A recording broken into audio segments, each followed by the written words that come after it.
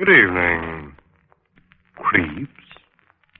Tonight, your Mystery Playhouse presents Miss Leslie Woods in An Inner Sanctum Mystery. The title, A Ghost in the Garden. Now we're at your door, Mr. Host, so open it, won't you?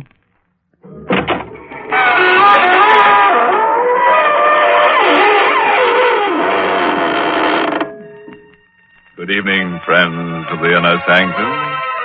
This is your host, inviting you in through the squeaking door. Come on in.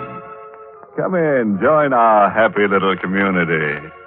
And if you're not very careful, maybe you can stay. It's happened to some of our nicest people, and believe me, they've never regretted it.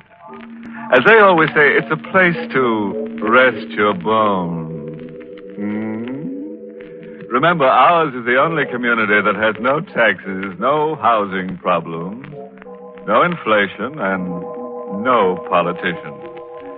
Of course, it might seem a little dead to you, but that's the idea, isn't it?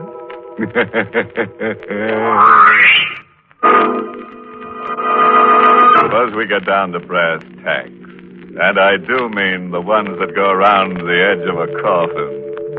Huh? Oh, don't sneer. I've heard better jokes myself, but remember, he who laughs last laughs best. And, brother, when we in the Inner Sanctum laugh, we're laughing last. Meet Laura, a nice girl in her 30s who had an uncle and worried about it. It was a pleasant life at Green Tower. It was pleasant being mistress of the huge, time-worn house and the fertile acres that surrounded it, and the money that came in regularly. Always. It was pleasant being married to Tony, who was very handsome and very gay, and who, they said, had married me for my money. Well, perhaps he had, but he was fond of me anyway. I'm sure he was, even though he was younger than I. But only a very little younger. It was a pleasant life. Until Uncle Edward came home. Tony had gone out to the village, I think, to pick up something or other. I was alone. Tony, the door's open, darling. You know I never lock it. Did you have a nice time buying things, Tony? And who, my dear Laura, is Tony? Oh, Uncle Edward. Yes, but I haven't returned from the grave, my sweet. I didn't think you had. Hello, Uncle. That welcome could very easily be warmer and still not be overwhelming. I've been away a long time, and for a change, Green Tower seems attractive. Does it? Which is rather a pity. What do you mean? Selling it. You're not going to sell Green Tower? Oh, yes. Yes, I need the money. Uncle, you can't sell Green Tower. Well, it's mine. Of course I can sell it. But... And who is this Tony? Tony is my husband. Oh, really? Well, my congratulations. And I take it he thinks you own Green Towers? Yes. And thinks you have money as well? Yes. Uncle, I thought I saw someone in the garden. Uncle, please. Be still. It's so infernally dark out there, I can't see. Might be some burglar fellow. He was standing with his back to the room, peering out into the garden. Uncle Edward, who had been away a long time and who had come back at last to shatter my life. He was not a very big man, my uncle. And when I came close to him, I realized that he was barely as tall as I. Uncle. I can't make out a thing. Those blasted shadows. He was looking out into the garden for an imaginary burglar, while I stood behind him with the old French paper knife my mother had left me. I tried again. Uncle, please. Now, it's no use, my dear. No use. Go away and stop bothering me. He didn't even turn around when he said that to me, which made it quite easy when I... The knife went in smoothly. It kept on going into his back until I thought it would never stop. But the handle broke. Uncle Edward's body stiffened for a moment and leaned back intolerably against the knife. He groaned, and he fell. After a moment, I bent over him. He was very silent. As silent as the dark garden. As silent as death. My uncle had come home more than he knew. He wasn't very heavy. And he didn't bleed at all, which was nice. As I dragged him through the French doors into the softness and darkness of the garden. I hurried, because Tony would be coming home. The ground would be softest, I knew, under the rosebuds that I loved so. It was there that I dug a grave for Uncle. And it was there that I buried him. Under the lovely roses that would bloom again and again, not knowing or caring who lay beneath them. There was the sound of our car pulling up at the front door, but I was finished. Uncle was under the roses, with a paper knife still in his bag. And I was in the drawing room, at the piano, when my darling came in. Oh, my love? Oh, Tony, my dear. Anything exciting happened while I was away? No, Tony. No. Nothing ever happens here. Nothing.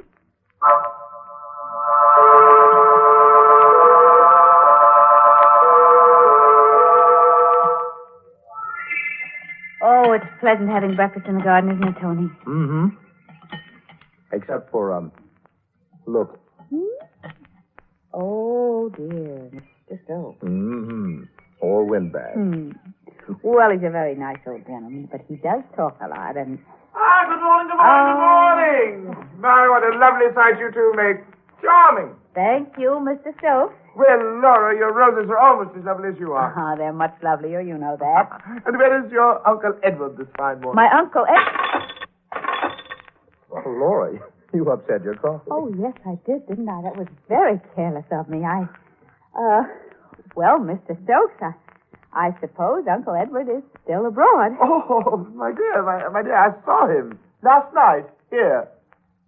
Here? Well, on his way here, at any rate. I was driving. It was quite late. I saw him coming down the road. Oh, it wasn't Uncle Edward. No? No, well, isn't that funny? Well, I thought I could have recognized him anywhere. It wasn't Uncle Edward. Well, yes, of course. You know better than I, of course. Well, I must be getting old, eh? Well, that reminds me. Mrs. Stokes will have my head if I don't hurry back home. Goodbye. Goodbye. Who's Uncle Edward, Laura? My uncle. Oh, I could have guessed that. Oh, yes, of course. I mean, my mother's brother. A poor relative? Why do you ask that? Well, you seemed so upset when Stokes mentioned his name. Oh, well, he is a bit. He sponges. I wouldn't have liked him. No, I don't think you would. So, isn't it lucky it wasn't Uncle Edward?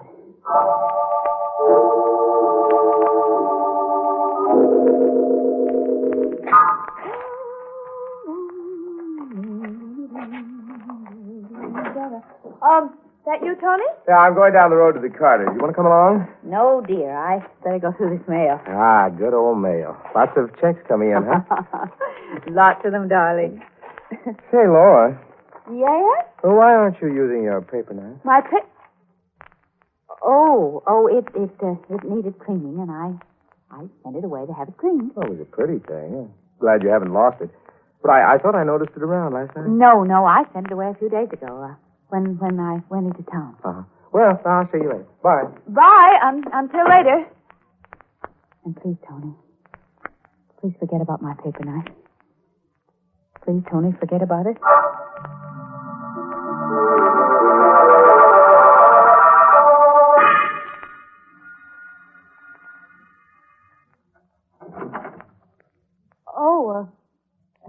Oh, hello. Hello. You'd be the niece, huh? The niece? Mind if I come in? Well, no, not at all. Very nice. Very nice. We like it. Bet you do. Now, where's Ed Cheney? Ed Cheney. You can tell him his old pal Trail is here and waiting. Oh, well, I'm afraid you've made a mistake.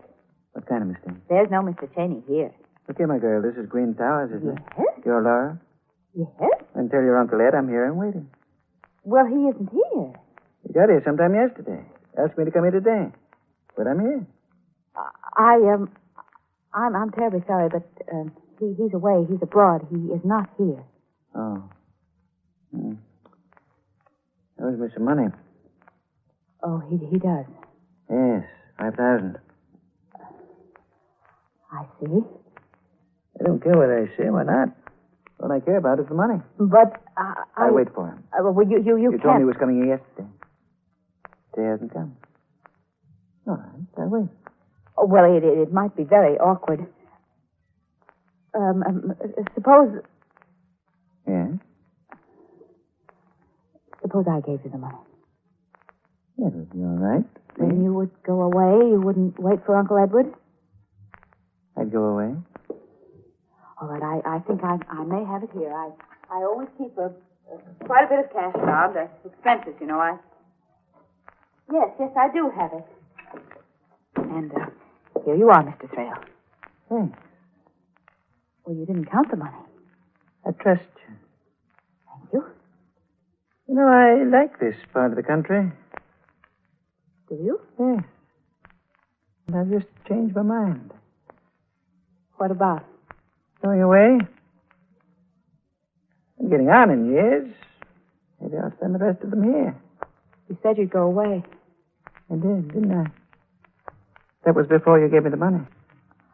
Well, you can't live very long on that. There'll be more, won't there, Laura?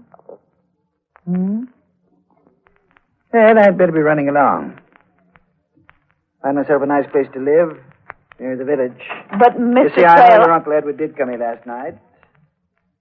And he didn't owe me any money. I was trying to get a job from him. Oh. But this way is even better. Au revoir. Oh, no. No. Oh, no.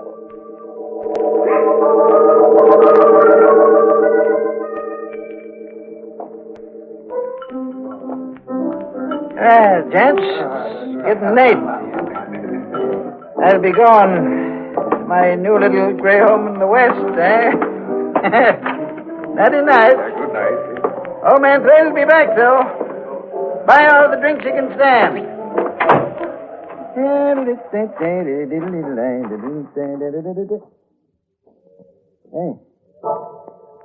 didn't see you. You're dark. What you want? I said, what? Don't just stand there looking at... Hey, that knife. What are you doing with that? No! Don't! I can't.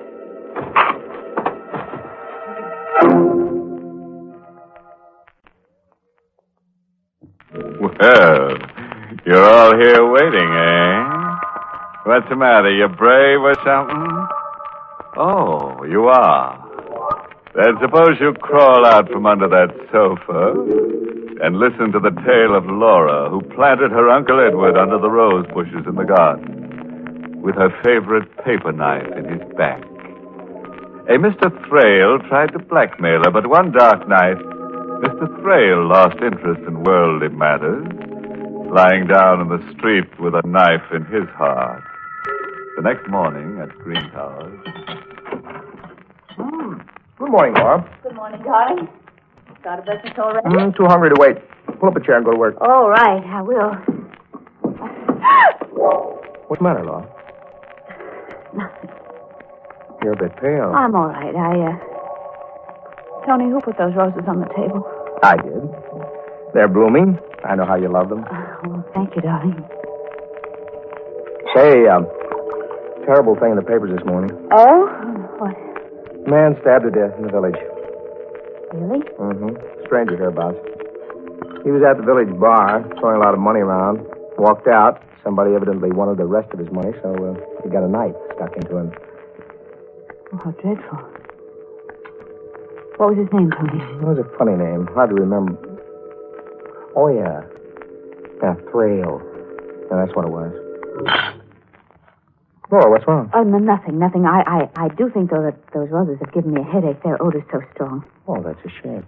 Well, I'll get rid of them. Will you? Thank you. I'll go lie down for a while. Maybe my head will feel better. Yeah, you do that. Yes, I may even be able to sleep again.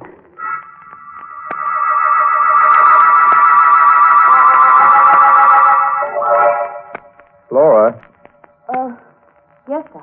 stop wandering about the room. Well, I'm just a bit restless. Get your paper knife back from the cleaners yet? Paper? Oh, no, not yet. It's taking an awful long time, isn't it? Hope they haven't lost it. I hope not. Tony, What? there are no roses in this room, are there? No. Well, then why is the odor of roses so strong? Laura, I'm worried. Why? Because there is no odor of roses in this room.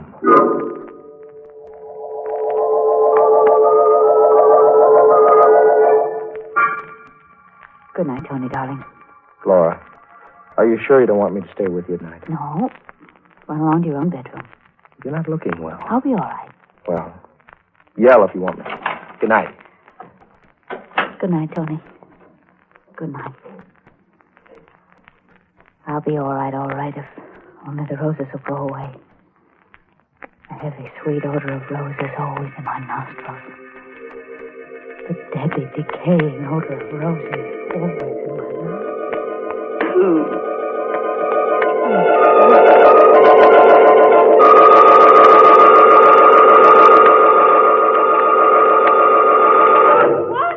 What? Oh, for goodness sakes, I was asleep. And it was nothing. No. Oh, no, I don't hear anything.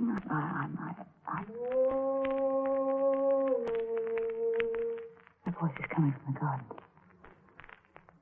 From the garden. I've got to get out of bed and see. Just see. Now, there's nobody in the garden. Nobody at all. There's the plum tree, just as it always is. And the vegetable patch. And the lawn where we play croquet. And there are the rose bushes, too. The rose bushes. And out of the rose bushes, a man is standing up and his saying, "No!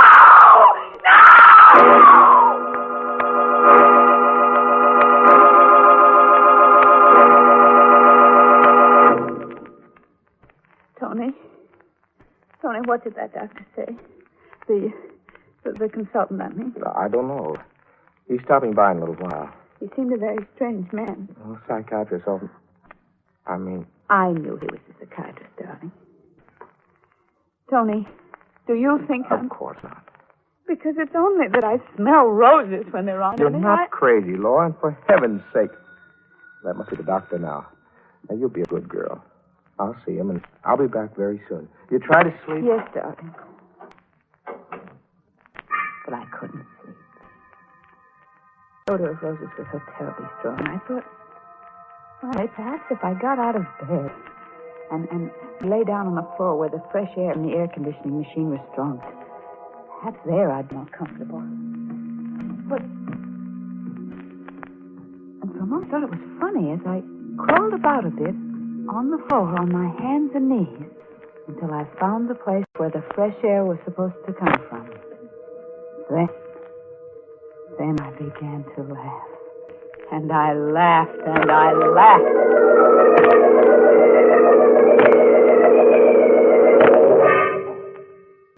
That night I waited till he slept.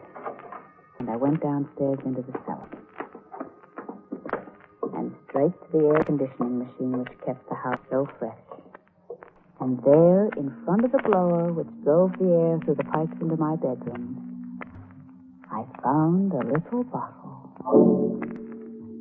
It was a lovely little bottle with a crest on its little fat belly and the words, "Attar of Roses" on it. The bottle, you see, was open. And then I knew that I wasn't mad.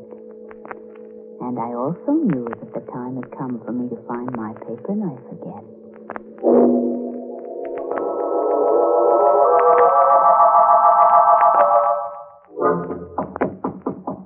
I'm awake, Tony. Brought you your breakfast. Thank you, darling. Put it down. I won't eat it just yet. All right. Hey, you had a good night? I had a wonderful night. Tony, I think I'm going to be well again.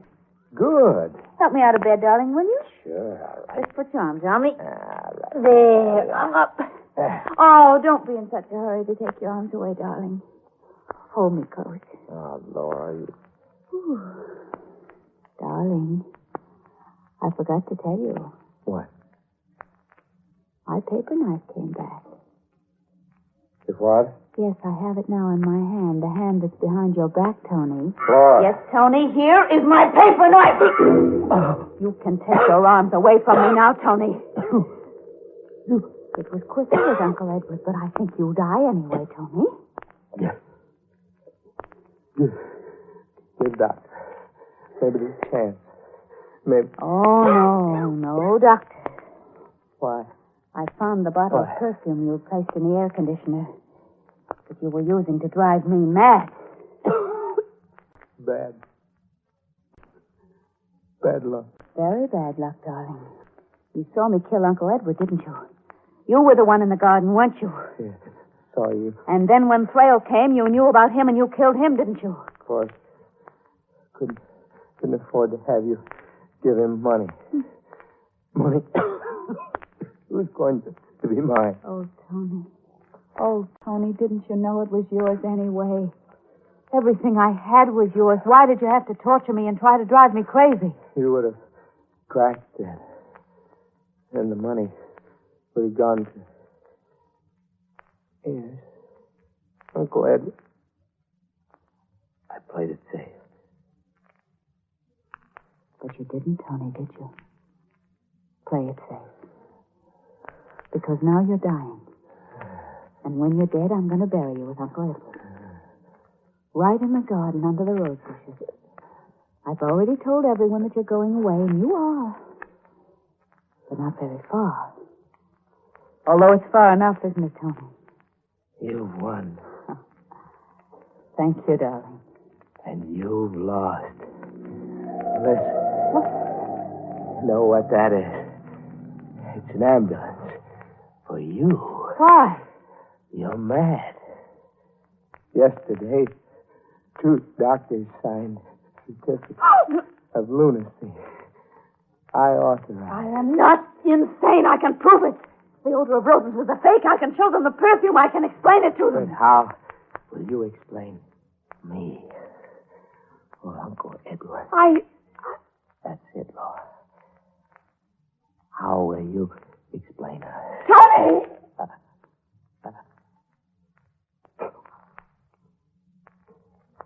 Tony. Tony! Wait! Wait! What am I going to do? If I prove I'm sane, they'll hang me. And I don't want to be hanged.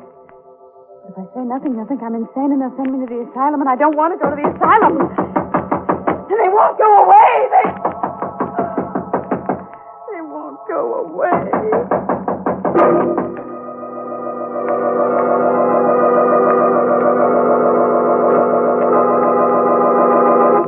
Well, that's the end of poor Laura, who was a handy girl with a paper knife, but who didn't do so well with her spring planting.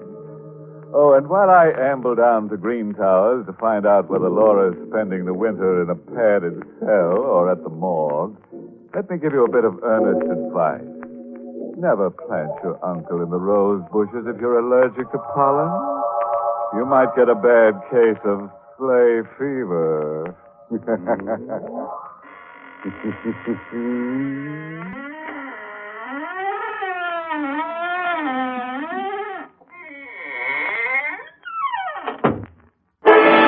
Sanctum has been a presentation of the United States Armed Forces Radio Service, voice of information and education.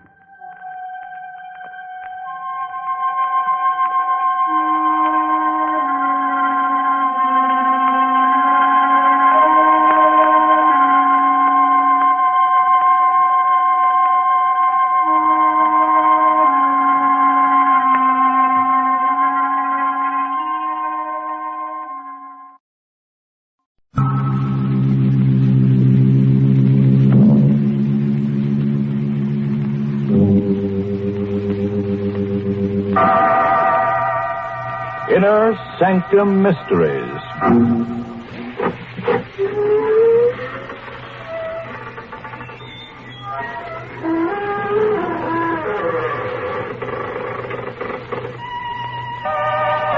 Good evening, friends.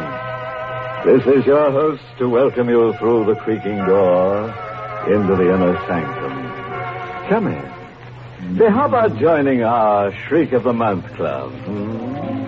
We're offering free a shroud-bound copy of Die Alone and Like It. It's about an unsuccessful authoress who dies of marital illness. Yes, her husband got sick of her. However, he was thoughtful enough to bury his novelist wife in the basement. And now, at last, she's in the bestseller class.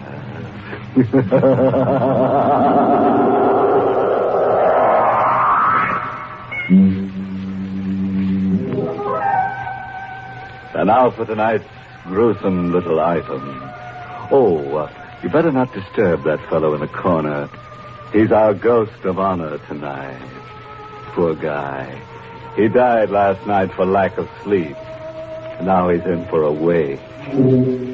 Meet John Thompson, age 29, driving a blue coupe across the George Washington Bridge, heading west. It's kind of a close night.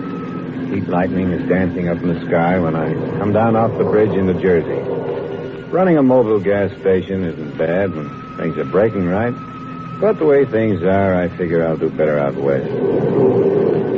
I hit the highway and let her out a bit.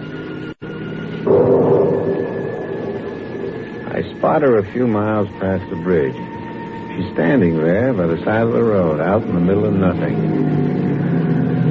I don't know exactly why, but I stopped. Want a lift? Thanks. Now, hop in. Going far? Not very. Well, yell when you want me to leave you off, huh? My name's Thompson. John Thompson. Hello, Johnny. Yeah. Hello. What's your name? Anne. Where in particular are you heading for? I don't know. But... I'll know when we get there. Yeah, sure. Look, this ain't the old routine, but you look like I kind of know you from someplace. Do I? I don't remember from where or when, but your face... maybe it just reminds me of somebody I used to know. Don't anymore. Maybe. You don't remember me, huh? Should I, Johnny? Well, it would be kind of more sociable. I'll try, Johnny. We go on like that for a couple of 3 miles. Her not saying anything and me sneaking looks at her. She's pretty young and nice to have next to you, but there's this feeling that I ought to know her and don't. And I get to wondering where she's going in the middle of the night. Hey, Ann. Yes, Johnny. Maybe we can get some music. The knob for turning on the radio is over on your side. See it? All right. They got these all-night programs for people like us, you know, driving at night or jockeying a truck or sitting up with a sick friend. Our next request number just phoned in this minute by a young lady named Anne. Well, we can't make out your last name, Anne, but anyway, Lou's going right ahead and play it for you. Lou, right at the piano, playing Stardust.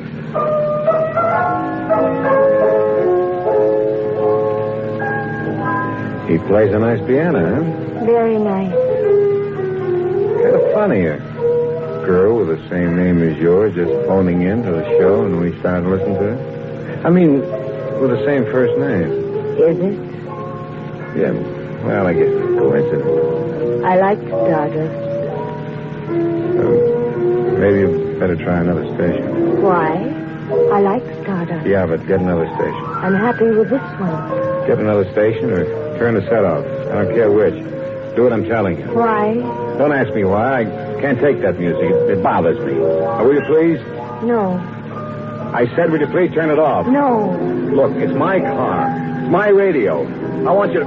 Oh, never mind. I'll turn it off You myself. better watch the road. You might have an accident. I'll turn it off myself. And now let go of my hand. No, I don't want you to turn it off. Let go. I got to keep my other hand on the wheel. I won't let go. I want you to listen to Stardust. I like it. But I don't.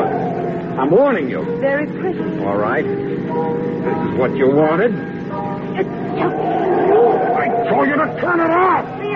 You let go. You wouldn't listen to me. No. No, it's too late. Anne!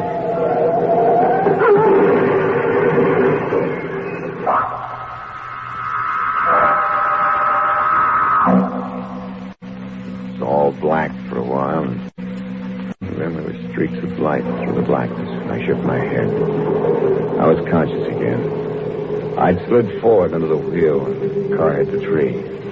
Pulled myself up, got out of the car.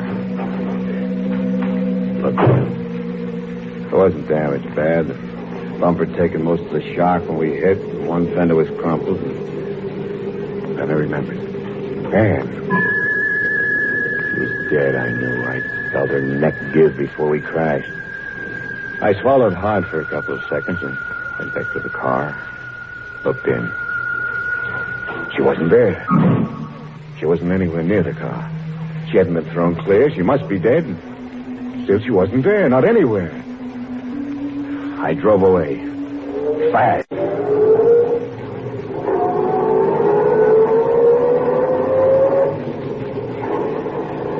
My head don't feel so good, but I stop thinking as I go through the night. I do puzzles and arithmetic. Multiplication.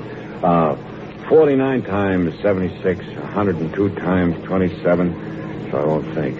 But not thinking isn't easy when you're alone, so when I see a diner, I think that's for me. And I stop and get out. I walk over to the diner. The air's still heavy and the crickets are raising Cain. I go in.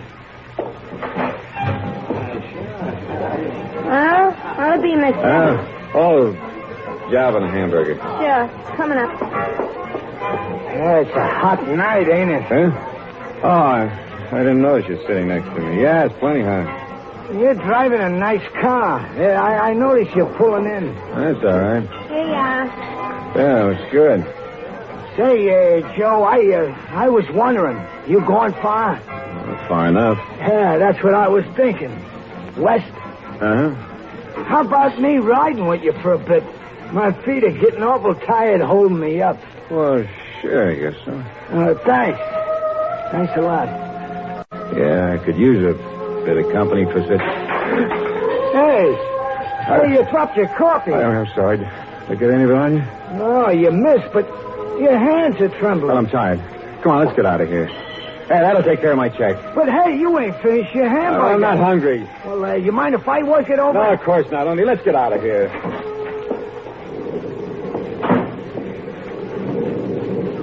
Sure is a dark night, huh? Hurry up, will you? Yeah. Dark enough to hide a corpse in.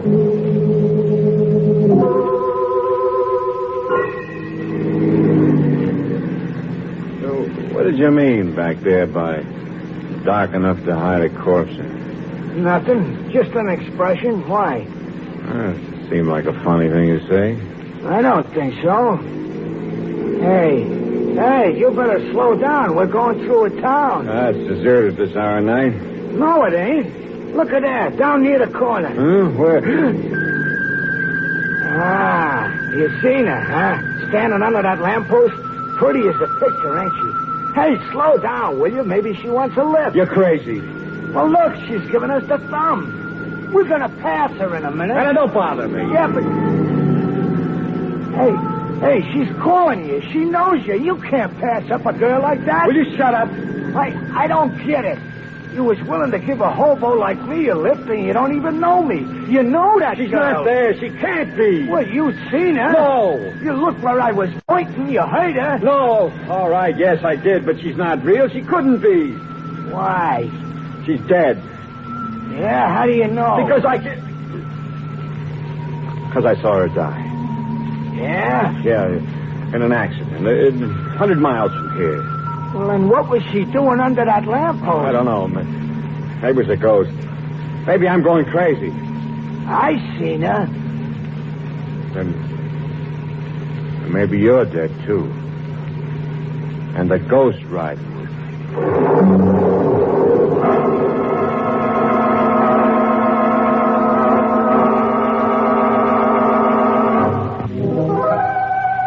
Well, look at you.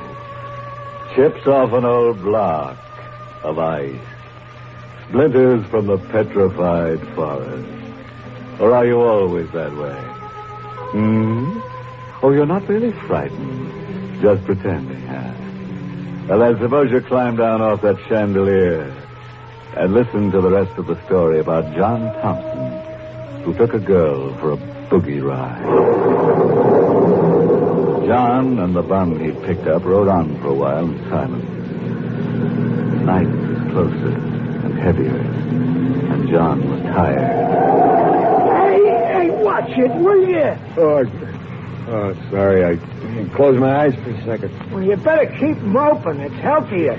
Yeah. Well, I'm kind of pooped. It's been a long night.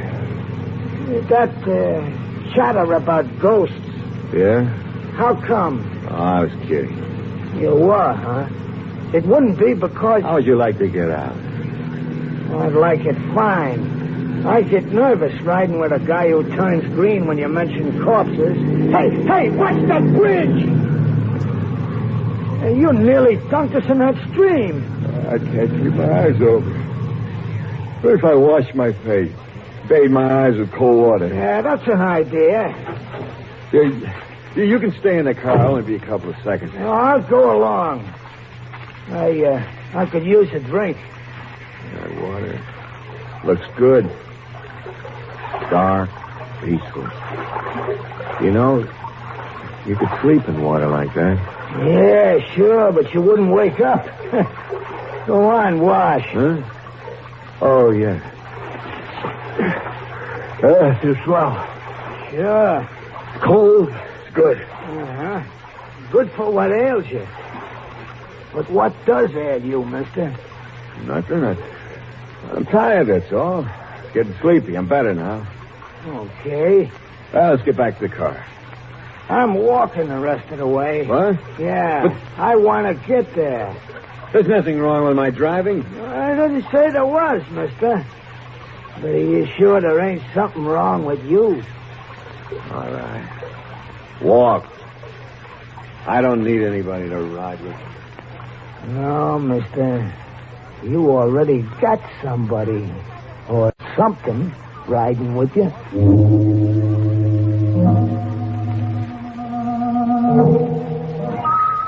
So I walked back to the car. Get in. Don't pay no attention, the old bum said. Nothing wrong with me. Nothing. Start the car and drive off. Down the highway into the darkness. It's a long night. Maybe the longest night I ever lived. But it's only night someplace, west of New York, and that's all. The storm hanging overhead and never breaking. That's all. Hello, Johnny.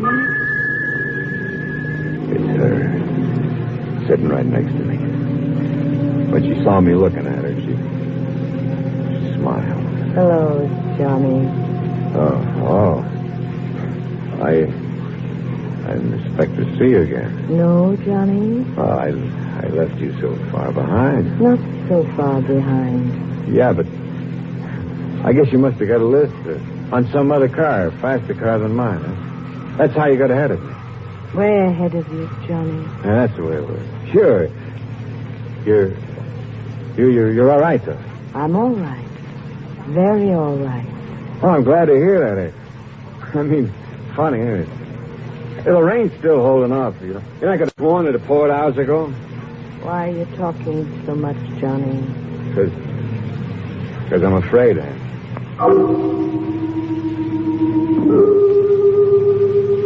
When will we get there, Johnny? Get where? Where you're going? I don't know. Why? Because I'm going there with you. Oh. Yeah? Nothing. Back again. That song's back again. I don't have to take it. I can't take it. She ought to sing that song. I told her I didn't like it. I'm not going to tell her again. It won't do any good. This time I'm going to play it smart and sure. She's looking straight ahead, watching the road slide under the headlights. So I choked the car. Hey! What is it, Johnny? It's the motor. Could be something wrong. Oh. Yeah, I better get out and see. I'll wait here. Sure. Get the hood up. Mm-hmm. And? Yes? Yeah, I can fix it, but will you bring me the wrench? Where is it? In the dashboard compartment. All right. I got it, Johnny. Swell. Will you bring it to me?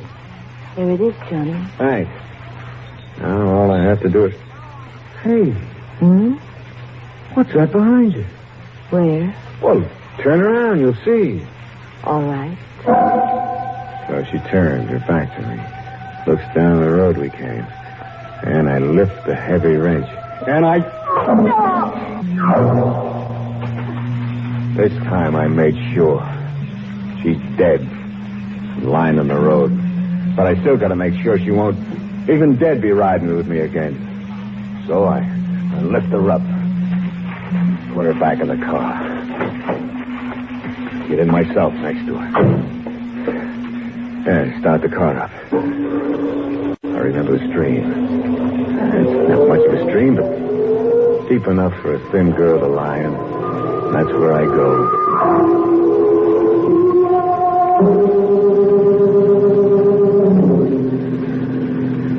It don't take long to get back to the stream, the bridge over, which is where I stop.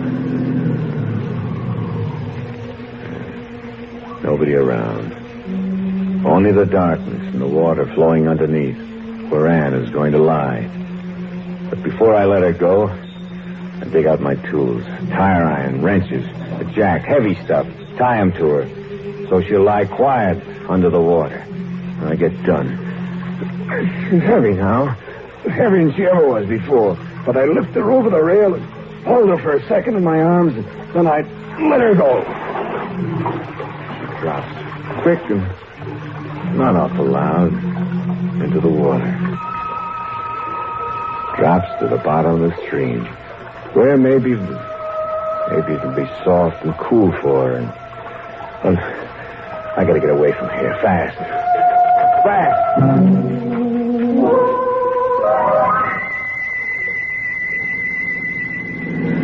Every time the wheel turns around, every time the valves open and close, every time the sparks fire, I'm getting further away from her. This time she isn't going to follow me. This time she's deep under the water with irons tied to her and her head bashed in. I'd never turn around again and find her sitting next to me. I'd never hear her calling Johnny again. I'd never see her eyes or her thin body again. Clouds are pressing down now. No more moon. Thunder's purring closer like a big cat. I don't care. I'm through with her forever now. I'm so happy I could sing.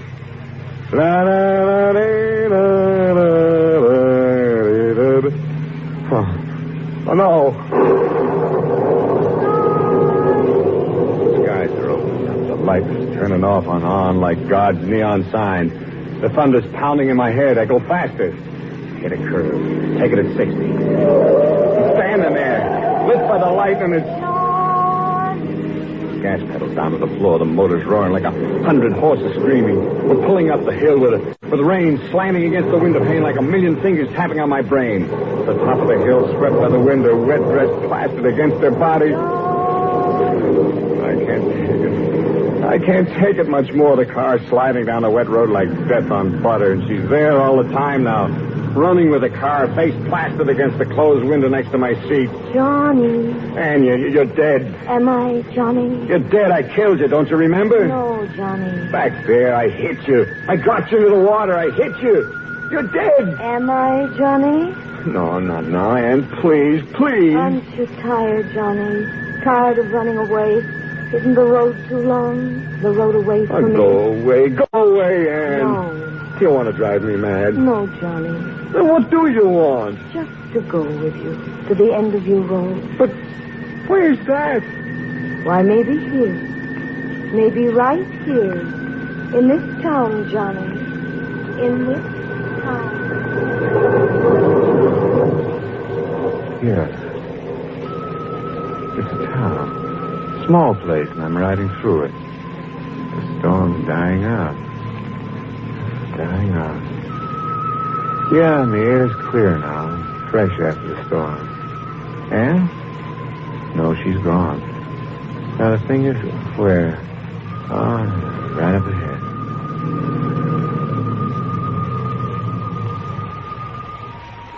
Sure. They always have one. Yeah, there's a green light shining over the door. And they're always open. And there's always a sergeant half.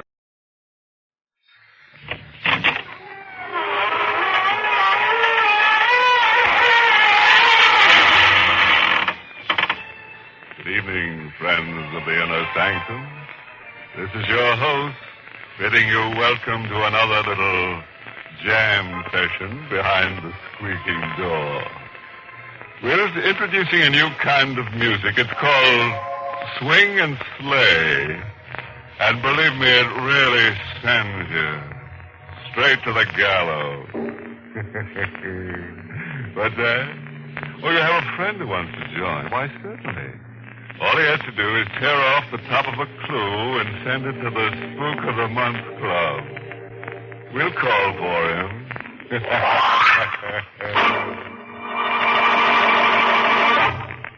Tonight's Inner Sanctum Mystery, Don't Dance on My Grave, was written by Emil Tepperman and stars Charlotte Holland in the role of Julia with Arnold Moss as Stephen. Now, are you in the mood for a tale of madness and mystery? Good. The setting for our story tonight is a great old house, sitting on the crest of a gentle slope where it overlooks the countryside. Usually, in the sunlight, it's quaint and beautiful. But now, in the middle of the night, it's shrouded in darkness. There's no light in any window. But in the south bedroom, there, facing the garden, a young woman sleeps unrestfully. Her sleep is disturbed by strange, terrifying dreams. Her name, Julia Martell. She's only been married a year, but the shadow of fear cares not where it falls. Am I sleeping or waking? Is this a dream or reality? How can I tell? There's no other way. We'll have to dig a grave and bury her. It's Stephen talking, my husband, Stephen. What's he saying? Dig a grave and bury me? No, he can't. She's sleeping now. Let's do it quickly before she wakes. Hurry, Stephen. We'll dig the grave in the garden.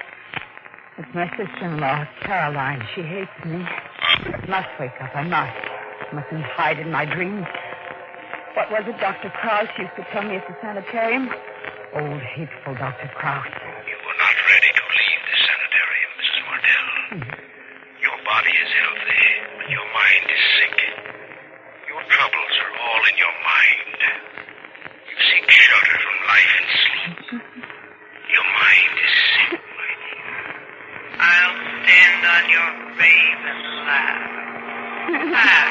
Dig a grave.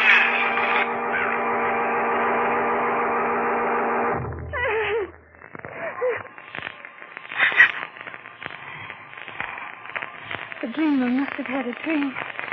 Terrible dream. Stephen and Carolyn and Dr. Krause all mixed up something dreadful. But I can't remember what the... What's that noise coming from the garden? Like someone digging. I'd better wake Stephen. Stephen, wake up. There's someone in the garden. He's not here. Not in his bed. He's left me alone in the middle of the night. They're digging. Someone's still digging in the garden. I've got to see. It's dark. No moon, but I can see them digging in the garden. It's Stephen. Stephen and his sister Caroline. Caroline, who hates me. But what are they digging in the garden in the middle of the night? What? No. Long and shallow. A grave. My grave. She'll come for me. Come to get me. Put me in my grave. I've got to hide quickly. But they can never find me. Where can I hide? Closet. No, they should have looked there. Under the bed. No. My head is so tight. It's so tight. No place to hide. Oh,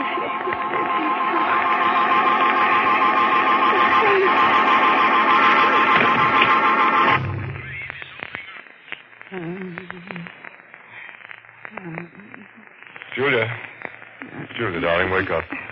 It's morning. Julia. No. All right, darling. It's only me. How'd I get back in this bed? Bed is usually where you sleep at night, darling. Huh? Now, come, it's almost 9 o'clock. Caroline and I had our breakfast hours ago. It's a glorious morning. Suppose you dress, have a bit of breakfast, and then we'll take a long walk. A long walk? What's the matter, darling? You look frightened and you were moaning in your sleep. Another one of those nightmares? No. I'm all right. I'll get up. Stephen, did anything out of the way happen last night? Why do you ask? Oh, I thought. Yes. Never mind. No, what were you going to say? It wasn't anything, really. Why are you looking at my shoes? I was just looking at the mud. You must have been out last night. Were you out in the garden last night, Stephen? In the garden? Yes. Julia, just what are you driving at? I don't know, Stephen. I must have been having one of those horrible dreams. Oh, Stephen, I wonder if I'm really cured. Maybe you brought me home from the sanitarium too soon. So it was another nightmare. Now look here, darling. Don't you worry about it. I'm having Dr. Krause out here this afternoon. Dr. Krause? Stephen, you're not going to send me back. There's nothing to worry about, darling. It's just a routine checkup. Now, suppose you get ready for breakfast. I'll be waiting downstairs. Stephen. And whatever's bothering you, don't let it worry you. Just call it a bad dream. Just a bad dream. Was it really just a bad dream? But I saw them digging the grave last night, and then I fainted. Maybe it was a dream. Let me see. I was standing here at the window. It all seemed so clear. Where were they digging? Over there, I think, near the oak tree. But I don't see the grave. Maybe they covered it up again. I've got to go down and look. I've got to find out. Nobody in the hall. This way, the back stairs. Must be quiet. It's Susie, the cook in the kitchen. She hates me, too. Always spying, snooping, reporting to Caroline. Better keep quiet. She'll hear me. Open the back door carefully.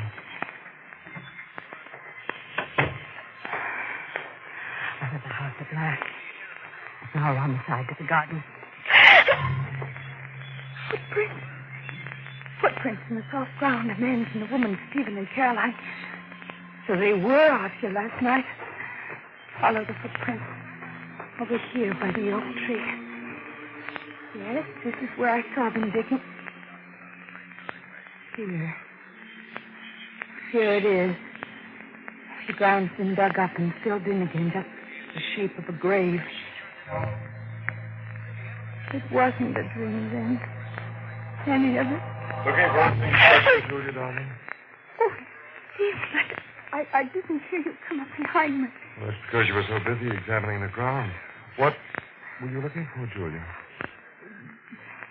The ground here, it's been dug up. Well, so it has. It's the shape of a grave, Stephen. Yes, so it is. Whose grave was it to be? And why did you fill it in again? I think you'd better come back into the house, Julia. No. Now, please come in quietly, Julia. Caroline and I want to talk to No, you. let go of my arm. You're hurting me. Sorry, Julia, but you've got to come in with us. No, I won't.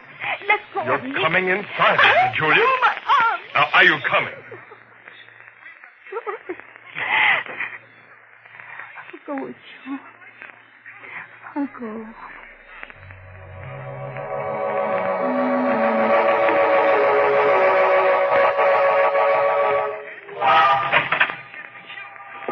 Ah, that's a good girl, Julia. Go right into the dining room. Your breakfast is ready. I don't want any breakfast. You've got to eat something, darling. Now, sit here. What is it to be? The last meal of the condemned woman? Oh, Julia, darling. What makes you say that? Oh, what's to you? I thought you loved me, Stephen. I never thought you planned to kill me in cold blood. Julia. Don't pretend, Stephen. I know that grave out there under the oak tree was supposed to be for me. But you must have changed your plans last night and filled it in. Well, here comes Caroline with your breakfast. We'll talk about it after you've eaten something. Good morning, Julia. There's some nice steaming hot coffee. Golden toast, just the way you like it. Coffee tastes bitter. What are you and Susan up to? Why, Julia. Julia has some strange idea that we want to kill her. Oh, now, Julia, you know Susan and I love you. Do you? Please, Julia, drink the coffee. You'll feel different after you've had it. I brewed it myself, good and strong, the way you like it. You brewed it? What's the matter with Susie? Why didn't Susie make my breakfast? I heard her in the kitchen before. Well, why don't you answer? That wasn't Susie you heard in the kitchen, Julia. It was Caroline. Yes, dear. I made the breakfast this morning. Well, where's Susie? Why are you both looking at me like that? Stephen, what is it? Caroline. Don't you know where Susie is? Nothing. We buried her there last night. Caroline and I. In the grave. Under the oak tree. What happened to her? Her throat was cut during the night. Throat? Who did it? Don't you know?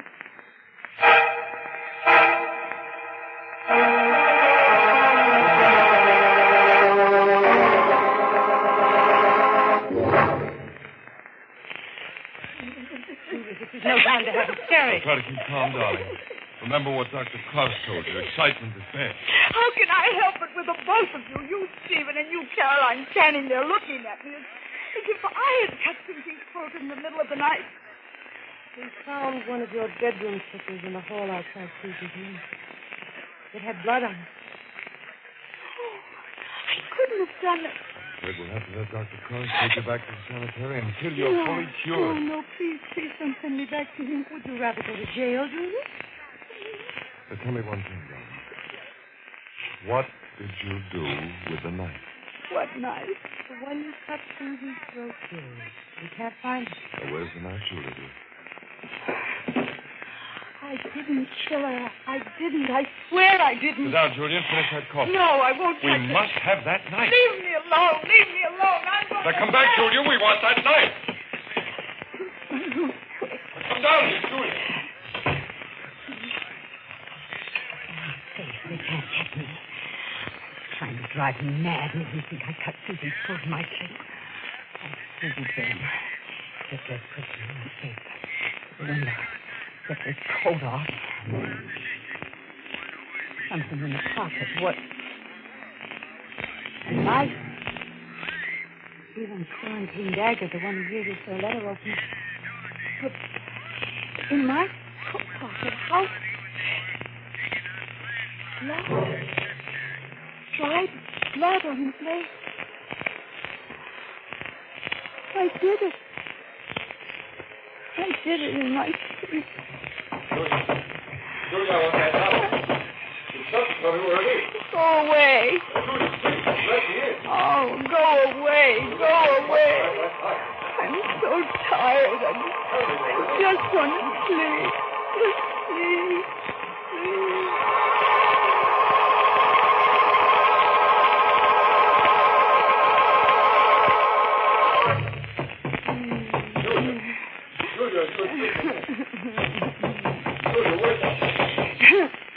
Julia, Dr. Carson, he wants to talk to you.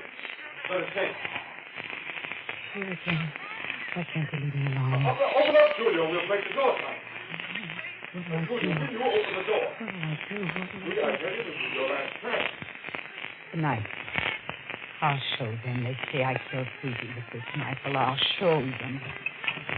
Oh, thank heaven you're being reasonable, Julia. Look out, Stephen. She has the knife. Yes, I have the knife, Caroline. Don't come any closer. My dear Julia, you must realize that we are your friends. Stay where you are, Dr. Krause. And you too, Caroline. Not one of you is coming into this room. Julia, darling, Dr. Cross has come all the way from the city to talk to you. He thinks he can help you. Help me? By taking me back to that sanitarium. My dear, I will do only what is best for you. But first you must give me the knife. Oh, Julia! Did the knife cut your hand, Dr. Krause? I'm so sorry. I warned you not to come in. Did she hurt you, Doctor? No, Caroline. It's only a scratch. Julia, you must realize that you're not acting for your own good. Why, you're in serious mental trouble. So why do you insist on fighting this trouble alone? You're all so anxious to help me, aren't you? Well, I don't want anything from anybody. Just leave me alone. You want to be left alone so you can go back to sleep. You've been sleeping all day, Doctor. Leave me alone. Sleep will not help you, Julia. Your dreams are no longer quiet and peaceful. They're full of violence and terror. Oh, no. You cannot find safety anywhere but with me. You understand? I can help you to cure the sickness of your mind. Give me a knife. No. Get out. All of you. Go away. Leave me alone. Julia, you've got to listen. You never open the door to anyone. My head is so tight. I could only fall asleep again. I'll put the knife down on the floor. Now I can sleep.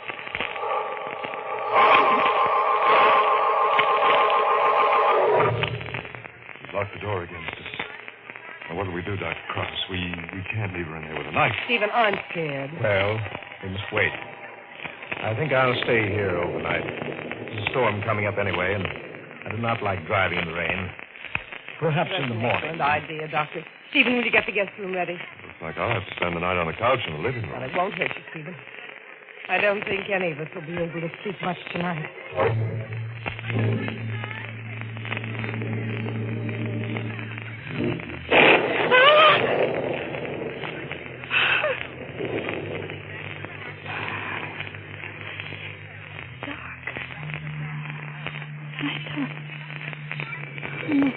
All evening. Thunder woke me up. What time is it? The lamp's here. 3 o'clock. Middle of the night. Well, now's my chance. Escape in the storm with that knife. It's here on the floor. I'll take it along. Blood. The blade wet with fresh blood. Whose blood? Mine? Stephen, Caroline, Dr. Carson. But how? I was asleep. In my sleep. That's my sleep. Shut the door. Locked. She's still in the lock. Nobody could have gotten in. I must have opened the door, gone out, and... I've got to find out. I'll take the knife along. Nothing in the hall. Let's see. Stephen said he'd be sleeping on the cot in the living room downstairs, but then didn't know. Yes, there is. Found it. He's on the cot. He's alive, thank heaven. No, Caroline. She's across the hall. Open the door carefully. There she is. Sleeping. She's alive, too. Out the guest room. Down the hall. Here. Dr. Price on the bed. Is he asleep? His head. Twitching. He froze. No! What are you doing out here with your knife? What's happened? Look at there! Dr. Price, you cut his throat! Give me that knife! Take it! Your darling wife has done it again! Dr. Price this time! Julia, did you do it? Did you do it in your sleep? I must have. When I woke up, there was fresh blood on the blade, and my door was locked. The key was in the lock. Nobody could have gotten it. I must have killed him, then gone back and locked the door. All in my sleep. Oh, Jesus. At least you gave up the knife. Just a minute. Caroline. What? Your shoes, Caroline. They're full of mud in your stockings. They're soaking wet. Oh, that. I heard the garage doors banging in the wind. They kept me awake, so I dressed and went out and closed them. The storm caught me on the way back. I see. I was almost positive I'd locked those garage doors. Stephen, she's lying. What do you mean? I saw you in bed just a minute ago under the blanket. Why did you get into bed fully dressed with wet shoes and stockings? Julia, dear, your imagination must be running wild. Stephen, please believe me. I saw her in bed under the blanket. She was pretending to be asleep. Julia, I don't know what to believe. You've been doing such strange things lately. I'm asking you to believe that it was Caroline who killed Dr. Cross, not I. But how? Well, don't you see, Stephen? She did go out of the house, but not to close the garage door. She must have got the ladder from the garage and placed it against my window. Then she climbed into my room while I was asleep and took the knife. She killed Dr. Cross, then climbed back and left the knife, and then the storm started and she got her feet wet. It would have been all right if I hadn't been awakened by the thunder and found the bloody knife. But it left her no time to undress. And when she heard me in the hall, she slipped under the blanket and pretended to be asleep. A very pretty theory, my dear Julia, except that you didn't see me in bed. Well, we could prove that very easily. What? I said we could prove very easily whether or not you were in bed. By looking at your bed, Caroline. If Julia really did see you in bed, then the sheets and the blankets would be wet and mud-stained. Stephen! So we go and look. Never mind. I did it. I killed Kraus. And this was crazy, too, and tried to blame it on me. Stephen, I did it for your sake. I had to bring you to your senses somehow. You never should have married this woman.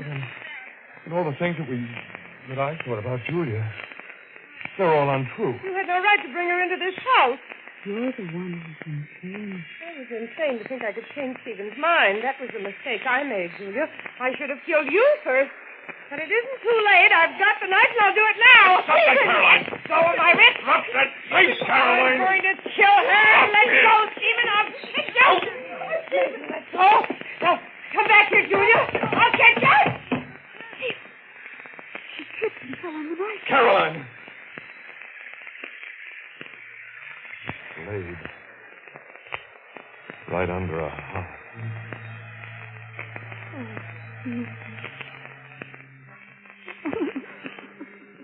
Rest your hand on my shoulder, darling. The nightmare is over.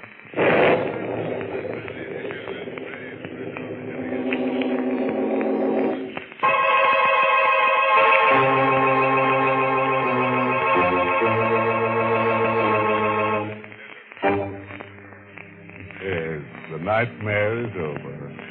But I'm going to miss Caroline. You know, she was a pretty keen customer, that Caroline. Nothing dull about her.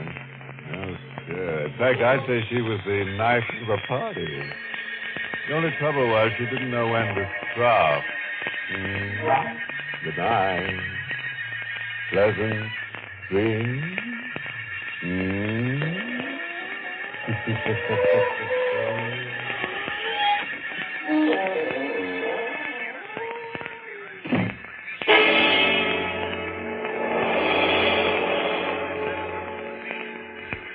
This is the United States Armed Forces Radio Service, the voice of information and education.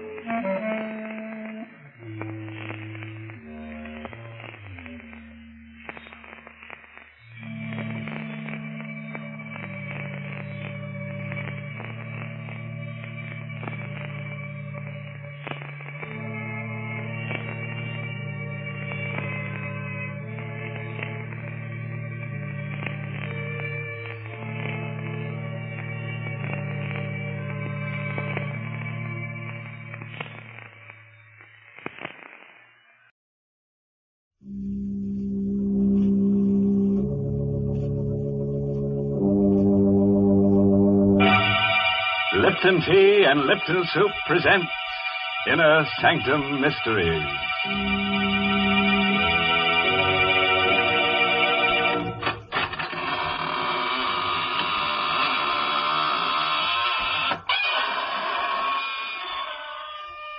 Welcome to the shadowy borderland of the squeaking door, all you hardy adventurers.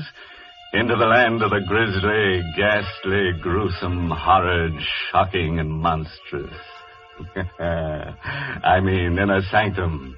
Of course, I assume that we're all old friends here, but if by any chance there's a stranger among us, perhaps I should state the purpose for which we are here assembled. Our object is to make your spine tingle and your hair stand on end. That's right. When we're through, you'll discover that a fiend in need is a fiend indeed. Heavens, you stop talking so scary, or folks will tune us off their radios. Oh, Mary, I'm just trying to scare them into the chills so they'll have to drink Lipton tea. Well, that isn't necessary at all. For a great many years, people have been enjoying Lipton tea without any persuasion from you. That famous Lipton flavor has won the praise of tea experts all over the world. And you know, folks, these experts describe the Lipton flavor by saying that it's brisk. B-R-I-S-K. Now, brisk means that Lipton tea always tastes fresh and full-bodied. Yes, tangy and vigorous. Never flat or wishy-washy. That's why I always say you don't know how good tea can be till you know how good Lipton's is. And now, friends, let's go from tea to terror. Yes, the title of tonight's story is Terror by Night. It's an original radio play by Emil Tepperman. Tell me, have you ever been alone with fear? Alone in the night and frightened? Well, here's Ann Shepard in the role of Linda Dixon to tell us what happened to her.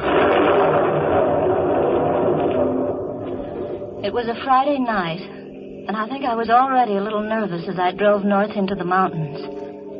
It was the first day of my vacation. I started from the city early enough to arrive before nightfall, but my car was 6 years old and developed motor trouble.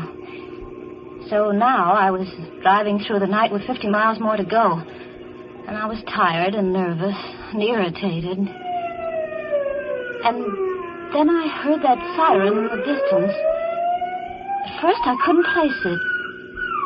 And then I remembered the state prison was somewhere in the vicinity. The siren. That meant That meant a prisoner had escaped. I reached over and turned on the radio. They were broadcasting an alarm. I repeat, motorists are warned to be on the lookout for Lee Hartley, who escaped from the death cell at State Prison at 9:15 p.m. He is 5'10", dark-haired, regular features, no distinguishing marks. Hartley is a confirmed killer. He is believed to be armed. Beware of Hartley. He would rather kill than eat. I better give you that again. He would rather kill than eat. And that man was loose. I stared ahead at the lonely road spinning toward me through the windshield. It has been established that Hartley was helped to escape from the outside by his sweetheart, Helen Hearn, a red-headed woman just as vicious as Hartley himself. It is thought that Hartley and the Hearn woman may have separated after the escape. All motorists are warned to beware of a dark-haired man and a red-haired woman, alone or together. My hand was shaking a little as I turned off the radio. I looked in the car mirror and shivered.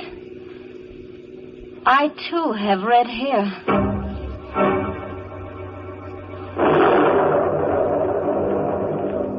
There was a storm coming up, and I was driving into it.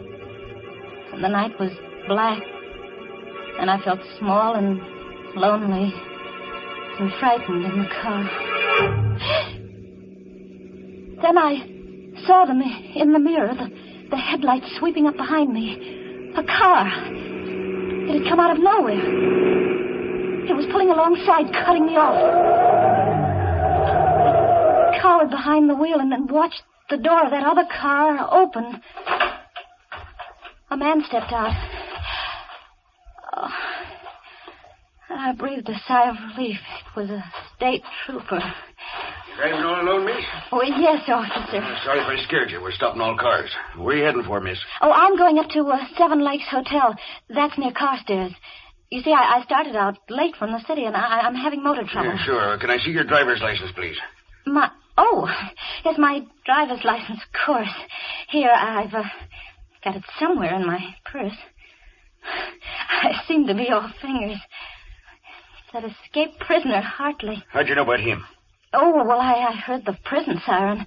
Then it came over the radio about Hartley and his red-haired girlfriend. Say, you've got red hair, too. Well, you don't think I'm that woman. Find that license yet? Well, I'm sure it's in here. So many... Oh, here, I've got it. Here's my license. Thanks. What time did you say you left the city?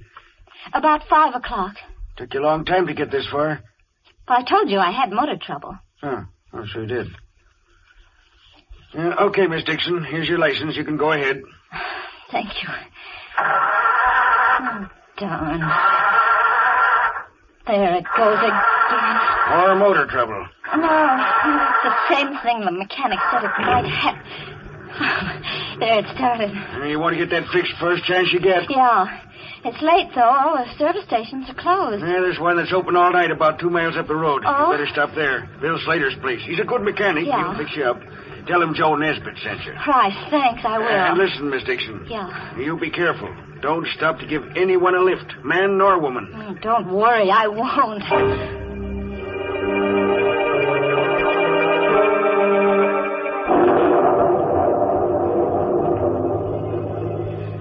The night closed in on me again, but I didn't feel quite so nervous, knowing that the trooper was somewhere behind me on the road, and Bill Slater's service station ahead. In a few minutes, I saw the lights on the service station. I swung into the open space in front of the pumps, and I stopped. There was a rumbling of thunder in the west. The storm was moving up fast. There was another car, a coupe, parked at the pump. But there wasn't anybody in it. And I didn't see any attendant around either. I pressed the horn button. No one answered. No one came out of the office. Still no response. Everything seemed so quiet and suddenly ominous. I found myself shivering. I had a curious feeling that someone was watching me. I gotta get away from here fast. It started to work again. It won't start. It won't start.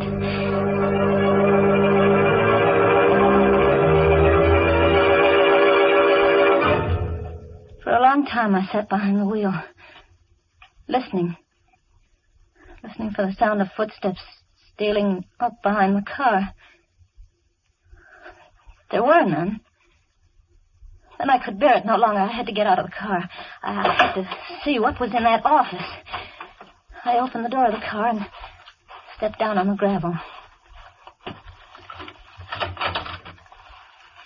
Anybody in there? No answer. I clenched my fists and stepped inside. There on the floor at my feet lay the body of a man. His mechanic's jumper was stained red with blood, and his throat was cut from ear to ear. How long I stood there, I'll never know. I was petrified, unable to move, unable to take my eyes from the bloody body. What's that? Someone coming downstairs. Hartley. It must be Hartley, the killer. He must have been hiding somewhere upstairs. I've got to get away outside. But how? My car won't run. That other car, the coupe, I could jump into that. Yes. If I could reach that coupe before he comes down. Anything wrong, sister? Too late. Anything I can do for you, sister? Yes, it's my car. It won't start. I thought someone here might help me. Sorry. There doesn't seem to be anybody around. That's my coupe over there. I stopped for gas and no one came out, so I went in and looked around. Did you find anyone? There isn't a living soul in there. Oh. You look kind of tired. Oh, no, I'm all right. My name is Taylor. Oh? John Taylor. I'm Linda Dixon. Linda Dixon, huh? Glad to know you. Traveling far tonight? Well, I'm going to Carstairs. Seven Lakes Hotel. They're expecting me. Now, what do you know about that? What? Carstairs is the town I'm heading for, too. Isn't that a coincidence?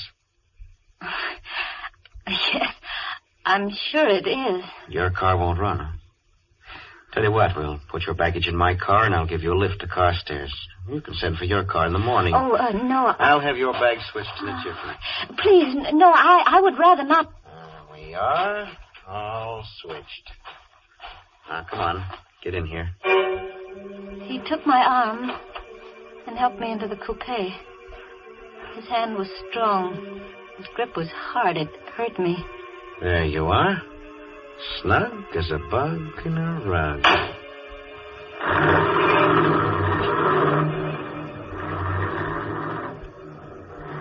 We drove away into the night, leaving behind us the dead man in the service station.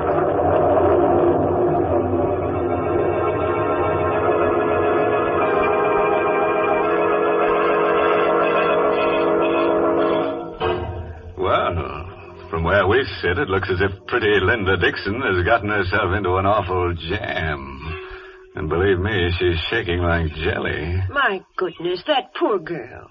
And just think, this is supposed to be her vacation. Why, Mary, she's in the country now, isn't she? In fact, it looks to me like she's going back to the soil. Horizontally. Oh, dear. Why do you always look on the dark side of things? Seems to me you're always pessimistic. Of course, lots of folks feel that way at times, like when they've been working too hard and they're tired. But you know, I think there's nothing better for that let-down feeling than a good hot cup of Lipton's, the tea with the brisk flavor. That brisk flavor really perks you up. You see, that word brisk, B-R-I-S-K, is just another way of saying that Lipton tea tastes full-bodied and vigorous.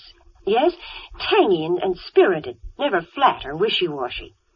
So try Lipton's real soon, won't you, folks? Well, now, let's go back and see how pretty little Linda Dixon is making out, all alone in the car with a strange man. But after all, she shouldn't be too scared of him. He's just a felon and he's a friend.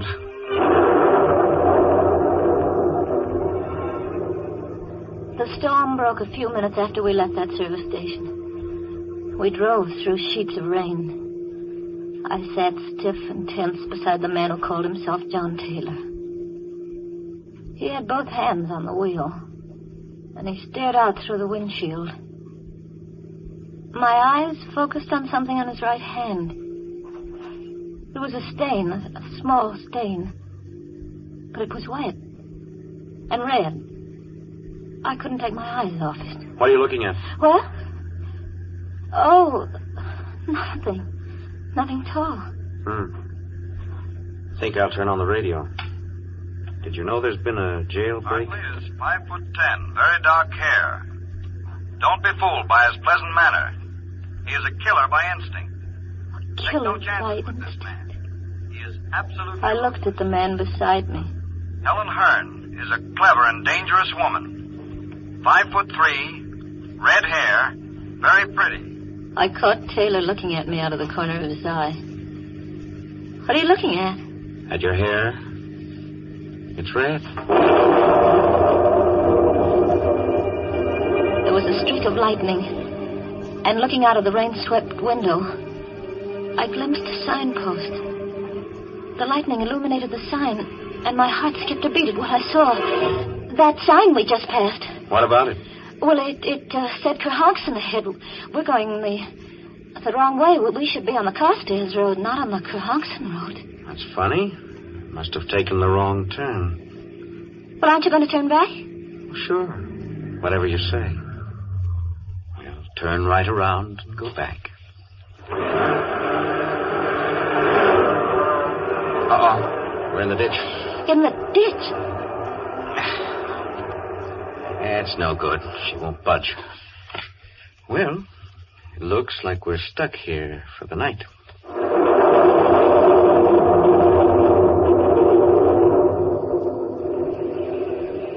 You look scared. Oh, no. I think I'd better get out and walk. Perhaps there's a house nearby. Walk in this weather? Oh, I don't mind the weather, really. I don't. You can't walk in this storm? Well, nevertheless, I'm going to try. Not on your life. What do you mean? I'm staying right here till I get the car out of the ditch. I get pneumonia walking in this storm. But I'm Let's see. Where's that flashlight? Ah, here we are. I've got some tools in the trunk compartment. You stay put. Stay right where you are. I heard him open the trunk in the back. I listened for further sounds, but there was nothing. I didn't hear him moving there. I didn't hear any tools. I had to find out what he was doing. Slowly, carefully, I got my door open.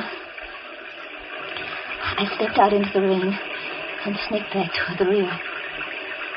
I saw him there, not moving, in front of the open trunk compartment, bending over with a flashlight in his hand. The ray of light was focused on something curled up inside. It wasn't baggage or tools. It was a woman's body. Just then he saw me. He snapped the flashlight off, but not before I caught a glimpse of red hair. Then I must have fainted.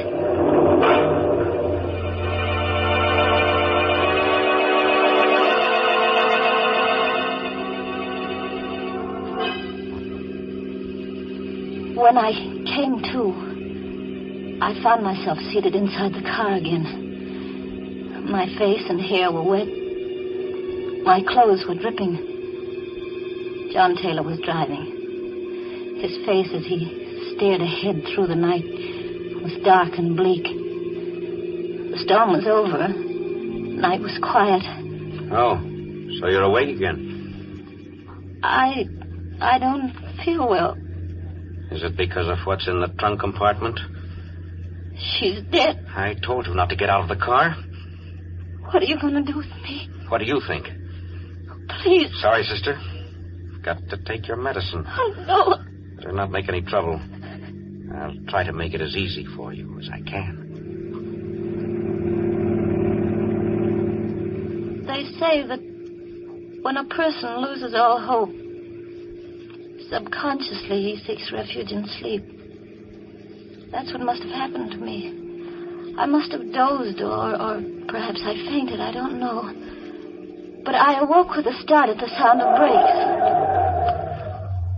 I sat up straight and saw that we stopped in front of a small fieldstone house. Why are we stopping here? I'm out of gas. Oh. Come on. We're going in. Sign on the door said Roger Bryce, MD. A doctor's house. I began to feel a spark of hope. There might be a chance. I'll do the talking. Is that clear? Yes. Where's the bell? Oh. Must be awake. There's a light in the parlor. How do you do? Good evening. Dr. Bryce? Yes. Can I help you? I'm terribly sorry to disturb you, Doctor, but my sister and I were heading for Carstairs, and we seem to have gotten lost. And we're out of gas. His sister. He was passing us off as brother and sister. Now I knew why he hadn't cut my throat as he had that service station man's. He was carrying me for protection. I was his passport through the police cordon. His sister. I'm afraid I can't be of much help to you. I'm 7 miles from the nearest town, and I haven't any spare gasoline.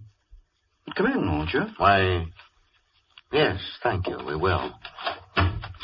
I wonder if I could offer you my hospitality for the night. Oh, that would be imposing. Not at all. I have 2 rooms that aren't being used. Oh, really? Oh, come. I insist. I'd hoped for a chance to talk to Dr. Bryce alone. Just a word to warn him. But Taylor never left us alone for a minute.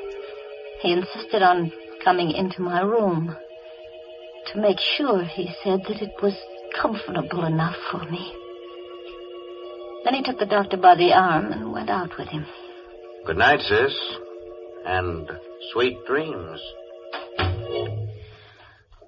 I was alone.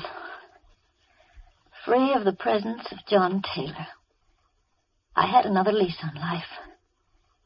I waited, my heart pounding. Give them both a chance to retire. Then I slipped off my shoes, and in my stocking feet, I stole across the room and inched my door open. Slowly, carefully, I stepped out into the corridor and turned right toward the doctor's room. What's the matter, sister? You weren't thinking of going anywhere, were you? I wanted a drink of water. A drink of water, huh? In case you didn't know it, there's a water pitcher on your dresser. Oh, I didn't see it. Good night, sister. I turned around and went back into my room. It was no use. If I attempted to warn Dr. Bryce, Taylor would probably kill us both. I turned out the light in my room. I knew he was watching my transom. Then I lay down on the bed. How long I lay there, I don't know. Perhaps I slept, perhaps not. But I heard that slight creak as my door began to inch open. The blood chilled in my veins. Slowly the door came open.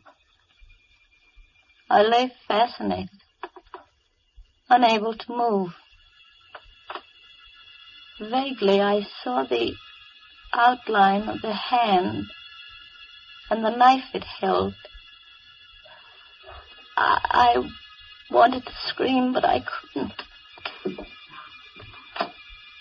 Slowly he came toward the bed.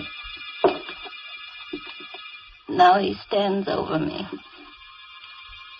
He raises the knife. I rolled over on the bed just as the knife slashed down. I rolled off the bed and cowered in a corner. That horrible figure came around the bed after me with a knife. A brain! Help! Dr. Price, help me!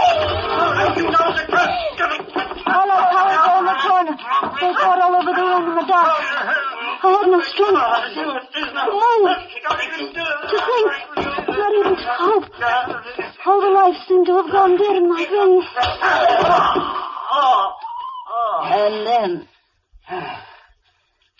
And then it was over. But who had won? In the dark, I strained my eyes to see. There was a vague shape on the floor, and another weaving around the room. Who? Which one was it? Dr. Bryce, is that you? No, Linda. It isn't Dr. Bryce. It's I, John Taylor. John Taylor. Standing there at the light switch. And on the floor lay Dr. Bryce unconscious, with a long gash in his head. I had to hit him with a water pitcher. My eyes turned to Dr. Bryce. I saw the knife still gripped in his right hand. That's Hartley, Linda. Lee Hartley, the killer. It was he who came in here with a knife? Right, I was down the cellar just now. The real Dr. Bryce is down there, dead. And this fellow posed as Bryce when we came to the house. Then you're not Hartley. No, isn't that rich?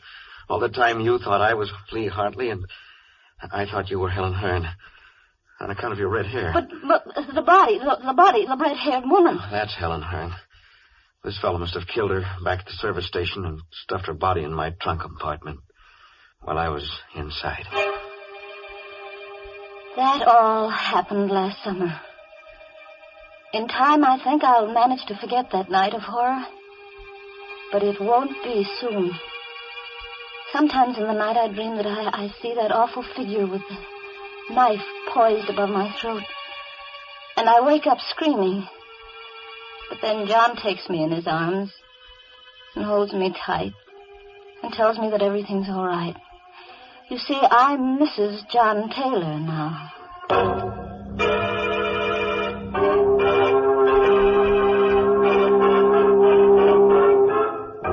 Well, what do you know? A happy ending. As for Mr. Hartley, that pleasant killer, he got what he deserved. Yes, some people never know when they're well off. You should have stayed in jail, where they never raise your rent, where they make no charge for meals or for electric current. You see, when you're in jail, everything is free, except you. You know, Mr. Host, that's the first happy ending we've had in a long, long time. And I must say I enjoyed it. Ah, those lovebirds shouldn't have gotten married. It's bad for business, Mary. Now, when she wakes up screaming from a nightmare, she reaches for her husband instead of a hot cup of a Lipton tea. Well, I'm glad she has a husband to comfort her. There are plenty of other occasions, Mr. Host, when Lipton's tea is welcome.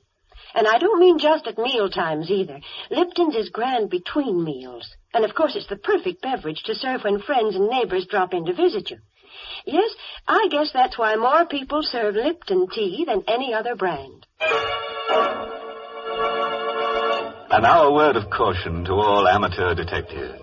They say that if you give a criminal enough rope, he'll hang himself. But if you give some criminals enough rope, they might tie you up. Oh, by the way, this month's Inner Sanctum Mystery novel is Puzzle for Wantons by Patrick Quentin.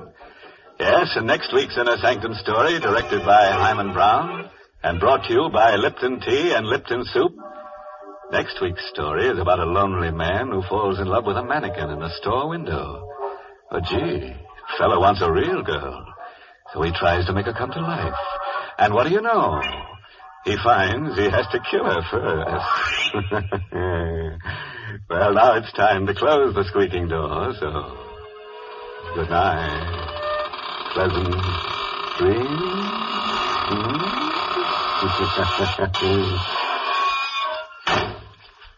Folks, these busy days we all want to save time when we prepare meals, and yet we don't want to sacrifice that good homemade taste. Well, the answer to that is Lipton's Noodle Soup. You see, Lipton's takes no time to prepare, and yet it has a real fresh-cooked chickeny flavor. Yes, it tastes just like the chicken noodle soup you'd make right in your own home. Lipton's is economical, too. It costs less and makes more than canned soups. So, folks, don't forget to serve Lipton's Noodle Soup. And don't forget to tune in next Tuesday night for another Inner Sanctum Mystery. This is CBS, the Columbia Broadcasting System.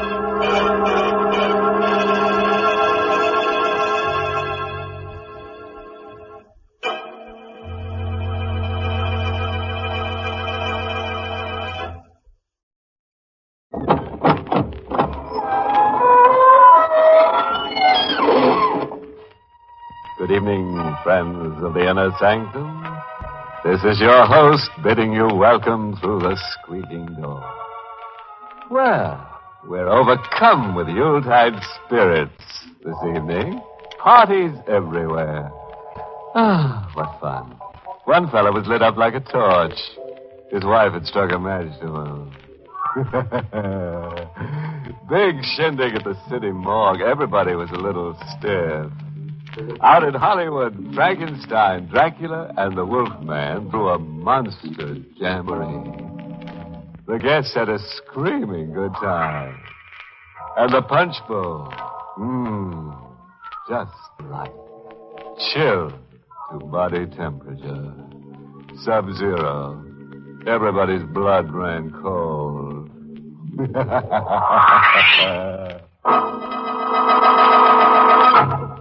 Tonight's Inner Sanctum Mystery, Death Out of Mind, was written by John Robert and stars Larry Haynes in the role of Ed with Ann Shepard as Mary. And now, gentle people, now for the soothing nuances of shrieks in the night. Say, ever see the little man who wasn't there? No. Carefully, right behind you. We're in apartment 2A of a cheaply furnished flat in Chelsea facing the street. The room is pitch dark. A patch of moonlight is crusted on the window as if it can't get through the grime.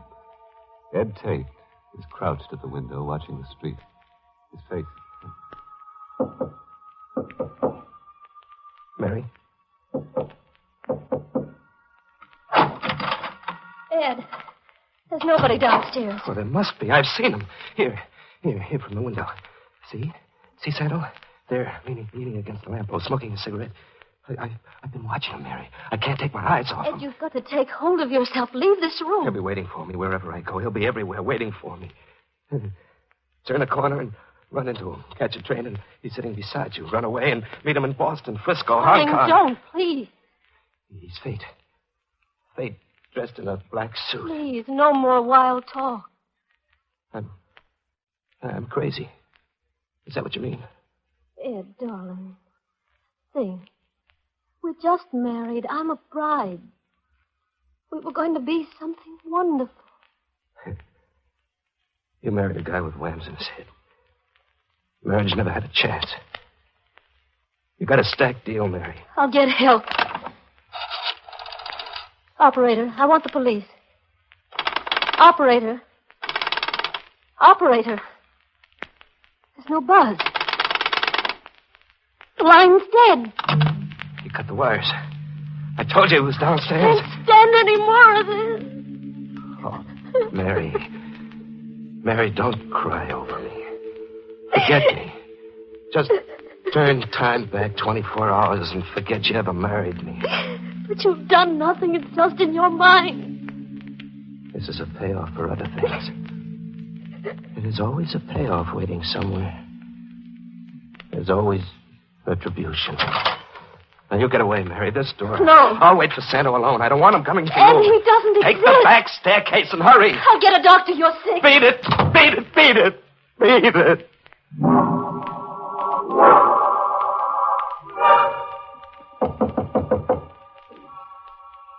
He's come. He knocks on my door. Fate knocks. Patiently. Once, twice, three. One, you're cornered. Two, you can't get away. Three, open the door. So simple, Dad. No fuss, no wasted talk. Just 1, 2, 3. Open up. Okay, Santo, I'm not running away. I'm opening up.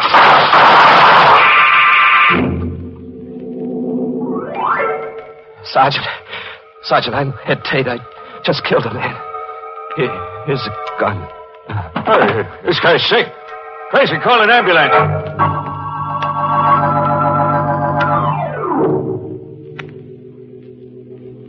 It's been 6 hours, Doctor. I hate to push, but how much longer? Well, it's futile being a district attorney now, Kittredge. The prisoner's a very sick man. Just a few questions. Useless. His memory is gone temporarily. Who is he? Ed Tate, reporter on leave from the Bulletin. He was released from a sanitarium less than 2 weeks ago.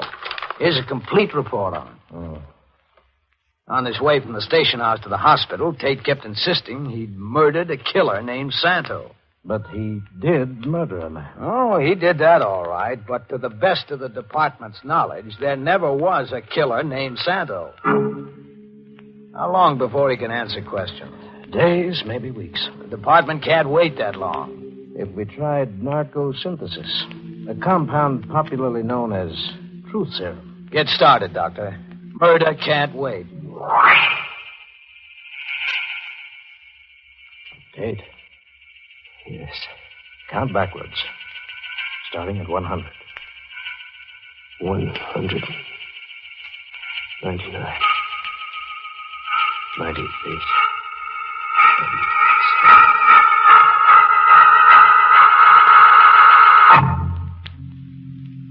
Tell us all about it, Tate.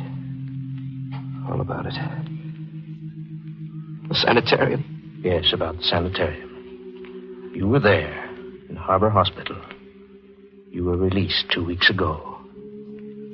You went there from your newspaper. Why did you go to the sanitarium, Tate? Stella Andrews killed herself. I couldn't get her out of my thinking, get her out of my head. Who was Stella Andrews? She figured in an unsolved murder mystery 20 years ago. I dug the story up and put it back on the front page. Yes, I remember the case, Tate. Stella Andrews was tried for murder and acquitted. They set her free. You uncovered new evidence? No. I did it as a circulation stunt to sell papers. I didn't think of Stella Andrews. I didn't think. Go on, Tate. I never even met her until that last day. What happened that last day? Stella Andrews confronted me in my office. A gray, tragic woman. She told me that she'd long ago changed her name. That she'd made a new life for herself. Until this notoriety started suspicions in the minds of her neighbors. She said she was too old to make a new life for herself all over again. And then... Yes, Dave. I turned away. In shame, despising myself. And she was gone. 20 stories to the sidewalk. An innocent woman paid the supreme penalty. I was her accuser, her judge, and jury. I was a murderer. Go on, Dave. Well, after that, I couldn't sleep. I couldn't work. I wound up in the sanitarium. And then? Well, on my release, I tried to forget Stella Andrews lying crushed on the sidewalk. I tried to get back in stride. I tried to kid myself there wouldn't be a payoff somewhere for what I'd done. I tried marriage. I dragged a sweet kid into partnership in the accounting I owed fate. What did you do, Tate? I eloped with Mary Connor, a public librarian. For me, Mary had the kind of magic that that makes pain disappear. I'd only known her for a whirlwind week, but long enough to know she was gold through and through. We were motoring back from Elton, just married. Happy? What time is it, Ed? Minute past midnight. I've been Mrs. Edward Tate for 4 hours. I'm hungry. Oh, coffee do me fine, too. Keep lookout for a road stand, huh? There's one right ahead. Oh. Funny looking joint. Fine place for a wedding supper. It's the Ritz, darling. Hamburgers like filet mignon. Come on, my mouth's watering. It's a beat-up cardboard shack. The kind that generally bloom in June, grab some tourist change, and then fade in October. The sign outside read Joe's Barbecue. The inside was gloomy. What'll it be, folks? 2 hamburgers. And coffee. Coffee first. No hamburgers. I'm out of meat. Oh, what have you got? Eggs, ham, and Swiss. Ham and Swiss. And toast the bread, huh? Yeah, make it 2. Yeah, okay. We were half through sandwiches as tasteless as sawdust when the door opened behind us. The night air sent a chill over me. Like a premonition. A man came in out of the night. I stared at the newcomer, as if magnetic fingers were drawing me to him. He was dressed in the devil's black. Black so worn it had a satiny sheen. And his face was hard and bitter and evil. No, just eggs and ham and Swiss, mister. Hey, what's the gun for? One guess. Oh, sure, I can guess. Hurry. Okay. It was a black flat automatic. Your wallet, mister. I got my wallet and dropped it out on the counter. The chef was stalling over the register. I could tell by the sudden rigidity in his back that he was reaching for a gun. I wanted to scream, warn him not to, but my throat muscles were... Ow! I watched the chef double over. I watched the gunman vault the counter and bear in for the kill. Mary's hand closed over mine and pulled at me. Ed, quickly. I was through the door and running for the car on someone else's feet, with Mary pulling at my sleeve. Ed, hurry. Yes. We were moving when the killer reached the door and fired. The shots were lost in the night. We left him silhouetted in the doorway. A dark centennial guarding the tomb. Moon shafts touching his automatic made it look phosphorescent. The Manhattan skyline was blinking at us before we dared trust our voices. Anyone behind us? No. There was a car, but it turned off. Jolly honeymoon. We'll forget it. We'll just not remember. Did you watch him, Mary? No, I couldn't. How relentlessly he moved in for the kill. How exquisitely cold and efficient, like a machine. Ed, it's unhealthy, that sort of talk. I couldn't take my eyes off him. I felt as if he were part of me, come to life, a blood twin, showing me to myself. Darling, demonstrating to me what I really was. A killer, cold and efficient like a machine. No. He killed that man like I killed Stella Andrews. His instrument was a gun, mine was a typewriter. He used bullets, I used words. But our methods were the same. Deliberate, ruthless, murderous. Ed, forget him. We'll see him again, my blood twin. He's my conscience, come to life. We're going to report this to the police. No, we're not. Why? I'm afraid of him. But he's a complete stranger. What have we got to fear? We'll never see him again. We'll see him again, Mary. He'll come calling. But Ed, the wallet. He has your wallet. We're not strangers to him, Mary. He'll be calling on us.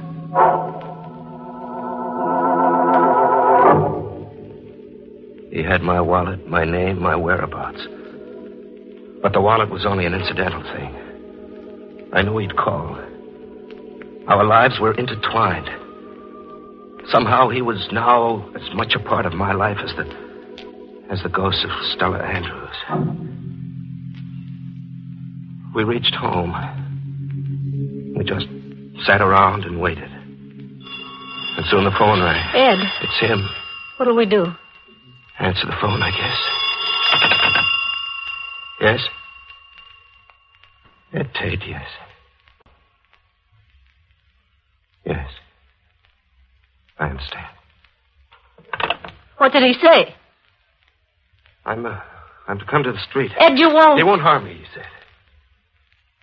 If I don't come down, he's coming up, he said. What does he want? I don't know. I'll go see.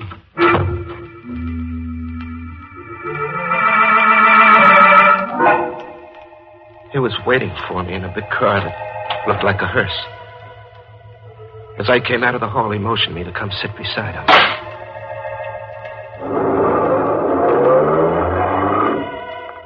The car nosed east toward the river. He didn't talk. He just concentrated on driving. We were close enough for me to touch him. But I wasn't frightened. I felt as if we belonged to each other. Where are we going? To the river. What for? To dump him. Him was a gesture behind us. I turned to look. There was a packing trunk on the floor in the rear of the car. The chef's corpse. You're going to kill me, too? Why should I? To shut me up? We'll dump the trunk together. That'll shut you up. Well, wouldn't killing me be simpler? If you shut up, it's just the same, maybe. What's your name? You get an idea. No, I just want to know you very much. Santo. Just Santo. We stopped along a deserted wharf, just under the Brooklyn Bridge. And there, with the world asleep and the moon looking on, we dumped a trunk. It sank slowly, twisting in tortured slow motion. You can go home now, Tate. Don't you feel it, Santo? Feel what? This kinship. We're the same person, Santo. You're crazy. No, I mean it. Look at me. See our resemblance? We didn't just happen together. You're something out of me. You are me. You talk too much, Tate. Maybe I'll have to kill you after all. Oh, you'll kill me, Santo, soon enough. You'll have to kill me. You're my conscience.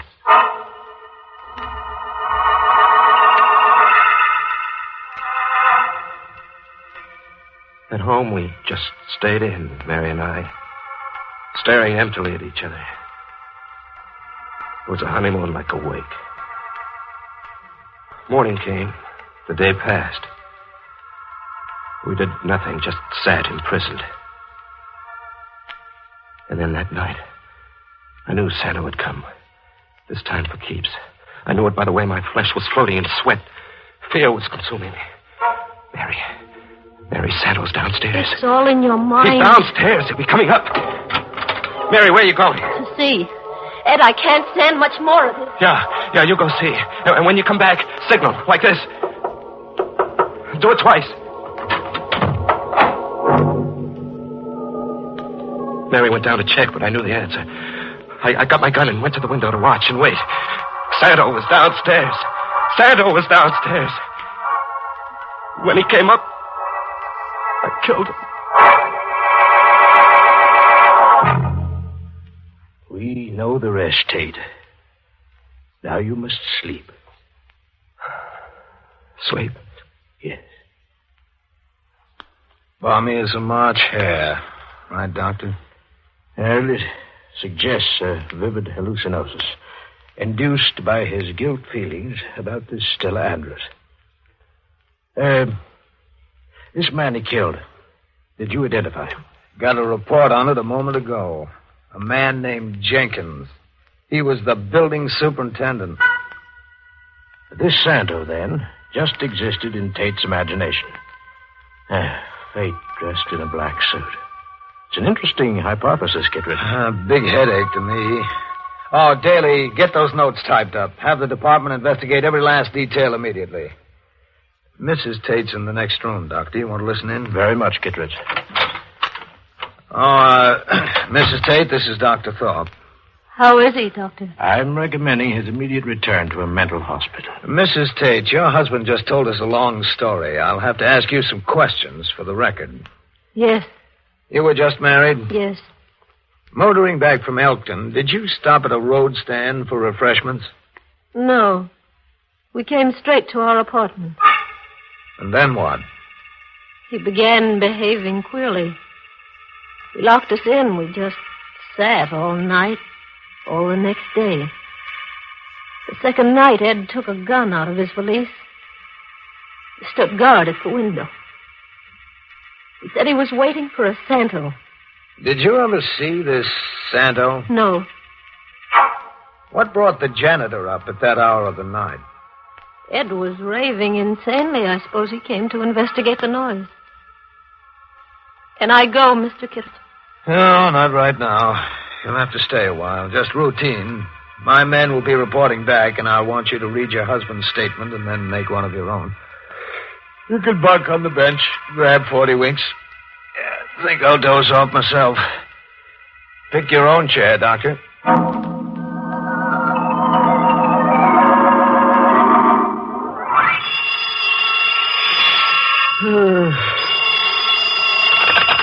Oh, Kittredge speaking.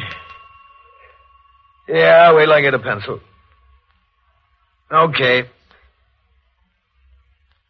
Yeah, I got it. Keep talking. Okay. Reports coming in, Kittredge? Yes, Doctor. Explain this.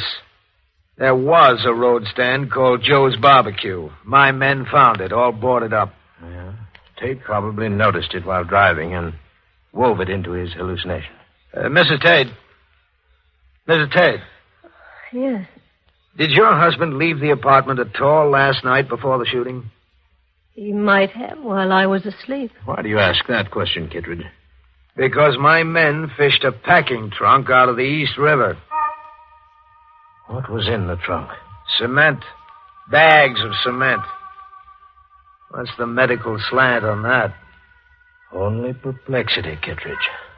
You know, I've got a new theory, Doctor, since we're hypothesizing. What is it? That Tate's zany story was true, the whole of it. That the chef and Santa were real. That the whole thing was staged to play on Tate's emotional instability, drive him crazy, then drive him to actual murder by sending that janitor up those stairs. Like all police theories, too incredible for me. Mrs. Tate, can you help us out? Give us an idea about that trunk? No.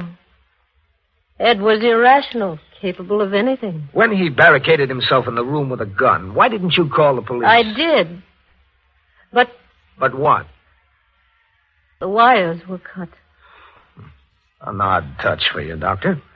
The man who wasn't there cut the telephone wires. Extraordinary. Cut the wires inside the apartment. Oh, Fate dressed in black. Do you like black, Mrs. Tate? I do. Black worn to a satiny sheen. Do you always wear a satiny black, Mrs. Tate? I prefer it, Mr. District Attorney. Good heavens, Kittredge, what do you say? You were Mary Connor when you got married? Yes. Who were you, Mary Connor, before you began masquerading as Fate? Mary Andrews. Stella Andrews was my mother.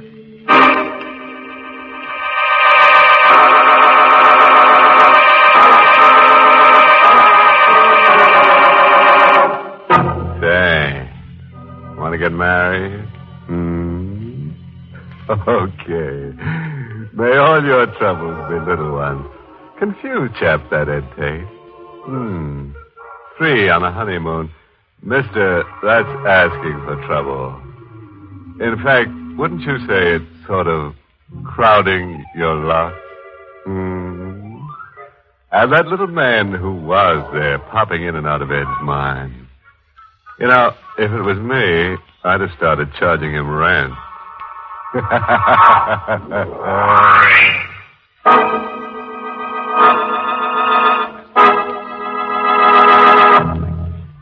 Good night. Pleasant dreams. Good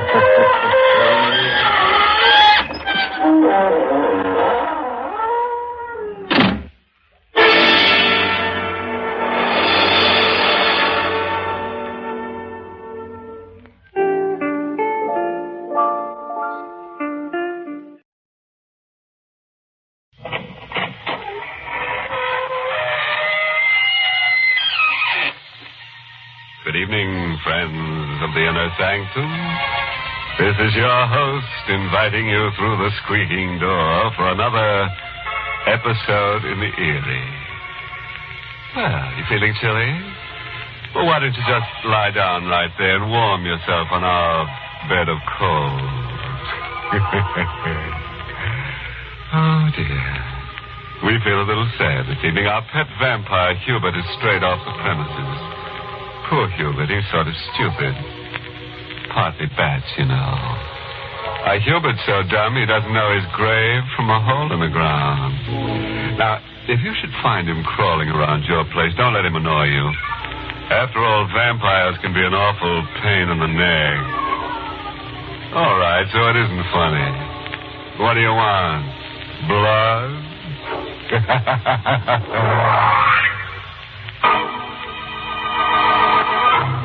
Tonight's Inner Sanctum Mystery, Tempo in Blood, was written by Ed Adamson and stars Mason Adams in the role of Chick with Everett Sloan as Sanders.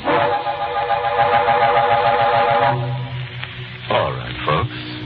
Suppose you hang around for a while. And when the show's over, I'll have Hubert cut you down. Now, let's get to our story. The thin, pale-faced young man sits before the battered upright piano. For a moment, he just sits there, his eyes staring vacantly, his hands squeezed together in a tight clasp. The hands unfold, and then slowly, unsteadily, the nervous fingers reach for the keyboard. I think I got it now. Yeah, that's it. That's the way it began. Yeah, now I got it. I got it. I was playing at the Silver Crest, a smoky 2x4 gin mill over on 8th Street. I came to hear Chick Denson pound it out on a black and white. Yeah, I really had the joint jumping that night, really jumping. Except for one guy. He was sitting in a booth right across from the piano. He looked like he was playing hooky from the cemetery. That guy, the one I'm telling you about, he just sat there looking, doing nothing but just looking at me. Figured at first he was just a square, a longy. Why did he keep looking at me that way, that creepy way? It started to get under my skin like the itch. He itched me so much I stopped pounding. I stopped right in the middle and I walked over to him. What's the matter, mister? Don't you like my music making? Does it make any difference? Yeah, sort of. Didn't I appear appreciative? Sorry, I should have. You see, I've been following your career very closely for the past few months. Why? To learn all I can about you, study you. Sit down, Chick. I didn't like the way he was looking at me. All the time he was talking, he kept looking at me like he was burning a hole through my head. My name is Eric Sanders. So what's that to me? I find your music far more stimulating than I appear to. The mad tempo is extremely compatible with my thinking. Yeah? What kind of thinking? Thoughts on murder. What? You see, Chick, murder is my profession. I'm a criminologist of sorts, a student of murder. You know, there's a striking similarity between your music and murder. Yeah. The way I kill Beethoven and Bach. Underlying the mad scramble of notes, there's a definite plan. A plot that builds and builds to a wild climax. Most people can't see the reason to it. But I can, Chick. And that's the way it should be with the perfect murder. A crime with no apparent reason. There must be no relationship whatsoever between the murderer and the murderee. Murderee? I don't dig you. There's a theory that the human race is divided into two classes. The murderers, those bent on killing, and the murderees, those bent on being killed. Fortunately, I find myself among the first class. You're a killer, huh? Yes, but a special and unique kind. You see, I intend to commit the perfect murder. Is that right? Who are you going to knock off? Oh, but that's a secret, isn't it? No, not to you, Chick. Because you're the one I'm going to murder. I figured the guy was a screwball, had holes in his head. I brushed him off. I forgot about him. I'm back at the Silver Crescent the next night, hammering it out for the beer and pretzel crowd. I'm going like 60. And then... That's the tempo, Chick. What? That's the tempo for murder. What are you doing here? I just stopped in to remind you. It can happen anytime. Anytime.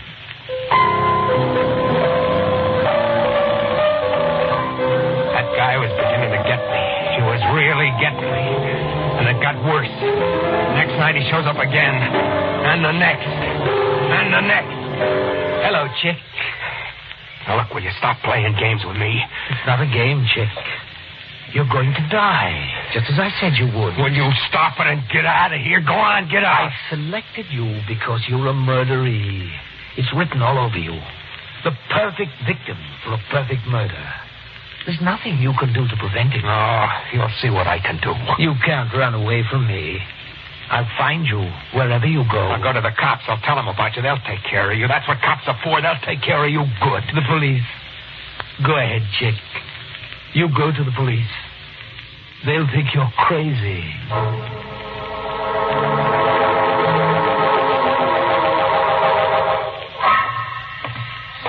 I could just make out the green lights of the station house ahead in the fog. And then I stopped. Sure, I tell the cops the guy comes up to me and says, I'm going to murder you, buddy. You're number one on my kill parade. And what would the cops think? They'd think I drag on the wrong kind of smokes. That's what they'd think. So I turn around and I walk back. Get to the corner. I step off the curb and two lights jump at me. I try to get back, but...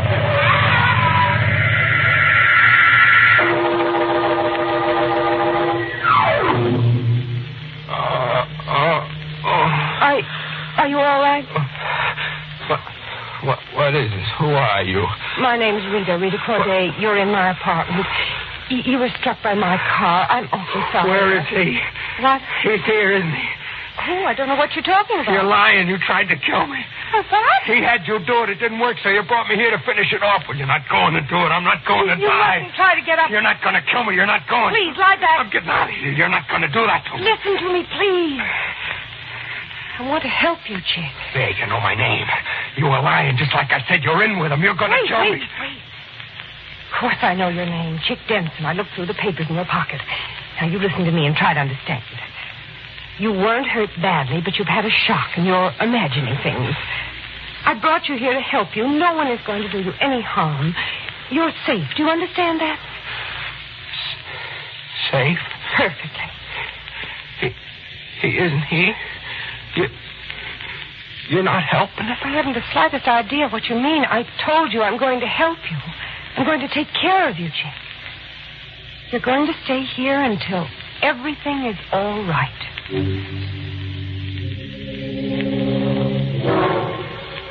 Rita took good care of me. In a couple of days, I was feeling all right. And then I started to figure he'd never find me here. As long as I was here, I was okay. Rita had a piano. I had nothing to do all day but just sit and play. I was okay. But I wasn't telling Rita. Not while Eric Sanders was still out to get me.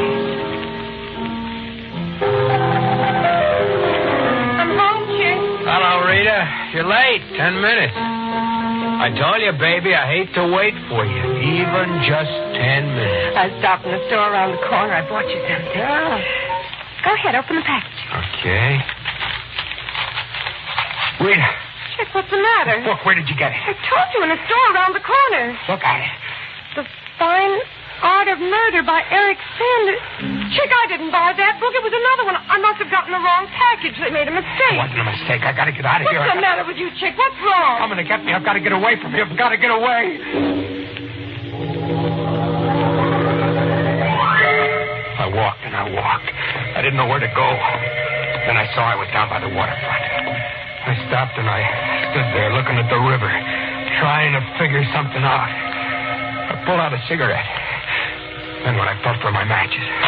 Light, Chick. Sanders. I told you, Chick, it was no use running away. I told you I'd find you.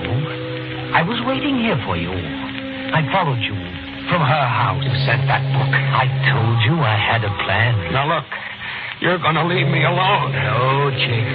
Not until you're dead. Why does it have to be me? I told you why. You were born to be murdered, and I was born to do the murdering. And there's nothing you can do to prevent it. I'm going to make you stop. So help me, I'm going to about to beat the life out of you. You're going to stop. Do you hear me? You're going to leave me alone. You're going to stop. Stop! You can't kill me.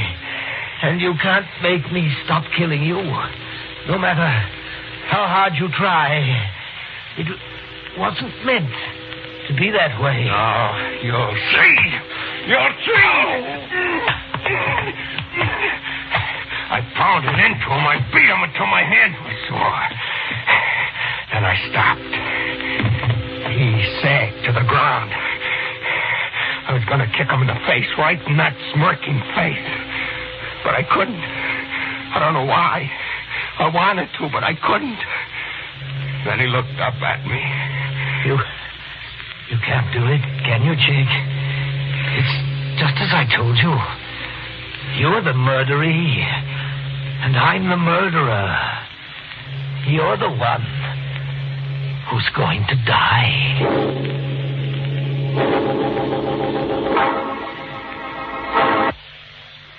You know, I'd like to feel sorry for our hip pianist friend Chick, but I just can't. Why, surely his music teacher must have warned him that the boogie-woogie would get him if he didn't watch out. You know, Chick started out by being in the groove. Now it looks like he's headed for a rut, about 6 feet deep. Yes, sir, that Sanders fellow really digs him. Well, now, sit back and let's hear the low notes and the rest of Chick Denson's story.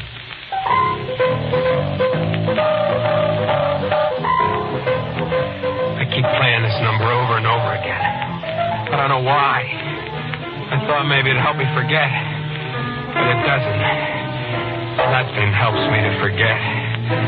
I had to make up my mind to do it.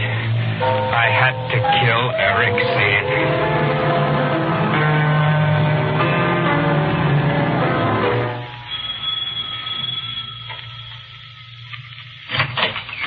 Well, Chick, nice of you to visit me. I didn't expect... Get inside, Sandy. Oh. A gun. Get in there. Certainly. What's this about? I'm going to kill you. You made it this way. You made it either you or me, so now it's going to be you. All right, Chick. Here I am, back against the wall. Go ahead, shoot if you can. But you can't, can you? You can't pull that trigger. You hate me, yet you can't kill me. And I have absolutely no feelings about you, and yet I'm going to murder you eventually. I'm going to murder you in a perfect, undetectable fashion. What are you waiting for, Chick? Go ahead, shoot. Go ahead. Stood there laughing at me. I had to do it. I just had to. I squeezed the trigger. He stopped laughing. I squeezed again. Then I got out of there fast.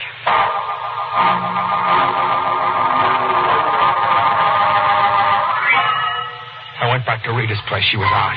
I sat down at the piano. I banged on the ivory. I wanted to forget everything and just keep playing. I killed a guy. All right, so I killed him. But I had to do it. You can see that, can't you? Can't you? I kept punching away at the keys. Then all of a sudden, I feel something in the room, like a cold wind coming in when you open the door.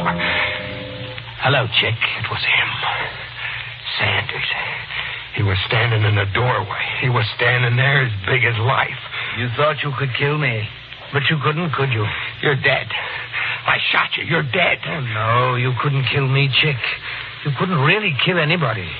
I told you it wasn't in your nature. But I shot you. I fired the gun. You're dead. Yes, you fired the gun. But think. Maybe it was too dark in that room. The lights were low. You never fired a gun before, did you, Chick? Maybe your hand was unsteady. There are many maybes in murder. You've got to have a plan when you kill. A sure, definite plan. Like I have for you, Chick.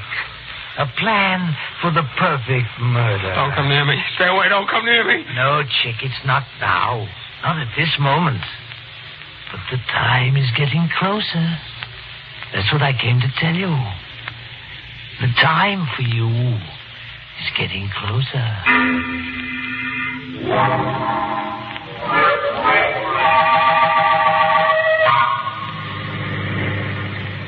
Maybe I could have helped you before, Chick, if you'd only told me about him. I don't know why I didn't tell you, Rita. Maybe I didn't trust you. You do now, don't you? Oh, sure, baby. All right, then listen to me. We'll drive back to town and you'll go to the police. Oh, no. You can't keep running away. I can't go to the police, don't you see? It's too late for that. I tried to kill Sanders. They'll grab me for that right off. It's got to be this way. We'll hide up in the woods. I know a little place, a hotel. He won't find me there.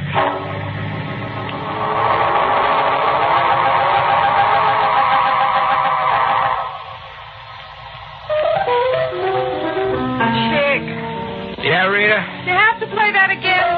What's the matter with it? Nothing. I'm just tired of hearing it. I like it. It suits me. It's got me sick. I'm sick of being cooped up in my room, too. I want to get outside, even if it's just for 3 minutes. You're not leaving this hotel. I told you, you're not showing your face outside until I say so. Yeah? Rita! What?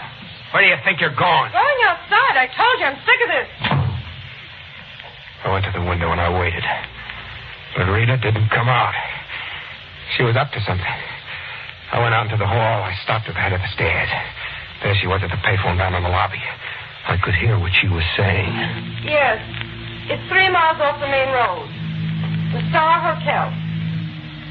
Then I'll expect you by 10 tonight. Yes, you'll be here. I'll see to that. She hung up and walked outside. I got down to the phone fast. Number, please. I was just disconnected. I'm sorry, sir. That was Riverside 9970. Yeah. Just a moment, please. Hello. It was his voice, Sanders. Rita called him. Rita. She was in with him. He was coming to get me. The both of them, they were going to get me. But it wasn't going to be that way. I knew the woods around the hotel. I knew every inch of them. And now I knew what I was going to do with Rita.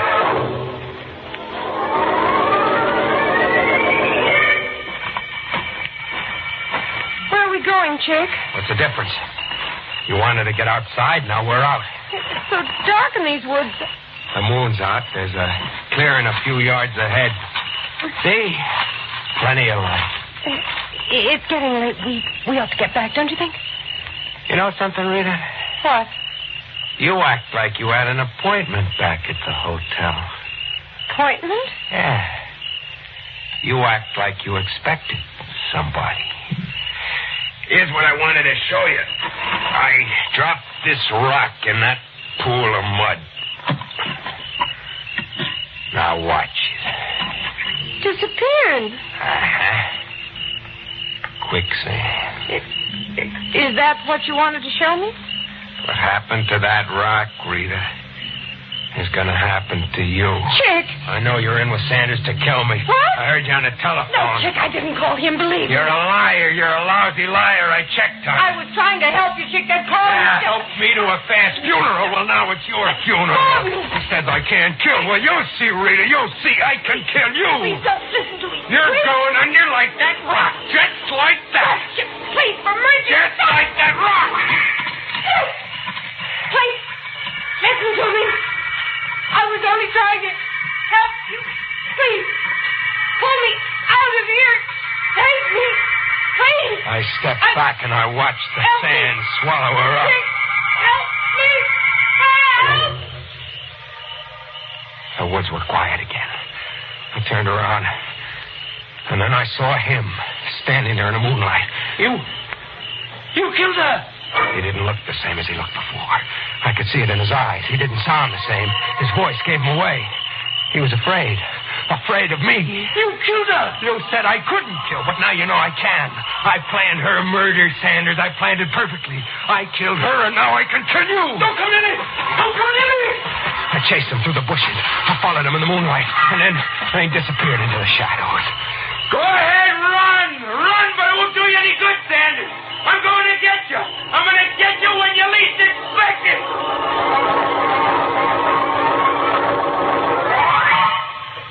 I headed back to town to his house. There were no lights on, but I knew he was in there, hiding in the dark. I got in through a window, went upstairs, and opened the door to his bedroom. The moonlight was coming in. It was shining on the bed, right on the bed where he was sitting. You! I told you, Sanders, you couldn't get away from me. No, don't come near me, please. You're going to die, and no one will ever find out who did it. A perfect murder. No, don't. A perfectly planned murder, Sanders. My hands closed around his throat, tighter.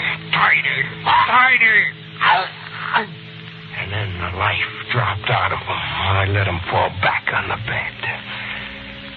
And when I looked at him, something funny happened. He wasn't there. I felt dizzy. I rubbed my eyes. I looked again. Then something came from behind me. An arm. It swung around my neck. All right, you. Don't move. I tried to get out of the grip. The arm tightened. I said, don't try to... Don't go. Something hard and heavy pounded on my head and slammed up against my brain. And then I faded. When I came out of it, I heard a voice above me. I was keeping a watch on the house like you told me, Inspector. I saw this character sneak in through a side window. He was choking the devil out of that pillow there on the bed. And like I told you on the phone, he was talking to himself a mile a minute. That crazy kind of talk. Well, Robinson, he's our man, all right. Sure, Inspector, but what bothers me is if he did knock Eric Sanders off 3 days ago, why in the deuce did he come back here again? I don't know, you got me. But it's a good thing for us he did. We were up a blind alley in this case. From the way things looked, Sanders' death was a perfect murder. Before the trial started, they sent a doctor in to see me. One of those mind specialists. He spent hours with me. He told me why I bothered to go back again to Sanders' house. The first time you went to Sanders' house, Chick, you actually murdered him with your gun. But in your mind, you couldn't kill him. In your mind, he was still alive. But, Doc, I saw him. He talked to me. I heard his voice. Those were hallucinations, Chick. Yeah? What about the telephone call Rita made? I talked to him right after she did. Rita Corday was calling in a doctor to look at you. She thought you were mentally sick. When you heard the doctor's voice on the phone, you believed it was Sanders because you wanted to believe that. Rita... She was trying to help me, like she said. Yes. And after you killed her, you felt you could kill Sanders. That's why you went back to his house, to fulfill the murder in your mind. That's all there is to it, Chick. That's all there is to it. That's what the doc said. But there's more. The court said I was non-compass something. It means that you're crazy. They put me away in this place. Here I got nothing to do but think. I asked for a piano. I brought this one in this morning. The doc said it was hallucinations, but I saw him. I really saw him. Yeah, and I heard his voice. The doc said it couldn't have been Sanders, but I tell you, I saw him. I saw him with my own eyes. The doc said Sanders was already dead. All right, then. If it wasn't Sanders, I saw him. Who was it? Who was it? I'm trying not to think. That's why I'm playing now. Maybe if I play long enough, I'll forget about what I'm thinking. I'll keep playing, that's all. I'll just keep playing.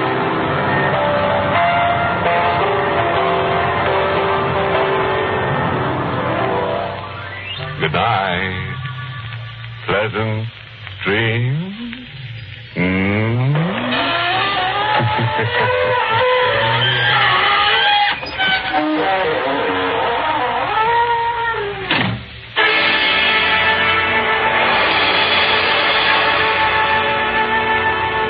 Sanctum was a presentation of the United States Armed Forces Radio Service, the voice of information and education.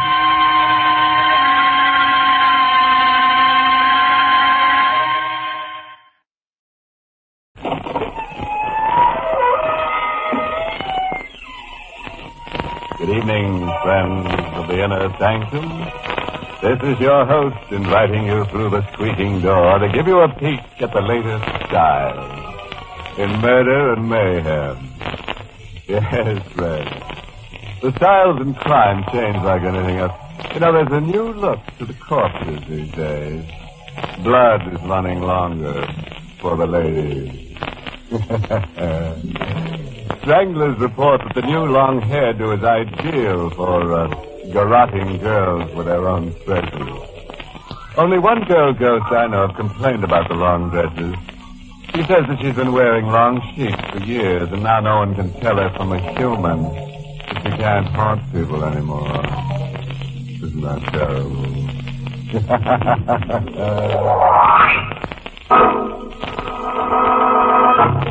Tonight's Inner Sanctum Mystery, The Doomed, was written by Milton Lewis and stars Carl Swanson, the role of Garth, with Mercedes McCambridge as Claudia. All right, Francis. You know what's going to happen now, don't you?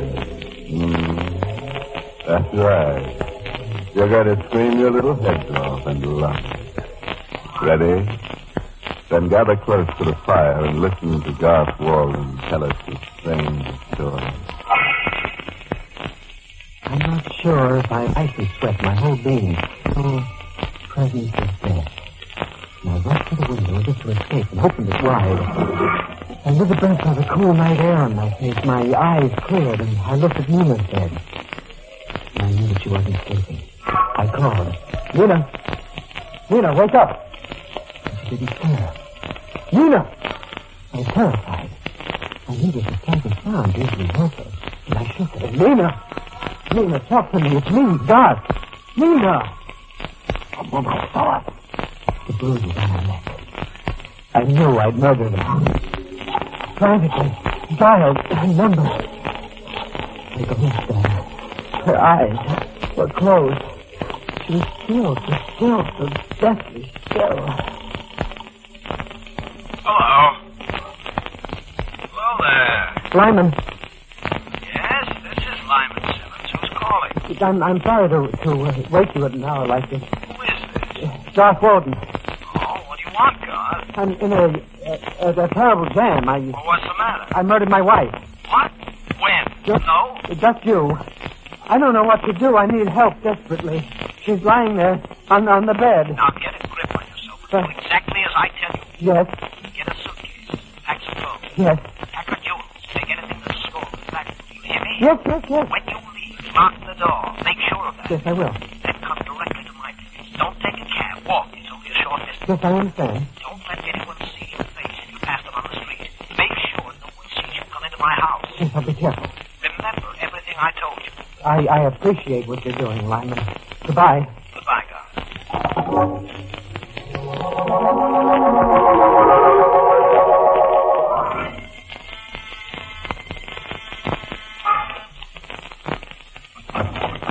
Come in, Garth. Did anyone see you? No one. All right, sit here while I draw the blind. This is the ground floor apartment. Lyman. Just a moment, Garth. Did you get the jewels? Yes, here. I took the jewelry box. Put it on the desk. Here. Now, what happened? Well, you know that I've been ill? Yes. Well, Nina wanted me to go to her sanitarium. I guess that's why I hated her. I guess that's why I killed her. She wanted me locked away so that she could get at my money. She never loved me, and I'm not sorry that I killed her. I shut up. Someone made here. I don't care. I'm glad I killed her. I'm sorry, Garth. You're losing your head. All right. I'll behave. But look, now, you've got to help me. I can't take care of this myself. Somebody's got to help me. You're not making it easy for anyone to help you. Go on. What happened? Well, Nina had me examined by a group of specialists to find out if I was insane. Well, and they said that I wasn't. Just a case of my nerves being shot. How did you murder her? I don't know. No. See, that's one of the things that's wrong with me. I can't remember certain things. You don't remember killing her? No. But I must have murdered her. What makes you so sure? Well, because I was locked in the room with her. And I must have done it while I slept. Well, you slept. Well, they told me that I once tried to choke her while I was sleepwalking. I don't remember. I see. And when I woke tonight, I was having a kind of a nightmare. She was on the bed, dead, and there were bruises on her throat. I know that I murdered her. Go on, Doc. Well, then I phoned you. You were my oldest and closest friend. You're the only one I could think of to turn to. You're a lawyer, and you know what to do. See, you do know what to do, don't you, Lyman? You are going to help me. You're not going to let them put me to death for this, are you? Doc, 2 weeks ago, you approached me about getting a divorce. Yes, that's right. You mentioned something about another woman. Yes, Claudia Weston. I want to marry her. Why? Can the police find out about that? Yeah, I suppose so. There are letters and things. That important? Very. It gives you a motive for murder. When did the group of doctors examine you? 2 days ago. Why? Why? A plea of insanity is about the only thing that can save you. And now with their findings that you're sane, that's out. Well, what am I going to do? Doc, aiding and abetting a criminal is a serious offense. I can go to prison for helping you. Are you backing out? I don't know. No, you can't. You're my friend. You realize you're asking me to commit a crime. For heaven's sake, Raymond, what are you trying to do? Drive me out of my mind? I've gone through enough. Seeing her there on the bed like that, and now you're going to let them take me? No, Doc. Here, I've got something for you. Here, take this. There's a gun. It's loaded. The serial number has been filed off. I took this away from a rather stupid client of mine. Well, what's the idea? You're a fugitive now. You might need it. Did you lock up the apartment as I told you to? Yes. The banks will be open in 4 hours. I want you to go to your bank and draw out all your ready cash and bring it here. Why? I'll need it to help you get out of the country. Is that what I've got to do? That's exactly what you've got to do. Now, when you leave here, check in at some hotel. Turn your collar up, don't let anyone get a good look at your face. I understand. You won't be in any danger until after they've discovered Nina's body. Will anyone call at the apartment this morning? No, there won't be anyone there all day. I don't think. Nina's discharged the maid yesterday. That's all to your advantage. As soon as you've got the money out of the bank, come here. Try not to be seen. It won't be so easy at that hour, but you'll have to risk it. I appreciate it. Don't imagine I'm unaware of the justification. You saved my life for me. But I would have done it even if I didn't owe you that favor. All right. You better move now. There wasn't a soul in the hall or the seat outside. So far, I was feeling alive. Then I heard it. A siren. I glanced over my shoulder with the police prowl car speeding down the block, and it was coming from the street where I lived. They discovered the body. They were already looking for me. I ran as fast as I could, and the prowl car was streaking up the street. Right in back of me now, but a few more steps to a subway entrance, and I ran down the steps, and I had a nickel ready. And I dashed through the turnstile. My luck still held because there was a waiting train, and the doors closed just as I took the car and the train pulled out the platform.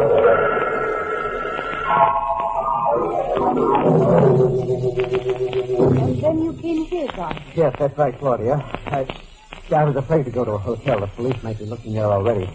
They could get me when I tried to register. This is a hotel. I know, Claudia. But I knew I could come right up to your room without going to the registration desk. Oh, God. I know I couldn't have done it.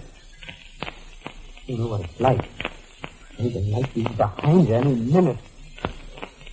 I was so miserable I had to see you, Claudia. I can't say much more of it. There are 3. I found them. You'll be all right. Oh, Claudia. No one will find you, Kitty. Oh, I'm so tired. Terribly tired. I'm very tired. Doc? Have you told me everything? Just as it happened? Mm-hmm. Doc, there's no reason to suppose the police will ask me. But I saw the car. But in the state you're in, you could imagine anything. Hello, operator. Would you get me village 69970, please? And call me back when you complete the call. That's my home. What are you doing, Claudia? If the police are there, they'll answer. But if nobody has discovered the body, it'll just ring. Another thing, Doc. I think you made a mistake about Lyman. Mistake? Yes. Well, you don't know, Lyman. He'd do anything for me. He's taking a big risk trying to help me. Maybe he's trying to get your money. How can you say that? Stop, darling, don't you see? He wants you to bring him everything you have. Well, what's to prevent him from keeping it? You'll never be able to do anything to him without risking capture. Claudia, if I can't believe in Lyman, Listen to me. I know a way you can test him. What? Just a minute. Yes. Oh, thank you. There was no answer at your place, though. Then the police don't know. No, but Lyman does. Scott, you've got to find out about him. How can I test him? Listen.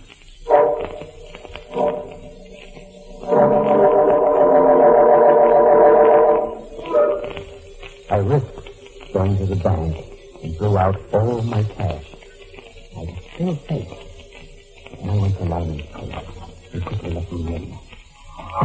Did you get the money? Yes. It's in the suitcase. Give it to me. Hurry.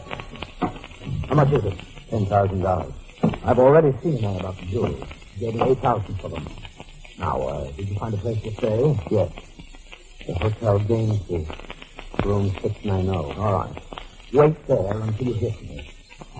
If anyone tries to force their way in, you better use the gun I gave you. The gun? Haven't got a chance otherwise. You shoot your way out or be killed. Lyman, you better leave now. Here, here's some of this money. What are you going to do with the rest of it? Save your skin, Doc. Goodbye. Goodbye. I couldn't believe what Claudia had told me, that there was something in her manner that made me follow her advice. And leaving, I pushed the lock on the door so it was easy for me to sneak back into the apartment. I quietly opened and closed the door. I heard Lyman on the telephone. He was at his desk, talking very intensely. And then he see me come up behind him. All right, I'll wait. Yes. What he said made me draw the gun out of my pocket. Yes? Yes, Inspector. Yes, Garth Walden phoned me. Only a few minutes ago. No, he told me he had murdered his wife. I believe it. The man's a homicidal maniac and he's armed with a gun. That's right. I pretended I was going to help him. He told me where he's hiding. It's room 690 at the Hotel Gainesville. Yes. Tell your men to be careful because he's desperate and will put up a fight. Goodbye, Inspector. Goodbye, Lyman. Stop! I heard every word.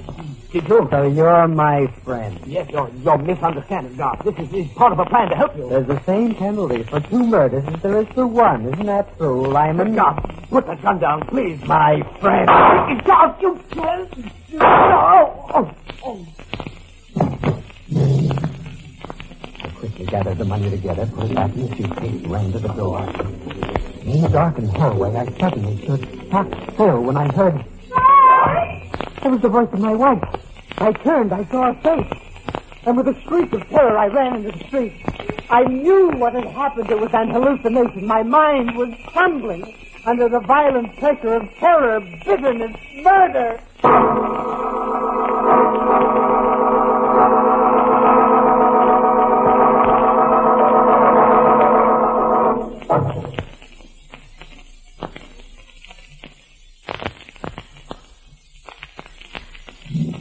Garth Walden has just told us about 2 murders and his insanity.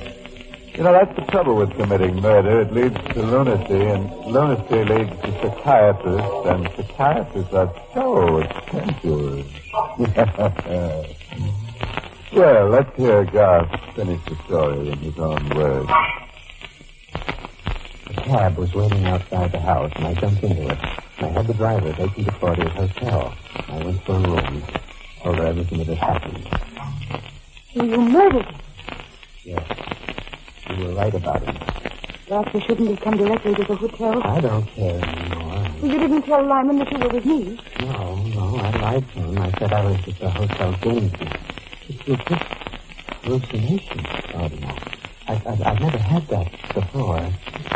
I know it in my mind. Arthur, you mustn't think about it. You've got to calm down. No. Here, I've got something for you. What is it? Take it, go on. All right. What is it? It will make you sleep. Take it. All right.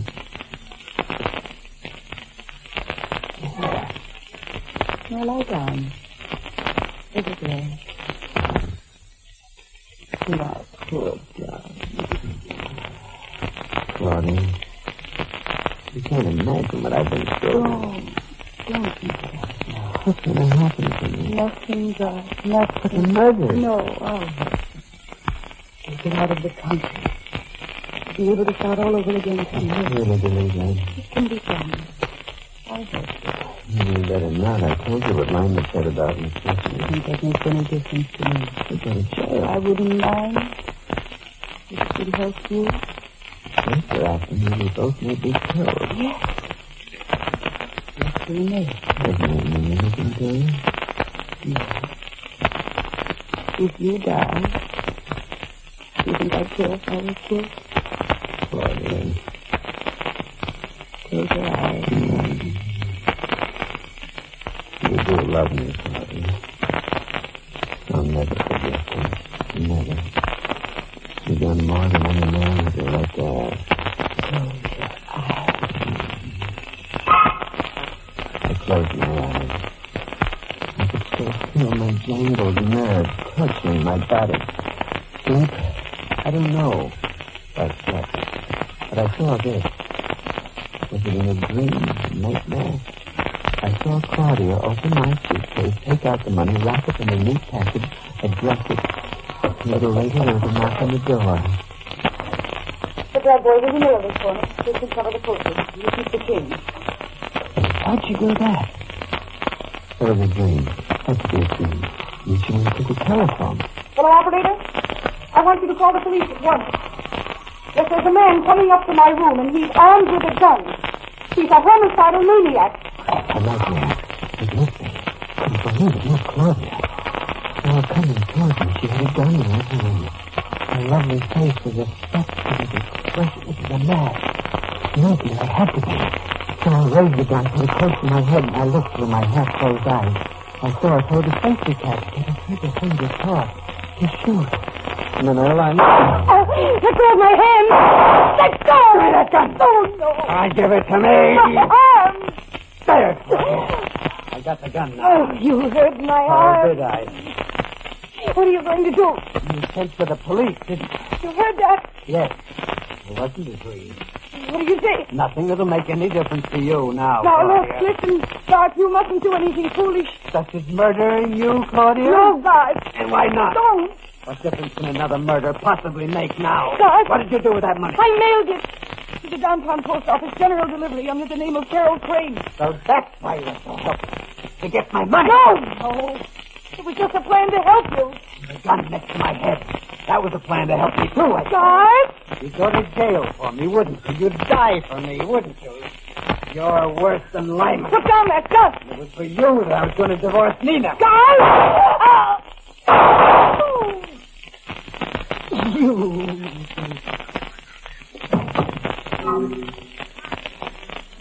Good God. The lovely mask lay there on the floor with a queer, twisted smile on her face. The door. Wait. I ran to the window. I flung it open. There was a parrot on the floor below, and I jumped. I came out of the room again. I raced through there to the corridor, down endless stairs to the lobby. Just about to go into the street when I heard a voice call. I spun around.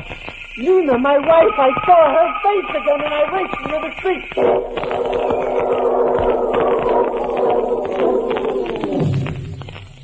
When I took town down enough, I remembered a sort of little rooming house downtown. Nina and I had lived after we were married and had to count every penny. I was lucky enough to get a room. And that night I heard a knock on the door. Who is it? I'm ready. Nina. Hello, Doc. Nina. Don't Come, don't. Stop, I can't help you. You're dead. No. No. Stop with me. I know what happened. I didn't kill you? No, darling. You were dead. I'm sorry. I was close to death. You saved my life. Huh? Remember when you was cold in the fireplace of the bedroom and you didn't open any window? I was unconscious from cold gas. You managed to wake up, I guess, and open the window. That's the saved you. But the bruises on your neck. Don't you remember? What? Earlier that night, you got up to your feet. You had one of those fits of violence. Oh. Good boy. Oh, Nina, do you know what I've done? Yes, darling, I know what you've done. I tried to find you. I went to Lyman. I even went to Claudia. Why'd you come here? To help you. Help me? You're not yourself, Garth. You haven't been for some time. I know you need help more than you've ever needed it. Oh, Nina. I thought of this place. You didn't expect to find. Darling, I have a little money. I borrowed it from my mother. Perhaps we can go from here. Let me go. Where is it? The police, Walton. Come out quietly. We know you're in there. Don't say anything, Walton. You haven't a chance. Oh, you betrayed me, too. No, Garth, I didn't. Listen to me. I'll help you now. Oh, I haven't got a chance. I'll go to the sheriff if I I have a gun. I've got the car outside. Now hold me in front of you. Use me as a shield and won't dare fire and hit me. At least we'll have a fighting chance. Nina, you gave us this. Yes. Open the door. Come on, Walton. Open it. You ready, Garth? All right. I'll try it. I'll open the door. Now stand in back of me. Ah, you're... Hey, what's the idea? Don't shoot, officer. I've got a gun. If you shoot, you'll hit her. Get out of the way now. We're coming through. You fool. You can't get away with We'll this. see about... Home! Hold it. Garth, don't mind me. Run, boy. Oh, Nina.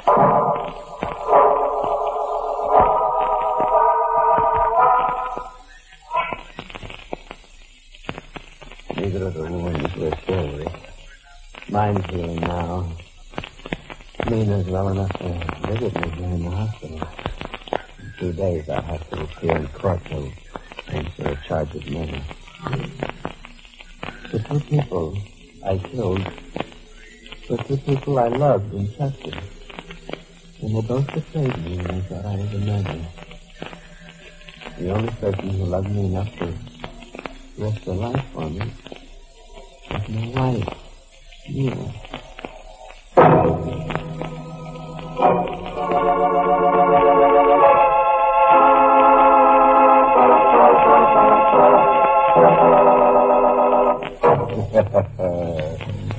Well, friend, isn't that just like a wife? To come out of the grave and be sweet to you just before you go to the electric chair. Poor God. Well, he would have known better if he'd only read the inscription on the tomb of Slice 'em Alive, the Arabian Bluebeard, which says, "Never murder a wife who won't stay dead." And here's a little thought to take to sleep with you. Never commit a murder to become wealthy, because being rich is so expensive these days.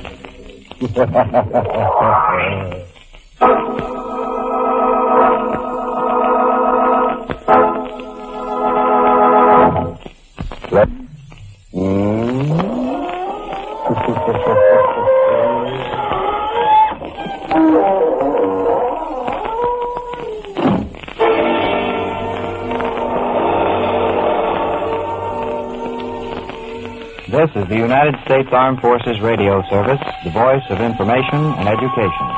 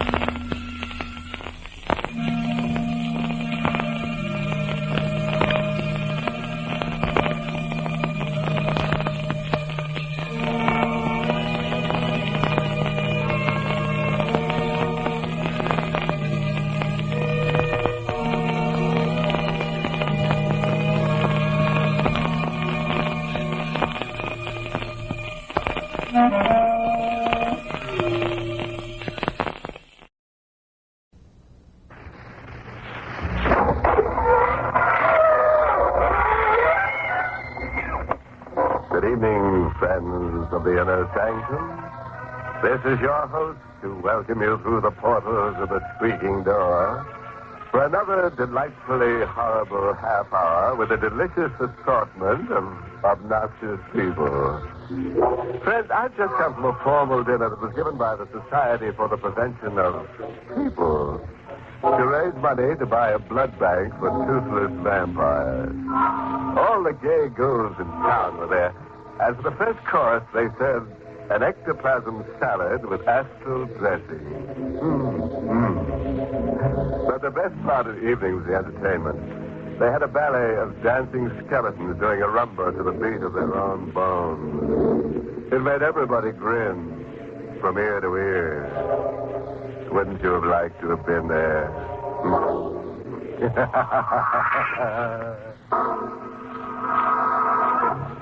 Tonight's Inner Sanctum Mystery, The Magic Tile, was written by Milton Lewis and stars Mercedes McCambridge in the role of Catherine with Everett Sloane as Mark. All right, friends. Let's get dreadful. Now, remember, don't scream back at the radio. It won't do you any good. All set. Then listen as we hear Catherine Brine tell us this story in her own words. A flash of lightning, like a giant white electric light, lit up the sky that night as I went up the walk. And Brine Mansion looked like a huge gabled tomb standing there on the hill, its towers, two huge skeleton arms, stretching up into the black, sullen sky. For a moment I wanted to run as far and as fast as I could from this house where I was born. And I wish now that I had. But much as I hated it, I had come back. Not because I lived there, not because I wanted to be there, but because in this house I should find out if I was going to live or if I was going to die.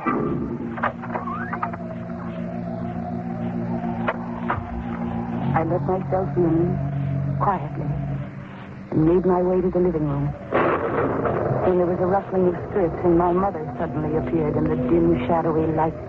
Cassie, dear. Hello, Mother. You're so late, I was becoming worried. Oh? Was my stepfather worried, too? Why, yes, dear. Mark is still up. Here, you've got to take your coat off. It's soaked through. No, don't you touch me. Cassie, darling. And don't start sniveling over me again, Mother. I can't stand it. I was just trying to help you. Yes, you're always trying to help me, aren't you? Why didn't you think of helping me before you married that man upstairs? No. You're such a pretty woman, Mother. You couldn't possibly be without a husband. What would people say? Catherine, please, you can't go on like this. No, I can't. I can't go on very much longer without destroying myself. You mustn't say such things. And why not? It would make you and Mark very happy if I should die, wouldn't it, Catherine? Nobody in this house wants me to go on living. Good evening, Catherine. Mark, I didn't know you were here. I'm aware of that. I heard you. Mark, she didn't mean it. She didn't mean a word of it. Oh, but I did. And now that you're both here, there's something that I've got to find out. Tonight. It's very important. What is it? 10 years ago, my father died. Catherine, we can't discuss that now. We've got to. I've got to know certain things. Why? Because if I don't, something dreadful might happen to me. Now, Catherine, you're exaggerating. Dr. Wells doesn't think so. I've been going to him for months now. And he knows that there's grave danger that I'll go completely out of my mind if I don't find out about this. My poor No, don't pity me, Mother. Help me. Tell me how my father died. You know. You were there. Catherine. Don't try to put me off. You've lied to me about my father's death ever since I was a child. But, Catherine, there's nothing to tell. Your father was killed in an accident. He was a doctor. That'll be enough, Lola. But, Mark. We'll call Dr. Wells the first thing in the morning and discuss this matter with him. Why don't you let her tell me? What have you got to hide? We're not going to discuss this until I speak to Dr. Wells. Lola, I suggest you come upstairs as soon as possible. Good night, Catherine. Mother? He's gone. You were going to tell me. Where was this accident, Mother? How did it happen? Who was involved? Kathy, you're in no state to hear anything right now. Mark was right. We should speak to Dr. Wells about it first. Yes, speak to him. So that you can both make up an appropriate lie to tell me. Well, I don't want any lies. I want the truth about it, Mother. And I'm prepared to go to any length to get it. Look at this, Mother. No, Catherine. Look at it, I tell you. Look at it. What is it? A woman told this to me today. A strange little woman. It's a sort of tiny painted tile. It's not just an ordinary tile, Mother. Comes from the Orient, the woman said. Can you see this odd design? Well, if you look at it long enough, a strange thing will happen. You'll find yourself able to talk to the dead, to see them wherever they are, and to touch them. Carefully. And I'm going to talk to my father. You can't be serious. If you won't tell me what I want to know, then the dead will. My mother left the room, and I sat down in front of the fireplace as I used to when I was a child. I looked at the tile, at the design, and parallel lines and dots seemed to dance before my eyes. I stared at it. It seemed to hold me, to control my gaze. And then almost at once I felt an icy chill in the air, and the design vanished.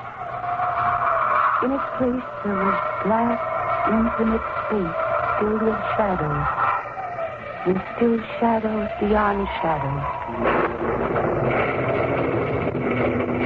And then I noticed a speck of gray come out of the blackness, with a strange, sulphurous odor, and it came toward me, at first very slowly, and gradually faster and faster, as though it were coming to me through endless years of space.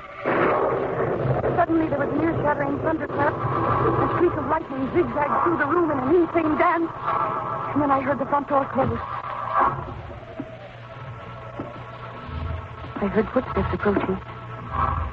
I turned around, faced the doorway, and then I saw him. Don't scream. Who are you? You're Kathy Brown. You know me? I did, 10 years ago. How strange this house has become. As though deep in the heart of it, something started to rot and decay. It was not like this when I saw it last.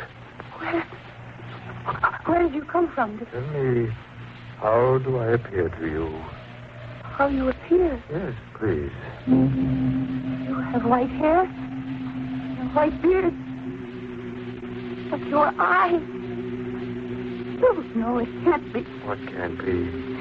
That my eyes are the eyes of a corpse? That I look more like a dead man than a living one? Yes. That should not be so strange. Oh. Who are you? Where did you come from? Where is your mother? Upstairs. In her room. And her husband? I heard she'd remarried. He's upstairs, too. Did you know my father? Dr. Bryan? Very well indeed. How did he die? I want to know that. He was murdered. Murdered? Yes, murdered. How do you know? I saw it all. You saw it? I was punished for it. You murdered him? No. I did not kill him. He was the only friend I had in the world. That's why I came back here tonight, you see. Didn't you ever know how your father died? No. Would you like to know? Yes, more than anything in the world. He was the kindest of men. And that's what led to his destruction. He took a man under his care, a man who'd been given up as a raving maniac. And rather than see this man placed in an institution, he kept him in the guest cottage of his house. Wait. I remember now. That man was a poet. Yes. His name was Dennis D'Amour. Your father believed this man was a great poet and struggled to save him. Did this man murder my father? No. One evening, when your father came in to treat D'Amour, there was a third man in the darkened cottage. This man leaped at your father and drove a knife into his back. The poor madman, frightened, ran over the countryside until he was caught by the police. And he was charged with the murder of your father. You said that you saw all of this. I did. Then you're the madman, Dennis D'Amour. You're dead?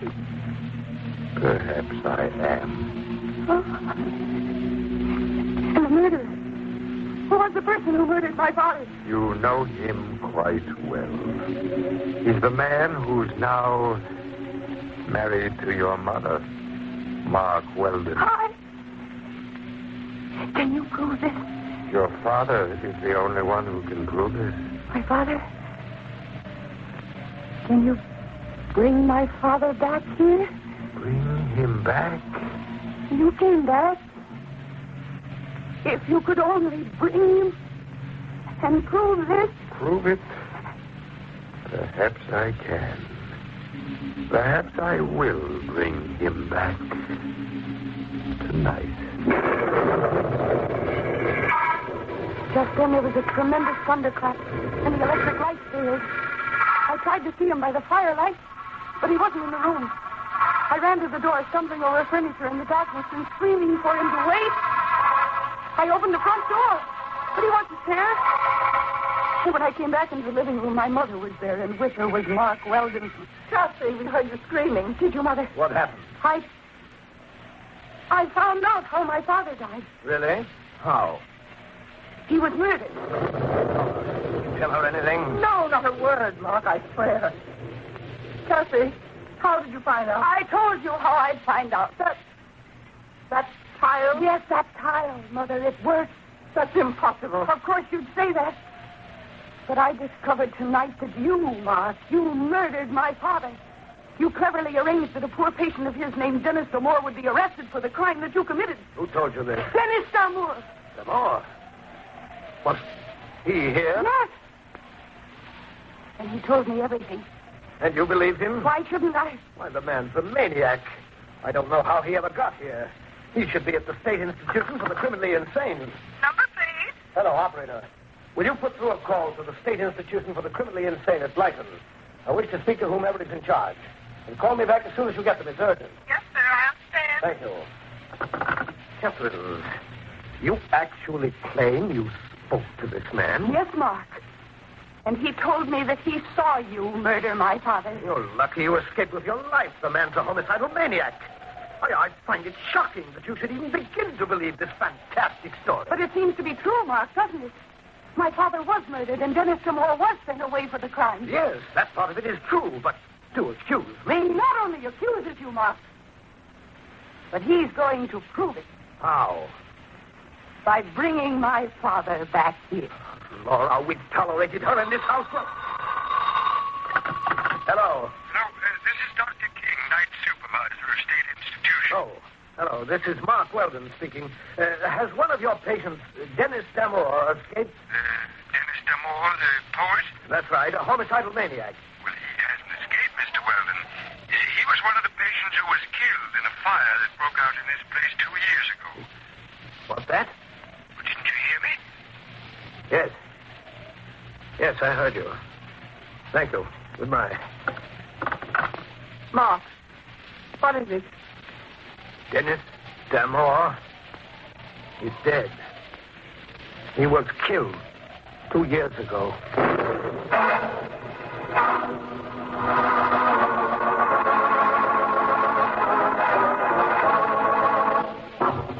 Well, friends, how'd you like to have a little Chinese tile that can produce dead men for you? Or don't you think that Dennis D'Amour is a ghost? Maybe you think he's just an old pop-eyed poltergeist. Well, we'll know in a moment, as we hear Captain Bryan tell us the second half of her weird story. My stepfather's hand trembled as he hung up the phone. Even in the red glow of the firelight, I could see that his face had suddenly turned snow white. My mother said nothing. But she stared at him as he went to the desk and lit one of the kerosene lamps which we use when the electricity fails at Bryan Mansion. It's impossible. The dead can't come back. Unless you're making up this whole thing, Kathy. Why should I invent a story like this? Because you've always been insanely jealous. You've always hated your mother for marrying me. Isn't that true, Laura? Isn't it? Yes, it's true. There. You see, Catherine? Your mother loves you. She wouldn't lie. Now, tell us the truth. You made up this whole wild tale about Dennis D'Amour, didn't you? No, Mark, I didn't invent it. Dennis D'Amour was here. He couldn't have been. He's been dead for 2 years. Then how would I know the things I told you? I don't know. That's what you've got to explain. Why? Why does this upset you so? If you didn't murder my father, what difference does it make about D'Amour? Why are you so frightened? I'm not frightened. I'm just determined to get to the bottom of this thing. What was that?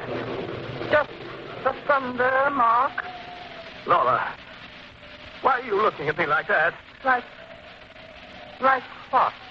Staring at me. As though you've just seen me for the first time. Do you believe this mad story Catherine's told us? Do you think I murdered her father? I just remembered certain things, Mark. I can't help it if I think of them now. What things? Tell me what things? 2 days before the murder, you told me you were in love with me. I sent you away. I told you never to come to this house again. Yes, go on. On the night of the murder, I saw you standing in the moonlight near the guest cottage. You did? I thought I was mistaken, especially since you claimed you were at home that night. Mark, now don't be angry with me. I can't help thinking of these things now. It's only natural. Natural? Is it natural for a man's wife to accuse him of a crime like murder? And on the basis of what? The word of a psychopathic girl who should have been confined long ago. She talked to a man who's been dead for 2 years. I suppose you believe that, too. And who is this man, even assuming that he is alive? A madman, a homicidal maniac who took your first husband's life when your husband tried to kill him. Well, I've had enough of this. Mark, what are you taking out of that drawer? Kathy, come here. Why? Mark, put that gun away. Shut up, Laura. Kathy, I won't hurt you unless you try something dangerous. I'm holding this gun because I believe your mother and I are no longer safe in the same room with you. Now, I want the truth. You were lying to us before, weren't you? No. Very well, then.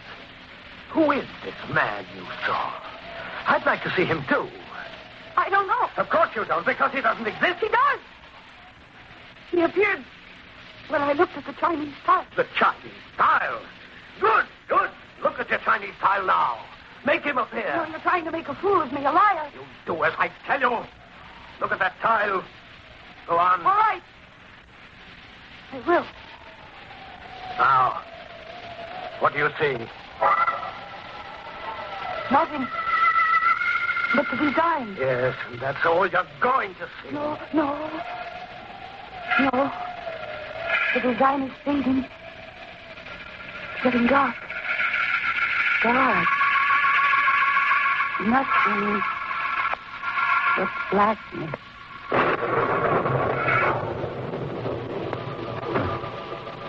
Mark, I heard the front door.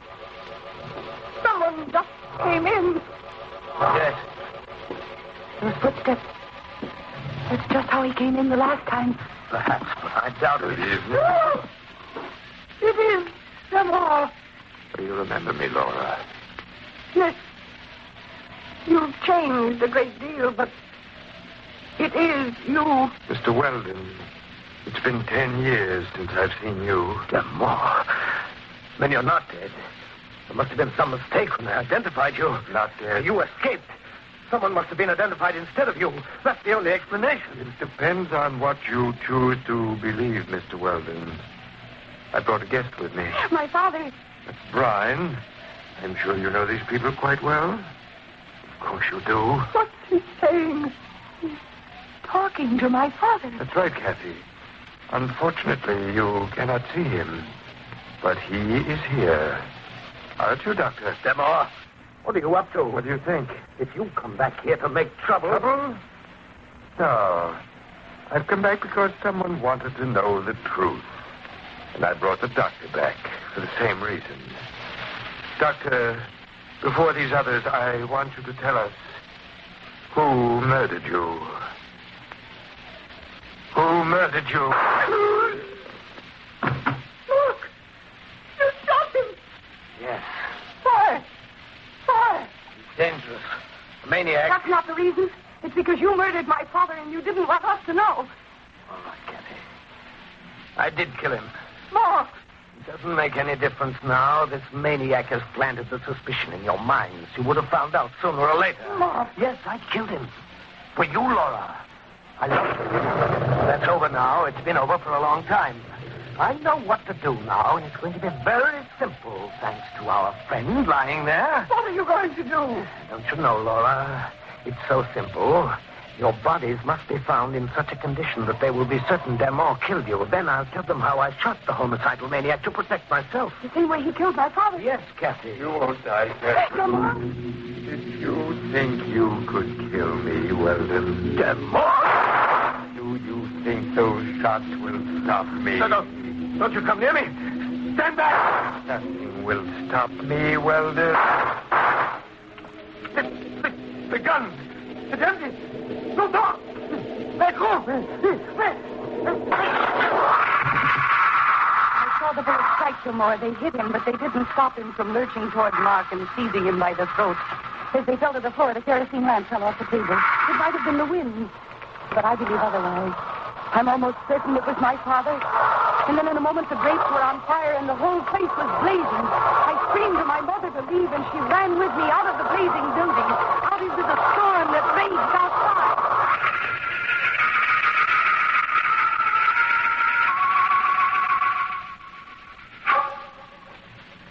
2 weeks later, my mother came into the hotel room where we were staying. I've just come from the police, Kathy. Well, Mother? Only one body is positively identified. Whose? Mark. The other body? They haven't been able to find it amongst the rubble. I don't believe they ever will. But, Kathy, the police checked with the authorities at the state institution. It seems that some of the patients did escape at the time they had the fire there 2 years ago. It's possible that Damore was among them. It's possible, but I doubt it. You think Damore died 2 years ago? Yes, Mother. Don't you? A short time later, the police found something in the ruins of the building that had once been a human being. They assumed it was the remains of Dennis Damore. Identification was impossible.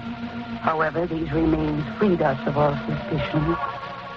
And now we are living in the city, a long way from Bryan Mansion, where I know that the dead come back to settle their debt with a murderer.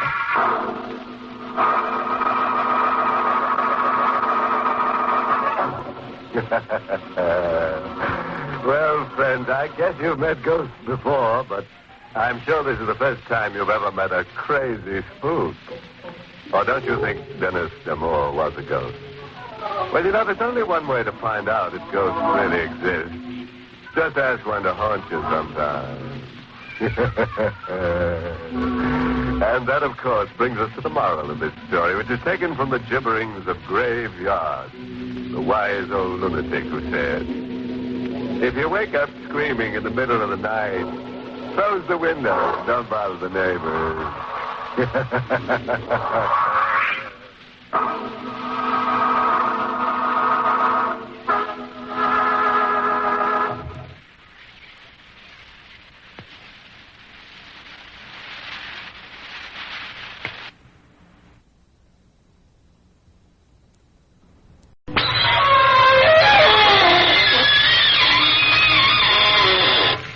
Good evening, friends of the creaking door. This is your host to welcome you into the Inner Sanctum. Come in, come on in. Well, let me tell you about the loot we picked up in our family. Mother got a new broom. Yeah, she needed it ever since she wrecked the old one in the forced landing on the roof last month. Uncle William got a fur-lined straitjacket. And dear, darling little Aunt Matilda got a new hat pin. Yes, her last one got stuck in the skull of her fourth husband.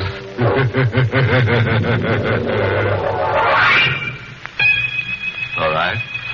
Turn your lights low and your radio up. And remember that all the actors getting killed on this program are being well paid for it. The winter winds moaned around the gabled house like a wandering band of wailing women. As Caroline Giles, puzzled and frightened by something she's seen in the gathering dusk, makes her way into the living room. This is young Mrs. Giles' first night at the family mansion built by her husband's grandfather. Only this morning the attractive bride arrived after a honeymoon trip in Europe. When she enters the huge, shadow-filled room, she notices the servant girl at the window. She's a young girl, the only other person in the house. And Caroline can see that she's scarcely able to control the terror she feels. Mary?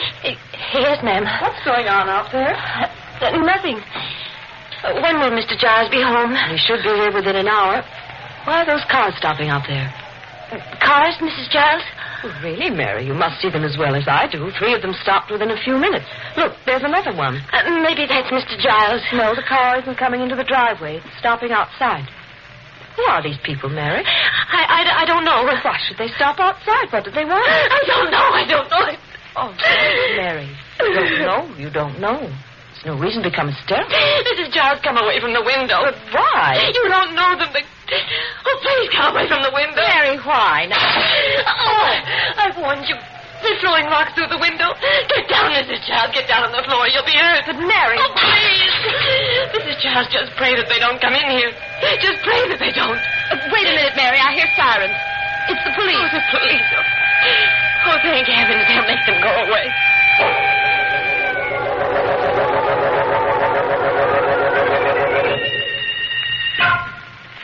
Mrs. Giles, I'm Richard Croydon, the mayor of this town. I'm sorry we had to come here under these circumstances. How do you do? This is John Dent, our local chief of police. Mrs. Giles, I'm very sorry about what happened tonight. The crowd is gone now. I'll do my best to see that it never happens again. I've also come to offer what apologies I can. Must have been a frightful experience for you on your first day here. Our people may appear civilized enough, but in many ways we're a very primitive community. I suppose your husband told you that. No, he didn't. But David told me about you, Mr. Croydon. He said you were the oldest friend he has. I believe you live down the road? Yes, that's right. That's how I happened to see those cars coming, and I phoned Chief Dent. But why did those cars come, Mr. Croydon? Why? Well, yes. Why should those people who hardly know me do a thing like this? Well, didn't David tell you? Tell me what? Where is David now? He went to town. I expect him any minute. Well, perhaps he'll tell you what you want to know when he returns. Why can't you tell me? I'm not sure that I care to. Mr. Dent, perhaps you'll be kind enough to explain this? Them people weren't after you, ma'am. They were after the man you married. David?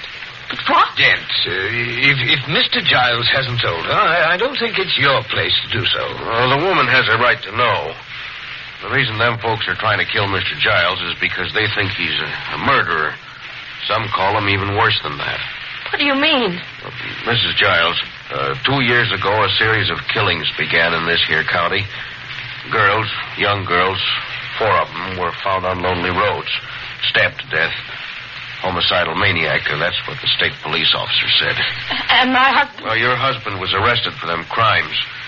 He was tried right here, but they let him go. We didn't have enough evidence. David, can't believe it.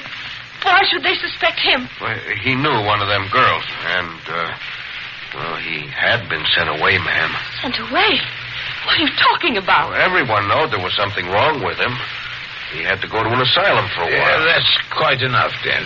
Mrs. Giles, I must tell you this. David was discharged from the rest home, completely cured. It was nothing more than a nervous breakdown. Now, Dent, you have no right to frighten her like this. I'm not frightened. And I'm very grateful to Mr. Dent for telling me what he did. I just want to know one thing. My husband was acquitted. Why should they still believe he's guilty? Because since he left town 6 months ago, there ain't been none of these murders. Not a single one. Now that he's back, they'll start again. That's what you believe, Mr. Dent? Oh, no, ma'am, but that's what the folks are saying. Thank you. And now, if you don't mind, I'd like to be alone. Mrs. Giles, if there's anything I can do... No, thank you. There's nothing. Good night, Mr. Croydon. Good night. Come along, then. Good night, ma'am. Good night.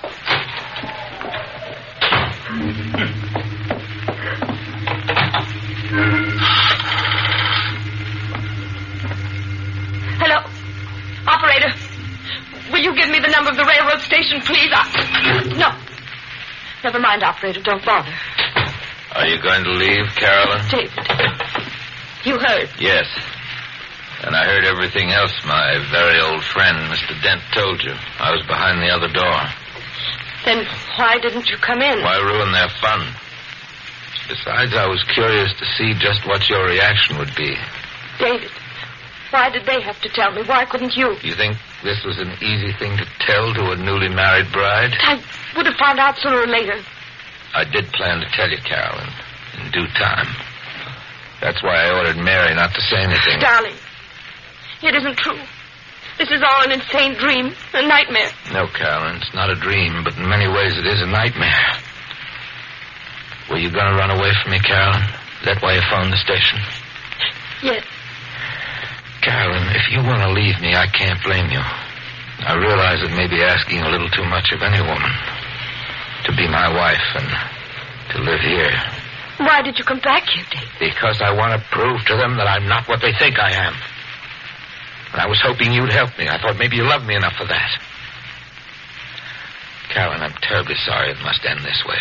I'm not going to leave, David. Carolyn, I hope you understand what you're saying. You may be risking your life by remaining here. I love you, David. I'll risk it. I want you to be certain, because in the end I may fail and be put to death. To death? Yes, there are going to be other murders. Other? Don't ask me how I know this, but I'm almost positive that sometime tonight a girl in or near this community will be killed, brutally stabbed to death. I'll have to go out tonight and see if I can prevent it. Do you still want to remain? Why are you telling me this? Because I want to know if you really love me or if you said what you did to placate a madman, to quiet a homicidal maniac who may still murder you. Are you going to stay, Carolyn? Yes. I'm going to stay, David.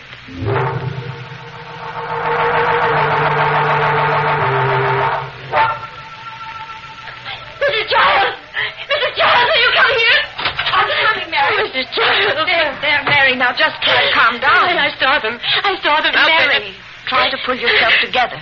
Tell me what you saw. There was a man out there. A man moving around. Are you sure of it, Mary? I don't see anyone. Well, maybe you can't see him from here, but I saw him from the window of my room. All right. Let's look out the window of your room. I don't want you to think I'm seeing things. I'm not the kind of girl who sees things. I didn't say you were, Mary, but Well, I don't notice anything unusual from your window either. You don't see anything? Just the lawn, the tree. Mary, I know we've all been under strain today. I guess we're a little jumpy, aren't we? I guess so. But I wish Mr. Giles were here. I don't like us two being alone. I know, Mary, but it can't be helped. Now, come, dear, I think you'd better go back to bed. But I'm afraid to be alone in here. They can get in through the windows. Then we'll close the shutters. Help me, Mary. All right, ma'am. There we are. The outside doors are all closed. Yes, I locked them myself, but... Well, still, this is a very old house. They can get in. Well, there's a lock on your door that works quite well. You can lock the door from the inside, and then you'll be as safe as you can possibly be. All right, I'll do that when you go. Very well, Mary. I'll go back to my room. I'm sure you'll sleep now. Good night. I hope so. Good night, Mrs. Giles. Did you lock the door, Mary? Yes, I just did. I'm turning out the light now. I'm sorry I troubled you, Mrs. Giles. Good night. Good night.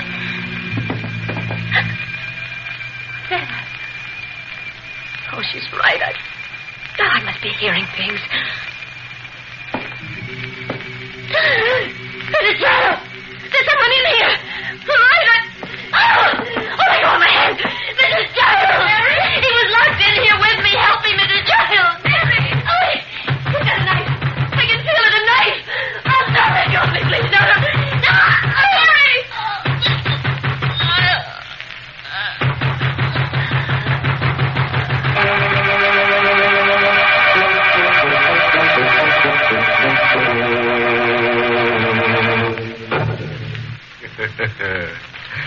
Well, friends, this is your host again. You ready to go on with our story of married bliss? I mean bliss. You know, if Caroline had only listened to this program, she'd have realized that it's always a mistake to marry a man who has a weakness for murdering the domestic help. It not only makes house cleaning difficult, but creates a terrible servant problem. But there is one compensation in marrying a homicidal maniac. When you'd call your mate crazy, you'd be so right. Well, let's get on with our story. As you remember, Caroline couldn't break into Mary's room, and now she rushes to the telephone and dials the operator. Hello? Get me the police. Hurry, please. Hello? This is Mrs. Carolyn Giles. Will you please send someone right away? I think there's been a murder. Hang up, Carolyn. Hang up that phone. What's the matter with you? Why didn't you do as I told you? I don't want the police to know about this until we're ready. That room. You just came out of Mary's room. Yes, I saw her. Go on. You were in there all the time. You were locked in the room with her. You killed her. Carolyn. You murdered her. They're right about you. You murdered her. Carolyn, you're hysterical. Stop it now. Stop. I'm sorry I had to do that. Now, you must get a grip on yourself. Yes, David, I'll be all right. I'm all right now. How did you get into her room? I heard screams when I parked the car. The window to her room was open, and I climbed through. I saw her on the bed, and then I unlocked the door and came in here. You found the window open? But I locked it myself. I bolted the shutters. Well, it's open now. When did you bolt the window? A little while ago. The murderer must have been in the room hiding, and she locked herself in. I guess he escaped through the window. Yes. Perhaps that's what happened. You still think I killed her? I don't know what to think anymore. The way you came from her room. I explained that. Yes, I suppose you did. Carolyn, now listen to me. If I killed her, do you think I'd be talking to you now? Here, look. Gun. If I'd murdered Mary, the next step would be to kill you. And you see how easy it is for me to do it. Now, Carolyn, you believed in me before. I'm asking you to believe in me again. I don't want the police to know I left this house tonight. Dent's like the rest of them. He hates me. He'd be glad to accuse me of this crime. Now, Carolyn, I want you to say I was home all night with you. And if I don't? I've got this gun, Carolyn. If you let me down, nothing much will matter then. Now, that might be the police, Carolyn. I'm going to open the door.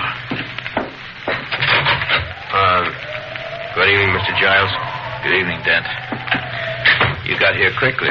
Maybe that's because I was kind of expecting to come. Oh, have you been watching my house? I ain't saying. When I got that radio call, I didn't lose any time. Mrs. Giles, you phoned in something about a murder? Yes, our girl, Mary. She's in there. Mr. Giles? Are you accusing me of this too, Dent? Well, it's mighty funny, right here in your own home. This time I can easily prove that I had nothing to do with it. My wife and I were together all night. Is this right, Mrs. Giles? That's right, Mr. Dent.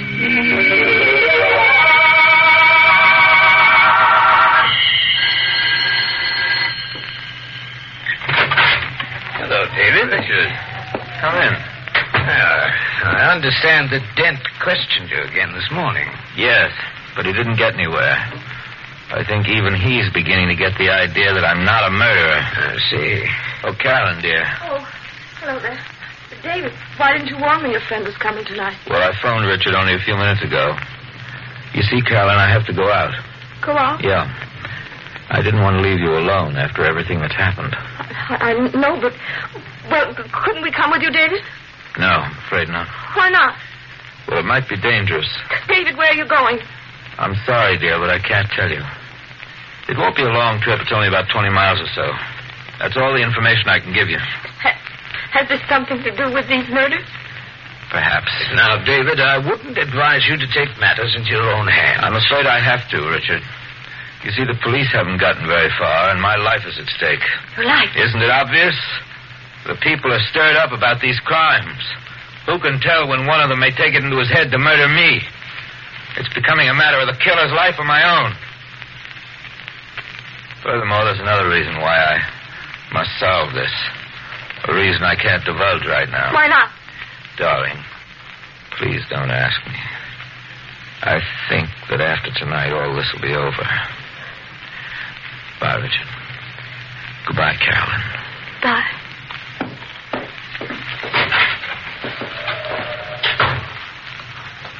Richard? Yes? What did he mean by another reason?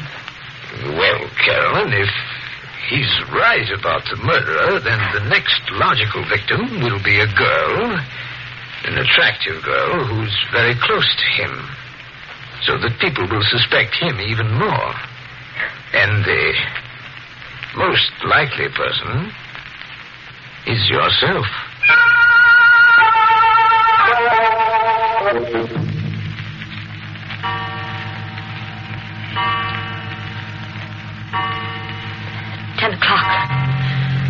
Did he tell you how long we'd stay away, Richard? No, he didn't.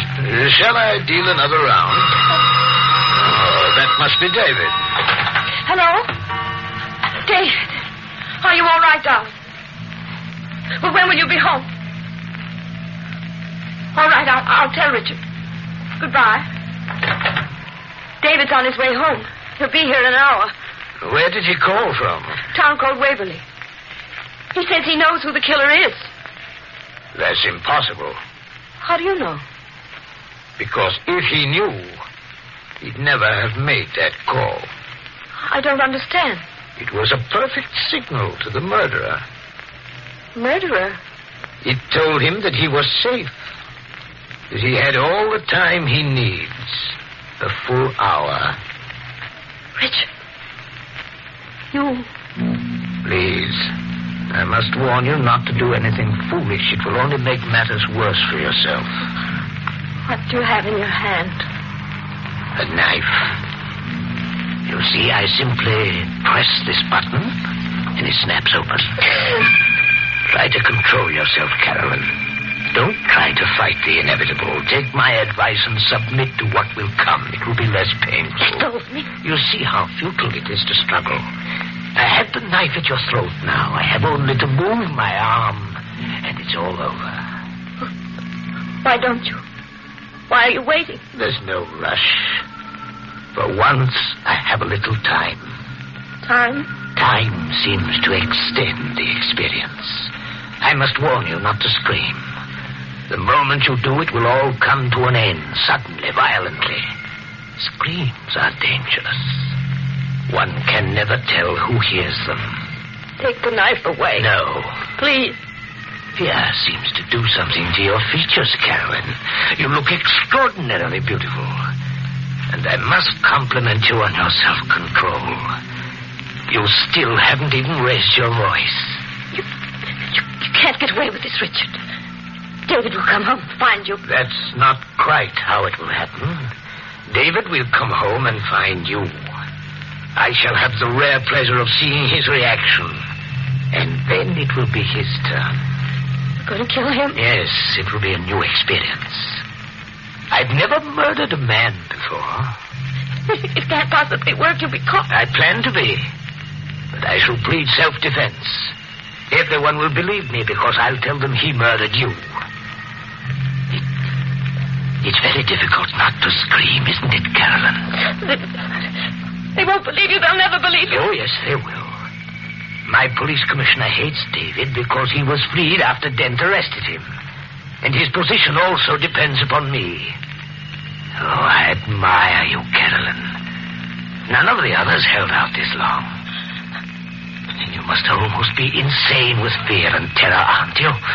And yet... I won't scream, Richard. I won't. In the end, you will. I won't. You must. I won't. You really are extraordinary, Carolyn. I won't.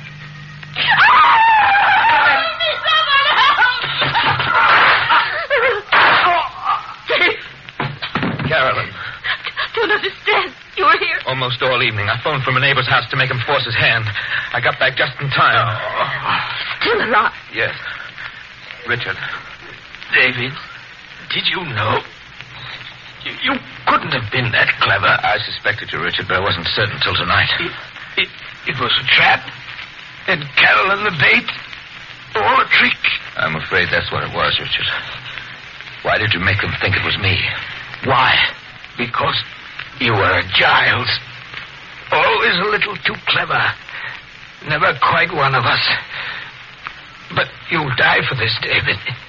You'll be blamed for this and the other murders. I've left letters accusing you of the crimes. And Dent will believe them. Even over your wife's testimony. You'll die for this. They'll kill you.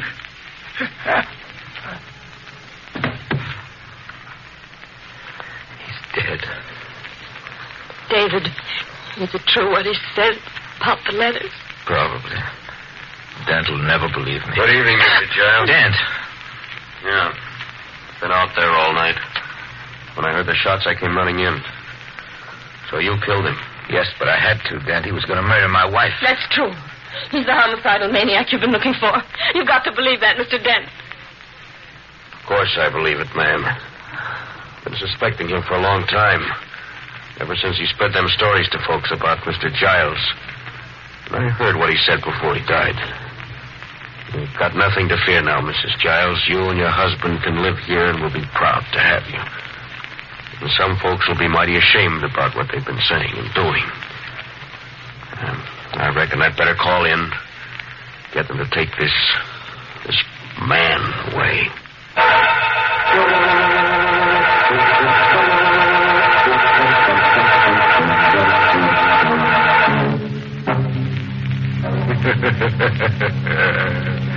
I'll bet you thought David was crazy when he fooled you, didn't he?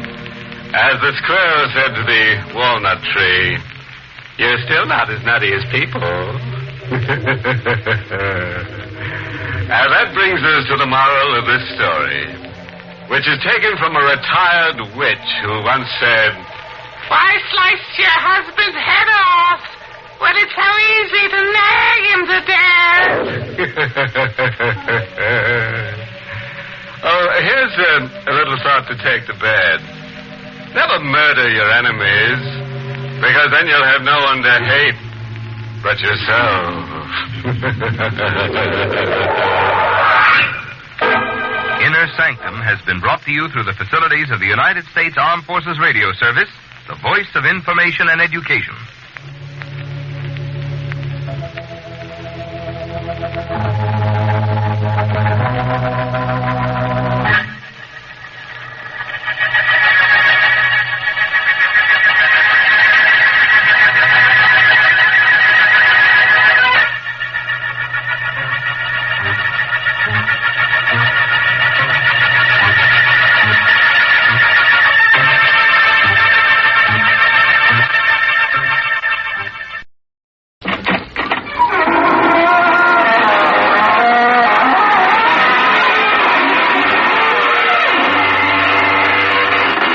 Good evening, friends of the Inner Sanctum. This is your host inviting you in through the squeaking door. I just left a friend of mine. He runs an all-night billiard academy near the cemetery. As after midnight, he uncovers the ghoul tables. But no rough stuff in his place. No, he settles all arguments by arbitration. Simply lifts the shroud and points out they haven't a leg to stand on. Believes the old motto that a fiend in need is a fiend indeed.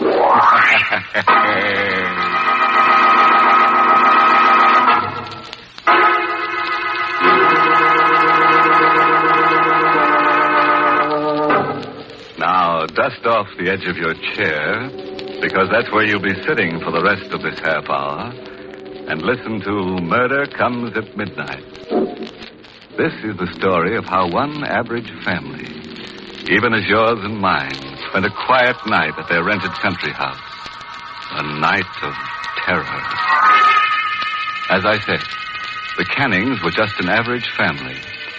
Harry was 29 and worked as a sound engineer for a broadcasting studio in the city. Ethel was 27 and had been a school teacher before she was married.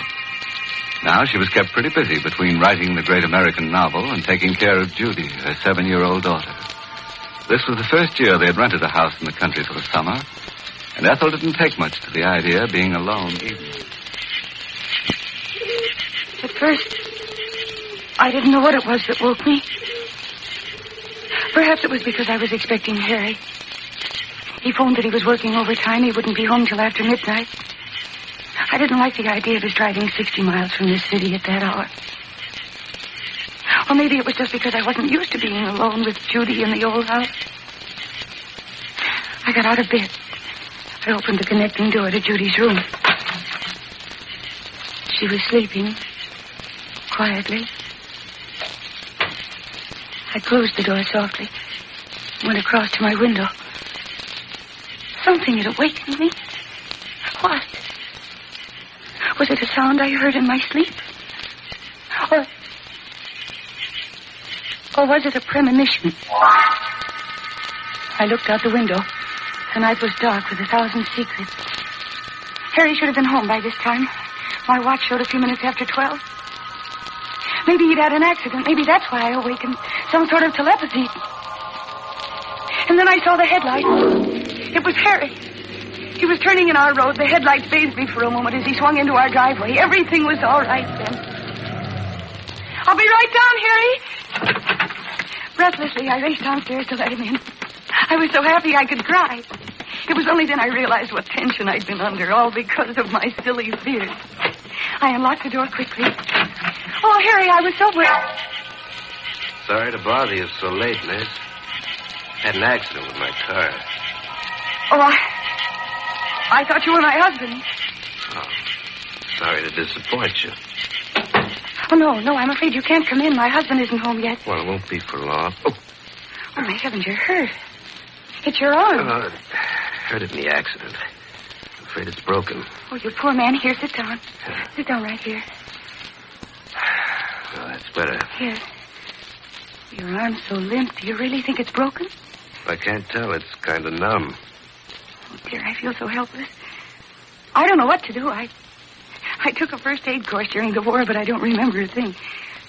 Maybe I better call Dr. Schultz. Oh, please, don't go to the trouble. Oh, it's no trouble. The phone's right here. I said no doctor. But it's all right. Put down that phone, please. I don't understand. Maybe you understand this. A gun? Put the phone down. Who are you? I'll ask the questions from now on. Your name's Canning, isn't it? How did you know? Name's on the door, isn't it? Oh. What kind of phone is that? What do you mean? Party line? No, it's a private wire. Can you dial, or do you have to ask the operator for the number? No, you just dial. Good. Push the phone over here to this side of the table. Who were you going to call? The phone, please. You better get out of here before my husband comes home. Oh, how do you think he'd make out in an argument with this? Oh.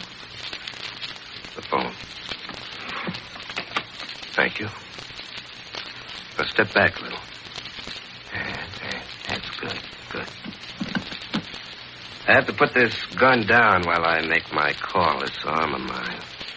But you understand that I can pick it up faster than you could reach it from there, don't you? Yes, I understand. I see. We'll get along all right. Oh, operator, get me Plaza 99970. Yeah, I'm Hercules. Oh, this is 864. Please. After your phone call, you get out. Before my husband comes home.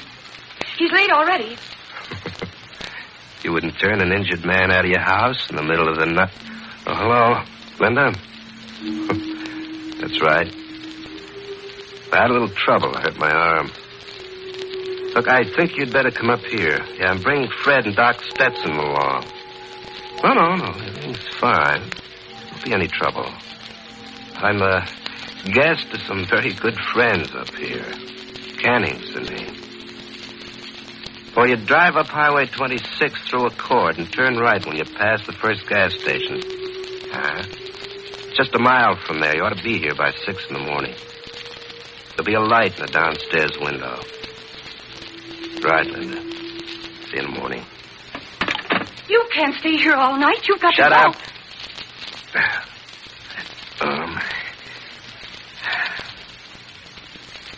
What's that over there? Radio? Yes.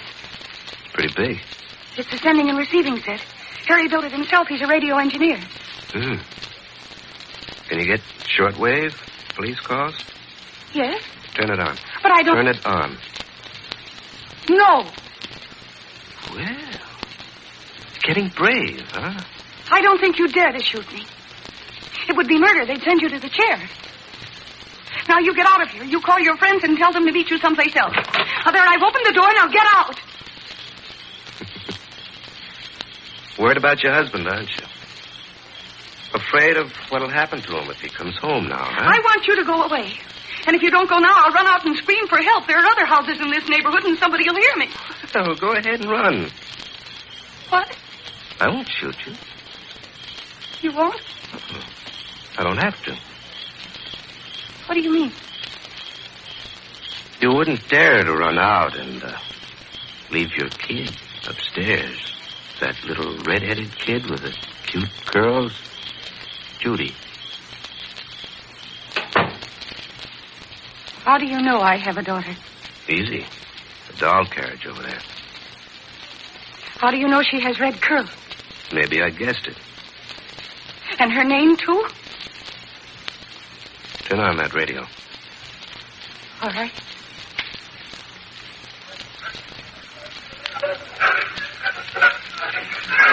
Roadblocks, all junctions on Highway 26. All cars must be searched, every passenger positively identified. Officers are warned to exercise extreme caution. Though believed to be wounded, he's armed and dangerous. I will repeat, Arnie Bishop, known as the Gentleman Killer, escaped from custody on board the Allegheny Limited at 11 o'clock while being escorted to the death house at the state prison. He's thought to be heading north in the direction Turn it off. Now you know who I am. Arnie Bishop. You're Arnie Bishop. How many rooms in this house? 6. Fine. My friends and I will stay here for a few days. This will make a fine hideout. What will you do when my husband comes home? Don't worry about him. Now, suppose we go in the kitchen and you can make me something to eat. Wait. Huh? Why did you choose this house to come to? This house of all others. Can't you guess? Yes, I think so. How did you know Judy's name? And about the color of her hair? Ah, you're getting warm. My husband, Harry. Harry told you. Oh, you know you're pretty smart. Oh, please, don't you have any pity at all? Tell me what you did to Harry. He's not hurt much. I just tapped him on the head. He picked me up on the road, gave me a lift. I pumped him, found out all about this house and about you and Judy. Then I knocked him out and kept going. It was pretty tough driving with one hand, but I made it. Where's Harry now? In the back of the car. He can't get loose. I'm going out to... Stay where you are. But Harry's hurt. I can't leave him out there alone. About this little red-headed kid of yours, where does she sleep? Upstairs? You wouldn't hurt her. Better stay here if you want to make sure. Oh, no. That's better. Now, suppose we have something to eat. How do you do, everyone? This is Bill Hay. For many years, Campbell's soups have been a familiar sight on kitchen shelves. Recently, a comparatively new soup, Campbell's Cream of Mushroom, has appeared on thousands of them. This soup has such a delicious, out-of-the-ordinary taste that once a family try it, they usually voted a place among their regular standbys. People who know and love mushrooms have taken keenly to Campbell's cream of mushroom. Those who had never tasted mushrooms in any form are just as enthusiastic. Even the smooth, rich look of its creamy surface tempts their appetite. And they find its flavor so delightful that they soon put Campbell's cream of mushroom among the dishes they like best. It's a blending of fresh, sweet cream, heavier even than whipping cream, and young, cultivated mushrooms. Mushroom flavor fills every spoonful. Mushroom slices abound all through.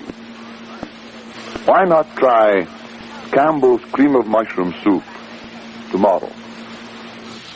Now let's return to the little white shingled house on the hill, where Ethel Canning is entertaining her uninvited guest, Arnie Bishop. You know, he's a pretty courageous guy for an ex-convict. But then maybe he has the courage of his convictions. But Arnie isn't so smart, you know, tangling with a red-headed gal. He ought to recall that old ditty. How's it go? Beware of a girl with deep red hair. A man is safer in the electric chair. But who can tell how a tale will end on Inner Sanctum? Let's join them in the kitchen. Excellent bacon and eggs. I'm sure my friends will like cooking when they come. More coffee? Yes, please. Careful. Oh, I was only reaching for the coffee cup. I thought you might have ideas about grabbing this. There's your coffee. What time is it? 20 after 2? 3.5 hours to go before my friends get here. How will they get through the roadblock? Oh, you'll leave it to them. Oh. What's that? That's the telephone. It's in the living room. You better get to it. Oh, you don't let go of that gun. Oh! You shouldn't have tried that. What are you going to do? Answer that telephone first. Get going. Anybody in the habit of calling you at this hour? No. All right, answer it. But be careful what you say. Hello? Yes, this is Mrs. Canning. Oh. It's for you. All right. Lay the receiver down on the table and walk away. All right, that's far enough. Don't try anything. Hello? Linda? What, did you get started yet? Oh, where are you? What? Roadblocks? Well, you've got to get through. I need Doc Stetson. You've got to make it, Linda. I can't stay awake forever. All right. Do your best. Call me back later. Oh. What's the matter, Mr. Bishop? Are your friends falling down on you? Shut up. I've got to think. Oh, you don't have anything to worry about, Mr. Bishop? Aren't you a guest of the Cannings in the little white shingled house a mile off Highway 26 north of Accord? Oh, you can be sarcastic, too. Oh, I wouldn't dare be sarcastic to you, Mr. Bishop. Especially when you have that gun. And with my husband unconscious in the car, and you threatening to harm my child. Oh, no. No, you still hold all the cards, Mr. Bishop, and you're such a big, strong, brave man. What are you trying to do? Get me mad enough to kill you? Aren't you going to kill me anyway? What makes you think that? Because you're a killer by instinct, Mr. Bishop. It's easier for you to kill than to do anything else. I wonder why you didn't murder my husband instead of just knocking him out. Was it because you thought you might need him?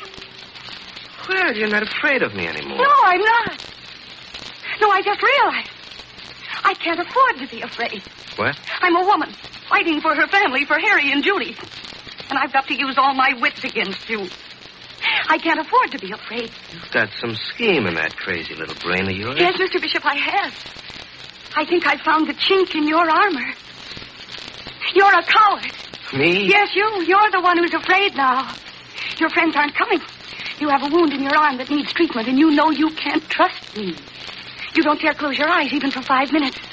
And you may have to stay here for several days. How do you like the prospect of staying awake night and day, watching me every minute of the time, afraid that you might drop off to sleep at any minute? Oh, that's how you figure it, huh? Maybe you better kill us all right now, Mr. Bishop. That would be easy, wouldn't it? Just 3 bullets. Then you wouldn't have to worry about watching anyone. That's an excellent idea, Mrs. Canning. Yes. But then you'd have other things to worry about. Such as? This is Saturday morning. The milkman will come to collect for the week's milk. The neighbors will stop by to ask if I want my marketing done. And what will you do? Skulk in the cellar while they ring the doorbell? Yeah.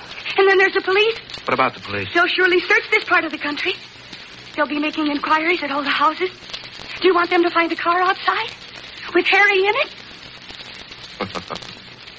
Oh. You figured all the angles, huh?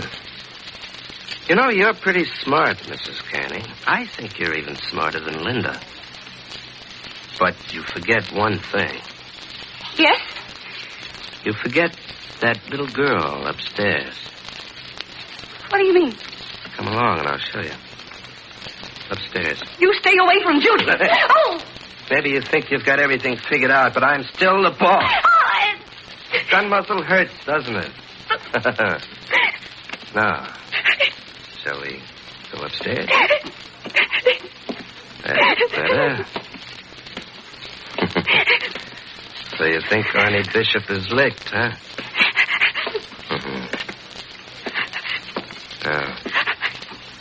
Which is Judy's room? What are you going to do to her? Which is Judy's room? Or are you going to make me open all the doors to find out? No, it's that one. All right, let's go in. So you first, Mrs. Canning. I warn you, if you hurt You Judy. first, Mrs. Canning. Please don't wake her. Ah, very pretty child. How peaceful she looks. And innocent. You know, childhood's the best time of life. It's almost a pity to grow up out of it. You couldn't hurt her. Oh, I assure you, Mrs. Canning, I won't lay a hand on her. Oh, no, not on a beautiful child like that. No. But, I've got to protect myself. So let's see. That's the connecting door to your room, isn't it? Yes. There's a key in the door. Lock it, please. Now give me the key.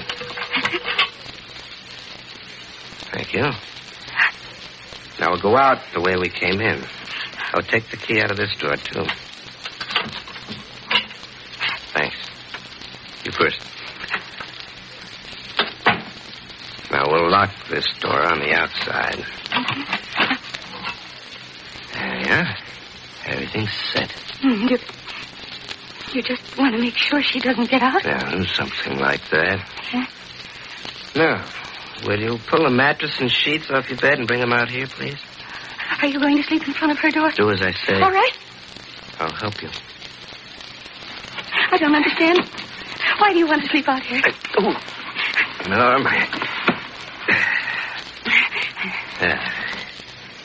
everything just the way I want it.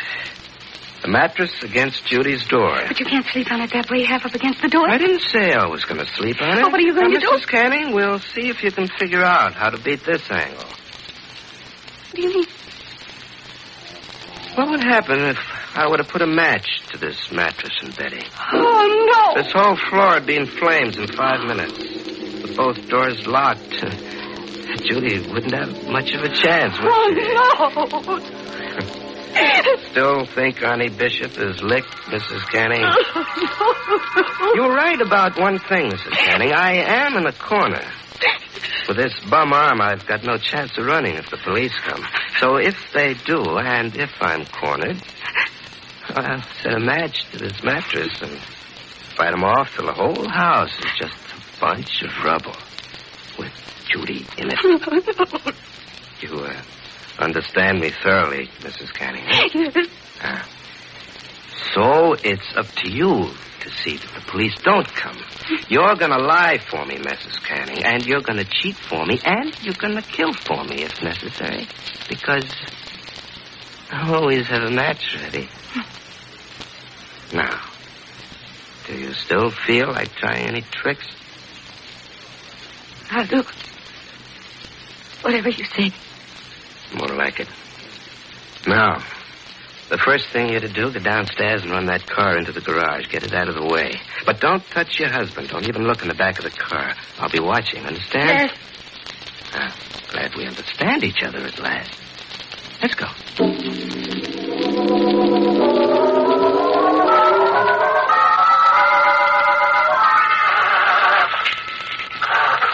I'll be standing right here in the driveway, so don't try any tricks. I won't. Remember, I'm watching. Harry. Harry, dear, can you hear me? Harry? Harry? Oh, he's still unconscious. There's blood on his head. Mrs. Canning. Yes, I'm coming.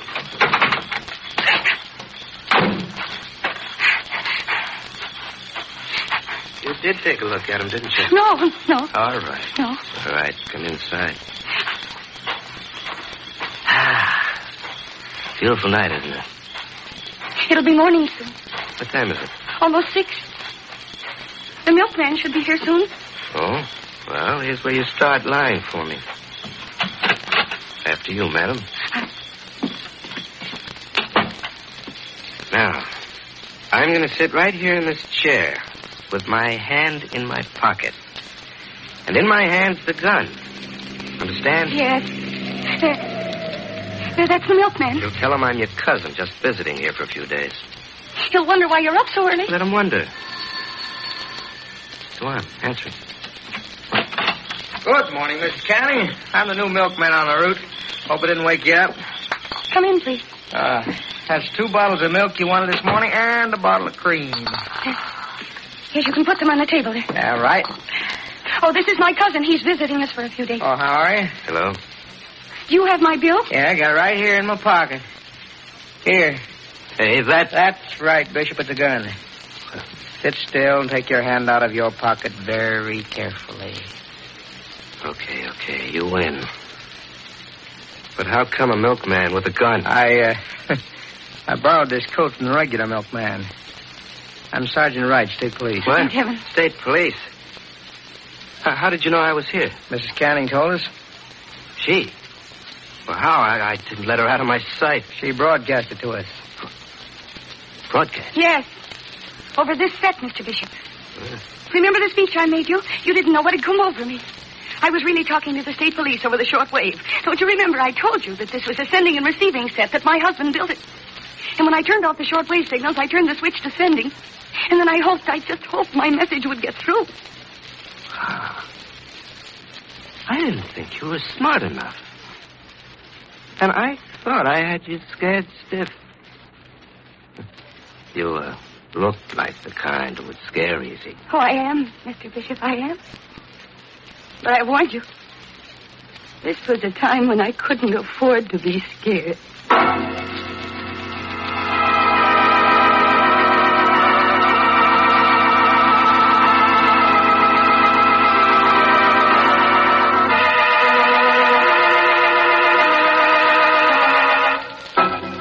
Which all goes to prove that a determined man can always get what he goes after.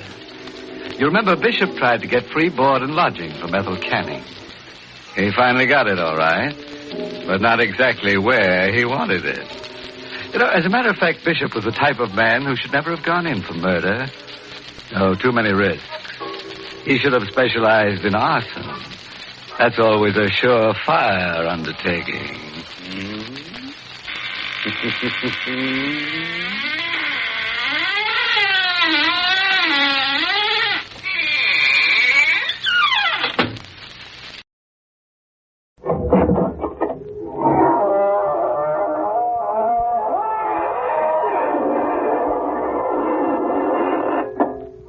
Good evening, friends of the Inner Sanctum.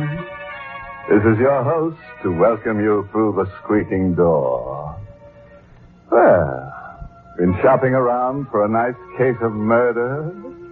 Of course you have. And you've come to the right place because the characters on this program simply kill themselves to keep you amused. Why, only the other day we were accused of making murder our business.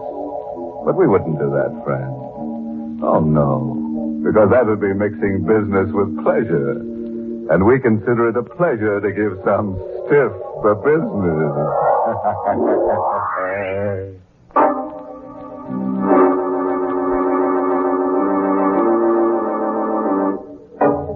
And now, friends, Tonight's story is a triangle tale concerning a man, a woman, and a murderer. You've heard it said that those who laugh last laugh best.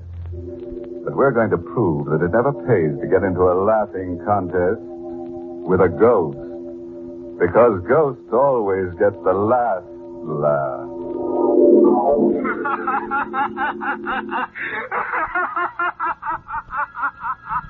I know he's dead. Body's been in the grave for weeks. Yet, although I tell myself it's impossible, I can hear him laugh. That raucous, mocking sound haunts me. Same laughter I heard for the first time in the courtroom. He had never laughed during all the weeks of the trial. Never even smiled. This day, when he came before me for sentencing. John Spencer, you have been found guilty of murder in the first degree. You wish to make a statement before sentence is imposed? I killed Hicks. I'm willing to admit it now. But he was no good. He got just what he deserved. And everybody knows it. I'm not a killer. I never committed a crime before. And all I ask now is a chance. John Spencer, the jury took all that into consideration when it recommended life imprisonment. However, I have the power to ignore that recommendation. It is my firm conviction that to allow one man to take the law into his own hands is to encourage others to do likewise. I therefore override the recommendation of the jury and sentence you to be hung by the neck until dead. No. Judge, please. I've got a girl. We were going to be married. All I ask is to live so I can see her once in a while. You should have thought of that before you committed murder. It's easy for you to tell me what I should have done. But you won't always be on top. Maybe someday you'll be down here where I am. When that happens, I hope they throw the book at you just like you're doing to me. Bailiff, remove the prisoner. Won't I be laughing when that happens? Wherever I am, I'll be laughing fit to bust.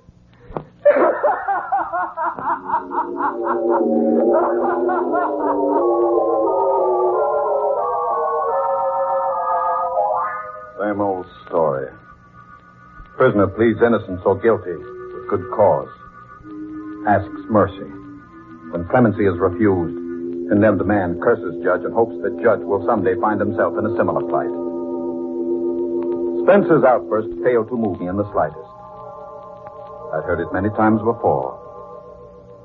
I went home to forget about the Spencer case.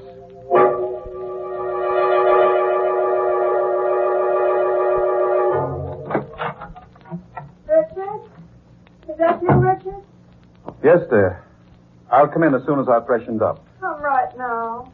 I've been waiting here all day. Surely it's not too much to ask you to... All right, Flora. I'm coming. Richard, I want you to meet my new nurse, Margaret Cummings. This is Judge Thornton, Miss Cummings. How do you do? Miss Cummings, haven't we met before? That's hardly likely. It's probably my face. It's so ordinary. On the contrary, Miss Cummings. I should say your face is rather unusual. Richard, suppose you stop that silly chatter about faces and talk to Miss Cummings about her duties. Very well. Come into my study, Miss Cummings. We can talk better there.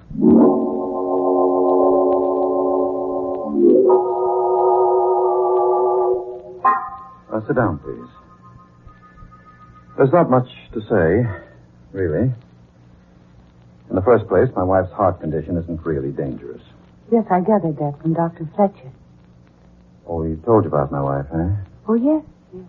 You're a professional person, nurse, and I believe in frankness. It makes things easier.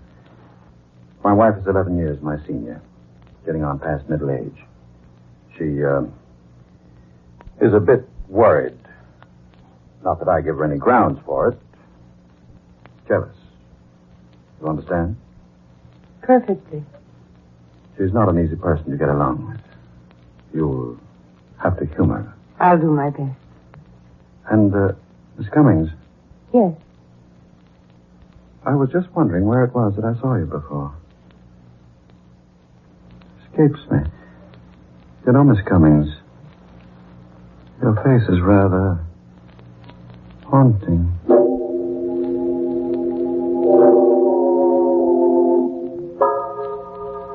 That was how it began. We played a game during those first few weeks. I would ask, Miss Cummings, where was it that I first saw you? Don't you remember yet? No, I don't. Well, I do. And someday, if you're nice, I'll tell you. We would laugh together. Having the girl in the house made me feel young again. But it didn't last. It ended one evening in Laura's room. Richard, Yes, dear. put down that newspaper. I want to talk to you. I'm listening. Don't you think you're going a bit too far, Richard? Too far? What do you mean? I mean Miss Cummings. Oh. I won't stand for it. I won't allow you to disgrace me in my own home with a woman who's little more than a servant. Oh, Laura, for heaven's sake. I may be a bedridden invalid, but there is a limit. You're jumping to ridiculous conclusions, Laura. Ridiculous, am I? I suppose you'll deny you're in love with Miss Cummings. That you've been carrying on with her right under my nose. Certainly I'll deny it. I've got eyes, Richard. I've seen you two whispering together. I've watched how you look. Oh, you're talking utter nonsense. There's nothing between me and Miss Cummings. Nothing? Nothing. Absolutely nothing. Well, then, I'll give you a chance to prove what you say. I don't want Miss Cummings here. Dismiss her. You want me to dismiss her? Yes, Richard. I do.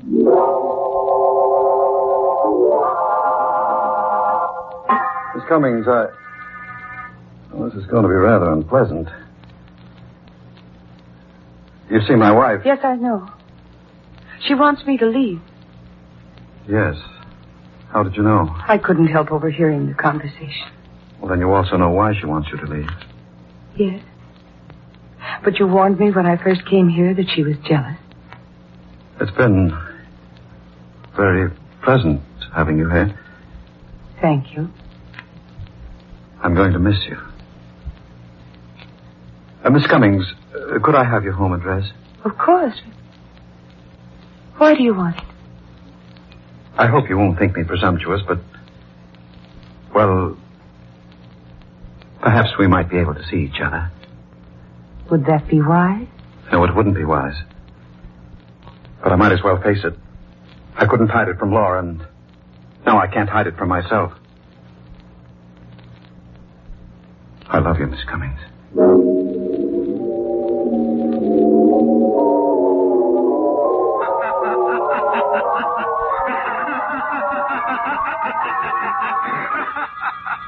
That night I heard Spencer's laugh for the first time since the day in the courtroom. I set it down as a figment of the imagination born out of a feeling of guilt due to my disloyalty to Laura. I put it out of my mind. I had other things to think about. The slip of paper with Margaret Cummings' address on it was in my pocket. A dozen times during the next week I picked the telephone to call her, but something held me back. It was fear, I guess. Fear that if I saw her again, I would be taking a final, irrevocable step. But then I couldn't stand it any longer without seeing her. I dialed her number.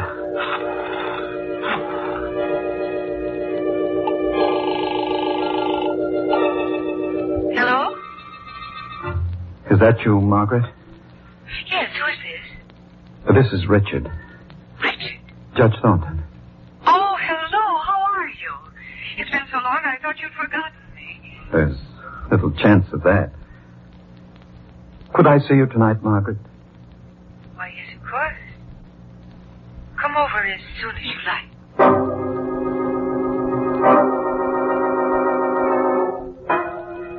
I dressed carefully. Examining myself in the mirror, I saw a tall man, still on the right side of 50. Still trim in figure and distinguished in appearance. When I got to Margaret's apartment, my heart was beating fast. Like a boy on his first date. Somehow, I don't know quite how it happened. She was in my arms. I was kissing her. Oh, Richard. My darling. Oh, no, we're being foolish. Sit down, darling. Here, beside me. Like this? It's perfect.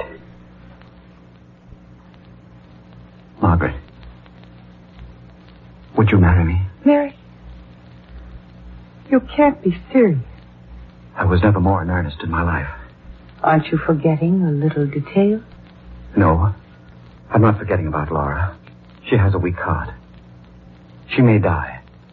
And if she does... I wouldn't count on it. Your wife takes very good care of herself. She may live to be 100. But if she should die, would you marry me? I don't know. It's not fair to ask me now. Not while your wife is still alive. Ask me later.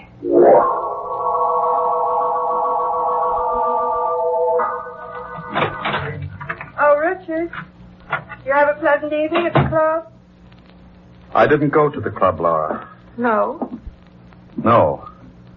I lied to you. I spent the evening with Margaret Cummings. Richard. You were right. I'm in love with her. I never knew what love meant before. I can't live without her. You're mad. You don't know what you're saying. I want a divorce, Laura. Divorce? No. I want it immediately. You can't do this to me. Oh, my heart. What? Now see what you've done. Laura. Oh, shock. My pills, Richard. Give them to me. Hurry. Hurry, Richard. I knew she was pretending the heart attack. Oh. Hoping to play on my sympathy. That was Laura's favorite trick. It always worked before. Not this time. This time I would pretend until I was ready to act. I gave her the pills, watched her take them and sink back in the pillow. Oh. Thank you, Richard. Feel better now? Yes, dear, much better. I don't know what I'd have done without you here. I would have died. Oh, Richard, say you didn't mean what you said before.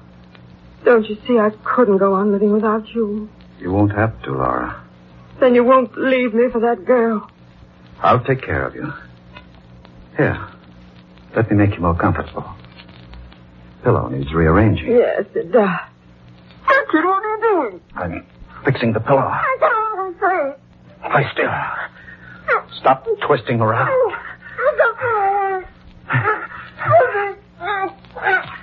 This is much different from a heart attack.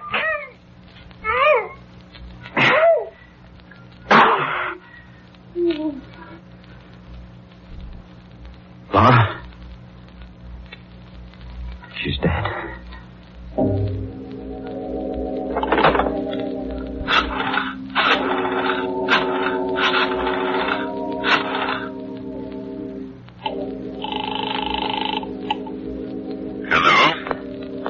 Dr. Fletcher? Yes? This is Judge Thornton. Please come quickly, Doctor. My wife has had a heart attack.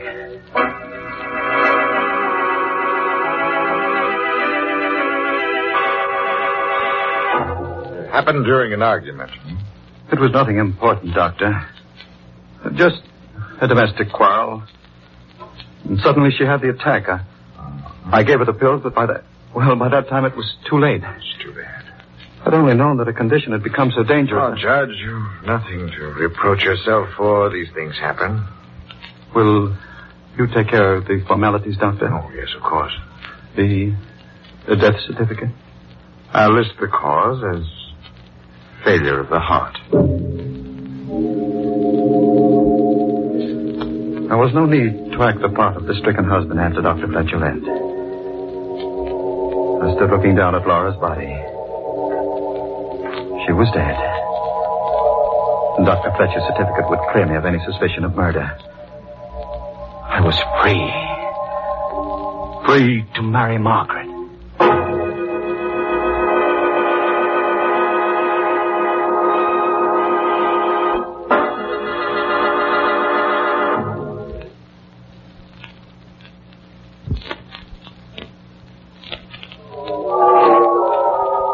I walked to Margaret's apartment that night. The street was dark. Empty. I had the uncomfortable feeling that I was being watched. Followed. And then I heard footsteps behind me. I hurried my pace. The man behind me did likewise. Frightened as I was, I decided to stop and confront the follower. He came toward me. His face and figure shadowy in the dark. What do you want? Why are you following me? You ought to know, Judge Thornton. Who are you? Come closer so I can... Spencer. John Spencer. It can't be. You're dead. Dead, am I? Well, you ought to know, Judge.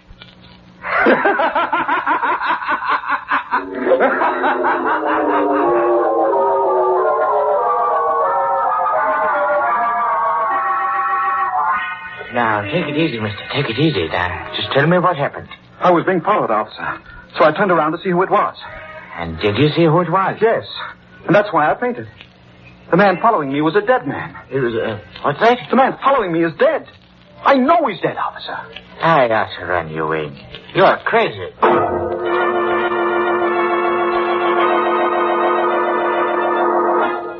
I had intended to tell Margaret that Laura was dead. And then to ask her to marry me. But the encounter on the street drove those thoughts out of my mind. Arriving at her apartment, I went directly to the window and looked out. And there, across the street, leaning against the wall, I saw John Spencer. Richard, I'm insulted. What? You didn't kiss me. You haven't even said hello. Oh, I'm sorry, dear. That man across the street, he can't be real. And yet, if he isn't... What man, Richard? Don't you see him? No, there's no one across the street. He was there a moment ago. I turned my head to talk to you, and now he's gone. Darling, you're trembling. You must be sick. Don't look at me like that. Richard, what's the matter? I guess I am sick. I'd better go and have a talk with Dr. Fletcher.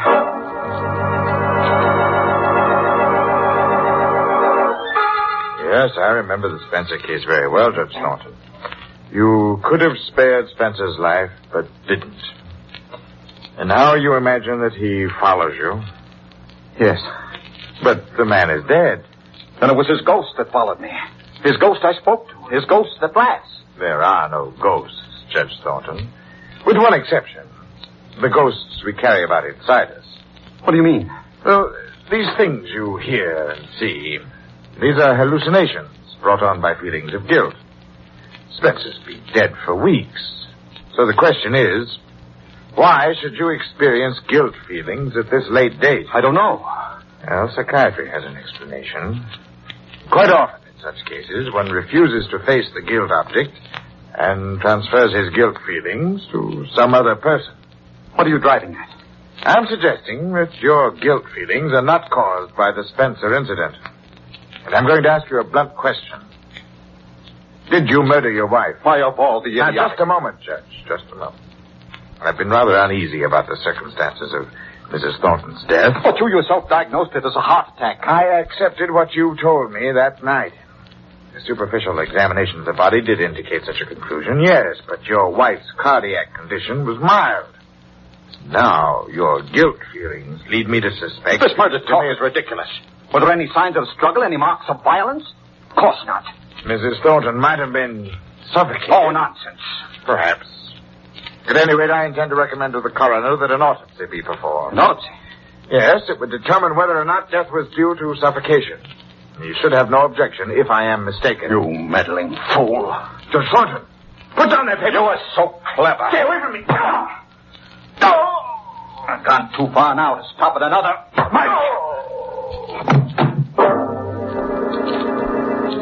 I lost my head. I should have agreed to the autopsy. That would have given me a day or two in which to plan my escape. But now, as things were, it would be only a matter of hours before Fletcher's body was discovered. My thoughts twisted and turned in panic. Maybe someday you'll be down here where I am. Won't I be laughing when that happens? Wherever I am, I'll be laughing fit to bust.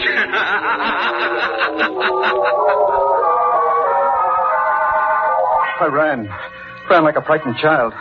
I needed help, and there was no one to turn to. Margaret. She loved me. She'd help me. I went to Margaret and told her what had happened. You killed your wife. For you. So we could be married. And then Dr. Fletcher. I had to kill her, Margaret. He was going to recommend an autopsy. Why did you come here? We've got to run away. We still have an hour or two. That we could charter a plane to Canada or Mexico. What makes you think I'd run away with you? I thought you loved me. Don't be stupid. I'm going to turn you over to the police. Margaret, you can't mean it. Can't I? Just watch me. Margaret, listen before you pick up that phone. Even if you don't love me, even if you won't go away with me, give me a chance. Have mercy. You make me laugh. Judge Thornton, who never gave anybody else a break, pleading for mercy. Well, turn around and ask the man behind you for mercy. Behind? That's right. Spencer. John Spencer. Take another look, Judge. No, you're not John Spencer. There's a resemblance, but you're not John Spencer. I'm his brother. You're the man that was following me. That's right. I was tricked.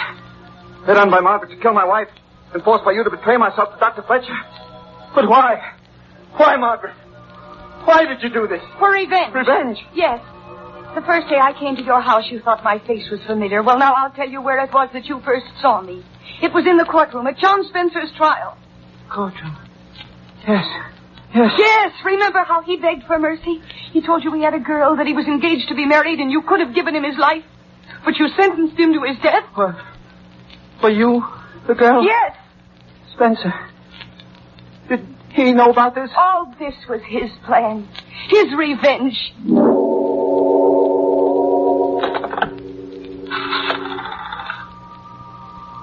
Hello, operator. Give me police headquarters. I want to report a murder. Yes, that's right, a murder. Tell them it's very important to get here as soon as they can. I'm waiting now for the police to come. For the trial. For the sentence, which I know will be death. As I wait, my thoughts go back to the courtroom. You won't always be on top. Maybe someday you'll be down here where I am. And when that happens, I'll be laughing.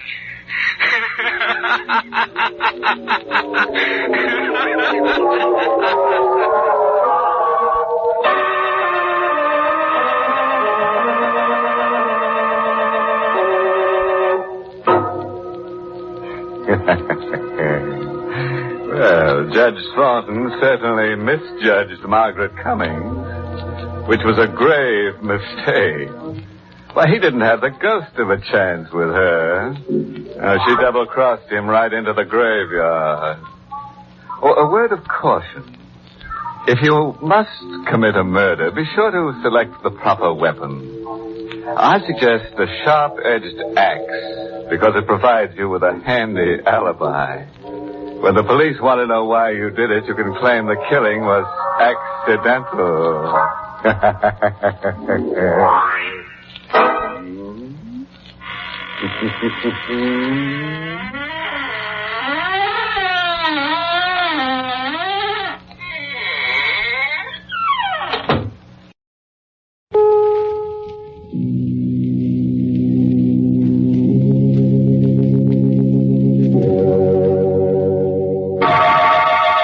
Inner Sanctum Mysteries, brought to you by Bromo Seltzer. Fight, headache, 3 ways.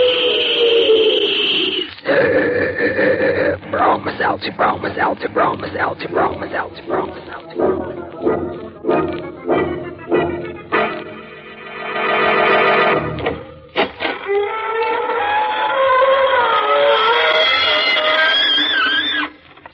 Good evening, friends of the Inner Sanctum. This is your host, inviting you through the gory portals of the squeaking door for another soiree with some super-duper supernatural personality. And if you've never met a super-duper supernatural personality, aren't you the lucky one? Because they're devitalized people, usually somewhat dead, with transparent complexions and morbid imaginations. Would you like to become one? You won't have to worry about the high cost of living. And you'll never have to worry about dying, because once you're dead, that little matter will take care of itself. But, why don't I become one? I've got news for you. I am.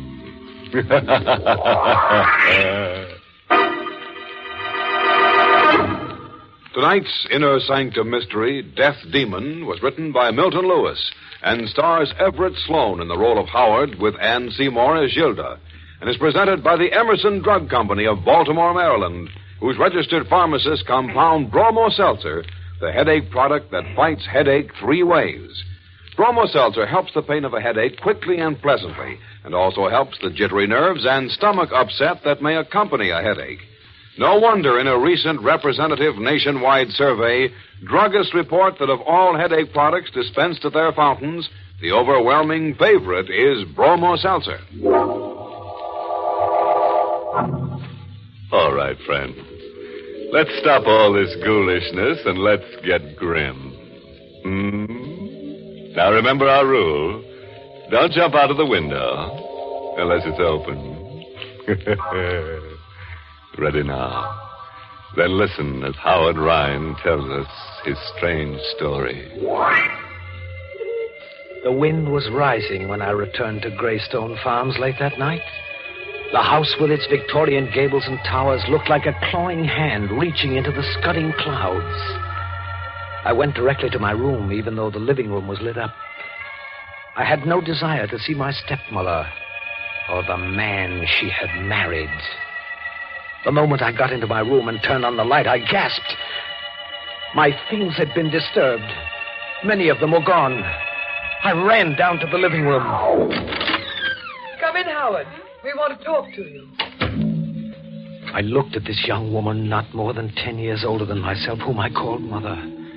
In the flickering firelight, she looked more beautiful than ever. But he was there, too. And I felt his voice cut across the room. You needn't stare at her like that, Howard. She didn't take those things out of your room. Who did, sir? I did. Please stop this absurd trick of calling me sir. Do you like it or not? I'm your stepfather. I'm sorry, sir, but my manner of addressing you is the politest I could think of. Please, Howard. Where are the things you took out of my room, sir? Here. You had no right to take them. I told him to. You? For your own good, Howard. We were worried about you. Were you really? You've been ill. You know what the doctor said. And what we found in your room justified all our fears. How long have you been reading these horrid books? Ever since my father was murdered. What do you expect to get out of them? Perhaps, sir, I expected to find some way of reaching my father. You know that's nonsense. Is it? Books on witchcraft, necromancy, morbid rubbish. I gave you credit for more intelligence, Howard. This brooding about your father might destroy your mind. And why should you care about that, Mother? Because, well, I'm fond of you, Howard. I'm not your real mother, I know, but I tried to be one to you when your father was alive. I want to help you now. Help? Then why don't you try to find out who murdered my father 2 years ago? The police are doing everything they can. You think I've stopped trying? Yes, Mother. I don't believe you even care who murdered your former husband. All you care about is him. Now, see here, Howard. It's true, I know it. I'm not a fool. The only reason you permit me to stay in this house is because my father's will compels you to take care of me, or you wouldn't have a penny of income. Howard, you're hysterical. Can't you see what these books have done to you? Perhaps you'd like to see what they've done for me, sir. What are you talking about? This morbid nonsense. What if I tell you that some of those things are true? They can't be. Someday I'll be able to talk to my father and find out who murdered him in his sleep. Perhaps I might be able to do it right now. Right now? You're frightened? You wouldn't like to see him again. This man you loved so deeply that you remarried a year after his death. Stop it, Howard. Stop it. And you're frightened too, aren't you, sir? And with good reason. I don't think you'd care to meet this man whose wife you stole. Howard! Would you like to see him? I'm not afraid. Then perhaps I shall make him appear. What are you saying, Howard? Do you know where I was all day, Mother? At my father's grave. And look, this earth. I brought some of it back. This earth that's now mingled with his remains. Listen. That's Dane. My father's dog. Animals know when the dead are near. This time it will work, I'm sure. The signs are right. What are you going to do? Throw this earth into the fire and follow an ancient ritual to set loose the chained spirits of the dead. There! Howard! Did you see how the flames leap up, Mother? The lightning struck that tree and knocked a branch through the window. You're wrong. It's my father. Father! Where are you? Father!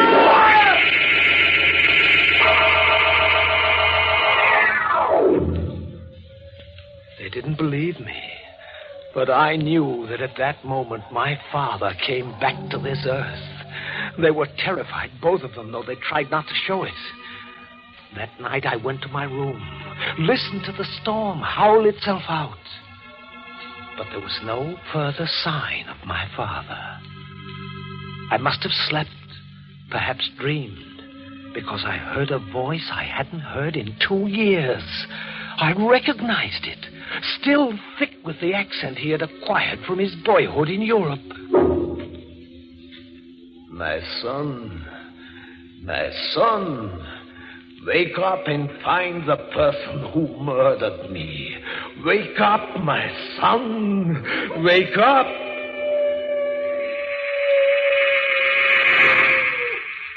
The next thing I knew, I was rubbing my eyes. My room was full of mist, tinted a strange yellow gold by the murky moonlight that filtered through the windows. My father's dog, Dane, was tugging at my leg. He was trying to lead me out of the room. I followed him through the halls of that huge silent house to my father's study. It had been locked up since he died, and no one ever used it since. But when I tried the handle this night, the door opened, as though being pulled by some unknown force. Mist and moonlight crept into the study, lit the dust and cobwebs and shadowy furnishings with an eerie light. And then something crashed. A broken vase with a tiny key among its fragments lay on the floor. It might have been Dane who knocked over that vase, but I don't think so. I picked up the key. The moment I had it in my hand, I remembered a scene from my childhood.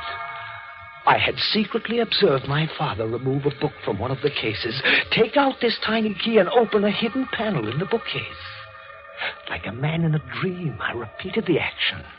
I removed the book, and there was the secret panel. I opened it with the key.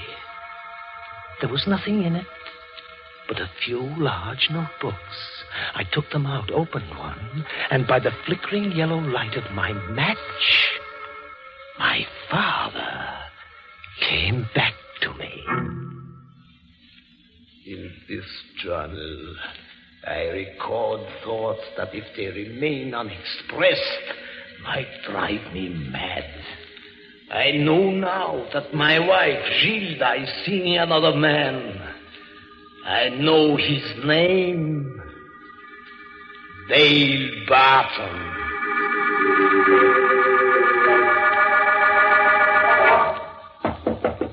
Howard! Howard, open the door. Please.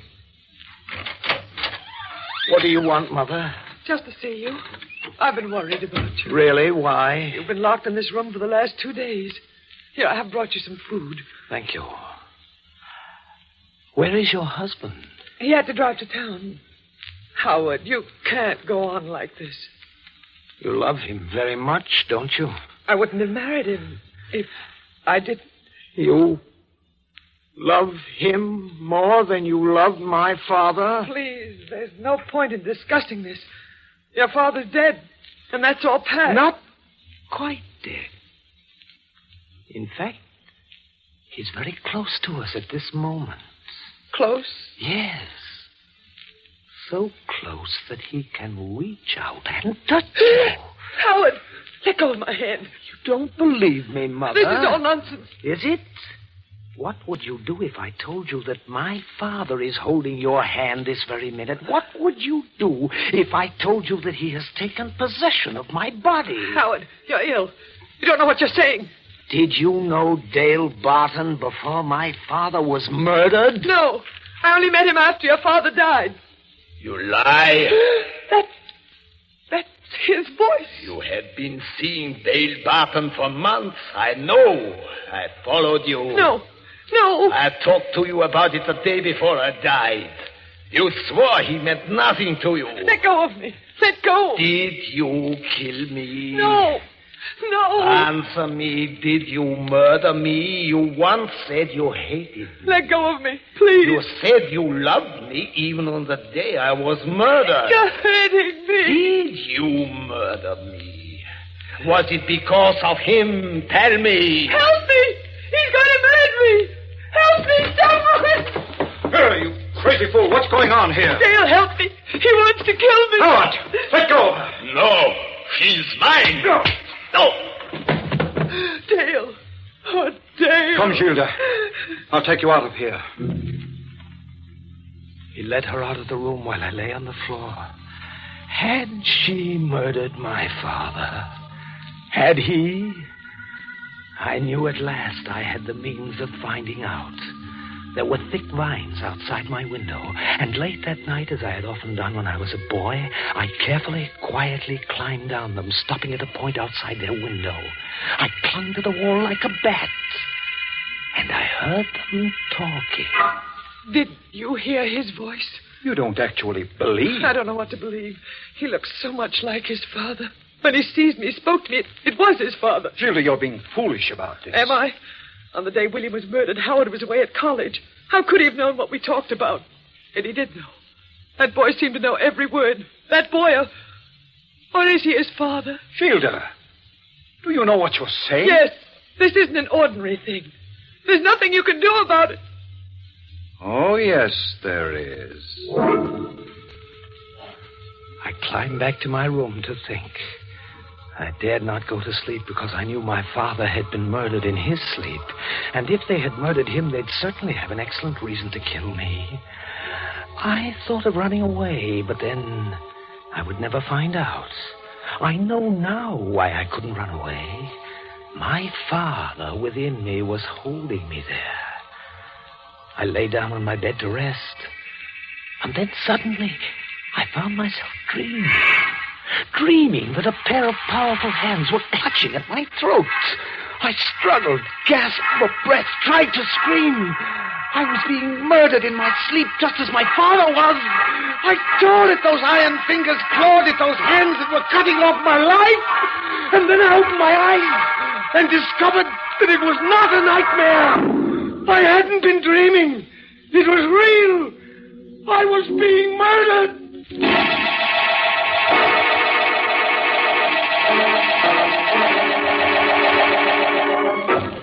You are listening to Inner Sanctum, brought to you by...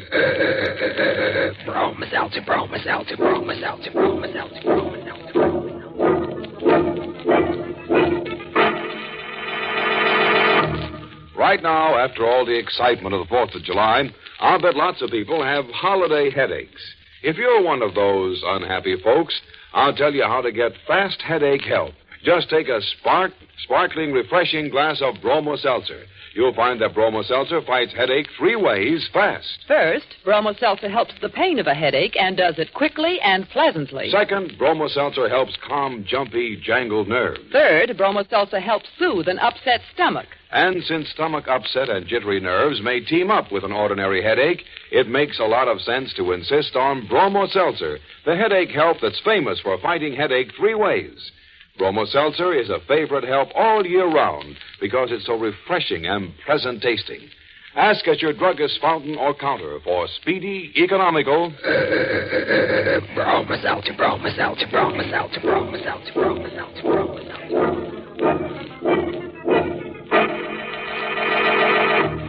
Well, friends, your breathing spell is over. Now it's time to lose your breath again, so let's get back to our story. Now, what did we do with the corpse? Oh, yes. We were interrupted while we were making one. And if you remember, the corpse belonged to Howard Ryan, the young man who was telling us this story. He had just discovered that his dream had come true, and someone was choking him to death. That's a nice way to wake up from sleep, isn't it? Well, let's have Howard tell us what happened. My eyes focused through the haze, and I recognized Dale, my stepfather. They were his hands that were around my neck. Suddenly I heard Dane bark, and the door flew open, and like a writhing cannon shell, the dog flew through the air at the throat of my stepfather. A moment later, I felt his hands release me as he shouted. Stop him! Go on, Howard! He'll kill me! I'll kill you! For a moment, I did nothing. I knew I wanted him to die, but I still wasn't sure if he had killed my father. I suppose I was a fool, but I yelled, Dane, stop it! Down, Dane, down! Here, Dane, come here. Who's opened the door? I want to get out of here. Not yet. Why? Are you going to turn that dog loose on me again? Perhaps. You want to kill me? You tried to kill me. Kill you if you lost your mind completely. I woke up with your hands around my throat. You're insane. I was trying to pick you up from the floor. You're lying! I'm not. I heard you moaning and screaming, and I came up to see what was wrong. I found you on the floor. You were having a nightmare. Was I? Of course. Why should I want to kill you? Because I may find out how you murdered my father.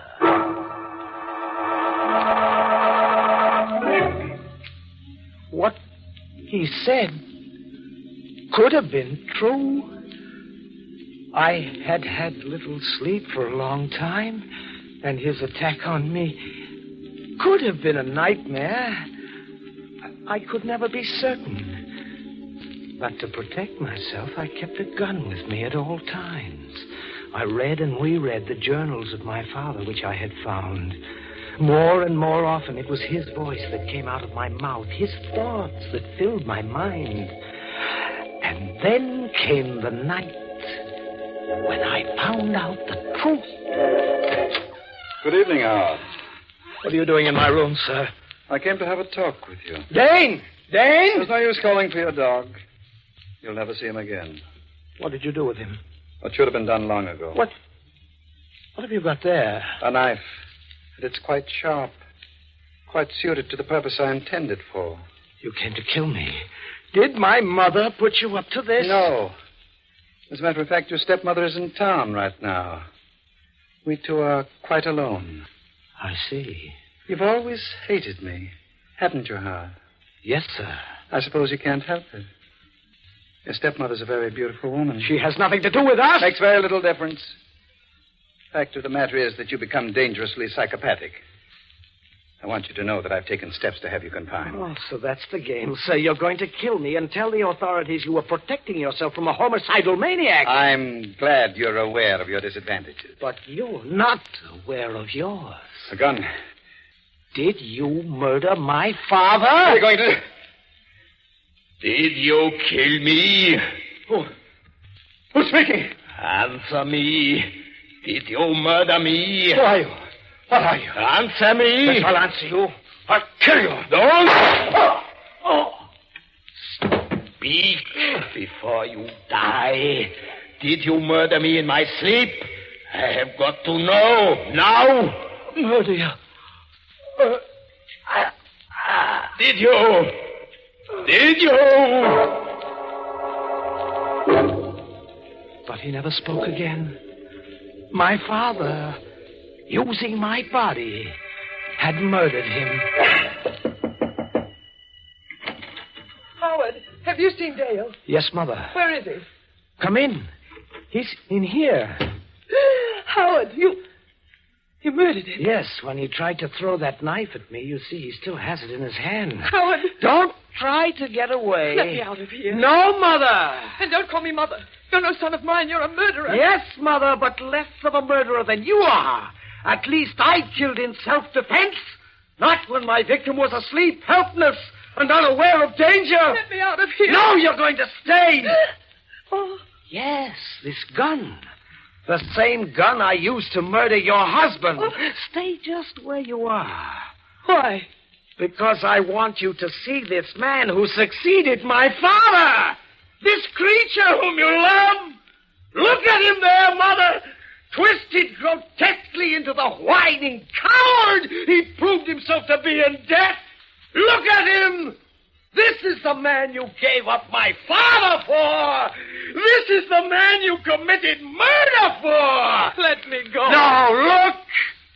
This is the man who used his last breath to betray you. Betray me? Yes. How? He said that you killed my father. I? Yes. It's a lie. Is it, Gilda? William. Is it? Yes, I didn't murder you. I mean to know the truth. Do not think this is some trick played by my son. I am William. I know things which only you and I in all the world know. Stop. Tell me the truth. Don't point that gun at me. Your only chance is to tell me the truth. Will you let me live? It will depend on what you tell me. Then why should I tell you? Because I am your husband, who once loved and trusted you, Gilda. Tell me. Tell me now, or you will die. Very well. I did it. I committed the murder. That's what you wanted to hear, isn't it? That's what you wanted me to tell you, isn't it? It is what I wanted to know. What are you going to do? What do you think I should do? Let me live. I've loved you. I've always loved you. It wasn't my fault. He put me up to it. Now that he's dead, I realize what I've done. Do you? Yes. Let me live. Let me live. Perhaps I shall, Mother. Howard. Oh, you understand, don't you? It's just as it happened with you and your father. So it happened with Dale and myself. You won't do anything to me, will you? I'm not your real mother, I know, but I have loved you, Howard. You know I've loved you, and I still love you. Tell me one thing. Was he as guilty as you? Yes, it was really all his fault. Then come with me, Gilda. We're going to the police.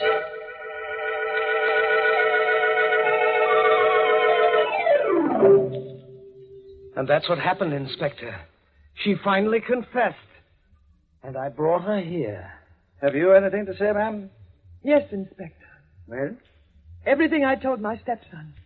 Every word of my confession was a lie. Mother! This boy's insane. He's been out of his mind ever since his father was murdered. I only made that confession to humor him and save my life. And I can prove what I say. More than one doctor has found him unbalanced. I believe you, ma'am. Inspector, you can't. This woman murdered my father, she told me. We know who murdered your father, son. It was not this woman. We picked up a man yesterday. He confessed. He gave us all the details. They all checked with the evidence. His name is Ralph Stone, criminal with a long record. And he murdered your father for money. Then it wasn't my mother. No, it wasn't your stepmother, no. It was her husband, Dale Burton. We learned that he hired this Ralph Stone to commit the murder. Then I was right. My father knew what he was doing when he made me pull that trigger. I wonder, son. Because you're under arrest for murder.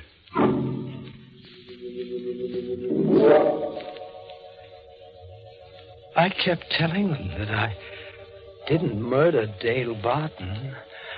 I didn't pull that trigger. It was my father who murdered him. They don't believe me. But it has to be right, you see. How could Father have known Dale was guilty without supernatural knowledge? My father still lives inside of me. And sometimes he talks.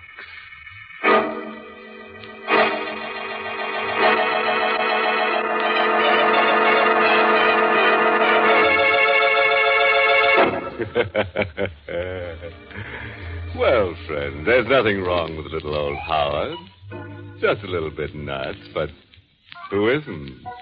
And how'd you like someone to possess you someday?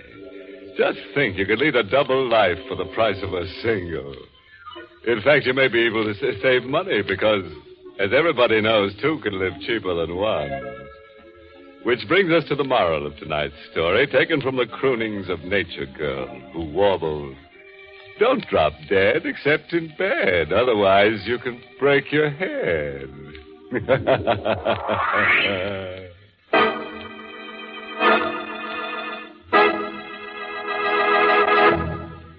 It's common knowledge, I suppose, that jittery nerves can help to cause a miserable headache. And it's almost as well known, I think, that Bromo Seltzer can help a headache in short order, even when that headache is accompanied by jangled nerves or stomach upset. Because Bromo Seltzer not only helps the headache, but helps calm the jumpy nerves and stomach upset at the same time. The makers of Bromo Seltzer have just received a letter from Mrs. Helen A. Haas of Mount Vernon, New York, in which she said, "I've used Bromo Seltzer many times. As director of a children's dramatic school, many times jumpy nerves bring on a headache. But thanks to your fine product, a headache no longer creates a problem." Thank you, Mrs. Helen Haas. You pointed out once again what millions of smart men and women know.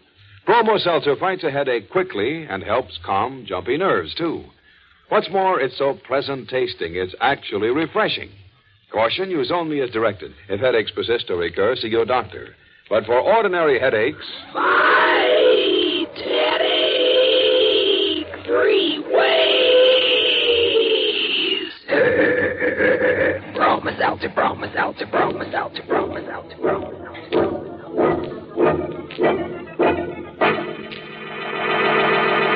Well, it's time to close that squeaking door for another 7-day rest. Until next week at this time, when Bromo Seltzer brings you another Inner Sanctum Mystery, directed by Himan Brown. Oh, by the way, this month's Inner Sanctum Mystery novel is Report for a Corpse by Henry Kane. Next week's tale is titled Death is a Magician. A guy loses his girl, loses his mind, and meets a magician named Marco. Now, Marco makes an easy mark of our hero, and in turn, our hero uses Marco for target practice in a marathon murder. Marco, you see, just won't stay dead. Sound scrambled. See us next Monday, friends, and we guarantee to scramble you some, too. Until then, good night. Pleasant dreams.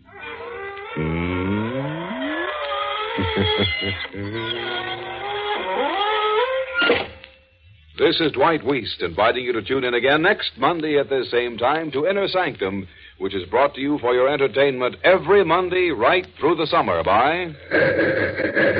Bromo Seltzer, Bromo Seltzer, Bromo Seltzer.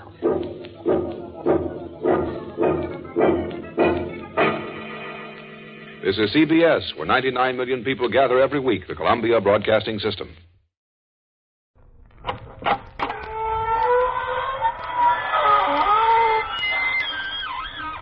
Good evening, friends of the Inner Sanctum.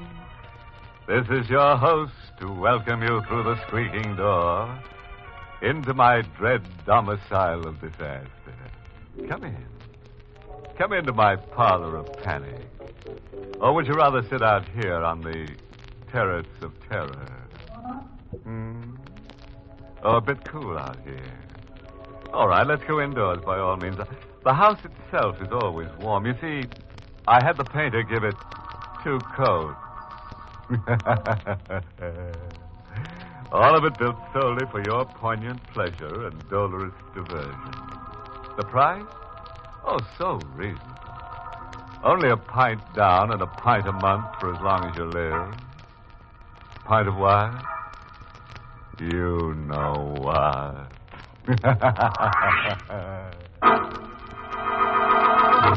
Tonight's Inner Sanctum Mystery, The Eyes of My Murderer, was written by Emil Tepperman and stars Donald Buca in the role of Barry with Charlotte Holland as Carolyn. Now, let's get down to business. Tonight, we hear the story of Carolyn Medford and the strange things that happened to her when she came to visit her aunt, Loretta Medford, on that grim evening of the 10th of June. But before we hear Carolyn's story, It will be necessary to consult a police report for the facts covering the 3 hours preceding Carolyn's arrival. I, Otto Frayne, Lieutenant of Detectives in charge of the Longview County Homicide Department, make this report of my own free will. It is well known that I have been collaborating with Loretta Medford, the writer, on a new radio series of half-hour shows based on my experiences as a homicide detective, which was to star Barry Adams in the featured role.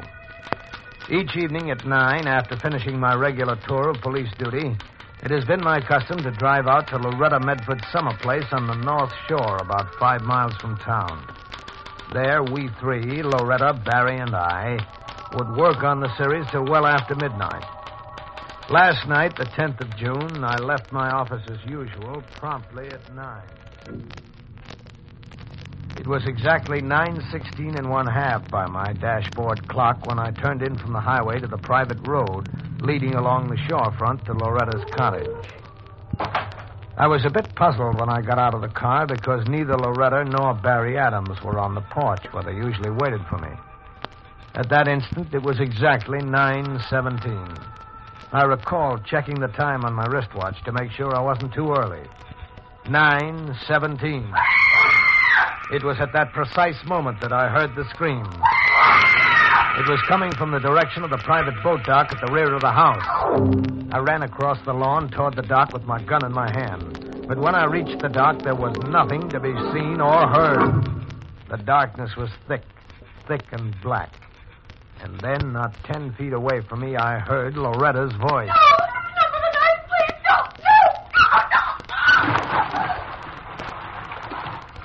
I couldn't see anything, and yet I knew someone was here, someone who had just stabbed Loretta to death and cast her body off the dock, someone who probably still had a bloody knife in his hand. Then I saw him. He was only a couple of feet away from me, just a blur in the night, too dark to see his face. But when he spoke, I knew him. That you, Otto? Barry Adams. What happened, Otto? For heaven's sake, tell me what happened. Suppose you tell me what happened. That was Loretta. Yes, I know it was Loretta. Well, why are we standing here? Why don't we look for her, try to help her? You know there's no use looking for her. Her body went over the side, and you know the current here is strong enough to carry her right out to sea. She was murdered right here in the dark, and I wasn't 10 feet away. Were you that far away? What? What did you say? Why did you kill her, Barry? Don't be a fool, Otto. I was walking around on the other side of the house when I heard the scream. Why, I must have got here about the same time you did. Sorry, Barry, I can't buy that. Look here, Otto. You know I'm going to marry Carolyn, don't you? Yes, I know you're going to marry Carolyn. Well, then how can you imagine I'd kill her out? It's no use, Barry. You can't talk yourself out of it. You've got to be the killer. There's no one else here on the dock. What about you? What? You're on the dock. I just got here. So you say.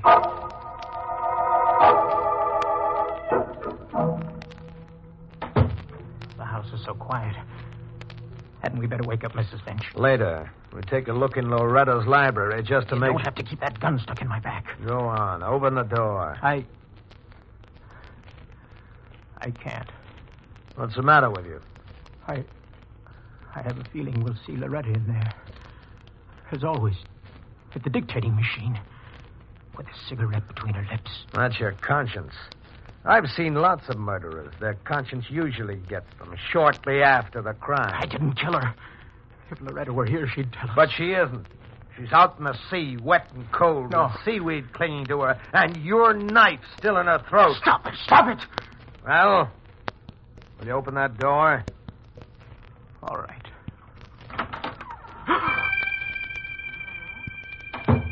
Well, what is it? Why did you close that door again? Loretta. She's in there. You're crazy. She's in there, I tell you. Her hair all matted from the sea. A bloody wound in her throat. Get out of the way. Don't open it. Trying to tell me you saw a ghost? Well, if you didn't kill her, her ghost won't hurt you. Well, where is she? She isn't here. So you saw Loretta, I tell you, I saw her with a wound in her throat. Say, how did you know she'd been stabbed in the throat? What do you mean? Just before you said she was floating in the sea with a knife in her throat. How did you know where she'd been stabbed? Oh, I didn't know. But you said it. Well, that was just third-degree stuff. I was trying to paint a picture for you to break you down. We do it every day with murderers. That's the way I saw her just now. Sure. My picture made it so vivid in your mind you thought you saw her. Proves you killed her. This is no illusion. She was right there, I tell you. Before the mirror. Yes. What was she doing? Standing or sitting? She... Or just floating? I don't know. All I saw was her face. Her tangled hair, her throat, and one hand. She was pointing at something. You got it bad, Barry. Want to sign a confession? She was looking right at me and pointing over there. To the dictating machine. Oh, the machine, huh? How do you make this thing work? Move the needle back to the start of the cylinder. Now press the playback switch. Right there. I don't hear anything. Press the button on the speaking tube. Oh. Well? Tonight, I am going to die. I am going to be murdered. I know because I've seen it in the eyes of my murderer. I even know the plan. The current that runs past the boat dock. The freak current that catches up any object thrown to it and carries it out to the sea. My body is to disappear. There will be no corpus delicti. Anyone else might be frightened, but I'm not. I know that I shall come back. I know that I shall be able to point to my murderer. And what's more important, protect Carolyn. Yes, Carolyn is next. That's the end. The end of the record. Good heavens, Arthur. She knew she was going to be murdered, and she knew the killer. She said she'd come back. Well, she's dead. But she did come back. She pointed at the dictating machine, and Carolyn's in danger, too. Good heavens. She's coming in on the midnight train. I've got to meet her. I'll have to leave now. You're not going anywhere, Barry. I'm arresting you for the murder of Loretta Medford. You can't do that, Otto. Who'll meet Carolyn? Don't worry about that. After I get you safely in a cell, I'll meet your Carolyn for you. You want to get me out of the way, in a cell, so you can meet Carolyn and kill her, too. You're the killer. Now, look, that kind of talk won't get you anywhere. I won't let you do it. I'm getting out of here. See? Now! I won't let you kill Carolyn! Stop! Stop or I'll shoot! What? Loretta! I must have been mistaken. Imagine it. I let Barry get away. I'll never find him in the dark. That voice could have sworn. Good evening, Lieutenant Strain. And what is it that you could have sworn? Mrs. Finch. Please excuse the night clothes. I was rudely awakened in the midst of a troubled sleep. Mrs. Finch, did you just call out to me just now? Did you say, don't shoot, Otto? I'd not be likely to say such a thing to you, Lieutenant Frayne. And was it Mr. Barry you were going to shoot, whom I just saw scooting out of here like a streak of lightning? I don't understand a thing like this. A thing like what? I just heard, or thought I heard, Loretta Medford say something to me. Not being Scotch like me, you don't understand how it was that a dead woman spoke to you. How did you know she was dead? You needn't become so excited.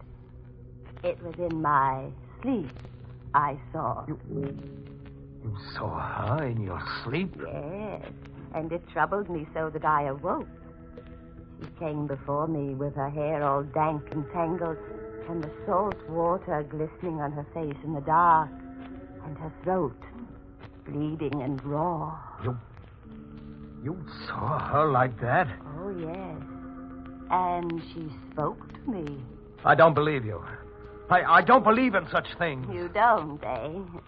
Then who was it that spoke to you a moment ago and told you not to shoot? I don't know.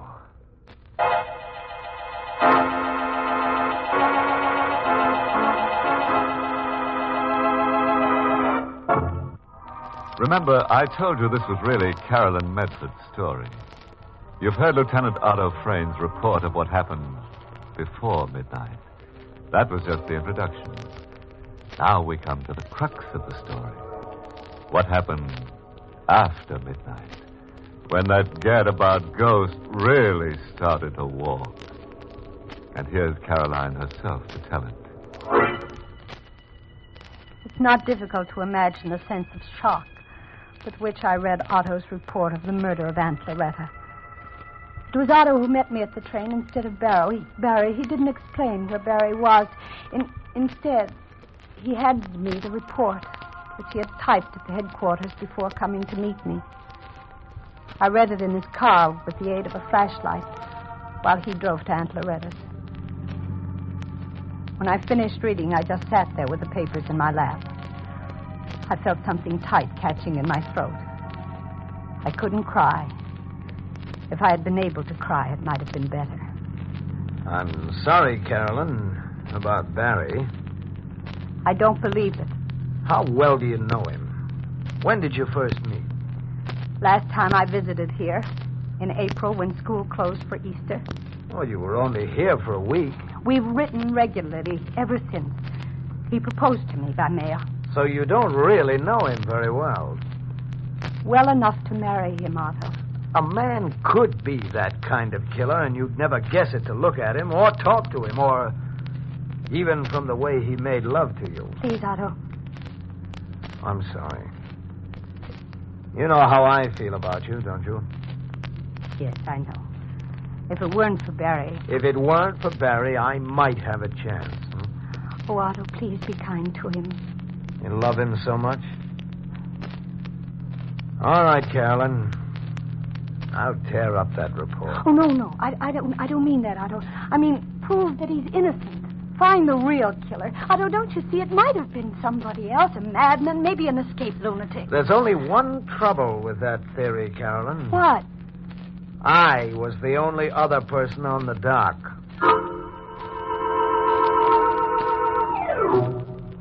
The cottage was brilliant with lights in every room when we arrived, as if to drive away evil spirits and ghosts. I was so tired and numb from the long train ride and from the shattering news I had heard that I stood with my eyes half closed while Otto rang the bell and Mrs. Finch opened the door. Come in, Miss Carolyn. Oh, come in, Lieutenant. Ah. My men all gone? Yes, they left a little while ago. Oh, Miss Carolyn, you look exhausted. Come, I have your room ready. You'll be wanting to sleep. Yes. If only you'll not be bothered by any apparition. Now, just a minute. Yes, Otto. Mrs. Finch, what makes you think she'll be bothered by an apparition? Didn't it come to me? Didn't Mr. Barry see it? Didn't it even make itself heard to you, a scoffer? Then it will surely come to Miss Carolyn. You believe that, Carolyn? I don't know, Otto. Loretta was so interested in the supernatural, the possibility of communicating with the dead. If you look in her library, you'll find she has almost every book ever written on the subject. That may be so, but do you believe in it? Loretta often told me if she died before I did, she'd manage to get in touch with me.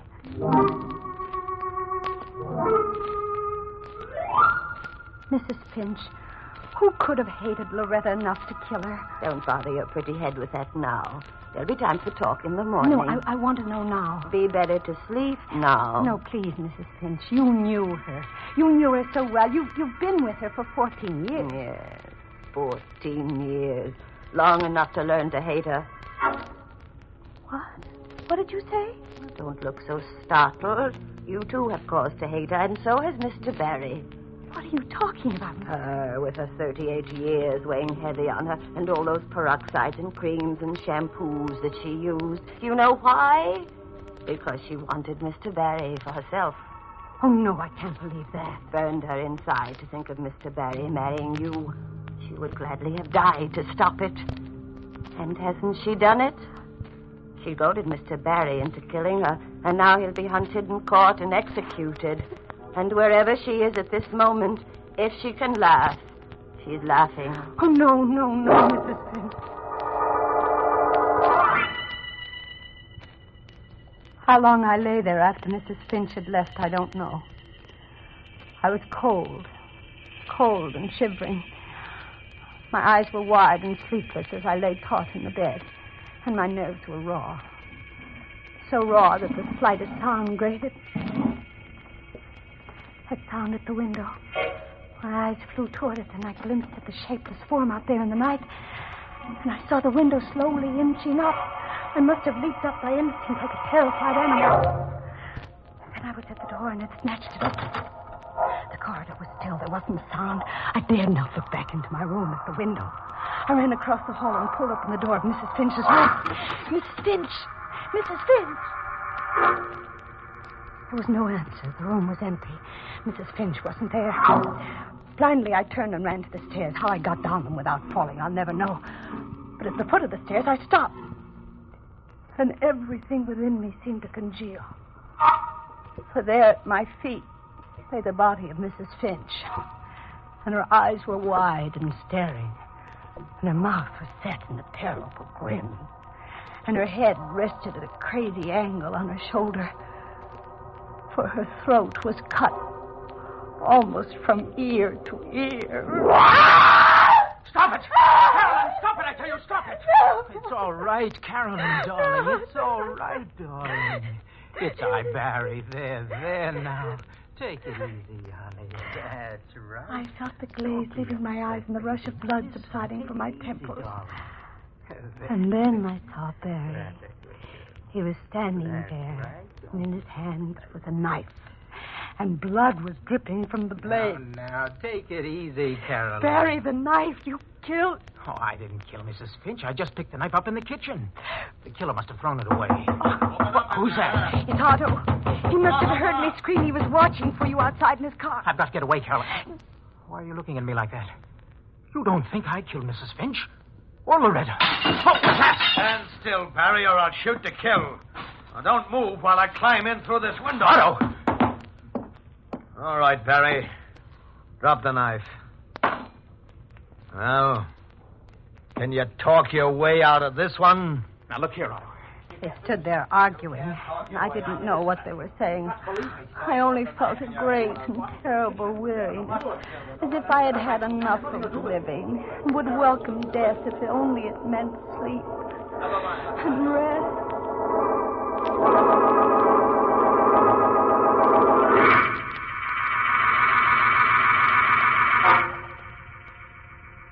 And I awoke. Everything was still. I must have fainted. I realized with a shock where I was. I was in Loretta's bedroom. Her bedroom, which adjoined the library. I pushed myself off the bed and went over to the library door. I could hear Barry and Otto talking in the library. Their voices were heated. Numbly, my fingers found the catch and locked the door. Then I went to the other door leading to the corridor, and I turned the catch on that one, too. All I wanted was to be alone forever. Alone with the terrible throbbing in my temples and the emptiness that inside of me. I had to believe Otto now. In spite of myself, I had to believe him.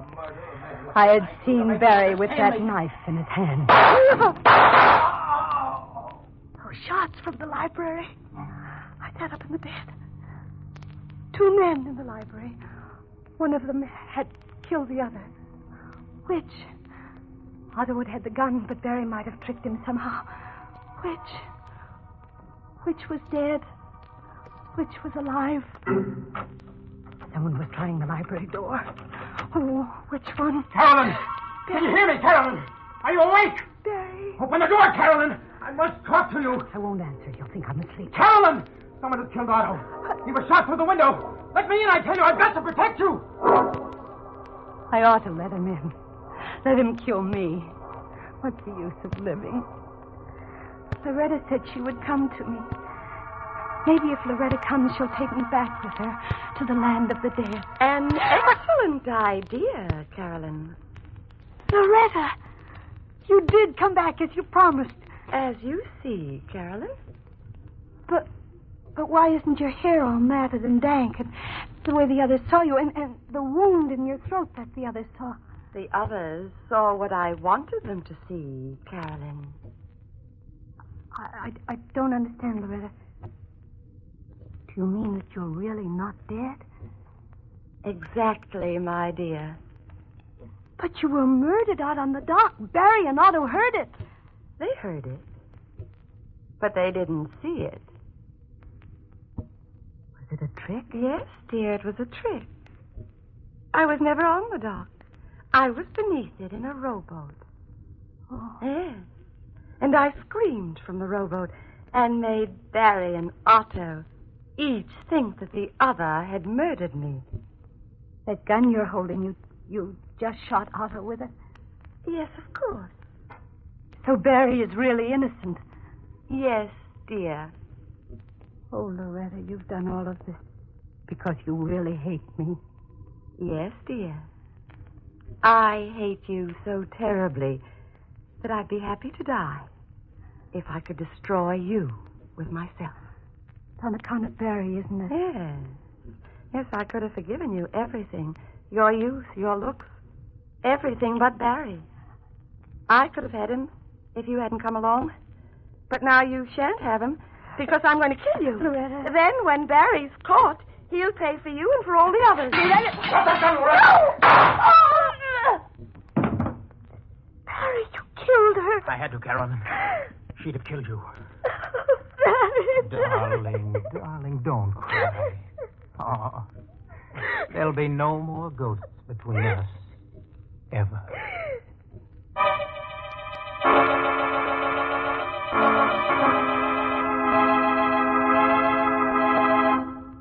There now. All's well that ends in a clinch. Yeah, I really don't know what to say about this. It's so seldom anything on Inner Sanctum ends in a clinch. That's because it takes two to make a clinch, and we rarely have two characters left alive at the end of our story. Anyway, I suppose I could call tonight's tale a success story. You know, it's usually a story about a self-made man.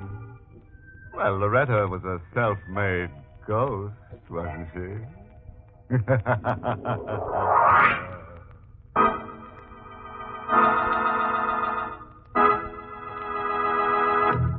We invite you to join us again next week at this time for Inner Sanctum. This is the United States Armed Forces Radio Service, the voice of information and education.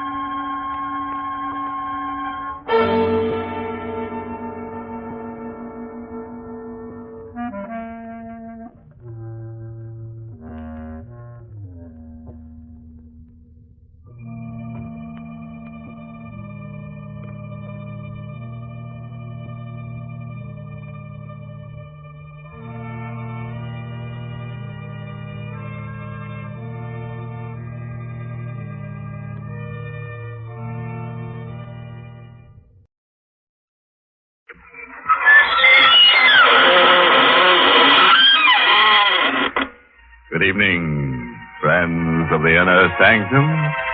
This is your host to welcome you through the squeaking door. Say, do you ever find that you can't get a certain face out of your mind? Until you do, go out of your mind?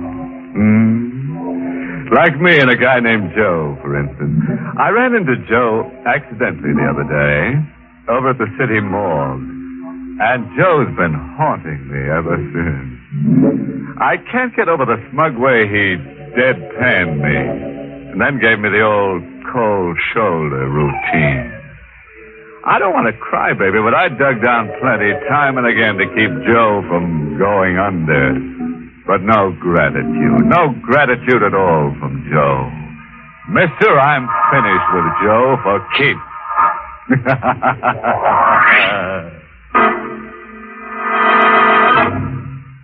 Tonight's Inner Sanctum Mystery, Murder Takes a Honeymoon, was written by John Robert and stars Everett Sloane in the role of George, with Ann Shepard as Mary.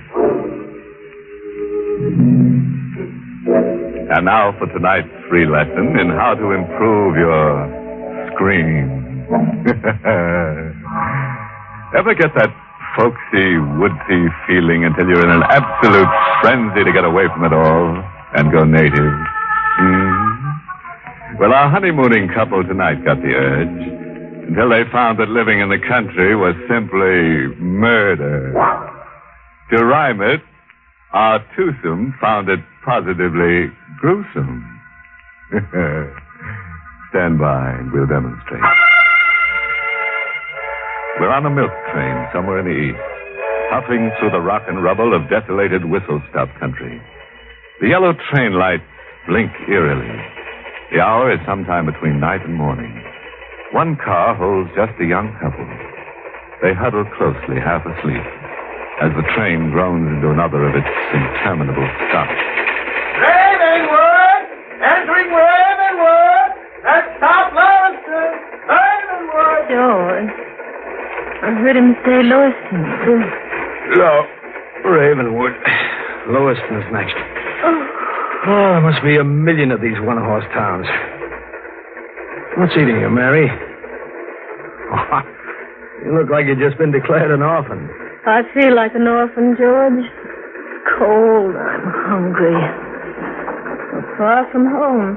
We're heading home, kid. At the next stop, there's a farm. More land than you can cover in a day, and it's all yours. Wedding gift from me to you. I'm sorry, but the country's not for me. I'm a big city girl. Ah, give it a try, huh? Come on, smile. George, I'm frightened. Of me? I don't know. You've suddenly changed. Buying a farm, packing up without warning, and leaving New York. And all in such a hurry. I'm impulsive, kid. That's how I married you, remember? I dated you blind, waltzed you around once, and boom, on an impulse, I hustled you to City Hall. I bought the farm the same way. The way it happened, it's as if you were running away from something. Running to something, kid. I'm tired of the creeps and the phonies and the crumbs. I'm tired of stale beer, cheap movies, and crowds. Okay, skip it. I'm thirsty. You want me to fetch you a drink? No, thanks. All right, I'll be back in a minute. George! George! Hey, what kids? George! You've got the jitters.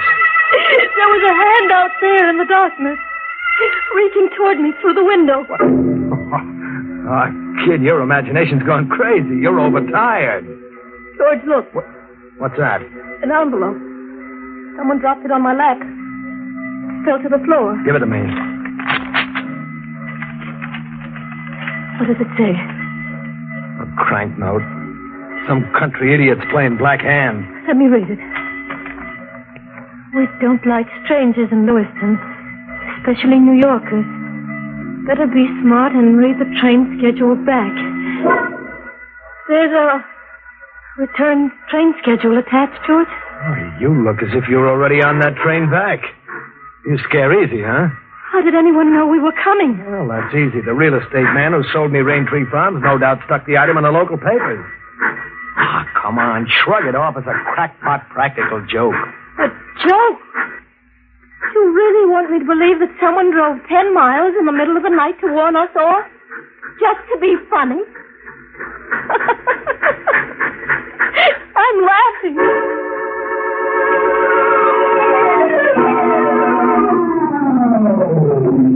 Lewiston! Come on, Mary. Grab that other suitcase. Come on, step on it, kid. Right, your step. All right, easy does it. There we are. It's so deserted, George. Yeah, everybody's asleep. What'll we do? Come on, we'll camp under that station shed. It's 9 miles out to Rain Tree Farms, and we'll need somebody to drive us there. I may do that. Oh. Drive you out. Been waiting half the night for you. Who are you? Ben Myers. Lizzie's parked to the side of the chair. You said you've been waiting for me? I did. I'm your neighbor. The shack's just around the bend from Raintree Farms. Thought you and the lady'd be glad not to spend the night in the weather. Ah, we're glad, all right, but how did you know we were coming? I read in the papers you bought the old place. But why tonight? Why not last night or tomorrow? How did you know I was coming tonight? I've been waiting last night. If you didn't come tonight, I'd watch for you tomorrow. The time ain't worth the leaking bucket. You coming? Yeah, sure. Come on, Mary. Here's the Lizzie, son. Wait to light my pipe and we'll be going. Bring your face to the light, son. I've seen you before, ain't I? I don't think so. You never been around Raintree Farms? No, I've never seen the place. Funny, you should buy it, then.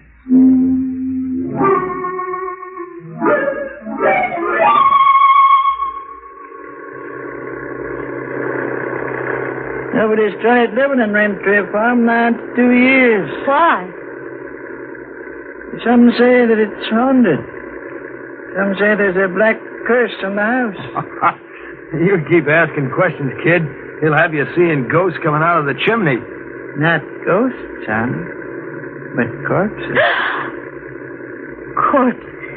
The last couple that tried living in Raintree Corners, they're dead in the parlor floor. I seen them with my own eyes. Dead. Nobody ever found out what killed them.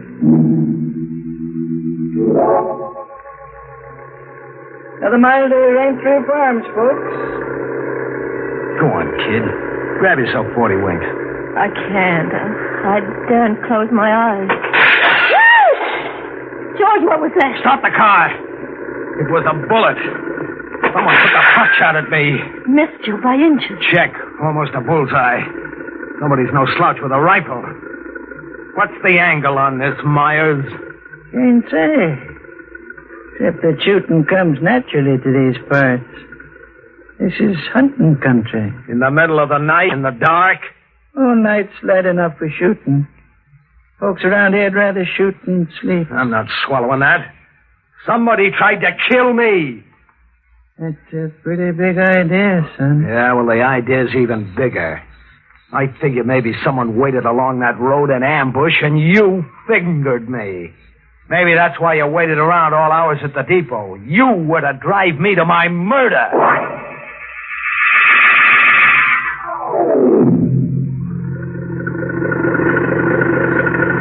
Yeah, folks. Raintree Farms. House is up that walk.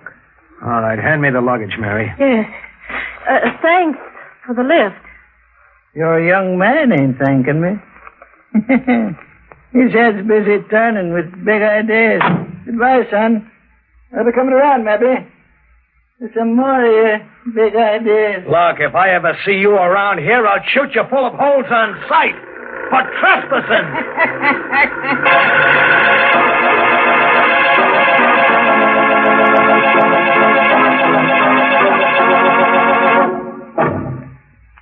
George. Yeah? About that shot on the road coming here, why would anyone want to murder you? You're a stranger. To keep me away from Raintree Farms, I guess. Why, if you own it? Why is a big letter, kid. George, you're concealing something. Who are you? George Stretch, your husband. A stranger to me until 10 days ago. Who are you, really? Oh, look, kid, you're letting some local crackpot give you the willies. Mary, a guy said something about for better or for worse just before I slipped a ring on your finger. Was it all a lot of idle talk? No, George. I meant it deep down. I'm sorry. That's more like it. What do you say we forget the spook stuff and hit the sack, huh? Coming? Mm-hmm. Boy, this joint sure needs a loving touch. And a coat of paint. Well, now to find the key. Wrong key. The real estate office mailed me 5 different keys. George, Now what? somebody's inside. I see a moving light. Yeah. Some footsteps coming to the door. What are you after, mister? Well, I was trying to get in. What's the shotgun for? Protection? You need it, yeah. I've seen you somewhere before, haven't I? No, you haven't. I've never been somewhere. Who are you? I'm George Stretch. This is my wife. We're the new owners. Who are you? Parker. Willis Parker. I mean, what are you doing here? Squatting? You broke in. No. I moved in. Just like that? Uh-huh. Abandoned place. Loaded down with county tax warrants. I bought a tax warrant and I'm in. I don't get it. Squatter's right. Go see a lawyer. You mean you won't get out? That's right. On what ground? Look, fella. Right now I've got possession of the premises. That's a big chunk of the law around here. I'm not going to stand out here in the dark arguing it out with you. Now beat it, fella. And take your valises and the dame. You're trespassing. This is a trick to turn me back. Throw arguing with you. Start moving. The next one goes right in your breadbasket, fella. And keep going. Mary, Yes, George. head for the deep shadows and then drop to your knees and flatten out quick. I'm sick and tired of being shot at. George, put that gun away. Down, I said. I'm not heading back with my tail between my legs. Bullseye for me. Who was it that said this was a shooting country?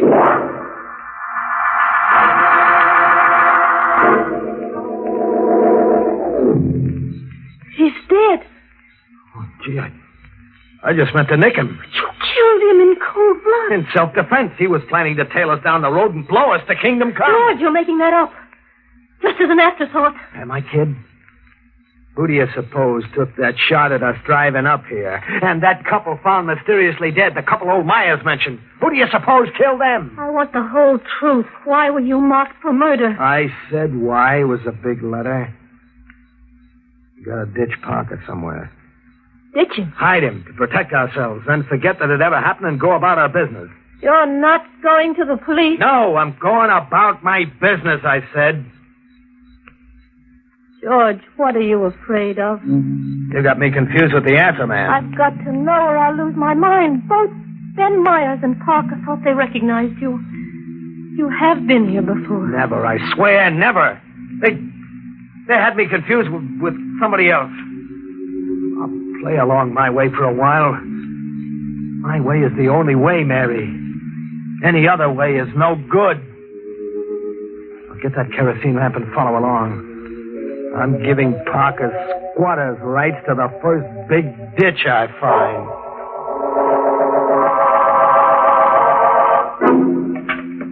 He'll stay put now. Oh, come on, kid. Dry your eyes. You gotta take the breaks as they come and play along, for better or for worse. For better or worse. Murder and burial. How far can we get together now? As far as the house, anyhow. That's as far as I want to get. And I don't care how stiff the price is. You get it, Mary? I don't care.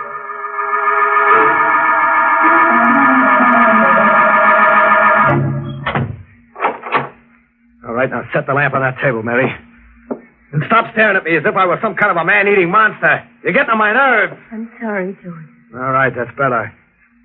Look around you. What do you see? The room is a wreck. Check and double check. The paneling's ripped out. The floorboards are up. Someone started taking the fireplace apart brick by brick. My property buy doesn't look so good, huh? George. What? What does it mean? Vandals always have a field day with an abandoned property. No, it means something else. Check, kid. Parker holed up here looking for something. And you're looking for something, too. You're catching on, kid. That's why we're in this forsaken country. That's why you were marked for murder. What are you looking for, George? A couple of things. One of them's a stiff. A fresh-faced kid who called himself Johnny Morrow came out here about 2 years ago. He was never seen again. Alive. And you know why, Mary? Why? Because he's still here. My kid brother never left this house. Alive or dead. Whoever bricked up this fireplace bricked it up to keep. George, if you find your brother, what then? Then I go right for item number 2, the jackpot. The jackpot? Do-re-mi, cash. Money piled as high as the Empire State. We parlay the corpse into a fortune. That does it. The hole's big enough to drive a truck through. Bring that lamp over. Closer.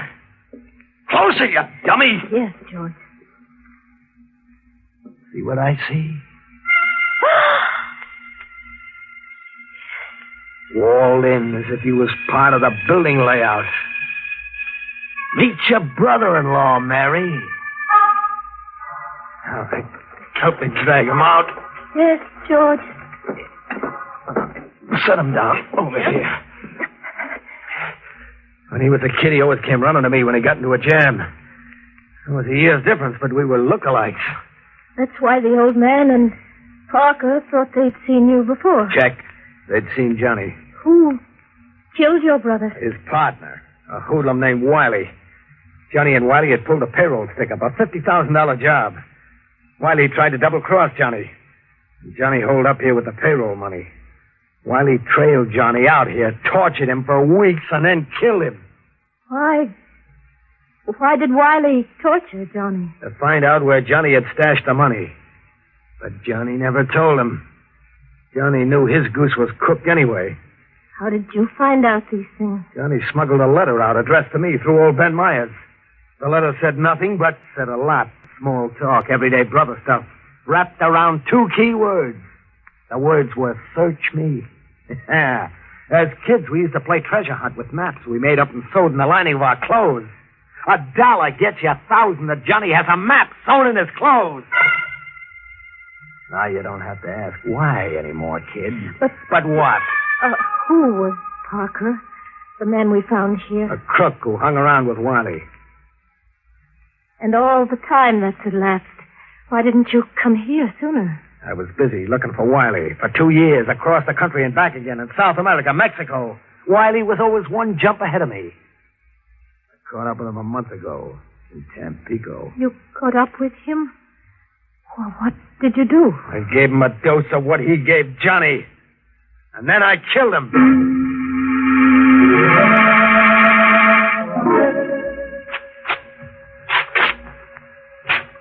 You'd have lost that $1 bet, kid. Same trick we had as kids. Yeah, a map inside his coat lining. You can read it? Sure, like the ABC. The dough is buried in a can 5 steps from the back door to the barn. The dough is practically in my hand. George, you'll have to give the money back. Back? Huh? And give myself up with it, huh? Yes, if you can find the courage. And tell Johnny he died like a chump for nothing. And tell myself I was just a sentimental sap dogging it after Wiley right into Tampico. And maybe get down on my knees in front of that ditch out there and apologize to Parker if I haven't put a slug in him. George, out of your mind. Out of my mind if I listen to you. I'll lend a hand. Grab Parker's shotgun and watch for intruders while I dig that can up. And then I'll bury Johnny right on the same spot. Yeah, I'll bury Johnny right where he stashed those 50 G's for his big brother to come and get.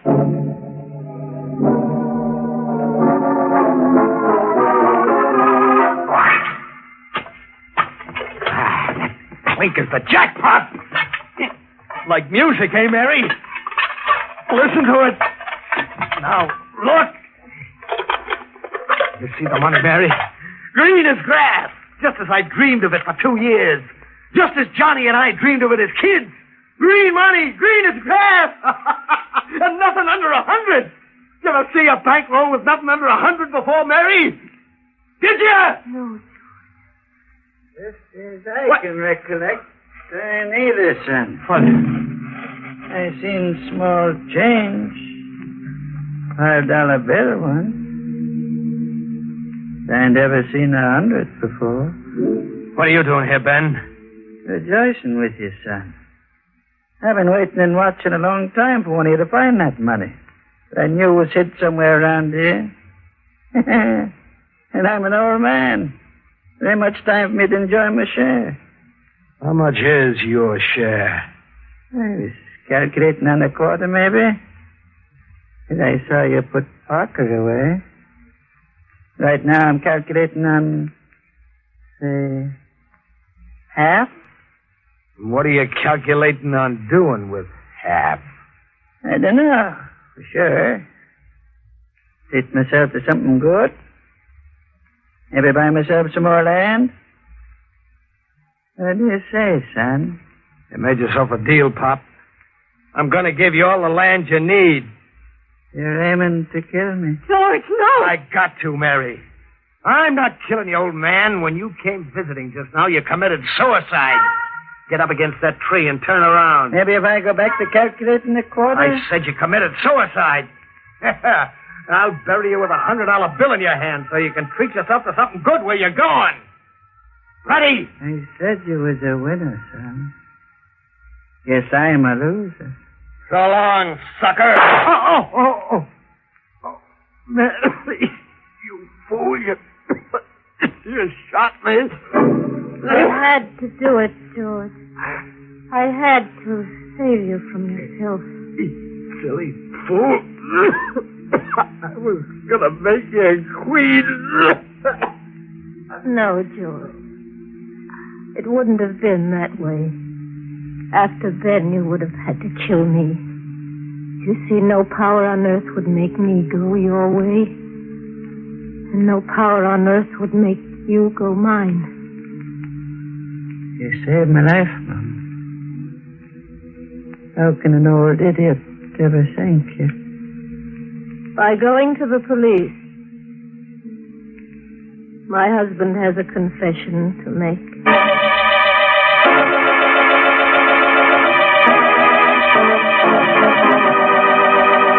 Oh, poor Mary. It got so she couldn't see the trees for the bodies.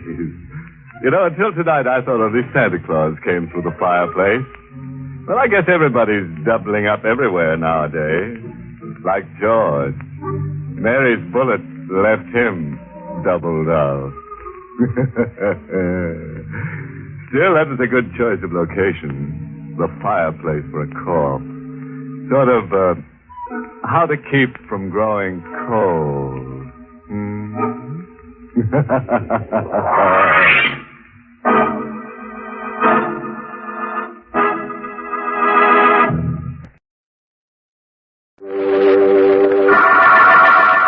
Inner Sanctum Mysteries, brought to you right through the summer by Bromo Seltzer.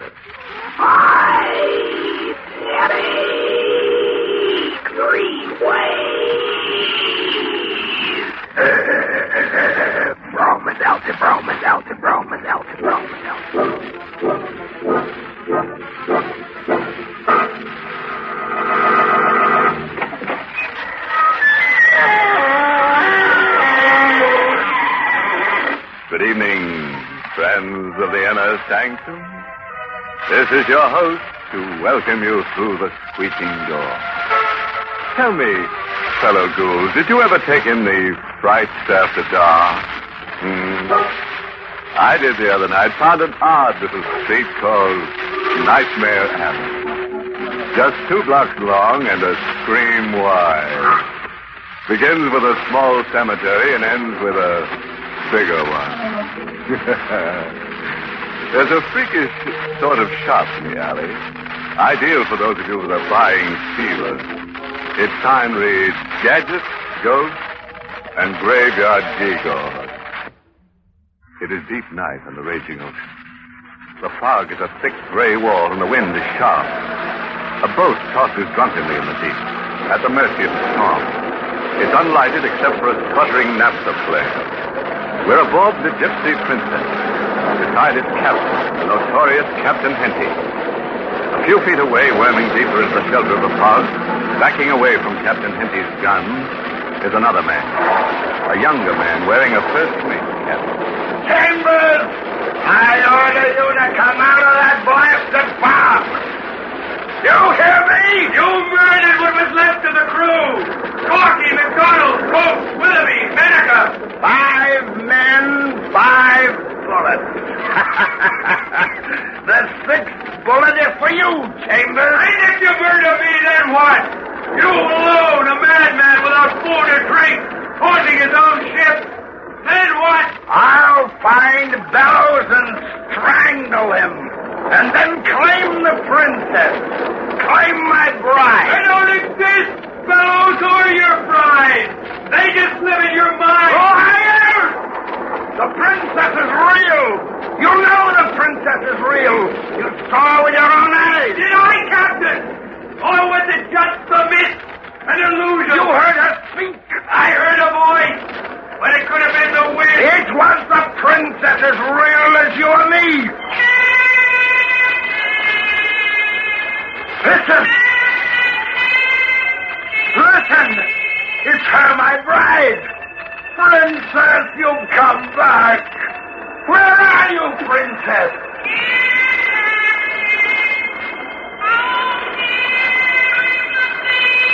Out there.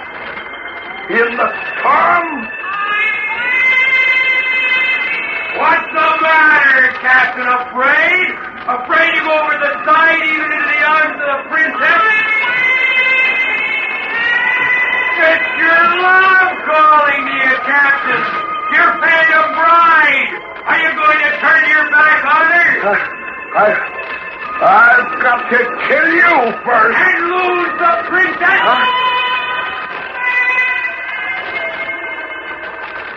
I'm coming! I'm coming!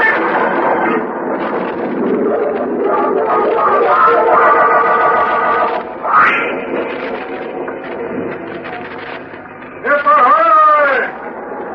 Yes, sir! I'm good! Hello! I'm coming! I heard some shooting. Over on the island. I thought I'd row over and have a look. Island? Where's the island you rode over? Back there a ways. Behind the fog. I thought we were somewhere mid-ocean. Miles out. You thought wrong. You're marooned just off the island. There's a sandbar under your boat. What's funny, son?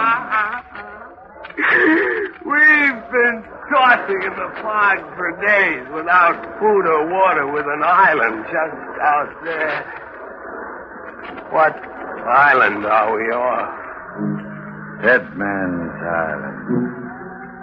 Even if you knew where you were, son, there'd be nothing on the island for you. No food, no drink. Just a place to bury the dead aboard your ship. How do you know there are dead aboard? I heard some shooting, I said. How many dead? Corky, McDonald, Coates, Weatherby, Mennica. It's 5. Captain Henty jumped over. And Miguel, your navigator? And Jensen? Dead. Then you're the only survivor. Yes, I'm Chambers' first mate. I expected it would be Captain Henty I'd find alive. Delivering its cargo of dead men. Say, wait a minute. How'd you know about Miguel, the navigator, and Jensen? Where'd you get your information from? You're a man to seek logic after the events on the Gypsy Princess. That's strangest of all. Yeah. After 2 weeks on this floating insane asylum, I shouldn't get goggle-eyed over anything. You boarded the ship at the Strait. You know that, too, huh? Right. For years, since I was a kid, I'd heard tall stories. Unbelievable whoppers about Captain Henty and the Gypsy Prince. Stuff about a ship being haunted. About a girl. A beautiful vision named Princess after the ship, who followed the boat wherever it sailed. I wanted to write it all up after seeing it all for myself. Shall I stop? No. Go on. Those tall stories started coming to life a few hours after we put to sea. I was in Captain Henty's quarters going over some papers when Corky came busting in. Corky handled the business details of the ship like a steward would. Captain Henty? Yes? I was checking over the crew list here. So, Corky? I can't make it add up. McDonald, Coates, Weatherby, Menica, Miguel, Jensen, myself, Chambers here, all signed in okay. 8 men, that's your crew? 8 it is, sir. Up to there. But there's a 9th signature on the list, but nobody answers to it. What is the 9th name? Fellows. Fellows! Stupid fool! Leave the list and get out! All right, sir. I'm sorry, sir. You've seen the signature before, Captain? Yes, from Cape Hatteras to Singapore. I don't get it. You will. You will in time. You'll know what it means to sail with Bellows aboard. Who is Bellows? The ship's ghost. The Gypsy Princess was once his ship before he died. How long ago did Bellows die? 10 years ago. And you think a dead man signed the crew list, Captain? Aye, and you'll believe it too in time. In time, you too will believe Bellows is aboard the Gypsy Princess. Chambers? Aye, sir.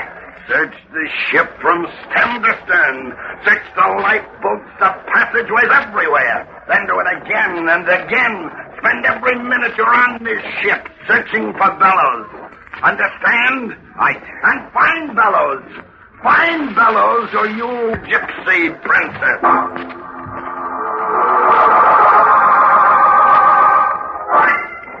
That was my first brush with the crazy legend of the Gypsy Princess.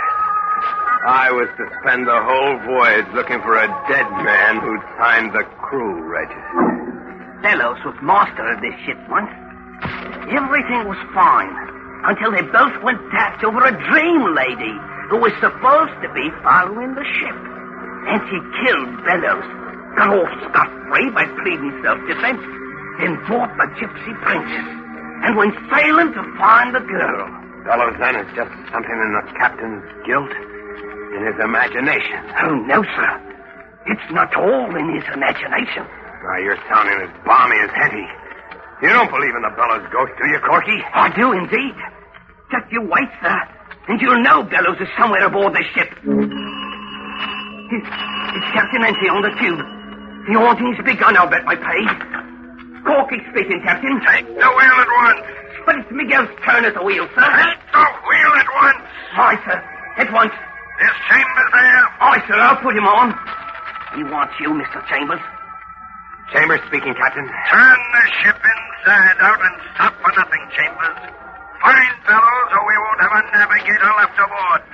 We've been off our course turning in circles with our instruments smashed to bits for an hour. What happened to Miguel? I told you you'd know Bellows was aboard in time. Bellows caught Miguel at the wheel and killed him.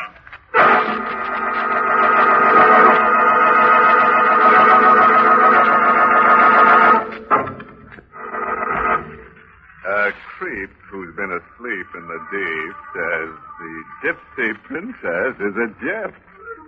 What started as a pleasant ocean junket is becoming a nightmare. A ghost book package. The captain goes white as a sheet, and poor Chambers is handed the odd job of trailing the little man who isn't there to his home. Let's see, where did we stream off, huh? Oh, yes. Miguel, the navigator, had just gone the way of all fish. Miguel was at the boat's wheel, clutching it, and staring out into the ocean with dead eyes. A dead man had been steering our course. How was the fool killed? I can't say, sir. His face looks as if he had seen the devil himself. But there isn't a mark on him. Bellows killed him. I hate taking issue with you, sir, but I'm sure that there's a simpler explanation than a mysterious attack by a ghost. A heart attack, perhaps. If an autopsy could be performed... There'll be no autopsy. But we've got to establish... I'll have no interference, Chambers. I've got to take immediate steps or you'll all be dead. Assign Jensen to watch the ship's food stores at once. Our food stores? Mind your duties and ask no questions. Make prompt arrangements to throw Miguel over the side. Without services? Just like that? Just like that. We'll throw Miguel as an offering to the princess. Maybe she'll reappear. It's been so long since she's appeared. Go on now, make your arrangements.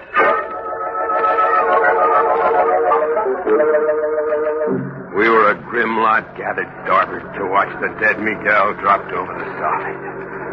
The storm was brewing. There was a blinding fog. Ready, Chambers? All ready, sir. Let him go.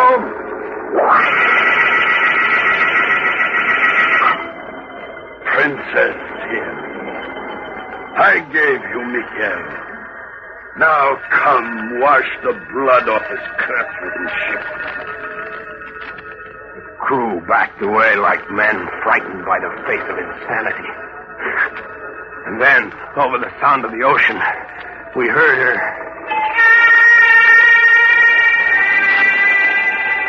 Princess! It was a woman's voice. Or was it the wind? I watched, spellbound, my eyes burning into the mist that swirled around Captain Henty. I saw her. Beautiful. The most complete illusion of beauty the mind can imagine. Beautiful beyond words or language. Seeing her, I could understand what drove Captain Henty. And seeing her at Captain Henty's side, I knew scorching jealousy. Chambers, sir. my bride has come. You see her, don't you? Aye, sir. She's very beautiful. Chambers, marry us here now. But do I have such authority? As captain of the ship, I give you the authority. You'll find my service book in my quarters. Aye, sir. Corky? Aye, Mr. Chambers. Go. Fetch the book of services from the captain's quarters so we can get on with the ceremony.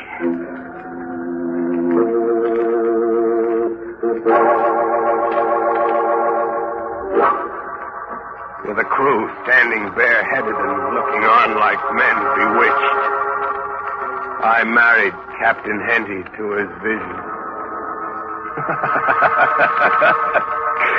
I quoted such lines as, "Let no man put asunder, and until death do you parted, a madman standing alone with a mist curling around him." The captain said, "I do." And the wind answered for her. The captain had his bride at last, but not for long. After that brief visit, we no longer saw her, even fancied we saw her. The captain sat looking out to sea for hours, days, like a man whose bride had forsaken him right after the wedding. Days passed. And then bellows struck again. I was with the captain going over some charts when the door opened. It was Corky. His face was strained and frightened. Captain Henty. What is it, Corky? The food stores. What about them? They're gone. Our food and our water. It's all disappeared. Jensen was assigned to watch the food stores. Send the fool to me. I can't. Jensen got what Miguel got. We can put into the nearest port. If you look at the chart, we're just a 2-day sail from Windward. It's the only thing to do. Without food or drink, how can we go on? And without fuel? Fuel? Without fool! How can we go anywhere? I don't get it. Then go down to the engine room and see for yourself. Our coal. Every blasted scrap of it was pirated by Bellows last night. The men lay in the hatch dying of thirst and no food. Captain Henty was a complete madman now, with every pretense of sanity fallen. He prowled through them like a wild animal, with me behind him watching. Then last night in the pitch dark, I watched him climb to the lookout tower. Corky was up there waving a naphtha flare in a last desperate SOS. I watched the captain come up behind Corky and circle his arms around Corky's neck. I hurried to them and pulled the captain away. Let him go, Henty! Chambers, this is the last time you'll interfere. Go ahead, issue the order. There isn't a man aboard who has the strength left to carry it out. I know you exactly for what you are now, Captain. I know about those murders and the disappeared stores. You did all of it. You're the ghost haunting your own ship. You think I did it all? I'm sure of it. You're a madman with your guilt about killing Bellows. Your hallucinations about a woman following your ship. You're the curse over the gypsy princess. You and you alone. So that's what you've come to believe. You fool. That's what Bellows wants you and everybody to believe. I saw you try to kill Corky just now. No, Ghost. You in the flesh. I had to kill Corky. I have to kill you all. Those are my sailing orders. What crazy talk is that now? I am to deliver a cargo of dead men. I mustn't fail or I'll lose the Princess Bella. Stand back, Chambers. Don't move. I've got 6 bullets in this gun, including you, Chambers. The crew is exactly 6 now. You see, I mustn't waste a single bullet. You're going to shoot us in cold blood just because of some insane obsession. I must. We'll all be dead soon if you just wait. No. I can't risk it that way. I, Captain Henty of the Gypsy Princess, must personally deliver a cargo of dead men. 1 bullet for Corky. No! Save us!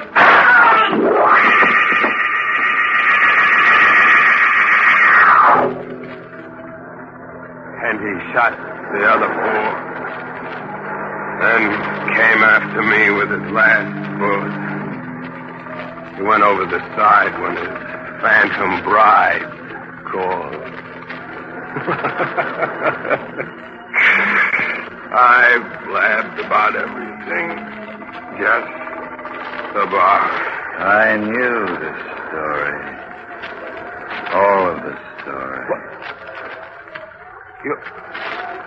You said you'd heard shots and rode over here when you came aboard. I did say that. But I don't see your rowboat. And your clothes aren't even damp. You were never out there in a small boat for a minute. Wasn't there? No. Mister, open up and talk. Who are you? She'll tell you who I am. She? The princess. See her? No. Look again. With your heart. See her now? Yes. She's beautiful. Princess!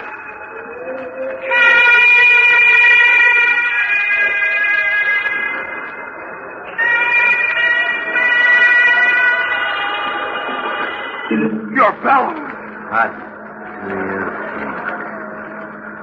I don't know. I'm delirious, I guess.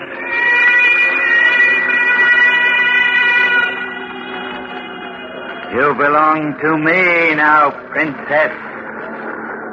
Henty lost you back to me.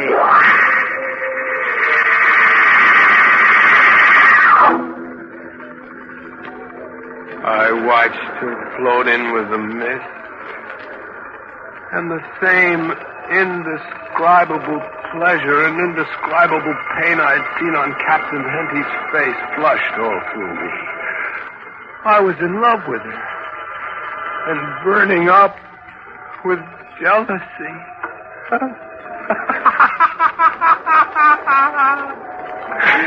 I was dying of thirst, dying of hunger, too weak to even raise a finger, but I went for Bellows. I didn't want him to have the princess. Bellows! Bellows, I'm going to kill you! Do you hear me, Bellows? Bellows!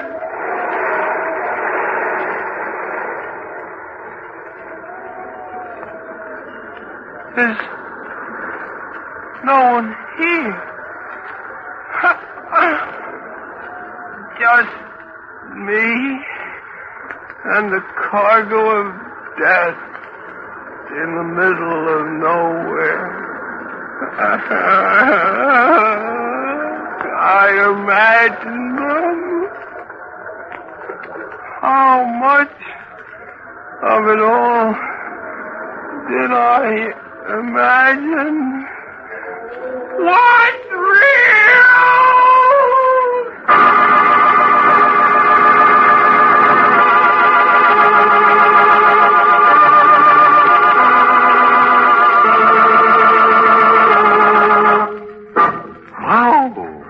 What a fish story.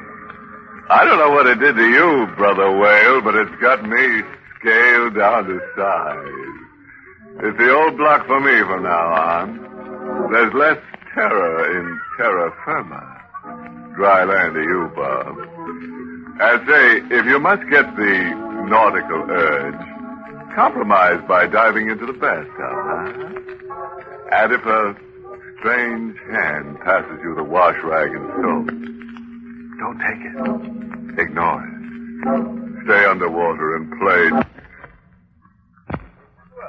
it's time to close that squeaking door for another 7-day rest.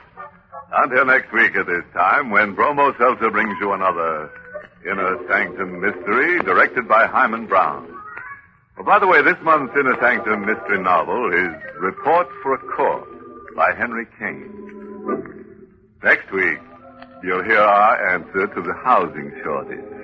Because we've got a story about a little home in the country that'll kill you and anybody else who enters it. It's called The House of Doom. And behind its walls, some of the most charmingly gruesome people you ever met will die and haunt and howl and murder to your heart's content. So be sure to listen, won't you? Until next Monday, then. Good night. Pleasant dreams.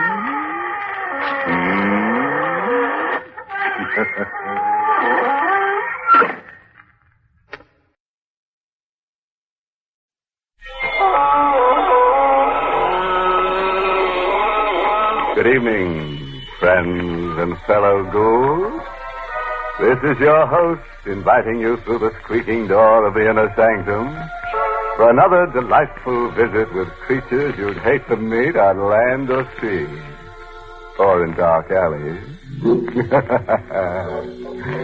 Well, friends, now that summer romance is flourishing, this young man's fancy lightly turns to thoughts of lovely murder. The reason for that is because I have a one-pack mind. I can think of the nastiest things in the balmiest weather. When I see the first tender flower buds open their delicate petals, I immediately think how nice they look on some murderer's grave.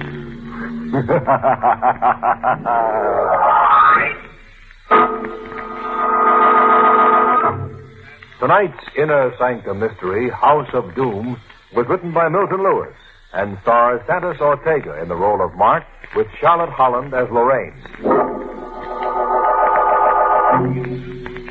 All right, friends. Turn out the lights, lie down on your slab, your sofa, and get ready to scream for joy as we hear a terrifying story that could happen to anyone who's a murderer. Ready now.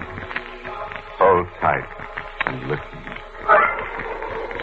People in that section of New England call the little peninsula Davy Jones's Pan because the sharp and jagged rocks formed a murderous, angry fist, thrust out into an everlastingly angry sea. There was only one house on Davy Jones's Pan. Mark Douglas lived there with his second wife, Lorraine. And folks whispered that something had happened to Mark, and that despite his wealth, he couldn't cure a mind that was gradually losing its reason. Lorraine, look at that storm. The rain is beating down like bullets. The wind is roaring like a monster. Did you hear someone scream? No, Mark. Are you quite certain? Yes, Mark. Well, you still want to go out? I promised Mrs. Daly I'd come. It's just down the road. Really? And what's so important about your going? Oh, Mark, I just want to see her. We were going to play a little bridge. Now, Mark, why don't you come with me? No. Why not? You've locked yourself in this house like a prisoner for months. You can't go on like this. I don't want to go with you, and that's the end of it. Then why do you object to my going? I don't want to be here alone. I can't bear it when I'm alone. There. I'm positive I heard someone screaming. No. Yes, I did. It was a woman. Woman screaming for help. Didn't you hear it? No, Mark. No? Please, I want to go now. Lorraine, I'm afraid to let you go. Afraid? Why? I'm afraid something might happen to you. Well, what could possibly happen? The same thing that happened to Betty. Betty, your first wife.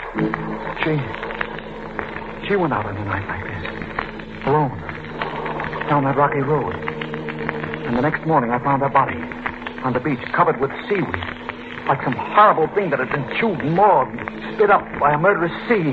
I can't stay here another minute. I've got to get out. You'll do what I tell you. No. You will.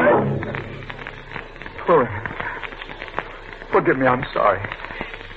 I'm terribly sorry. Forgive you? Shall I forgive you for the months you've kept me locked up here? Waiting on you and listening to you. Lorraine, get me this. Lorraine, get me that. Lorraine, I hear screams. Lorraine, I'm afraid. And now you've been frightening me. Well, I can't bear it. I'm leaving. Lorraine, come back. Lorraine!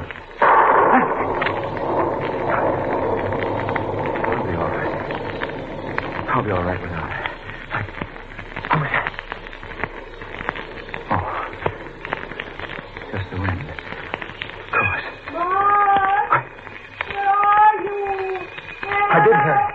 It's Betty. Help me, Mark! Betty! Where are you? Betty, where are you? Tell me! Did I hear it? What's happening to me? Where's the phone? Honey, you must be hearing things.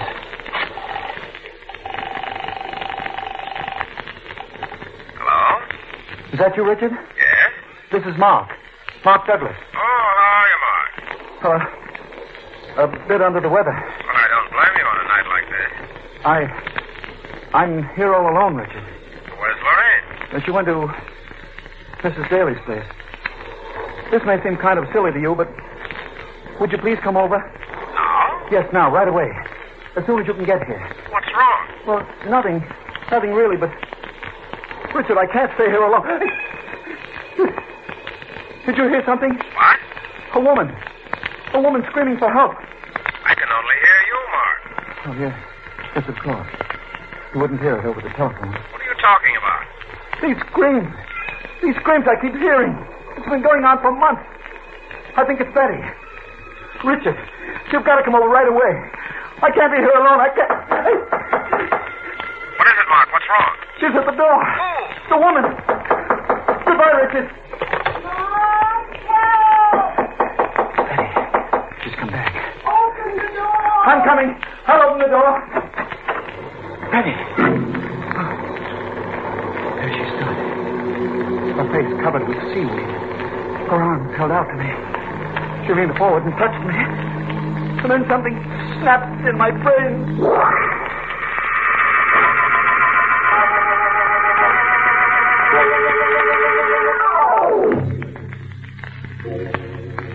What?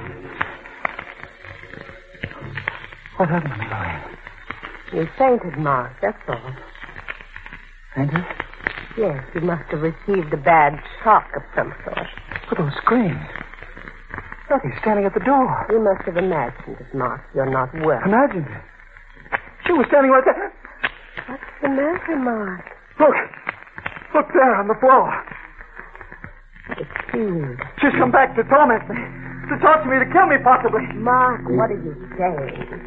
Now, look, you've got to leave this house. That's what's doing it, this horrid, hideous old house. Lorraine, do you love me? Really? You think I could have stayed here these last few months if I didn't love you? Maybe. Maybe if I tell you, it'll be easier to bear. Maybe if I tell you, you might find some way out. What will be easier to bear? In my desk drawer, there's a flashlight. Get it.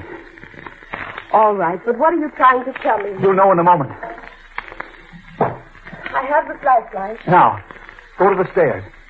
No, there. Next to the picture. But why? There's something I must show you. You know, everyone believed my first wife died by accident or suicide. She was a very excitable, neurotic girl. No one, except you, Lorraine, knows that she was murdered.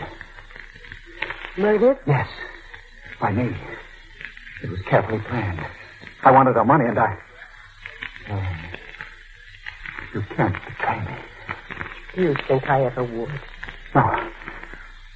Put your hand on the post. Underneath the banister. The fourth one. That's the one. Now twist it. Go on, twist. To your right. All right. There. You see? It's a trap door. It's built into the floor. But why? Turn the flashlight down there. Huh? Go on, turn it into that blackness. There's water. Yes. And you see those rocks? She fell down there when I sprung the trap. Struck her head against those rocks. When the tide changed, washed her body out of that subterranean cabin into the sea, and then washed it up on the beach. And now you understand why I can never leave this house. Close that trap door! Close it! How, Mark? Twist the post to the left. There. Now. No.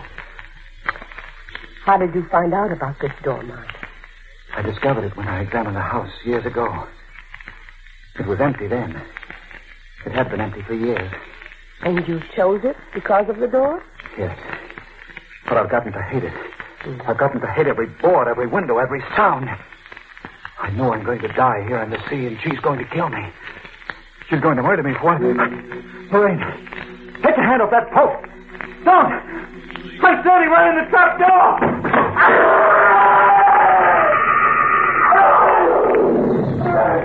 Come here, Rope! Help me! The sea! Help!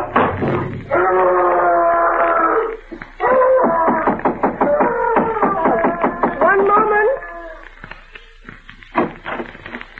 Lorraine. Oh, hello, Richard. I received a phone call from Mark tonight, and I've... Lorraine. You look so strange. Do I, Richard? And so beautiful. Oh, no, nothing, Richard, not now. Where's Mark? Well, that's just it. I don't know. I went out to Mrs. Daly's, and then I changed my mind, and when I returned, he was gone. I'm worried, Richard. What did he tell you on the phone? He sounded absolutely out of his mind. Completely hysterical. Complained of hearing screams. In a terrible state. Lorraine, do you think that he could have... Yes, that's what I'm worried about, those clicks. It may not be too late. We'd better search for him. Yes, I'll come with you.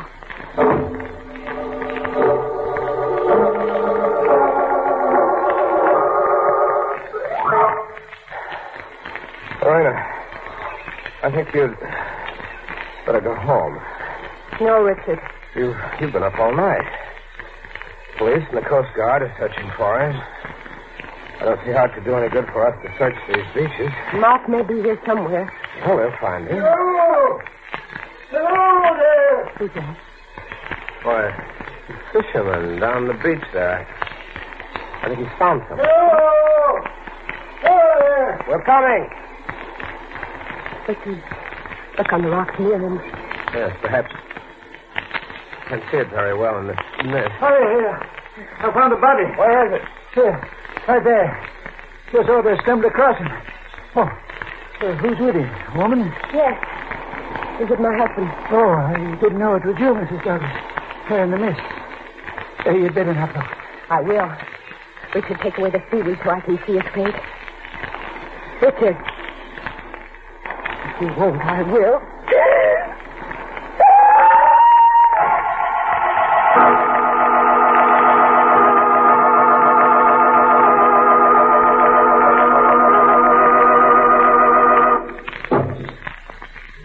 Well, friends, how'd you like to live in the House of Doom? Cozy little place to spend a short life, but a loony one, isn't it? You know, a little home like that would be our answer to the housing shortage. Just build a few of them, and you won't have any tenants to worry about. Well, friends, let's get back to our story. 2 years after the death of her husband, we find the lovely Lorraine in the house on Davy Jones's hand, staring out the window, just as her husband had done on the night he was murdered. She's married again to her husband's friend, Richard Belmont. Are you ready, Lorraine? Yes, Richard. Could you help me with my raincoat, please? Of course. Thank you. Will Kathy be there? Oh, I don't know. I suppose they asked her. At any rate, they'll all be glad to see you. Why, this will be the first time you've stepped out of the house in months. I can't help it if I've been ill. Lorraine, there's no reason to get angry. I'm sorry. It's just that I don't care to go out in a storm like that. Just a short trip down the road. I know it. Well, it's a little rain. You're in very good health now. Please don't talk about it. You ready? Yes, I'm quite ready, thank you. Let's go. No, I can't go. Lorraine. Richard, please close that door and come in here. What's the matter with you? Nothing. I just don't want to leave here tonight, that's all. I was afraid of this. Were you? Something weird. Something queer about the way you cling to this house. Though it held you trapped. Mark was that way before he died, too. Please don't talk about Mark. Why not? What are you afraid of? Nothing. Nothing except to leave this house. Nothing except that you jump at every sound. Do you think I don't notice things? Do you think I'm a fool? Where are you going? Out. If you won't come with me, I'll go alone. I can't stand this place another moment. No. I've been locked up in here for days. I feel like a trapped animal. Oh, wait a minute, Richard. Don't go. Why not? Because I'm asking you not to. Richard, please stay with me. I don't want to be in this house alone. Please stay. I hear things when I'm in this house alone. Richard, don't leave me. Your life may depend on it. Please, Richard, don't go. Goodbye. Richard!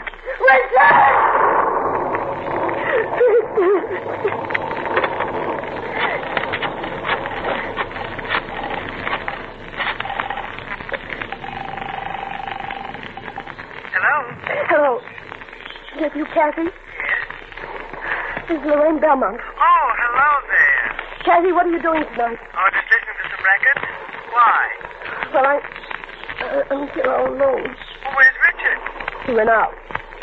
Kathy, I want you to come right over. On a night like this? Take the car. Come right away. What's wrong? There's something I want to talk to you about. Oh, but really, Lorraine, can't it wait? No. But, Lorraine... Are you refusing to come here because you expect a visit from Richard? Really? What are you talking about? I think you know quite well. Lorraine, what is it? What's wrong? Kathy, did you hear that? What? That voice calling my name, it sounded like Mark. Mark? But Mark's dead. I'm well aware of that. That's why it couldn't be Mark, could it? What are you saying? Lorraine! Help! Help! Did you hear it? No, I didn't hear it. I someone at the door. Will you hold on a minute, please?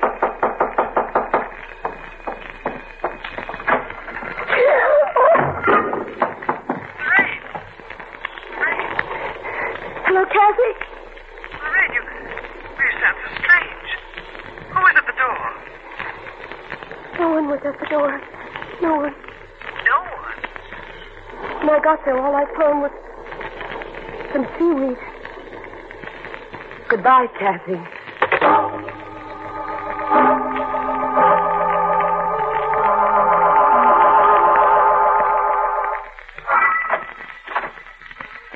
Hello, Lorraine. Richard. I decided to come back. I couldn't leave you alone. I'm sorry. Quite all right. What do you have there? Look at it. Seaweed. Where did it come from? I found it outside the door. That's odd. Yes. And what's odder is that someone knocked at the door and left the seaweed. Now, Lorraine, you haven't been having those hallucinations again. But they're not hallucinations, Richard. I heard someone call my name. Now, Lorraine. Please, Richard, don't come near me. Stand over there, just where you are. Very well. But, why are you standing there, holding the post? You shall know presently. Do you think you deceived me, Richard? What are you talking about? About Cassie. You're in love with her. That's nonsense. You would like to have my money and Cassie, wouldn't you, Richard? That's why you've been playing these tricks on me. What tricks? Calling my name, leaving the seaweed out there. Why should I want to do that? To make me confess. Confess what? That I murdered Mark. You murdered Mark? Yes. How did you first find out, Richard? Did you hear me call out in my sleep as I heard Mark do? Yes. Mm-hmm. That's how I learned that Mark murdered his first wife. It's very difficult to keep a murder a secret. The strange satisfaction in being able to confess it. Why are you telling me this now? Because you wanted to know. That's why you played these horrid little tricks on me. What makes you think I played tricks, Lorraine? Because I played, yes. Even to using the seaweed. How could you have murdered Mark? I was waiting for you to ask me. He was a powerful man. You couldn't have pushed him off those cliffs. No, I couldn't have. And you were never out there with him. No. And everyone knew he was mentally ill. Everyone suspected suicide. Yes, and how very convenient. How could you have killed him? I'll show you, Richard. Since you're so anxious to know. Don't move. Richard, why did you leap away? I see it now. The rocks and the sea down there. You would have killed me if I hadn't leaped away in time. Come here, Lorraine. No. Oh, Richard, let go of me. There must be a subterranean passage down there, and the body gets washed out to sea. That's why you never left this house. You were afraid someone would discover your secret. Richard, what are you going to do? What do you expect? No. And why shouldn't I? You did it to Mark for his money. If it'll be any satisfaction to you, Lorraine, that's exactly why I'm holding you here now, for precisely the same reason, your money. And since you take so much pride in being right, Lorraine, I'll tell you one more thing. You were quite right about Kathy and myself.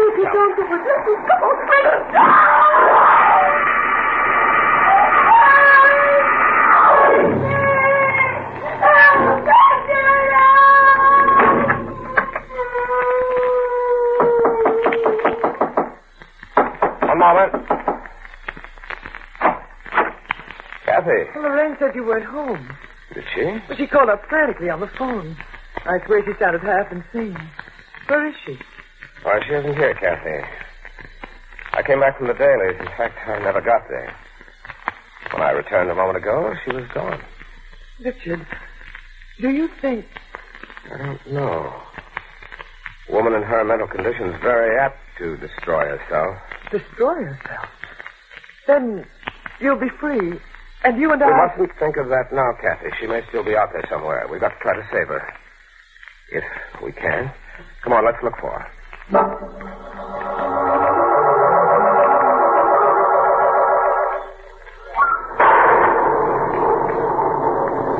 Kathy, can't leave this house tonight, not in a storm like this. Why not, Richard? It was on a night like this that Lorraine was killed 3 years ago. I'm afraid to let you go out. You're my wife, and I love you, and you mustn't leave me alone. I can't stand this house another moment. Locked up with you here night and day for months. I can't leave, Kathy. You must stay. I can't bear it here alone. I'm going. Where? To see some man? Is that what you're going? Some man? That must be another of your hallucinations. I'm just going down the road. I've got to see some human being who's in his right mind, or I'll go out of my mind myself. Kathy, don't leave it. Did you hear it then? Hear what, Richard? That voice. A woman's voice. Calling for help. No, Richard, I didn't hear a thing. Are you sure? Yes. Kathy, don't go. Stay with me. No. I can't stay here another minute in this place. If you invented the torture, the evil, and the doomed, it couldn't be worse. No. I hate every board, every door, every piece of it. I can't stand another instant. Goodbye, Richard. Kathy! Kathy!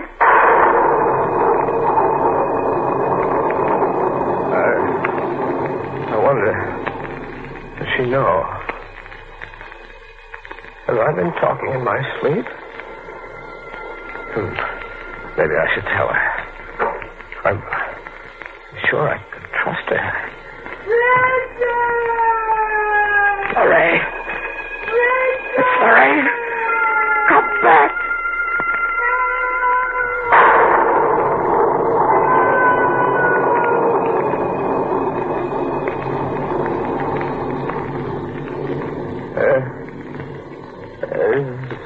She was right. This house is for the evil and the doomed.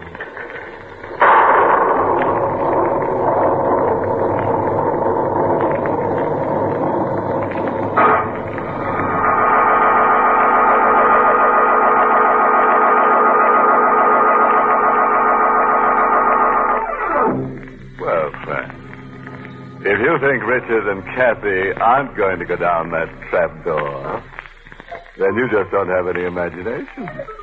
Or you just haven't heard enough Inner Sanctum Mystery. Of course, we have a very uplifting moral for these gruesome shenanigans. It's taken from the haunted words of Poltergeist, who said, "Always live in a house that's haunted by ghosts, vampires, werewolves, zombies, and spooks.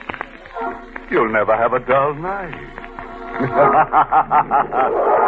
Inner Sanctum was heard in the United States over CBS, the Columbia Broadcasting System, and has been rebroadcast for servicemen and women overseas through the facilities of the United States Armed Forces Radio Service, the voice of information and education.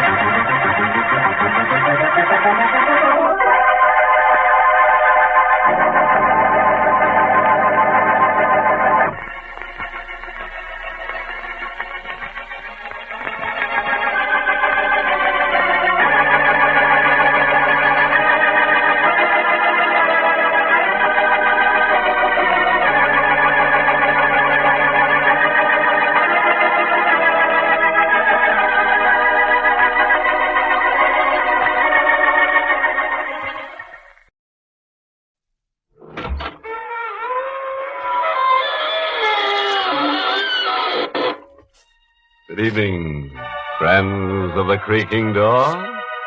This is your host to welcome you into the Inner Sanctum. Come in, come in. I just poured through the studio mail. Some creep wrote in asking, when is Inner Sanctum going to join the giveaway craze? Okay, mister. From now on, every Monday is takeaway night. Select your favorite corpse, and it's all yours. Just back a hearse above and take it away. We're also offering all the dirt you can dig. Just bring your own shovel. And for dead men, we're offering a lovely trench in a bewitching setting, beautifully tailored to fit. We make just one condition. Kindly supply your own tombstone.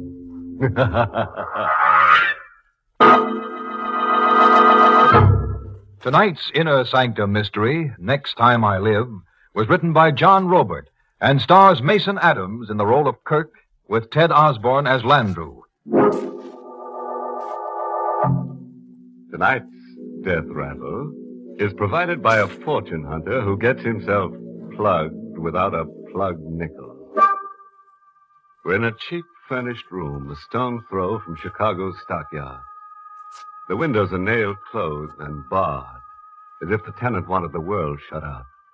The tenant, Kirk Saunders, a haggard, red-eyed man with a week's growth of beard, is crouched at the window, staring out at a big jeweler's clock. An elevated train roars past the window toward a bend. Stop it! No more! Stop it!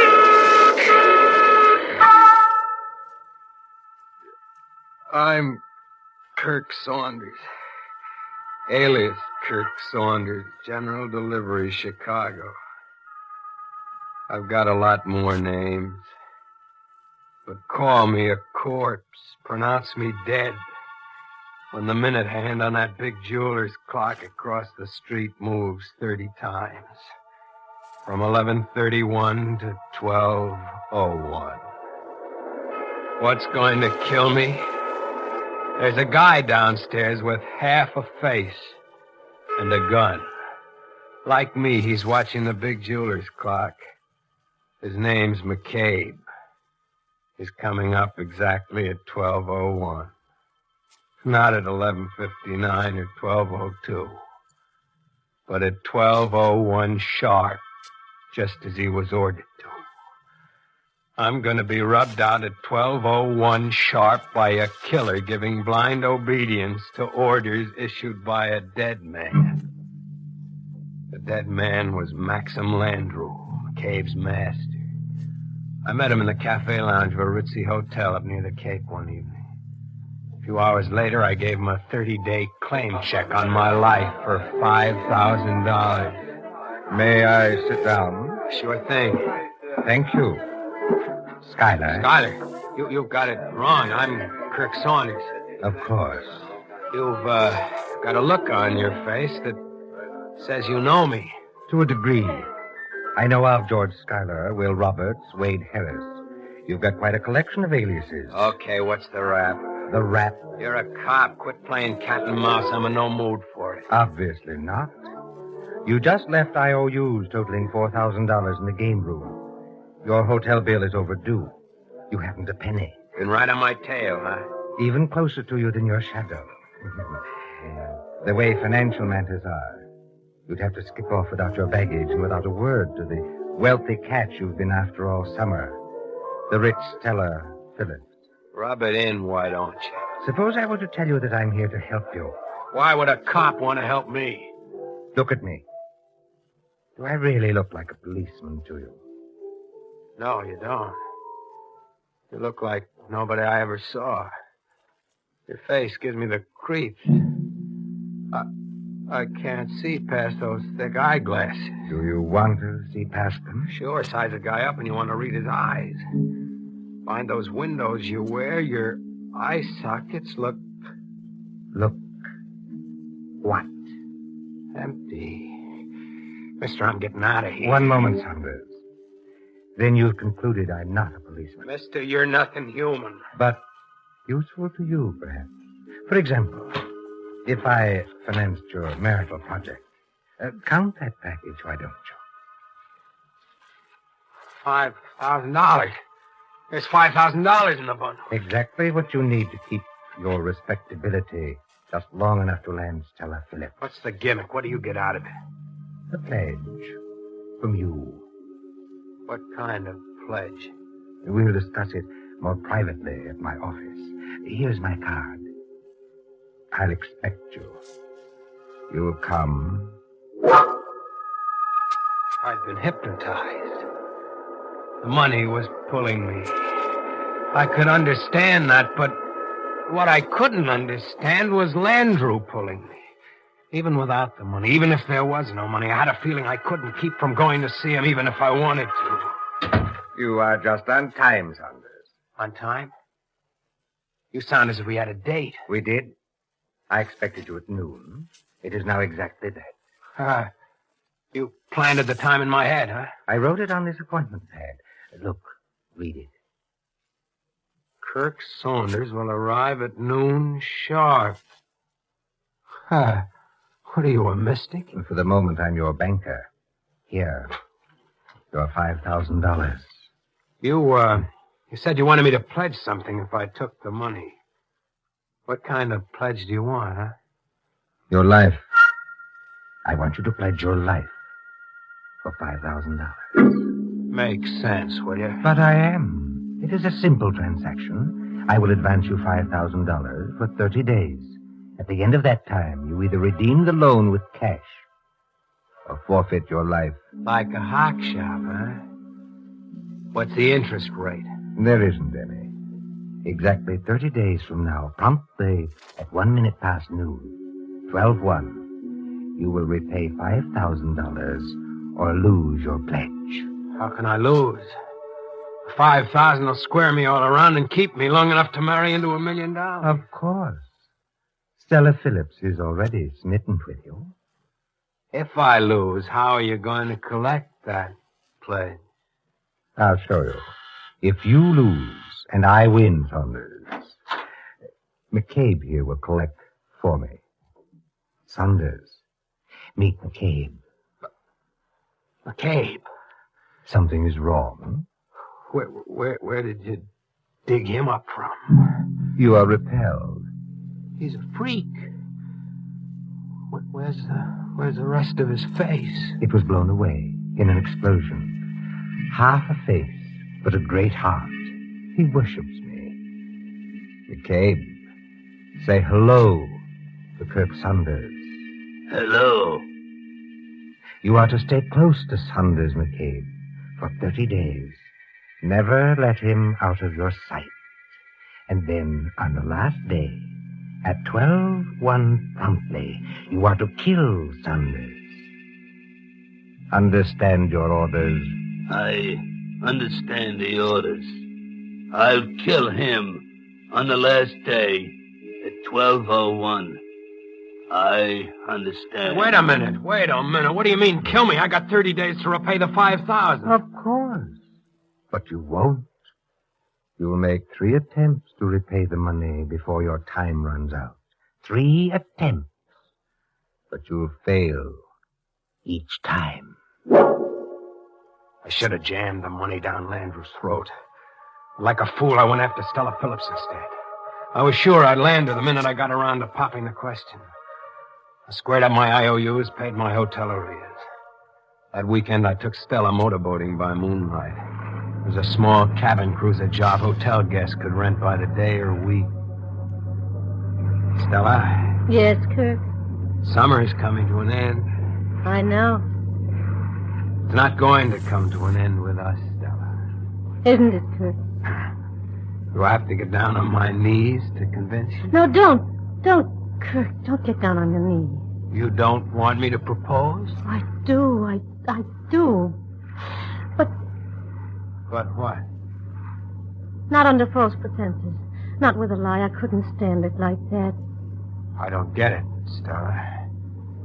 What do you mean, not under false pretenses? Kirk, be truthful. Give up the masquerade. You see, I know all about you.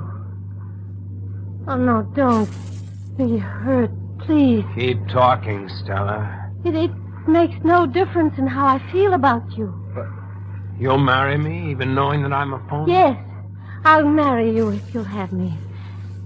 You see, Kirk, I'm a phony, too. Say that again, and slowly. We were both playing the same game here all summer long, fortune hunting, and we picked each other.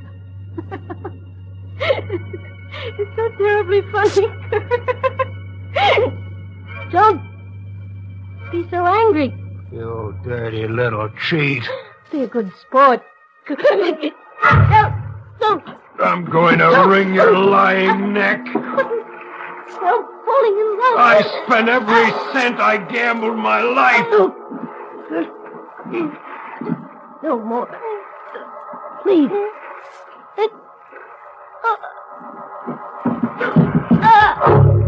I hope you crack your conniving skull wide open.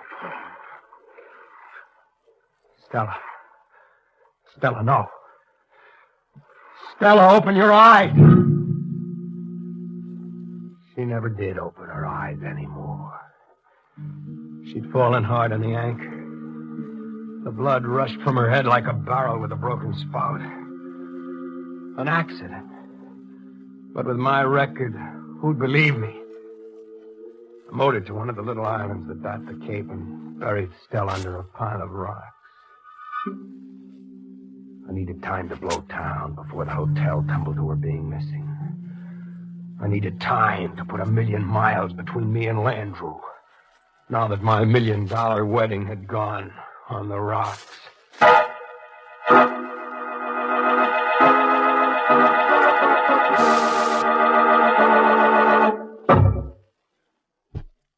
Are you financially embarrassed? Do you want to build a tomb with a self-service elevator? See Landrew. He lends you $5,000 for a claim check on your life. Comb my spine with a garden rake, but that isn't just a high rate of security, mister. That's a high rate of disaster. Now, what are we in for? I mean, what's Cupid Saunders in for now that the fortune turned out to be a misfortune? Let's listen, shall we? I packed up in the middle of the night and checked out of the hotel. I rode a taxi to the railroad station, then climbed aboard a train going south. What? Aboard! In a minute, the train would pull out, and I'd be able to start afresh somewhere with a new name. Mind if I sit down? Landrew. You are eloping with Stella, perhaps? Don't kid me. You know better. You do not need to run away in a panic like this, like a fugitive. Aren't you going to ask me why not? You tell me why not.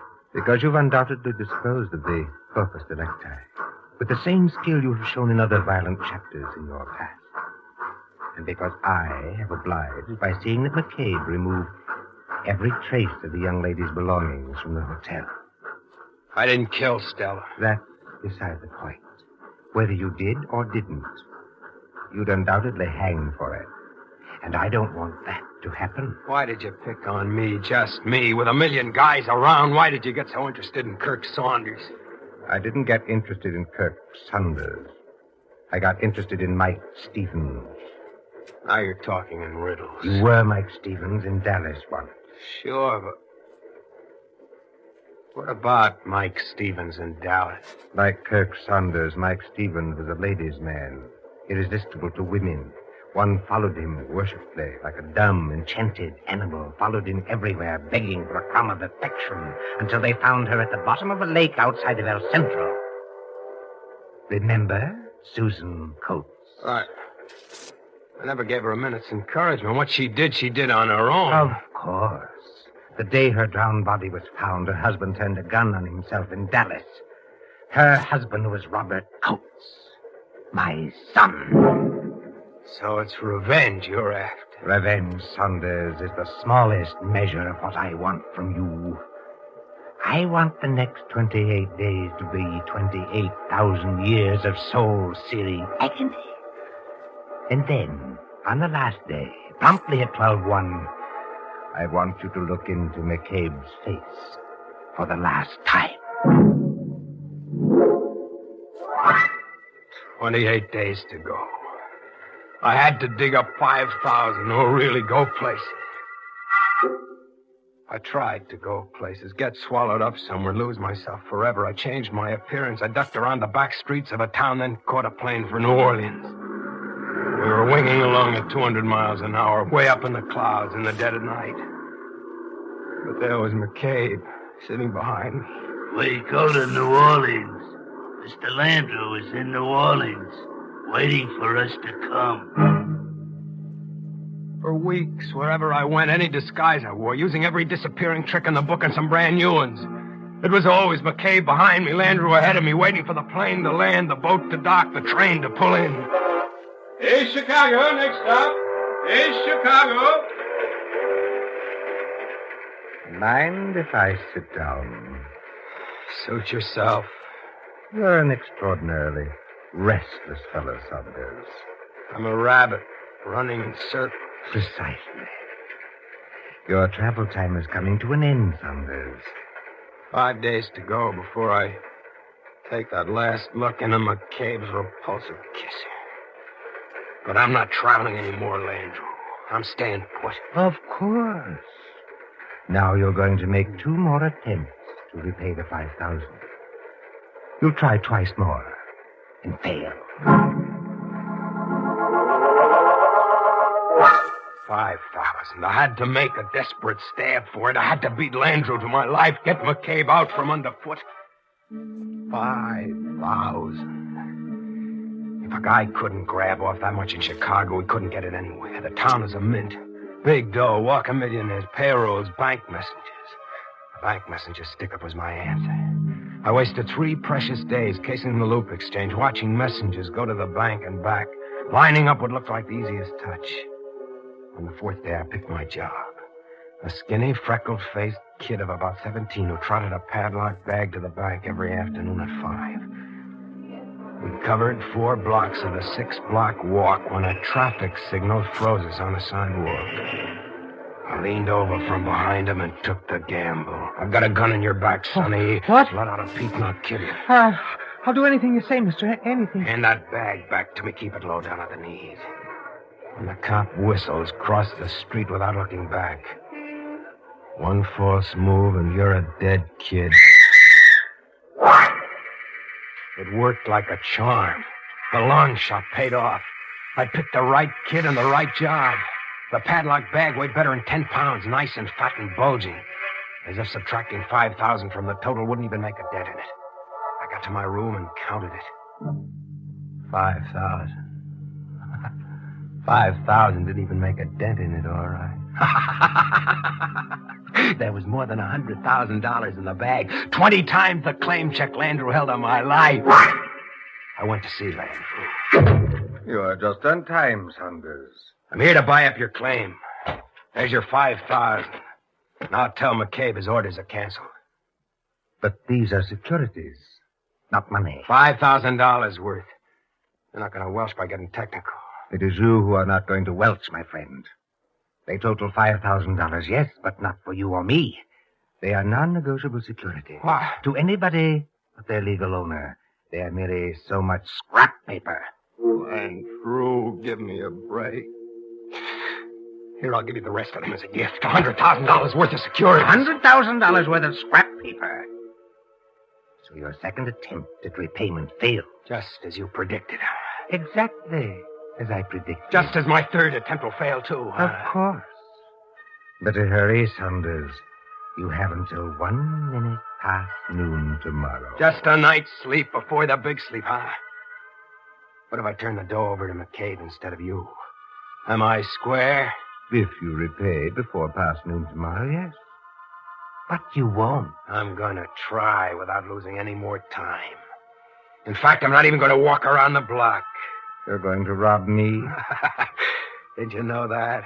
Did your crystal ball break, or is my wireless station on the fritz? You will fail. I promise. You will look into McCabe's face. The last time.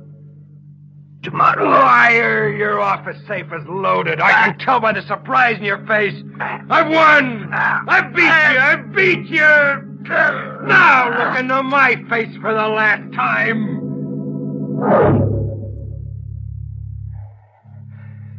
Landrew was dead. As if I let the air out of him. I worked the dials of the safe for an hour before I got it open. The safe was loaded, all right. It was crammed full of hats, shoes, cosmetics, cute summer frocks. All the effects Landrew and McCabe clean out of Stella Phillips' hotel room on the Cape. I got up off my knees. There was a chill blowing over me. Like somebody behind me, watching. McCabe. You go home now, Saunders. Just like that, I go home now. Landrew's dead there on the floor. I strangled him, but it's okay with you, huh? I'm to just go home now. You go home now, Saunders. Well, I killed your beloved master, you dumb ape. You're supposed to be a fanatic about him. You go through fire and water for him. Why don't you kill me right here on the spot? Tomorrow.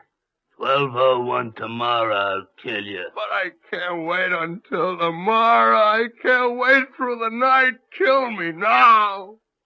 I insist that you kill me now. Tomorrow. My orders is to kill you tomorrow. You go home now, I say.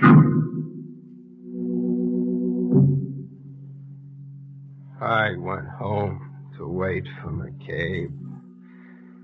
As the last gesture, I mailed the securities back to where they belonged, with a note explaining that I'd found them tossed in an alley. I didn't want that freckle-faced kid on my already overloaded conscience. It's 12 noon. In another minute on the jeweler's clock across the street. McCabe will come through my door. Is this Kirk Saunders? Yeah.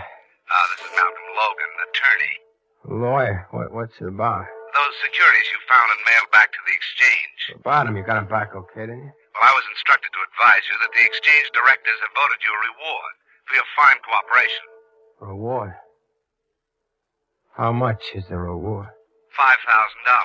Now, if you can come to my office... Sure, I'll come. I don't understand your amusement, Mr. Saunders. I'll explain it sometime. I'll explain it the next time I live. Operator. What number are you calling? Police department. Get me the police. Hurry. Hello, police. You gotta save me. McCabe, that half-faced gunman is going to kill me. You know where to find him. Get him. Save me. McCabe! No. Hurry, please. Hurry. Oh, McCabe. No. I have the money. I have the money.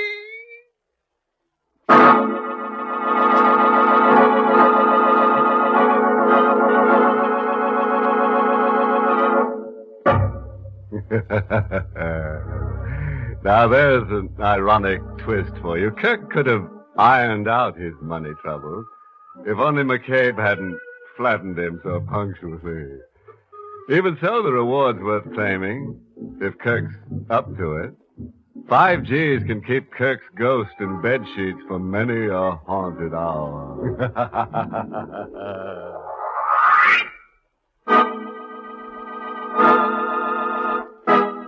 Inner Sanctum came to you through the United States Armed Forces Radio Service, the voice of information and education.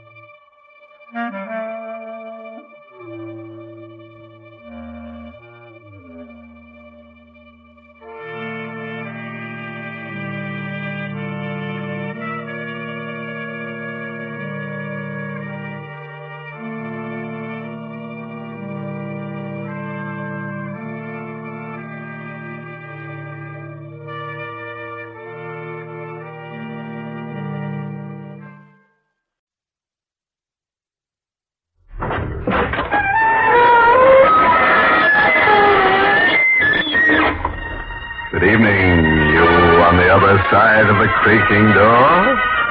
This is your host to welcome you into the Inner Sanctum. Well, you may as well relax. Wipe the perspiration off your brow and listen.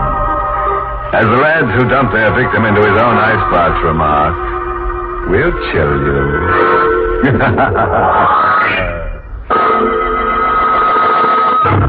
Tonight's Inner Sanctum Mystery, Death Rides a Riptide, was written by Lou Vittis and stars Arlene Blackburn in the role of Carol with Lawson Zerby as John.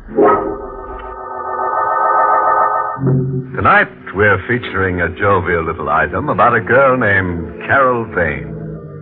She married a man whose first wife had been drowned. After a little while, she discovered that she herself was in hot water over her head. It's the night that John Vane has brought his new bride home.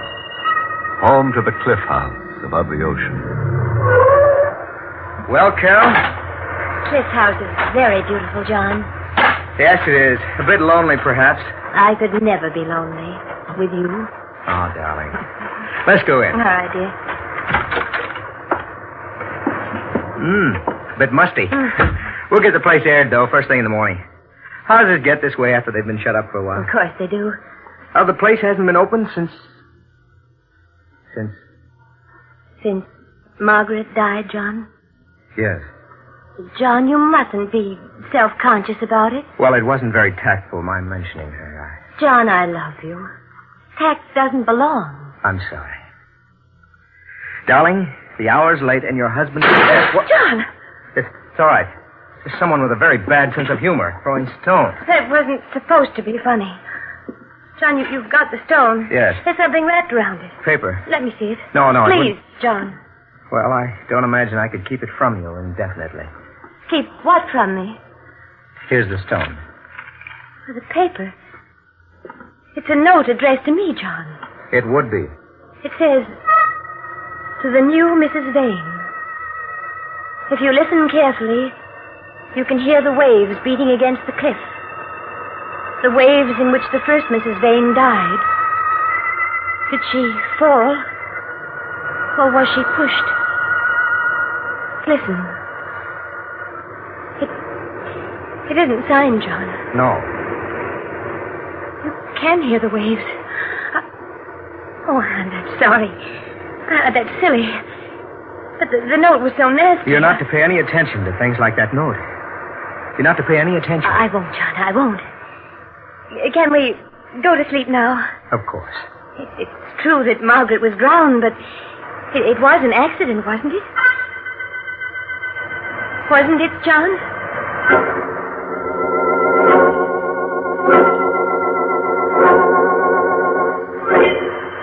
John fell asleep after a while, and the waves kept pounding against the rocks.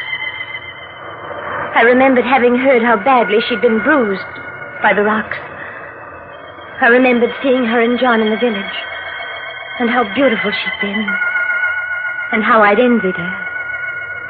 And now after the waves and the rocks, she didn't care anymore. And before I could fall asleep, I envied her even now.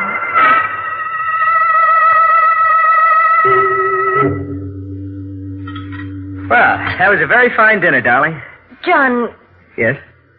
exactly how did Margaret die? Carol, there's no I point. want to know. She was drowned. She was a good swimmer. Even good swimmers get drowned. What happened, John? I think it'd be wiser if you'd forget about Mark. All right. There's a beach below Cliff House. It's there at low tide only. A beach and a ledge. Nice place to swim from, the ledge, at low tide. But when the tide comes in, beach and ledge are covered. The tide's strong then, and there are rocks around. Margaret got caught by high tide. That's all. You mean she stayed down below on the ledge longer than she should have? That's right. And that's all, John? What else should there be? I don't know. It's low tide now, isn't it? Yes? I'd like to look at that ledge. Why? Oh, because I'm silly. Because I'm a fool, but... John, I want to look at that ledge.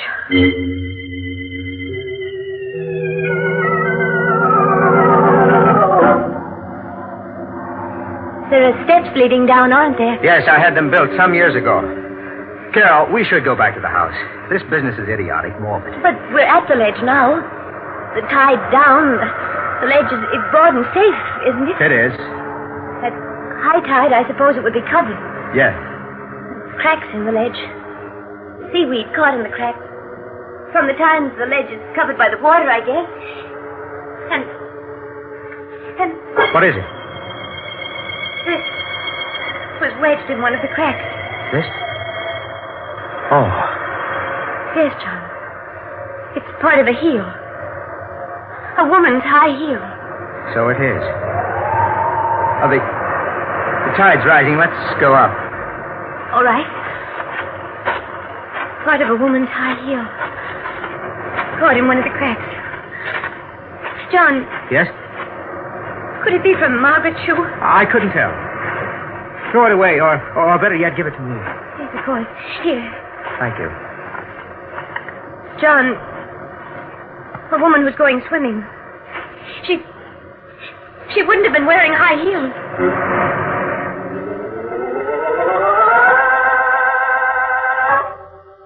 We didn't speak on the way back from the ledge. And once back at the house, John found it stuffy or something, I suppose. He muttered at me and went out into the night. The night that had become so suddenly, of so intense a darkness. John? Oh, wait, I'm coming. Who is it? You startled me, my dear. Appearing there in the doorway, for a moment I thought you were my niece. Your niece? Yes. You're not, of course. My niece is dead. Who are you? Jeremy Mangan, my dear. Mangan? Mangan? Your predecessor, my dear, was named Margaret. Her father? Uncle. May I come in? For an elderly gentleman like myself, the night is cold. It's cold for me, too. Come in. Thank you. Where is dear John? He's out. Oh, it's too bad. I did want to see him. What about? Money. I hope I don't shock you by my frankness. He owes you money? No, but I think he'll give me some. Why? You're a prying little creature, aren't you? Why do you think John will give you money? My dear, I intend to sell John a letter. Sell him a letter? A letter written to me by my dearly beloved niece. Margaret. But why should John want to buy it? Let me read you a bit of it, shall I? All right. She says in the letter, among other things... yes. Uncle, come for me. At once. I must get away from Cliff House. Because if I don't, I'm going to die. I'm afraid.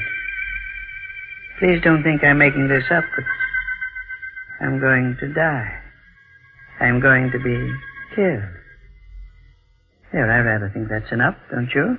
Why didn't you come in answer to a letter? She sent the letter out 2 months ago. 2 months ago, I happened to be detained elsewhere. To be precise, I was momentarily in jail. I didn't get the letter which had been sent to my lodgings until this week. Tragic, John has nothing to be afraid of, whatever the letter says. My dear, I never suggested he had. But I still feel he'll buy my letter from me. For old time's sake. How much? A couple of $1,000 will be enough. I'm not a grasping man. If you saw John, spoke to him as you've spoken to me, he'd kill you. A habit of his? I'll get you the $2,000. Give me the letter. Hardly, my dear. Not that I don't trust you.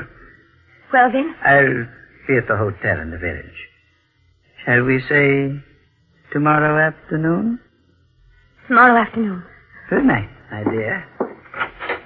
Oh, it occurs to me. Am I likely to run into John? I don't know where he is. Oh, well, the night is dark, and I dare say I'll manage. I did mention cash, didn't I? But,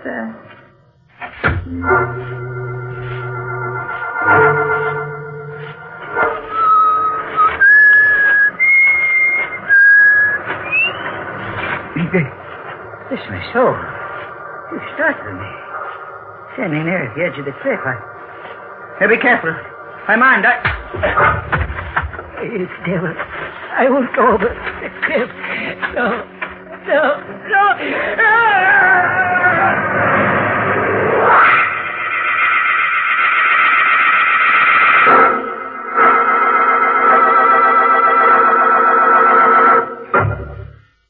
Well, here we are, back again with Carol Vane, who married John Vane after his first wife had been drowned. Officially, it was an accident, but a lot of people feel that John believed in the old saying, cast your dead upon the water. At any rate, late one night, the drowned woman's uncle, a man named Mangan, visited Carol. He had a letter from the first Mrs. Vane in which she wrote of her impending murder. Carol agreed to meet Mr. Mangan the next afternoon with some money. But long before then, somebody heaved Mr. Mangan over the edge of a cliff. Maybe for exercise? At any rate, it's the next morning at breakfast. Carol, Yes, John? you're upset about something. No, I'm not. Not really. John, when you went out last night, where did you go? For a walk. Why? Nothing.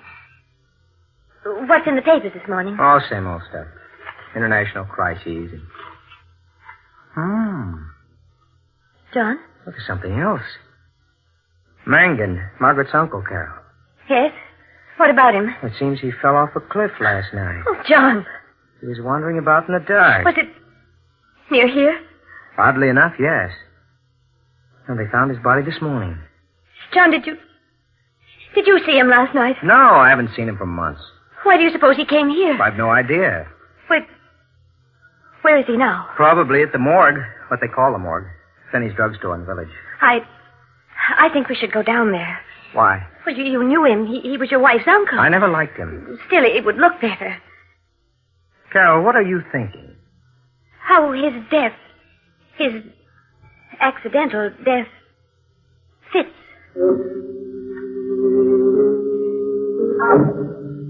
He was lying on a table in the back of Finney's drugstore. The fall hadn't marked him much. Nobody had gone through his things yet. So while Finney and John and I stared at the dead body, I gasped. Carol. I feel faint. Huh? Mr. Finney, could you get me something? Of course, Mom. Be back in a minute. Oh, John. Oh, I just remembered. Tell Mr. Finney not to get pneumonia. I can't take it. But, well, all right. Mr. Finney, can you please be sure to get something? I loved my husband. So I went over to where the dead body lay and put my hands in his pocket. And I found the letter. Carol, he's fixed something. Here. Oh, thanks, John.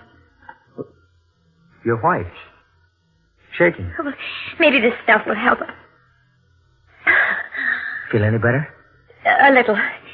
If we can leave now. Of course. Carol. Yes? What did you take from Mangan's dead body? I told him nothing. I lied. Later that evening, he went upstairs. There was a fire burning in the fireplace, and I threw the letter in. Carol, what's that? What? In the fireplace, that paper. Oh, nothing. Just wait. I think I'll take a look at it before it John, burns. please don't. Carol, let go. No, John, I love you. I don't care. No, I want to get that paper. I don't want to hurt you. But I must get it. There. Oh, it's all burned, John. All but a tiny piece. A tiny piece of paper. The end of a letter. Signed Margaret. A letter from my wife. My dead wife. I didn't want you to see it. Why? Because Because in it she wrote silly things. What kind of silly thing? I don't remember, John. You got the letter from Mangan after he was dead. How did you know he had the letter, Carol? I didn't know. You got rid of Fanny and me so you could get at Mangan. Carol, how did you know Mangan had a letter from Margaret? He told me. Then he was here before he fell. Yes, John. Did he tell you what was in the letter? No. Did you read the letter before you burned it? No. Then why did you burn it? Because I was jealous. I still am. Had everything to do with Margaret. You loved her before you loved me. You're telling me the truth, Carol? Why should I lie about it, John? Why?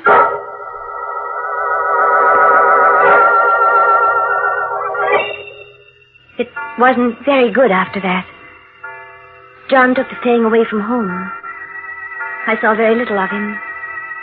We avoided each other. Each of us for reasons we didn't dare speak of. It wasn't very good there in the cliff house above the ocean. The ocean where Margaret Vane had died, and where Mangan had fallen to his death. I might have gone away. That would have been the safest thing of all for me, but I loved John. I hoped. And in hoping, I was betrayed. John? Yes, my beloved, John. Oh, I'm glad you're home, even though the hour is too late to be respectable? Oh, I don't care. There's a lot you don't care about, isn't there? I don't know what you put on quite an act, don't you? About not knowing. But you do know, don't you? I do know what? That my wife, my first wife, was murdered. John. Yes, it's out now.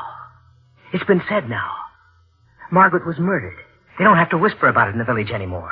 I'll shout it at I won't them. listen to you. You think that'll make it right, huh? It won't, my love.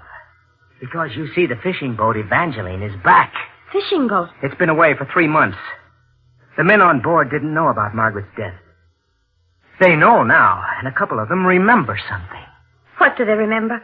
Seeing Margaret on the ledge just before the tide turned. But the trouble is, they're prepared to swear that Margaret wasn't alone.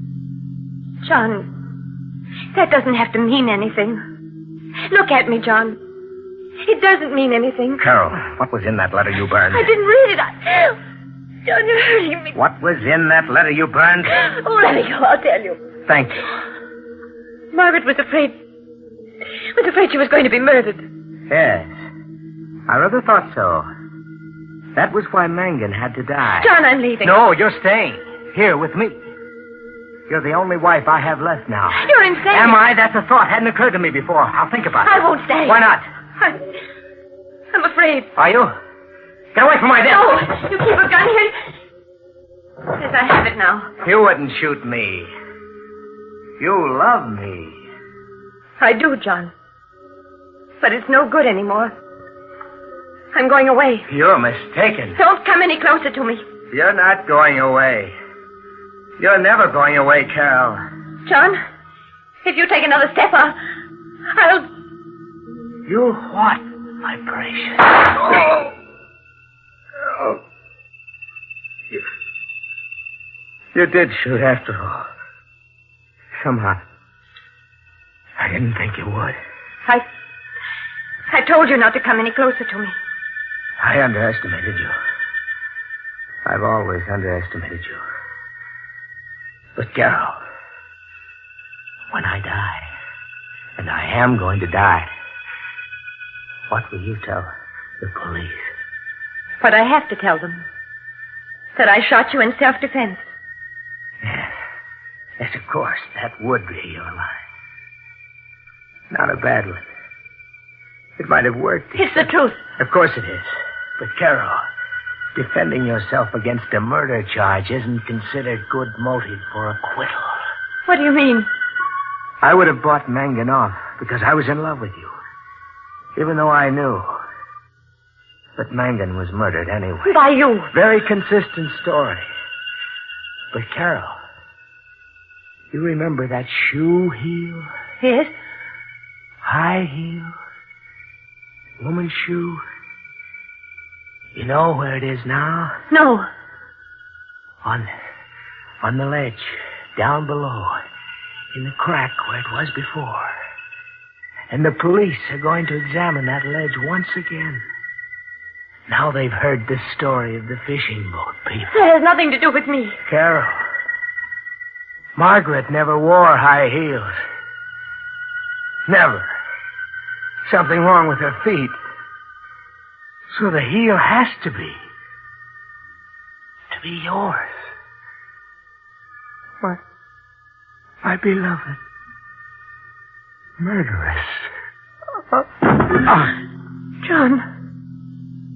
John. Dead. Dead is Mangan. Dead is Margaret. And I. There was the ledge and the broken heel and the crack. A little item of unfinished business that I had to finish. Mangan was dead and the letter burned. I was safe there. John was dead and his knowledge dead with him. I was safe there. The men on the fishing boat hadn't seen the second figure on the ledge clearly enough to identify. I was safe there. There remained only the heel broken off one of my shoes when I hit Margaret. And I'd get it before the police did. And I'd be safe there. The tide's coming in. The ledge is still above water. The ledge where my heel had been. But the heel wasn't there. Maybe I mistook the place. The ledge is broad. I began to hunt over it. There isn't too much time. The tide's coming in. The riptide that had battered Margaret against the rock. The heel was down there someplace, and I had to find it. To find it, but I couldn't. The waves began breaking over the ledge. The water began creeping over its surface. And the shoe heel that would hang me. That would hang me wasn't there. But now I realized. John had lied. The heel wasn't on the ledge at all. I must run. Escape. Run. But the waves are higher now. The ledge is covered with water. I turned to run and I fell. I fell.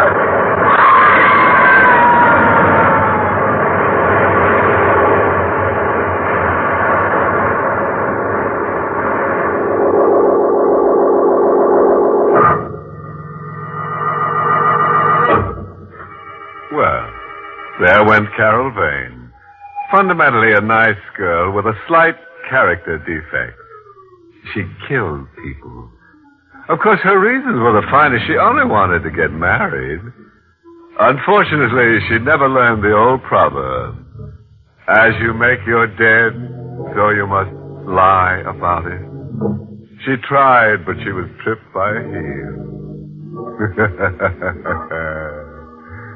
Incidentally, if you happen to be out fishing one of these fine evenings, and the tide's going out, say hello to Carol.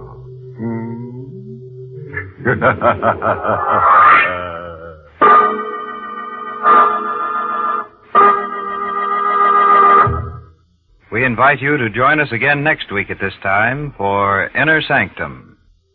This is the United States Armed Forces Radio Service, the voice of information and education.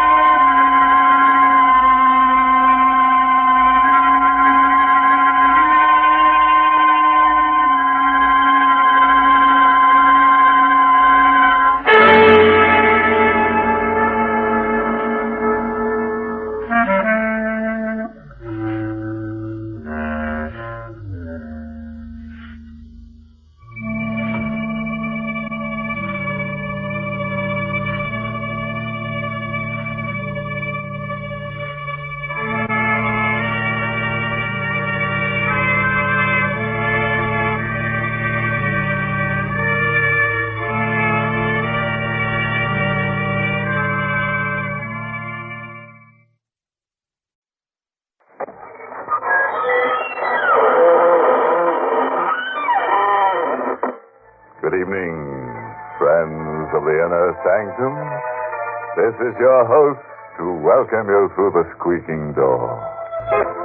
Our cast assembled here in a highly unique manner tonight. The ingenue flew in the window. Did anyone whisper, which window?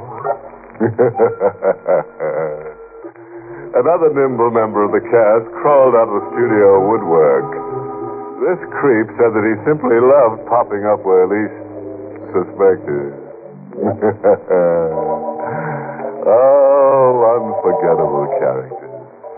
Meet them once, they'll haunt you right to your grave. But seriously, every last one of them is really and truly wrapped up in his work. Like shall we say, a scorpion.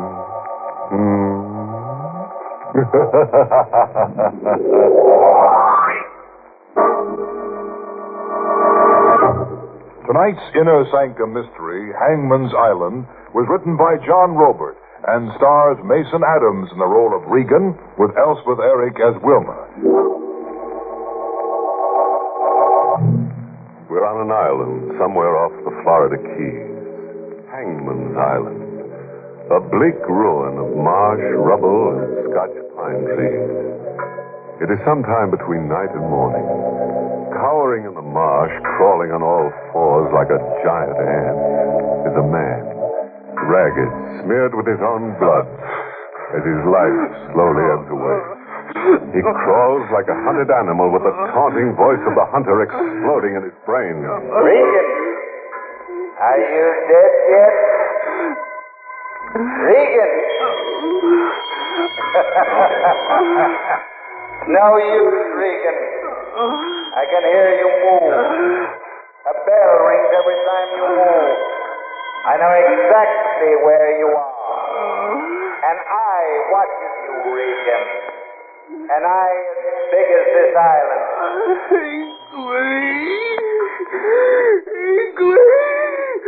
Show yourself, I dare you. Meet me face to face. Just once. Give me an even chance. In the morning I'll come for you. Just 1 more hour, Regan, and it will be morning. Morning. 1 more hour. Up there in the sky, I can see a gold ball. The sun burning up the night.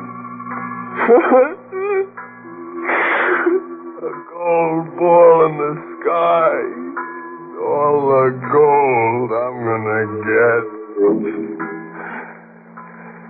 It all began the day I got the feeling that Fats was about to dust me off. Part company. Fats had that little greedy gleam in his eye that spelled a secret bankroll. I could tell he didn't want me around to help him count it. Fats? Yeah? I could use 5. Who couldn't, kid? Hey, you're not hinting you think I've got 5. You got that well-fed look the last couple days. Lobster dinner look. You're talking from hunger, kid. I've been bumming coffee and just like you. Hand me that necktie. Stepping out? Yeah. Regan. What? I've been thinking. We haven't done so good, teamed up. Our luck's been all bad. So? So, we ought to face up to it. And part company, huh? Yeah. I was thinking that starting in the morning, one of us ought to shove off. Go it alone. Sure. No hard feeling. Sure. No hard feeling. Fats had some swindle cooking, and he wanted to hog it. I followed right behind him to a shack on the wharf that furnished cheap piano music and a heaping plate of fish and chips. I was right behind a paper-thin partition, watching Fats and a blonde doll sitting over a lobster dinner. The doll had hair as golden as anything in the mint. She was the last dame in the world you'd expect to make a pitch for roly-poly Fatso Crocker. I didn't catch your name the other day, Goldilocks. Wilma. Your mind made up? I have. What's the other half of you holding out for? More on the line. How much more? The same slice. In advance. You're expensive for a down-at-the-heel panhandler. You'll find another slice in this envelope. How about the rest of the instructions? You'll find them written on this. How long have I got? 2 days. When you're finished, we'll meet again. Fats was cooking a fancy dish, all right. Early that night in the wormy room we shared, I waited till Fats was asleep. I had to find things out fast before daylight brushed me out of his life. I went through his pockets. Fats had a bankroll, all right. More dough than he'd ever seen outside of his dreams. $10,000 in yellow-back gold notes, the kind the Treasury had called in back in the 30s. And all soiled and damp like they'd been buried somewhere. In another pocket, I found the note the girl had slipped him. It was a map of an island, drawn by hand like a treasure map with arrows leading in from a beach and pointing to what looked like a cave somewhere in the middle of the island. The map read Hinckley's Island. A treasure map right out of a kid's storybook. There was a big star over the last arrow where the cave showed. A star that yelled pot of gold at me so loud my pulse jumping made enough noise to waken Fats out of dreamland. Regan, what are you snooping around my clothes for? Regan, what's the gun for? You double-crossing roll of blubber. So you were thinking one of us ought to shove off in the morning? I was joking, kid. One of us will shove off. Just one of us. Oh, kid, don't be fooled. You don't know what it's about. I can read maps, too.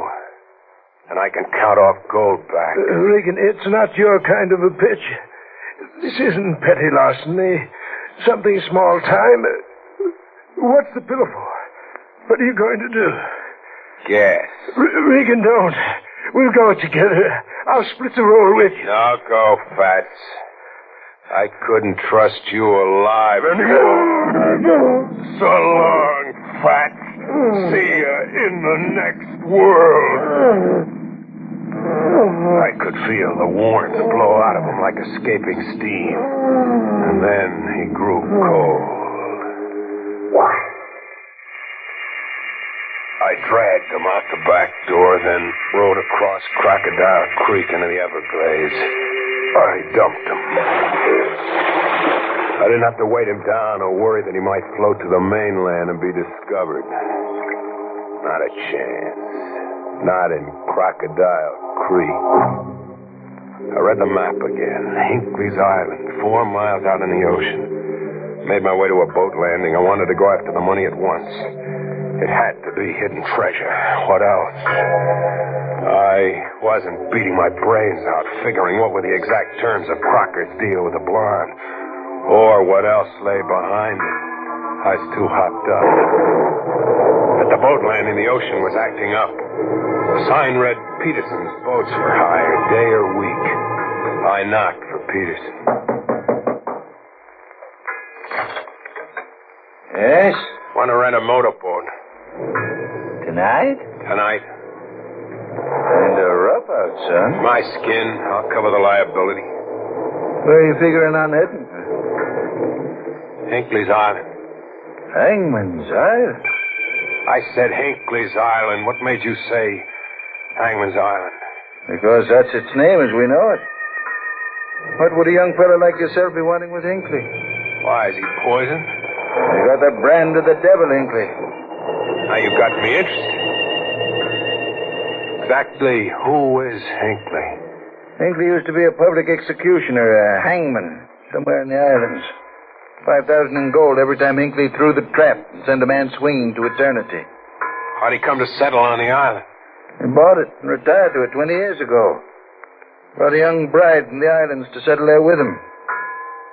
Nobody's seen hide or hair of the bride ever since that first day, 20 years ago. Has anybody around here ever seen Hangman's Island? Not the easiest. It's worth your life to try. Hinckley's got barbed wire all around it. Electric voltage that'd burn you to a crisp if you touched it. A crackpot hermit, huh? You can have your money back. Land's drier and safer. I said I wanted to rent a boat.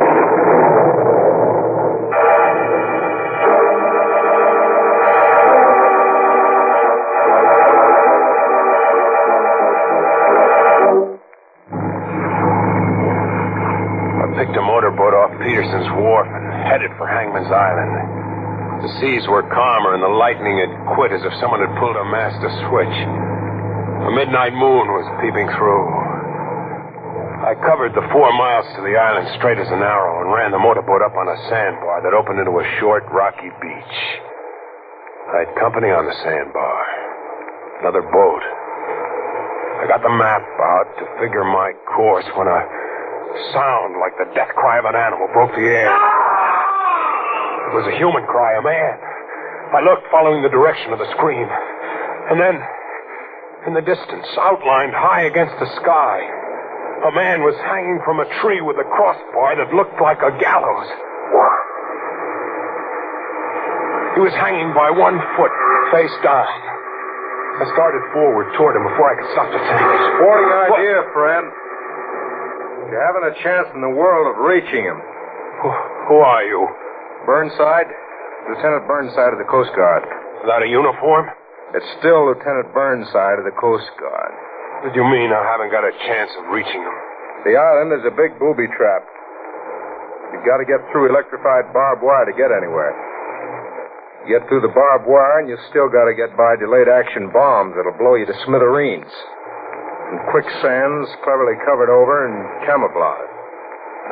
And lime pits that would eat you alive if you dropped into one. McAvoy there walked into one of the simpler devices. Steel-jawed animal trap that swung him into midair, hanging by one heel. Who is McAvoy? He's my sidekick. Was. You get stranded on that sandbar? Yeah, I lost my bearings and ran up on it. Well, that map you were reading a minute ago, let's see it. Maybe I can set you back on your course. How do you know it was a map? I guessed. Oh, you're shaking your head. I'm doing more than shaking my head. I see. You mean to shoot that gun? If I don't get some straight talk and fast. Okay, straight talk. That map you're carrying, what if I told you the map is the biggest booby trap of all? I'd laugh out loud. The girl palmed off a similar map on a couple of characters a month ago in Key West. They rented a boat and scooted for Hangman's Island and... And what? That's all. They never came back. You'll probably run into them in one of the lime pits. Or under the quicksand, Tucker. Don't believe me, huh? Still shaking your head. I've got gold backs, mister. A pocket full of them that says you're just trying to scare me off. The gold backs are the bait. The girl snitched them from Hinckley's savings. Why would she bother just to give them away? Some insanity of hers. Let's just say that the golden-haired siren baits men to their murder for reasons of her own.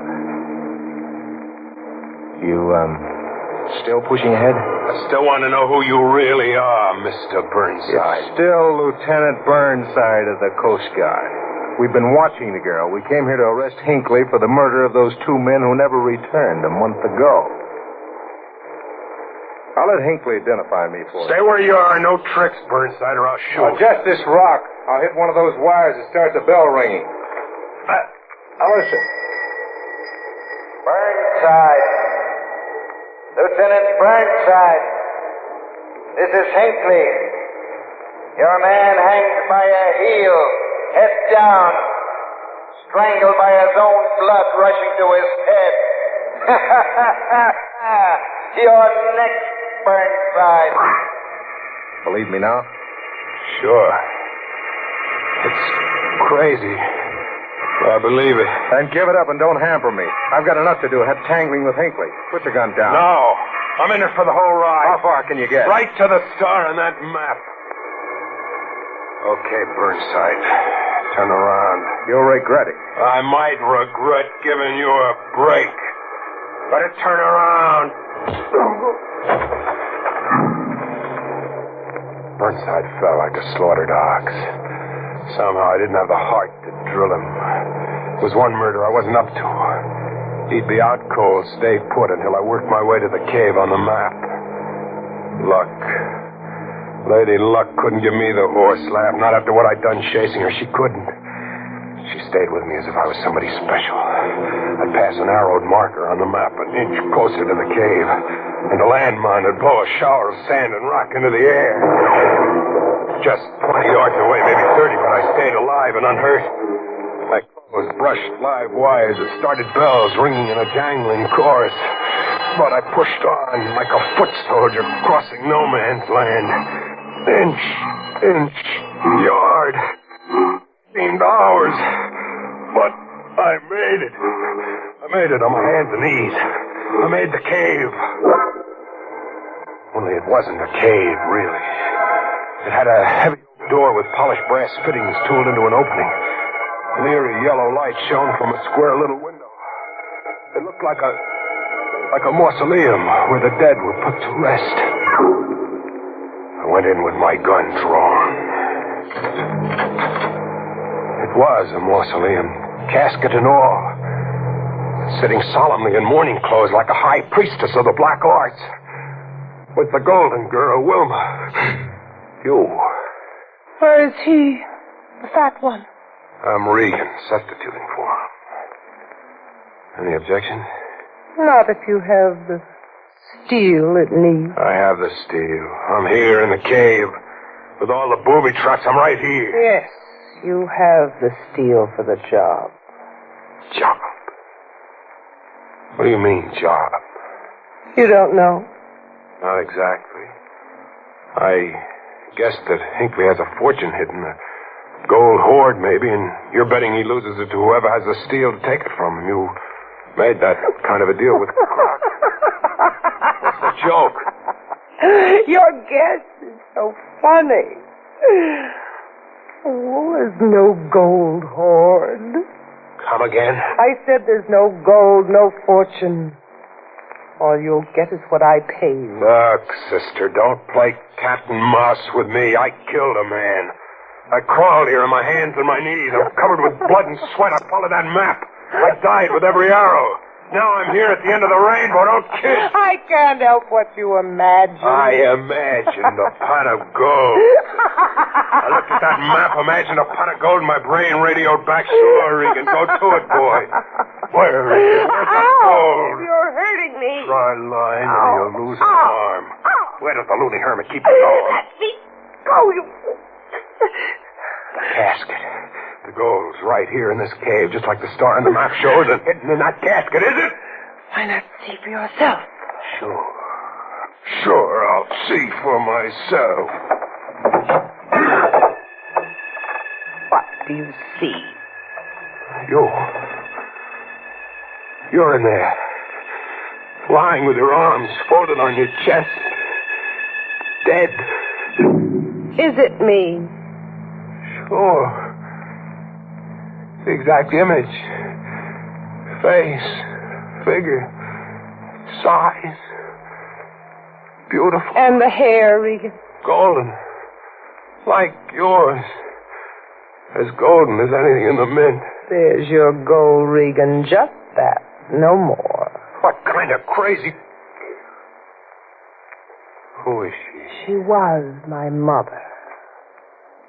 Your mother? But she she's not a day older than you. Just carefully preserved. She died at exactly my age now. Whose idea was it preserving her like that? Hinckley. She's his pagan goddess. He pretends she's alive, ageless, but she never really died. And you're Hinckley's daughter? Yes. And you hate him? Yes, I hate him. Coast Guardsmen on the beach said you were a siren luring men to their death here. He's wrong. I lure men here to kill Hinckley. Kill Hinckley? Yes. You'll have to kill Hinckley now. He knows you're here. He's overheard our whole talk. This cave is wired and Hinckley listens. So if you want to live, you want to escape Hangman's Island alive, you'll have to kill Hinckley. Where are you going? Wilma, come back. You can't go. Wilma, come back! She was gone. Right under my nose, she disappeared as if she'd floated through the walls. I'd have to kill Hinckley, she'd said. I didn't have any choice. If I wanted to escape, I'd have to kill Hinckley. Regan, I know exactly where you are. You dared open the casket. For that you will die. I was in the devil's backyard, all right, like old Peterson had said. I tried to crawl back to the beach, infantry style, on my hands and knees. It was up to Lady Luck once more. She couldn't desert me now, not now. The bullet got me right in the stomach. A rifle shot from somewhere. I couldn't fight back. The bullet got you. I heard you cry out, Regan. Crawl, Regan. Crawl into the darkness. I kept crawling. Inch. It seemed hours. I passed a hat sitting on the edge of a lime pit. Just a hat. Whoever owned it had tumbled in. There must be some place to escape, some place to die. The landmine went off not 30 yards away. The whirling dust caked my clothes. Chips of flying rock hit me in the face. Hinckley! Hinckley, hear me! Show yourself, I dare you! Meet me face to face! Just once! Give me an even chance! In the morning I'll come for you, Regan. Just one more hour. One more hour. Something had happened to Hinckley. 2 shots and a scream, a death cry like McAvoy's scream when the trap swung him into the tree that looked like a gallows. I looked up over the island. There was an old man. Hinckley. He had to be Hinckley. Hanging by a heel, face downward. It was Hinckley.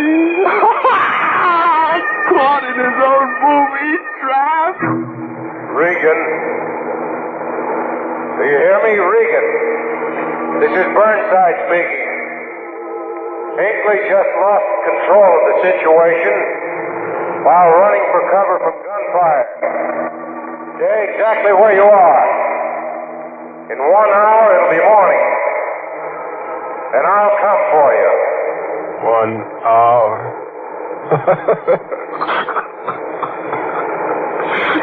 Don't bother, Burnside. Don't bother coming.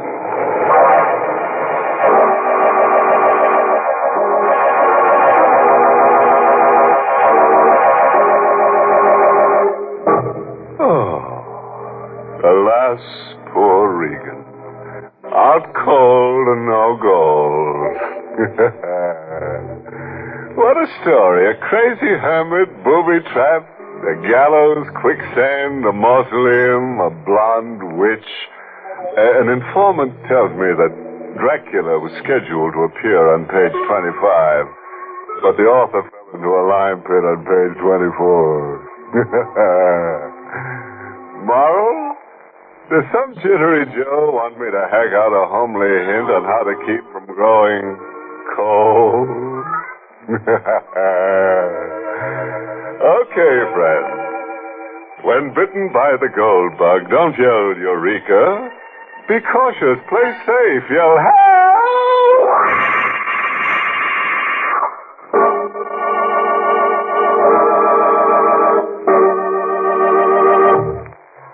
Good night. Pleasant dreams.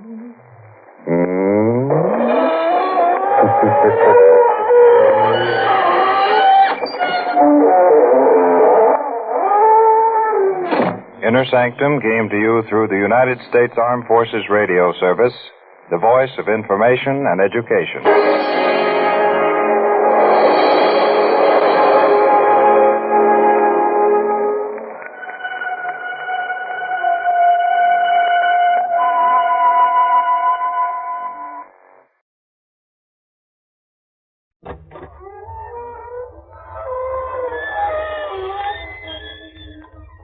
Good evening, friends of the creaking door. This is your host bidding you enter the Inner Sanctum. Come in, come in. And now for tonight's tortured tantrum. Ever have an ancestor who's dead but won't lie down? Can't happen, huh? Okay, Bub, hang on and we'll demonstrate. We're in an ancient cemetery hidden in a lost valley somewhere outside an old New England town. The stone face of a mausoleum reads 1790. Behind its iron door, the ancient dead sleep in sealed vaults. Beside the dead, trapped in the mausoleum, is a man. He's haggard, glassy-eyed, like a man suspended between life and death. The man rallies his dying energies to tear at the door, to break his hand in a final desperate attempt at escape. Gotta get out! I gotta get out of the bush. It's not good. It's not good. Sanger! Sanger! You can't let me die! Don't let me die! The ransom is yours! Go! Drink it all of it! Take it for yourself, only stop! Alive and empty-handed, broke, without a dime in the world. Exactly the way I began. Exactly the way I began. 6 weeks ago, I came to this jerkwater town of Hillcrest to claim a worthless white elephant. A state called Highgate. It's been in my family since the Battle of Bunker Hill. I was the missing heir. Finding me cost the trustees more money than the estate was worth. That's the picture, Mr. Lyon. A big estate, but the land's been neglected too long, and the buildings are about ready to fall down. Now, if the inheritance raised your hopes any, I'm Well, what sorry. about cash, other property? Stocks, maybe? No, the tax collector sees what little there was for arrears. There isn't a cash penny in sight for you, young fella, unless you chance to run into your grandfather's boodle. My great-grandfather? Yep, your great-grandfather, Daniel Zenga. Folks around here say old Daniel salted a pile away and walks the halls of Highgate watching it and waiting for the right descendant to come along. Wait a minute, you're talking over my head. Well, I'm just repeating local bogeyman talk. See, according to old records here in Hillcrest, your great-grandfather was a man of fearful omens and prophecies. You're not saying he had supernatural powers. The records hint he had. There's a paper in the files that accuses old Daniel Zenger of consorting with the devil. And there's another paper ordering his execution for the same thing. My great-grandfather was put to death? If we're to believe the records, yes. What did you mean by that remark? Waiting for the right descendant to come along. Oh, legend. The old Daniel Zenger swore his money would keep until an avenging descendant came along. But don't you go get no ideas, young fella. Now, if there's anything I can do for you... Yeah, there is. Lend the missing heir $20, huh? I'll need train fare out of here. The train out of Hillcrest would have been the smart play. But curiosity got the better of me. I wanted to see Highgate once. I was just out of town. I hitchhiked part of the way, and I hooked it the rest of the way with the storm threatening. Highgate was more run down than words could describe. I stood outside, watching the shadows pile around that big heap of junk. It had a look about it, as if once it pulled you in, you were shut away forever. Before I knew it, I was heading inside, as if I couldn't help myself. But it wasn't pulling. I was being pushed in, as if there were someone at my back. I was inside, and the door banged shut. It was the wind, I told myself. The door had been open, and the wind had blown it closed. But I had a feeling that I wasn't alone. I felt a presence near me, pushing me toward a sputtering yellow light in a square library room. No. Who are you? They Waters. You wouldn't be Theodore Zenger Lyon. I'm Ted Lyon. What are you doing here? At the moment, making notes. I'm the town librarian. What are those books you got there? The remnants of Daniel Zenger's personal library. There are many fascinating writings here. My great-grandfather's writings, you said? Yes.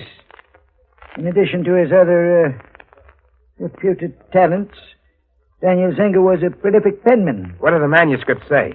I can't tell as yet. The language is English, but much of it is in an old, obscure dialect. I would need to examine and interpret them. That is, if you have no objection. No, I haven't. You can make a bundle of the stuff, take it along with you, and dope out what it says on one condition. One condition? Uh-huh. That you tell me what it says first. I dropped around to see the old librarian the next night. Shades were down. Library hours were over. Old Hillary Waters let me in. His face seemed to be burning with excitement. I've made an amazing discovery. A most amazing discovery. Your great-grandfather was put to death. Oh, that's no discovery. Don't interrupt, please. I have documentary proof that Daniel Zenger was a man of extraordinary vision and prophecy. Shall I present my proof? First tell me, was he rich? From all indications, fabulously rich. He accumulated a princely fortune. And he did what with it? I cannot say. But that is of minor importance. It is the remarkable scope of his prophecies I'm principally interested in. Okay, spill it. What did he prophesy? In these manuscripts, written in the 18th century, in about the year 1790, Daniel Zenger predicted Napoleon's defeat at Waterloo, our civil war between the states, and the rise of Abraham Lincoln, and the First and Second World Wars. You're kidding. I'm in earnest. There were other remarkable predictions. Your name is Theodore Zenger, Lyon. 4 generations removed from Daniel Zenger. Yeah? What about it? This obscure passage I came across in his book of predictions. In the 4th generation, a lion will come to the crest of the hill.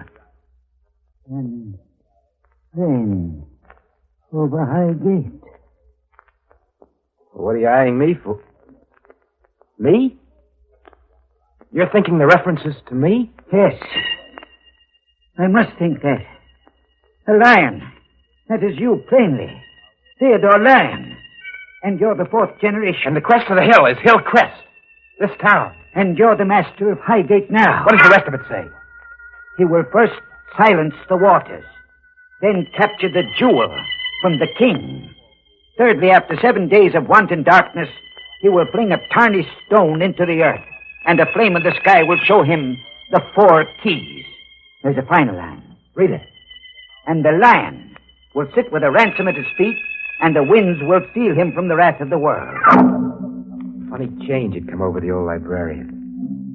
He looked as if he'd run out of the room if I wasn't standing right smack between him and the door. I started toward him slowly. That prophecy you read to me, if there's any truth in it, it means that if I complete the 3 steps referred to in those clues, I'll reach a certain 4 keys and lay my hands on a fortune. Yes. It purports to mean that. That's not quibble, huh? It means just that, period. Now, boiling certain words down. Words like silence, capture, and fling. The 3 steps mean 3 murders. Believe me, it is madness to accept or even interpret them literally. Let's skip the weasel talk. It boils down to those 3 murders, doesn't it? No. Liar. First, he will silence the Waters. That's you, Hillary Waters. I must first silence you. No. It's insane. You can't run away, old man. I've got to silence you.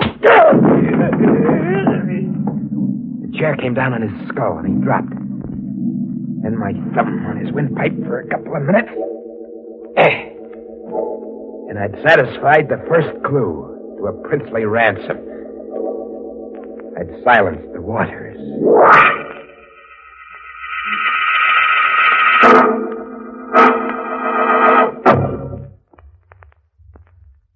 He will silence the water. Is there anybody around whose name is stream, flood, lake, or maybe river? Old Librarian Waters had a look in the book, and the prophecy took. His name's Muddy Waters now. A lion will reign over the high gate. Yeah. If our hectic hero keeps on exterminating quaint old scholars, I predict a lion will take it on the land. Let's verify my prediction, shall we? Okay, lion, roar. I propped old Hillary Waters on a chair at his desk. There wasn't a telltale mark on him. He looked as if his heart had backed up on him while he was poring over his books. I moved into Highgate, with old Daniel Zenger's second clue burning in my brain. He will capture the jewel from the king. What did it mean? Couldn't even begin to figure it out. All I could do was wait and watch. A month dragged by. Then one night at the railroad depot, I watched the signal flag go up. Watching the trains roar by and sometimes stop was a way of getting a peek at the world outside of Hillcrest. I watched a girl get off. Young. Made up and dolled up in a style that yelled for a second look. She looked like my world. A big town, bright lights, fast talk. I moved toward her like a guy in the desert starts for a pitcher of water. The funny thing, she was coming right at me, too. Could you direct me to the nearest hotel, handsome? I could even carry your bags there. For a price. A local wolf, What's the price? Smile. Okay. Now pick up the bag. I'm Ted Lyon. You? Ruby Myers. Your business in Hillcrest? What are you, the local DA? No, I'm just a guy with time on his hands. I'm an advance agent. Advance agent? Ballyhoo. I nail up posters, hire a local hall, and I start the promotion and publicity going. It's really a man's job, but we women do it better. Who are you publicizing? Slugger Conlon, the middleweight prize fighter. Conlon's barnstorming, putting on exhibition bouts. He'll be here Friday night. Well, what are you doing after working hours? Between now and Friday night. Oh, I haven't thought about it yet. Got any suggestions? Any? Sister, I got a million.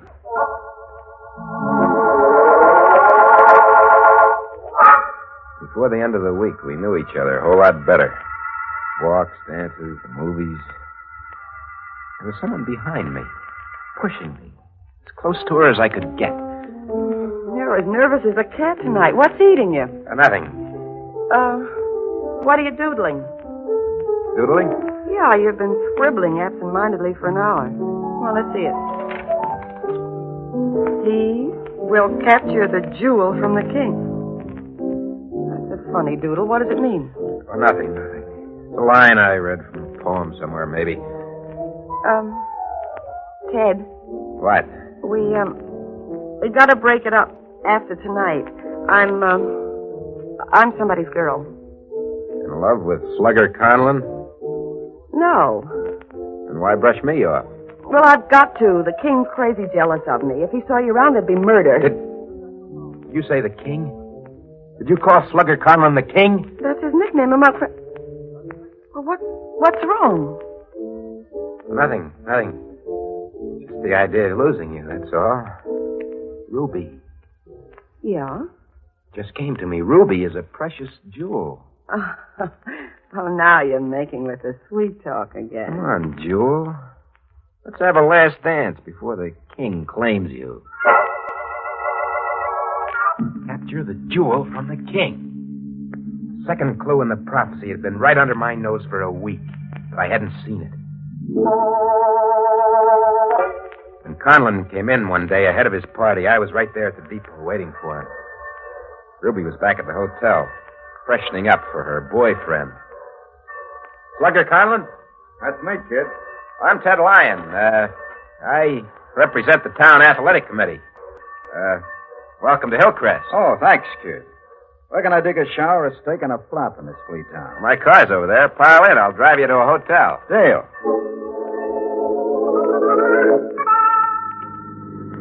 The town's all head up about the exhibition bout, King. You know my nickname, huh? I've put on a show. Just everybody turn out, $1.65 a head. Hey, how far to town is it? Another half mile. What are you stopping? Flat tire. There's a break for you. I'm going to love this town. Well, where do you keep your jack? Don't bother worrying about the jack, Conlon. Hey, I don't see no flat. Say, what gives? What's the gun for? You, King. This a stick-up? Huh. I haven't got a plug nickel, kid. Turn around. Sure. But you won't find a son of me, I'll tell you.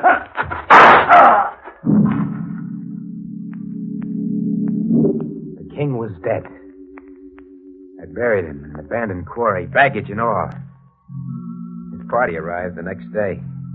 They stewed over why Slugger Conlon hadn't showed up, and then they left the following Monday. Nobody thought of making a search for him, checking with the railroad. Luck was with me. King had pulled more than one disappearing act before, and his crowd was used to it.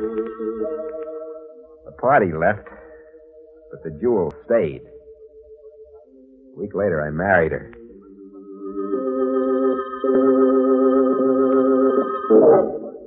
Where are we? Honeymoon, handsome. In Highgate.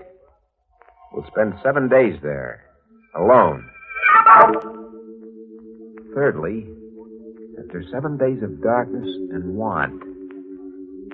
There was only one way of interpreting the third clue in the prophecy. I closed Highgate to the world, and I settled down to 7 days of darkness and famine. It was slow agony. But without it, I'd never find the 4 keys. Without it, a lion could never sit with a ransom at his feet. At first, Ruby resisted. Soon she began to suspect that you'd married a crazy man.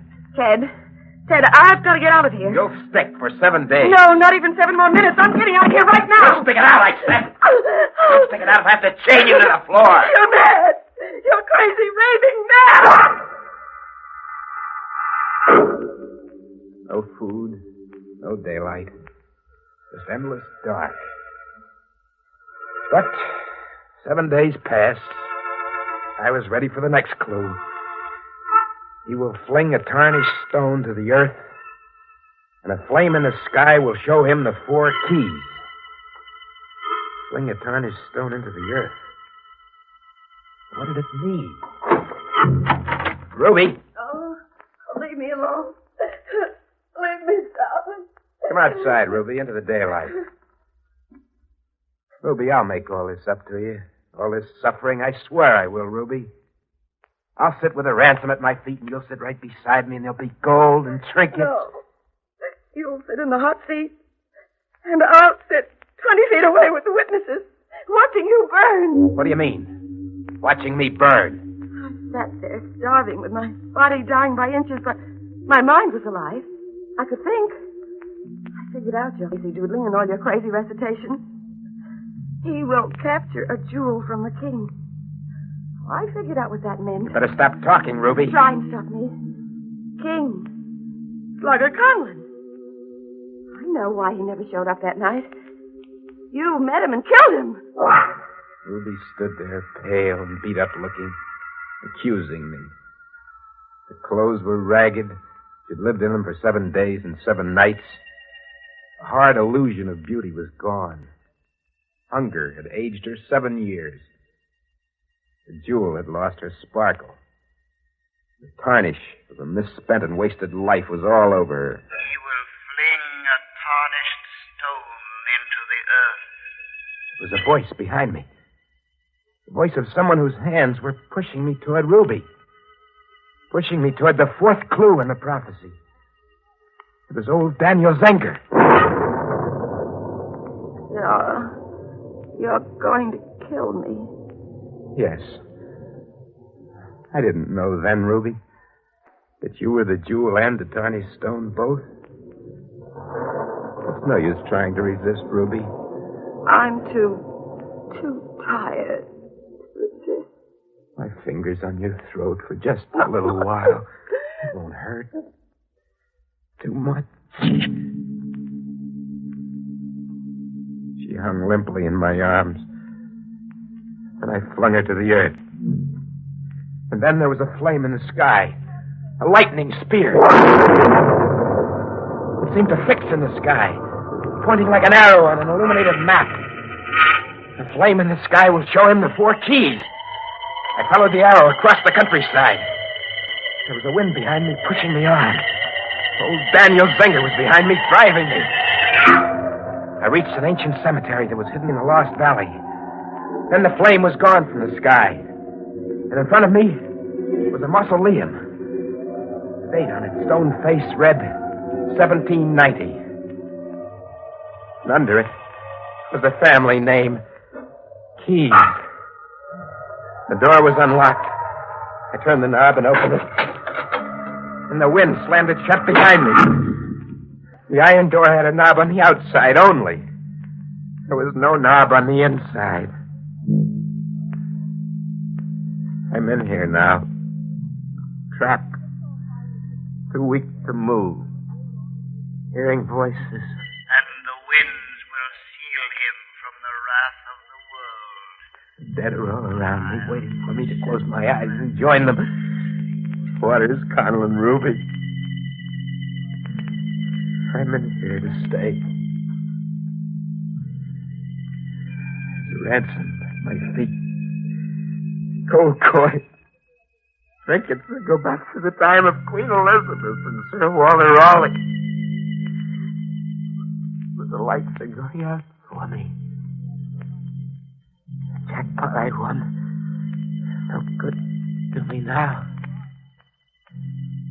No good to me. The lion will sit with a ransom at his feet, and the winds will seal him from the wrath of the world.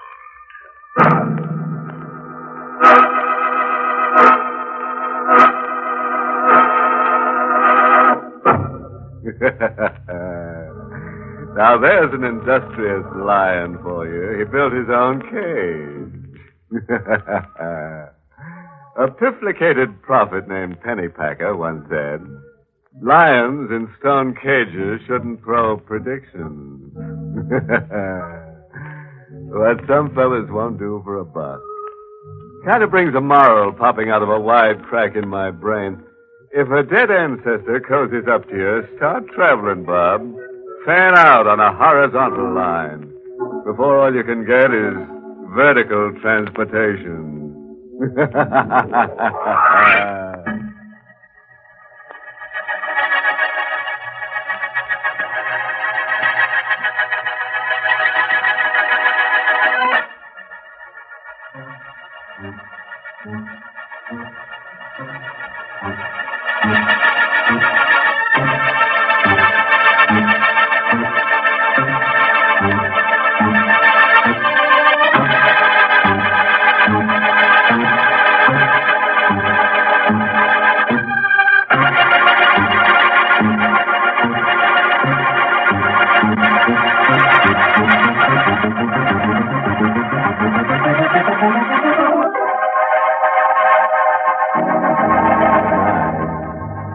Pleasant dreams.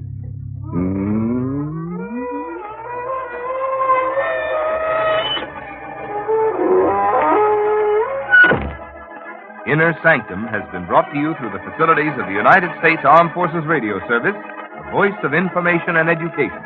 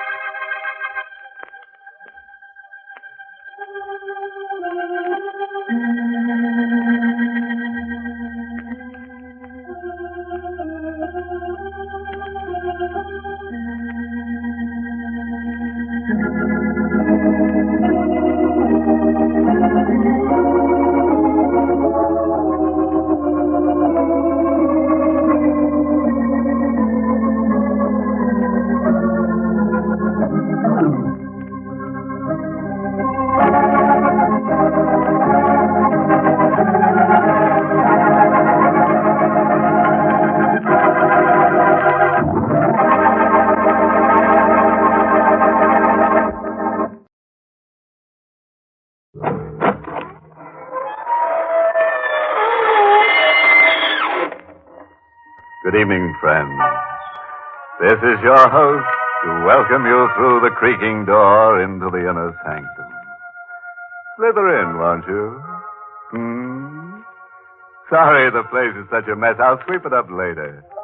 Those are just chips off the old block. Been doing my bone work. Oh, didn't I tell you? Sure. I'm going back to Skull this term. All cozy now. Ready to string along with us for a while. Good. After all, this is a newspaper story. If you feel a little cold as we go on, it's only because we have a story to tell you.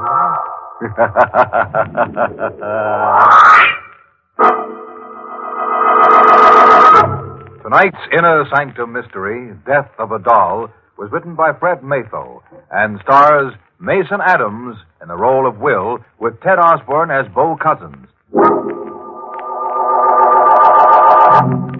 This is the story of Willie Harper and the devil, and how Willie, on his first assignment for the Morning Blade, finds himself at 2 in the morning, sweating nervously in the murky shadows of a riverfront street. Willie has a gun in his pocket and a doll that belongs to a dead girl tucked under his arm. A block away, leaning against the one streetlight, impassive, grotesque, ape-like, is the devil, waiting for Willie. I keep saying this is 1948. And I keep saying this is Manhattan. And I keep saying whether you believe in the devil or not, you don't meet him till you're dead. But believe me, that's the devil over there under that lamp. At 3 o'clock, he's coming for me. Sure, you've got a right to think I'm crazy, standing around waiting to be killed with a doll under my arm. This all started 10 days ago around 5 in the afternoon at the city morgue. Grundy, the night editor, sent me there on my first assignment. The morgue, he says, is a good place to start for stories. Looks like you might be in luck, son. How's that? Come along with me. What's your name? Will Harper. All right, Willie. Come down to the coolers with me. Yes, I'm very wrong. I've got a story in there for you. The girl in locker number 7. She's been here 4 days. Tomorrow we close the case on her. What does that mean, Mr. Jackson? Means, in spite of everything the police have been able to do, we can't find out her name, where she lived, or anyone who knew her. How was she found? Tugboat crew fished her up the river. Tomorrow, she goes to the city burial grounds in a plain box marked Jane Doe. That's horrible. Just dying and nobody... Do you think she was murdered? There's not a mark on her. Police say she wasn't. But I want you to look at her face. Tell me what you think. This is Jane Doe of number 7, son. Jane, this is Willie Harper. I want you to see her face, Willie. Tell me what you see in it. A strange emotion shook me. She didn't seem dead to me. Her skin was perfect ivory. Her hair was fine spun copper. Her lips twisted slightly. I blushed and turned away, catching myself imagining what those lips must have looked like with life's color in them.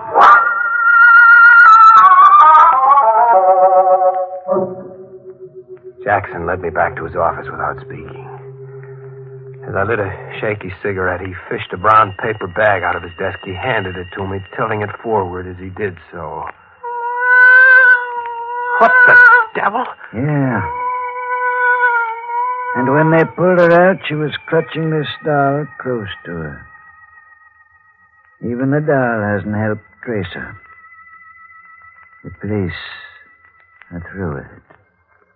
Mr. Jackson, you'll think I'm nuts. I suddenly feel sore, boiling mad. I don't know why, but I think she was murdered. The look on her face... Kind of ask you to help? Yes. Dead girl nobody wants. And a doll.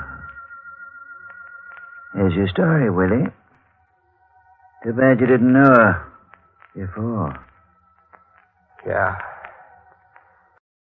Well, thanks. Yeah. Take the doll along with you.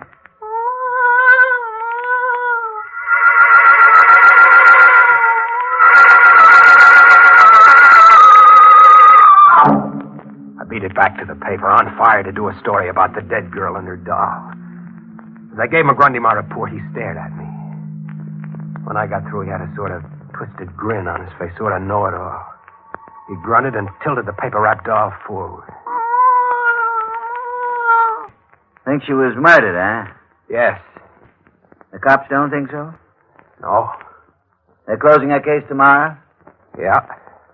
No clues, facts, or anything outside of this doll? None. All right, Harper. I'll give you another day to find the nasty character who did this horrible thing. Cops have been wrong before. Go ahead. Thanks. I'll get a story. Here, take your dolly along. And keep falling for the dead ones, Harper. You're better off.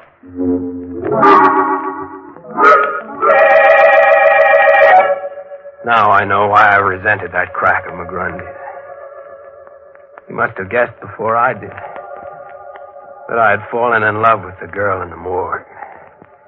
Half-hour later, disgusted with my own morbidity, I went to my room before going out to eat. Slammed the door and tossed the doll into a chair. I couldn't shake the feeling that the nameless girl in the morgue had something to say to me. If only the doll could talk, could tell me about her. What was she like? Was her voice soft? Was it kind? Who was cruel to her? Where did she live? Who killed her? Doll, who?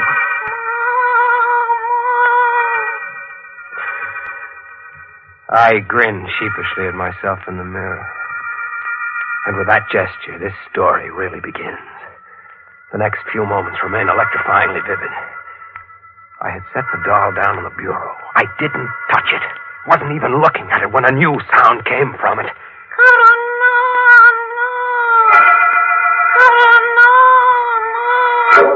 I stared at the crumpled, ridiculous little form, almost afraid to touch it again, but I did. I had to. I picked it up and tilted it limply. Karanana. That was what I had heard. A sound? A sound only? No. Somehow I thought it was more than a sound. A name? Maybe a name. Half because I didn't want to stay alone with the doll any longer, and half on a hunch. I stuffed the doll in its bag and went back to the paper. I went straight to the reference room, filed the doll under my arm. What are you looking for? I want to know if you've got anything in the files on someone named Karanana, spelled with a K or a C. Huh? What's funny? You seem amused. Don't tell me he's around again. If you've got a lead on Caranana, you've got some story. Oh, will you get me the clips on him? I'll get you Myers' Anthropology of a shit. He's in there. Anthropology? Why? Who is he? The devil. Caranana. Of course, an almost forgotten myth from Asia. Lucifer on Earth, wearing out one body after another, walking the earth always. I remember it now from college. I did on a long walk and headed down Fifth Avenue, my head whirling with a maddening conflict. I think I would have given up the whole thing then, but always at the point of going home to bed or of chucking the blasted doll in a can. The face of the girl in the morgue blanked out other thoughts. When I reached Washington Square, it was dusk. The sidewalk artists were packing up their canvases as I passed them, all but one, that is. He was a tall, angular man with a completely bald head, whose 4 or 5 paintings had the advantage of a street light. The man paid no attention to me, until at the sight of one painting I stiffened in utter shock. What's the matter, friend? Is the stuff that bad? That one. The one of the girl, it's... Woman with the doll, I call it. Like it? Who's the girl? Do you know her? Tell me. Sorry, I'm selling oil paintings, friend. I'm not a dating bureau. No. You've got me wrong. I've got a good reason for asking. Look, I'll prove it. Here. Isn't this the doll you painted with the girl? Where'd you get that? I haven't seen Hazel in a week. She left for the coast. I gave her that doll to pose with. What's wrong? Hazel is dead. Dead? Where is she? If I tell you, will you promise to say nothing for a while? I'm a reporter for the Blade. My name is Will Harper. I won't say anything unless I believe you had something to do with it. Where is she? I'll take you to her. She's at the city morgue.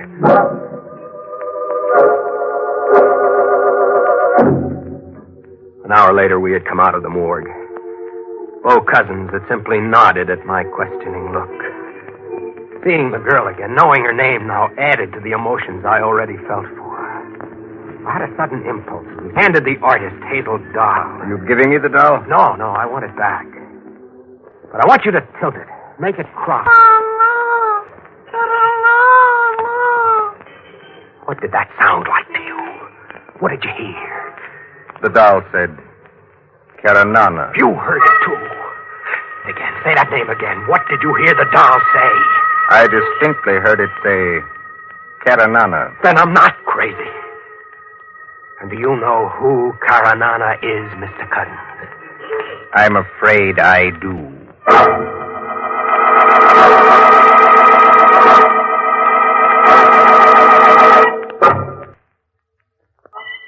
The most fantastic coincidence I ever encountered. Why? Do you know who Caranana is? The devil. Lucifer, Satan. Quite. I think we'd better go to my place and talk this out. Certainly, if what I think is true, no one will believe us. What do you think? That Hazel was murdered by Caranana.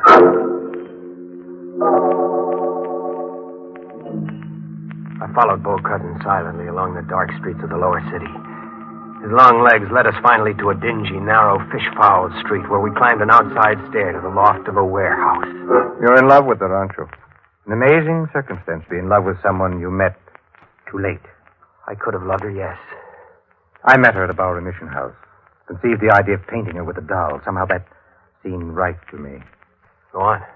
Well, we worked here for 3 weeks on the painting. I paid her enough so that she could go to California. Dream of hers. One night as we walked the streets nearby, Caranana appeared. Caranana? Yes, Caranana. Or a man who calls himself Caranana. The devil, or the human form of the devil. However you choose to think. There can't be such a thing. The devil is just a myth. Is it? I met him in Istanbul 8 years ago in a cafe. Did a painting of him. What's he like? Squat, massive man, ape-like. As I painted him, he admitted to me such crimes that I could hardly hold my brush. Like what? He made his living a professional murderer. Very discreetly, very cleverly, very effectively. Why didn't you turn him in? Really now. I like to paint and to live. He was so pleased with the picture I made and gave him that he told me any time I needed to rid myself of some embarrassing person, he'd be around. Lucky you, but who'd believe that story? We do, Willie. And that's the important thing. Do you have any spare cash? Why? I have about $150. If you could make up the difference, I think we should claim Hazel's body and give the child a decent burial. I fixed it up with Jackson at the morgue. And at 3 that afternoon, Bo Cousins and I, plus 2 grave diggers in Simeon Cemetery, were watching a bright new casket being lowered into a new grave. Man that is born of a woman hath but a short time to live, and is full of misery. He cometh up, and is cut down like a flower. He fleeth as it were a shadow, and never continueth in one stay. In the midst of life, we are in death. Thanks, Bo. I like it too, Willie. Very much. You're a nice guy, Willie. Wouldn't you rather go now? No, let's wait till she's covered over. I want to talk to you. I've just gotten an idea. Bo, I know how to make things come out even for Hazel. I know how to get Karanana. And I will be very glad to see that you're buried next to Hazel here. I see things a lot clearer now that Hazel has a name and a past for me. If there is a man named Karanana, as you say, I think he's human, and that's an even chance. Maybe Karanana isn't the one. Then I'll find out. Do you want to help? In any way short of being discreetly disposed of, yes. Swell. Karanana said he'd do a little job for you whenever you wanted him to, right? Yes. Then you get in touch with him and... Sorry, Willie. My merchant of death is unreachable. He shows up when he wants to. All right, I'll wait. But when he does, you've got a murder for him to do. I have? Who? Me.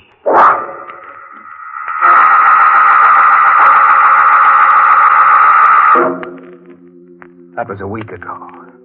An exciting week for me, covering all sorts of stuff for the paper. I'd begun to think Bo Cousins was an imaginative phony. Even my editor, McGrundy, had stopped kidding me about Hazel's doll perched on my desk. Then this morning at 9:30, I got a call. Morning, Blade, Willie Harper. Greetings and farewell, Willie. This is Bo Cousins. Bo, what's up? The devil is in town, Willie. He wants to see you. Karanana? Yes, I saw him last night. He was delighted to help me get rid of you. I see. I told him you were a reporter who was planning a story about art which tore my work to pieces. What's the matter, Willie? Change your mind? No. Did he say where? He never lets his clients in on the details. But he did say I'd be rid of you by 3 o'clock tomorrow morning. Thanks, Bo. I'll be seeing you. Quite seriously, Willie. I hope so. Be careful. Remember, bullets don't work on some things. Bye. So long. By 3 this morning, you said. I didn't know where, exactly when, or even if I could get the drop on the devil and force the truth about Hazel out of him. I stuffed the doll into a bag and started out, but McGrundy caught me. Harper! Yeah? Woman shot through the back of the head. Blank solitaire, 147 Parkway North. Husband with her. Go on out on him and phone it in. Right. When I hit the lobby downstairs, an unaccountable chill got me in the small of the back. Something made me stop short and turn around. It was my first look at Karanana. He was leaning against a phone booth, a heavy-set, ill-shaped man whose arms sloped weirdly from his neck into a heavy stomach. He was eyeing me impassively. The game was on, I knew. I grabbed a cab to get my story just the same. I phoned the stuff in from the cigar store across the street. When I stepped out of the booth, Karanana had just bought some cigarettes. He turned to me as I froze, waiting. Some murder across the street, huh? Yeah. How'd you know? I get around. Murder a hobby of yours, mister? No. It's strictly a business. So long. That's the kind of thing that went on all day. McGrundy kept me on the hop, and no matter where I went, Karanana was there ahead of me. This afternoon, I got to my room long enough to pick up my Luger pistol and the license I've got to carry it. He was waiting for me when I came out. Better put it in your inside coat pocket. It shows on your hip. Be seeing you. It's 2:45 now. 15 minutes. And he hasn't moved from under that lamppost in 2 hours. I'm not waiting another minute. I'm going to meet the devil and have it done with. He doesn't move. Will a bullet do it? Can I trick him into admitting Hazel's murder? Or will he kill me first? Well, here I am. Yeah. I see. What can I do for you? It's almost 3 o'clock. You know, you're right. Time sure flies. Well, time for me to get on home, I guess. So long, Willie. It's a trick. A fiend's trick. He's deliberately leaving me with only a few minutes to go. I've got to stop this. I can't go through with it. I'll go to Bo's place. I'll tell him to call it off. I don't want to die. I don't want it. Bo! I was running for your place. That's right. You might be down this way. You look scared to death. And you should be, I guess. I've got to hide, Bo. Let's beat it somewhere. It's almost 3. All right. Quick, across the street, Willie. There's a broken down pier there. Come on.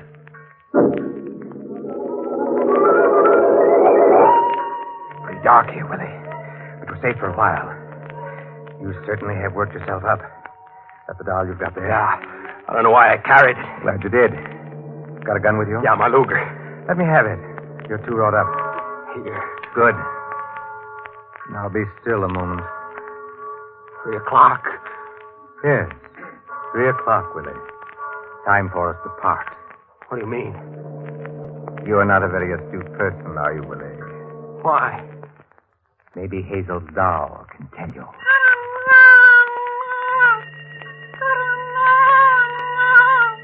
You? No, Bo, this is crazy. You're... The same water that receives Hazel is at your back, Willie. The time is 3, and tomorrow you will be fished out with the doll under your arm. You're Karanana. White. Farewell, Willie. Hazel, poor sweet child, learned the same truth by accident. Dirty, filthy little... Farewell, Willie. And you shall take your Stop him, darling with you. Stop him! Where? I said drop the kid, cousin. Stop him! No, I will not. Nana never dies.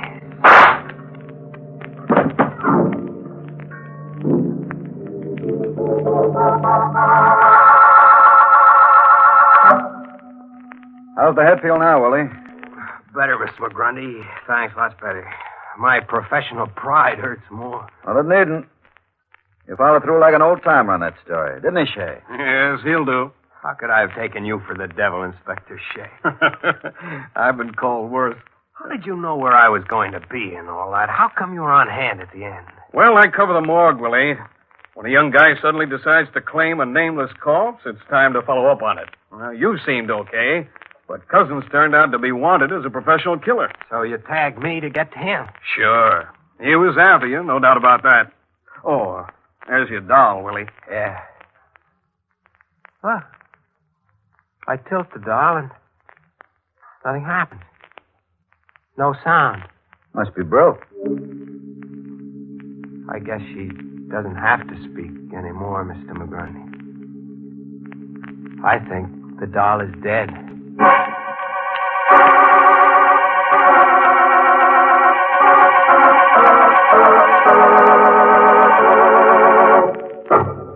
Hey. Want to buy a doll? I'll sell it to you, but there'll be the devil to pay. Take a tip from Willie Hopper. There's no romance at the morgue. You'll find nothing there except cold, hard figures.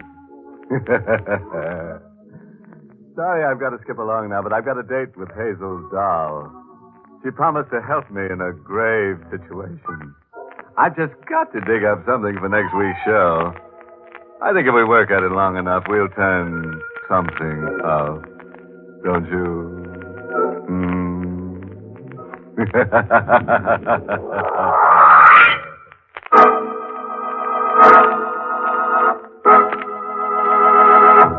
Good night. Pleasant dreams.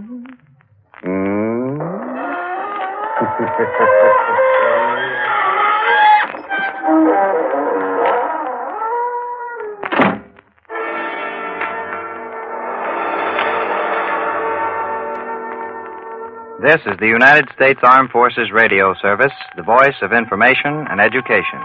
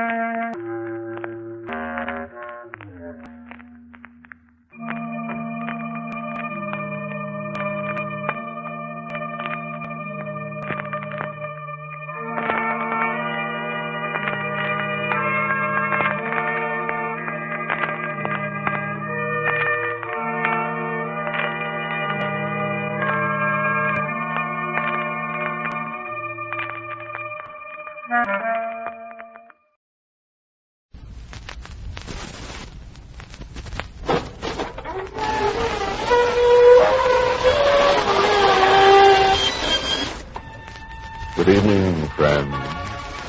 This is your host to welcome you through the creaking door into the Inner Sanctum. Come in. Come in and pull up a tombstone. The chair situation is very grave here. Oh, don't worry if it seems a little dark in here, too. I've made arrangements with a few ghostly forms to come and glow. By the way, don't mind that guy in the box over there. We scared him to death last week. He's been horizontal ever since.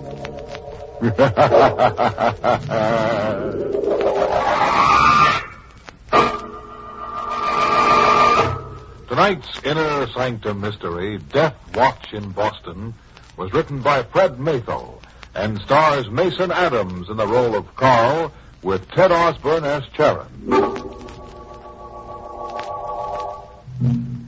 In Boston, Beacon Hill looks down its narrow, brick-lined streets with seeming scorn at the harbor below. Tonight, the wind is from the sea, and there is a mist that's heavy with the odor of fresh fish, salt, and spices. Tonight, too, there is a man who has a horrifying secret to tell. This man is Carl Dickens, intern from a nearby hospital who walks wildly, coat flapping, hair disheveled. Young, his body is. His eyes are old, his face haggard. He carries a heavy wooden box about 12 inches square. He's murmuring through bloodless lips. Take thy beak from out my heart, and take thy form from off my door. Quoth the raven, nevermore, nevermore. A neon sign proclaims the door to be that of Captain Zeb's Tattoo Salon. Established 1905. Carl Dickens stops, looks quickly behind him, and enters. Greetings, mate. Captain Zeb. I didn't reckon to do no more tattooing tonight. Captain Zeb, lock the door. Hold on there. Lock this door. You know me. I'm Carl Dickens. Hey, thunder. So you be. What ails you, lad? Lock the door quick, then put out your lights, please. Sure. Seems to me like your one doctor needs a doctor, Carl. No, Zeb. I don't need a doctor. I need someone like you to listen to me. All right, I'll listen. What you got in the box? It's part of a man's body. His head. Oh? Sort of specimen-like for your medical work, that it? No, Captain. It's the head of a man who was calling for me at my room at 11 o'clock tonight. What's that? Don't look at me like that. I'm not crazy, Captain. You've been working a mite too hard over them books, maybe, huh? I have been working hard, yes, but this is no hallucination. And I don't go around with believing a man can live without a head, son. You don't understand. The man this head belongs to is Death. And it is Death who is coming for me tonight. Better tell me the whole thing, son. Maybe I can help after all. Will you come with me to my place after I tell you the story? Will you wait up with me till he comes, Captain? Will you? Reckon I better, son.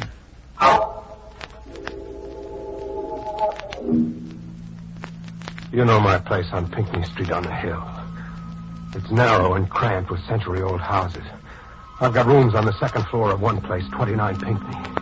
I've been there 2 years since I first went to the hospital. In my living room, there's a bay window that juts out over the sidewalk below. That's where my desk is.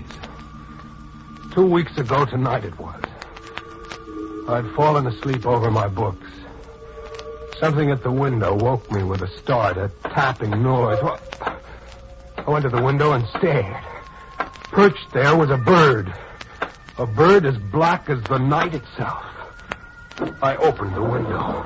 And instead of flying away, the bird hopped upon my desk and stood with head cocked to one side of my open book. By now, I knew I wasn't dreaming. I spoke to the creature as you might have. Hey, isn't it late for a bird to be around? Oh, it's late. It's late. It's later than you think. It's much later than you think. I stared open-mouthed at the open window through which the creature disappeared. Then I smiled, realizing that it must be a pet, a minor bird, perhaps.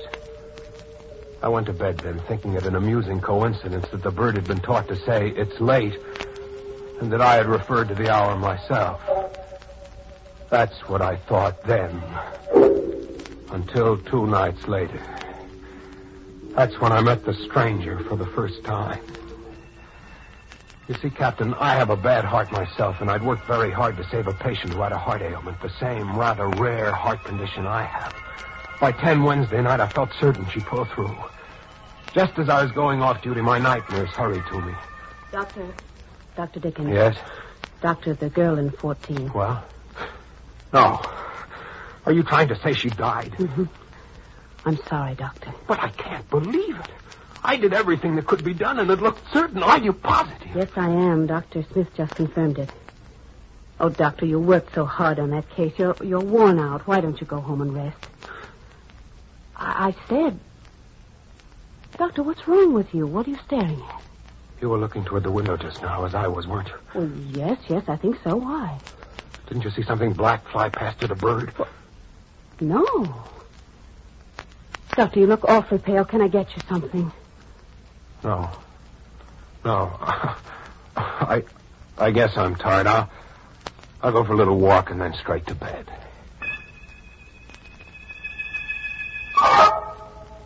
He was waiting for me when I left the hospital. And I would have walked straight past him, but he spoke to me. Dr. Dickens. Yes? May I speak with you?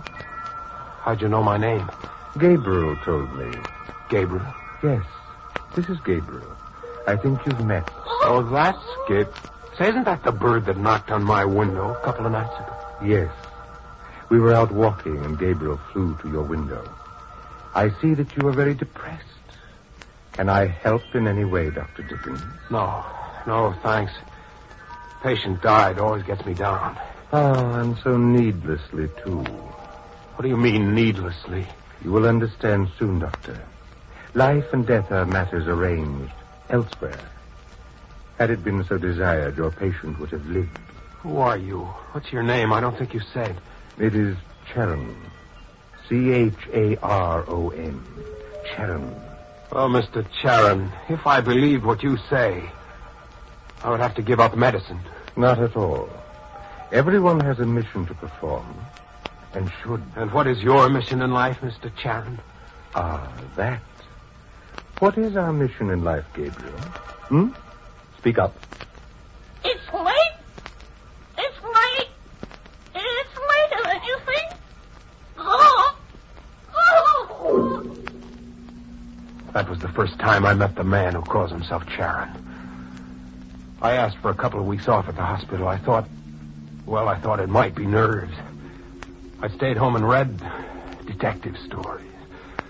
I was beginning to feel like my old self again, and on Sunday night, sometime around 9, I decided to turn in when there came more tapping on my window. This time I grinned.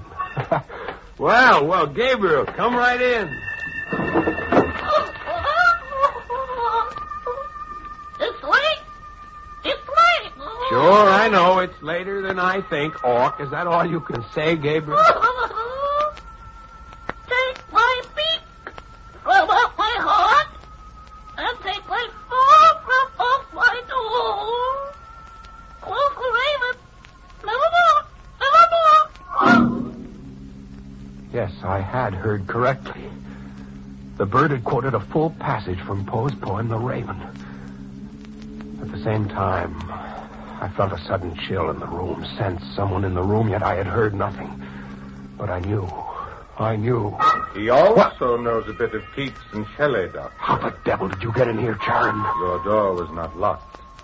Tell me, Dr. Dickens, are you afraid of death? No more than most people.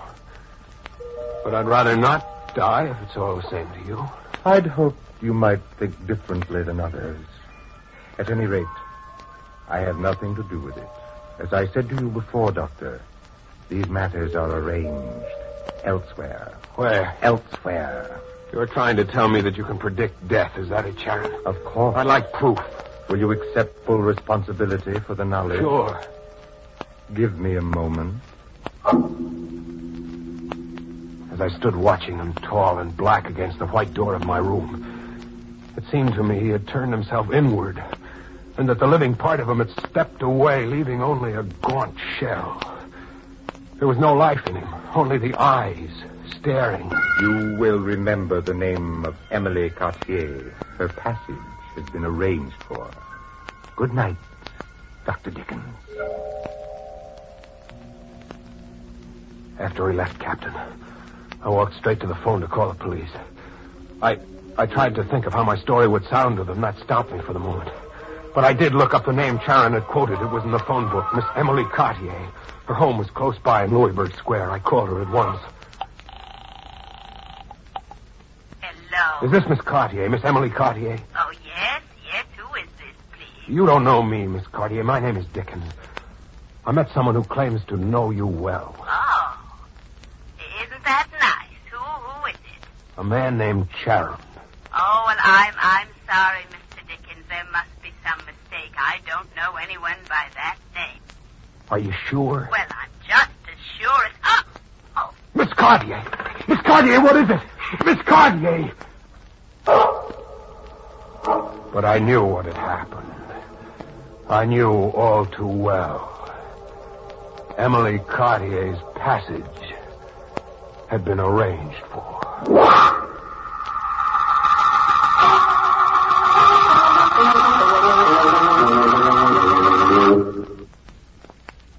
Hey. Anybody been giving you the bird lately? Very distinctive character, this Charon, don't you think? Pick him out in a shroud anywhere. Yes. Signs all his mail, eternally yours. Well, shall we get back behind the locked doors of Captain Zeb's tattoo salon? Now put yourself in Zeb's place. If a young, wild-eyed fella came to you with a wooden box, told you it contained the head of a man who was calling for him at 11 o'clock that night, what would you do? You'd listen, wouldn't you? Well, listen. Hold up now, lad. Let me get the straight line of this. This man you think of as sort of death in mortal shape. Him and his bird. They told you they could tell when the body was going to die beforehand? Yes. And to prove it, Charon gave me the name of the woman in Louisburg Square, Emily Cartier. She was murdered while I talked with her on the phone. Well, and it's simple, lad. The man was mad. A murderer. He killed her. Did he? I thought that. I went to Louisburg Square after the call. I was determined to tell the first policeman I met the whole story. When I arrived at Emily Cartier's address, the place was teeming with excited people. Also, on the fringe of the crowd beneath a single street lamp, the tall, gaunt shape of Charon stood. I went straight to him. Mr. Charon, I'm turning you over to the police. Oh, Mr. Dickens, why? Why? Because I know you killed this woman. So, come with me. I will speak to the police for you. You don't dare. Come. All right. Come on, folks. Go on home. Go to bed, will you, please? Officer. Yep. Well, what do you want? Officer, my friend and I are a little alarmed about this tragedy. Why? Well, we live nearby, you see. Don't give it a thought now. We got the guy who did it. You caught the murderer? Sure. One of the neighbors shot him through the head while he was climbing out the window. Now go on home and forget it, if you can. Well, Carl? I wish you would leave me alone. Oh, that is not possible. One way or another, you must come away with me when I leave. I refuse to believe it. Suppose I prove my point again. Suppose I tell you the name of someone else who will die. If I am right, you will raise no more objections to leaving with me? And if your prediction doesn't work out? You will never see me again. Agreed? Agreed. Very well.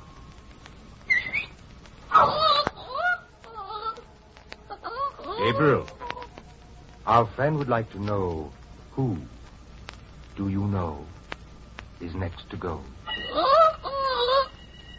Simeon Black. East India Docks. Simeon Black. The small wooden docks. Simeon Black, is that it? Yes, Carl. Simeon Black. Between 8 and 8:30 on the night of November 15th.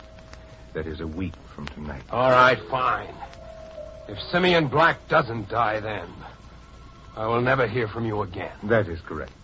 If Simeon Black dies, as I know it is arranged that he will, you will come away with me on the same night at 11. Good night, Carl. Good night, friend.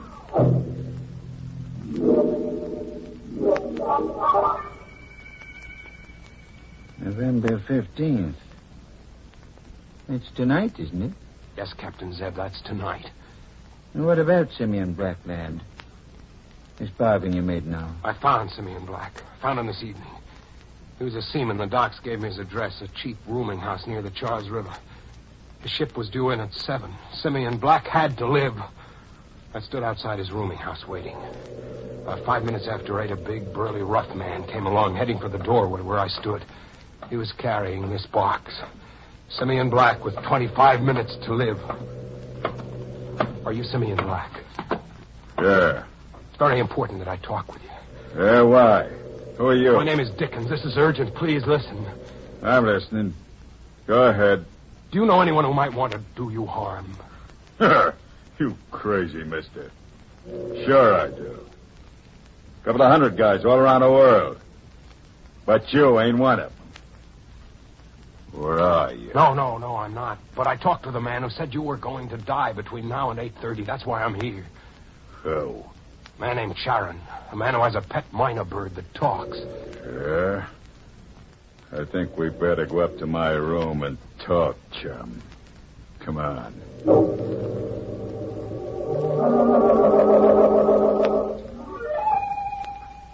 In his room, I told him all about Charon and the bird. There was a large clock on the steeple of a nearby dock house. I saw that the minute hand stood at 25 after 8 when I finished. Black stood up, his heavy face now pasty pale. The veins of his neck throbbed. So you're the guy I've been waiting for. All right, Dickens. I met the man with the bird in Martinique. He told me there some dad be killed. He sent you. But I'm not playing. I don't die easy, see? This stink says I don't. You fool! Put that gun down. Killing me won't help. All we have to do is wait till the time has passed. 3 more minutes. Sit down. Nothing doing. You're gonna... Give me that gun, you stupid fool! Give it here, you punk. He was right. He caught it.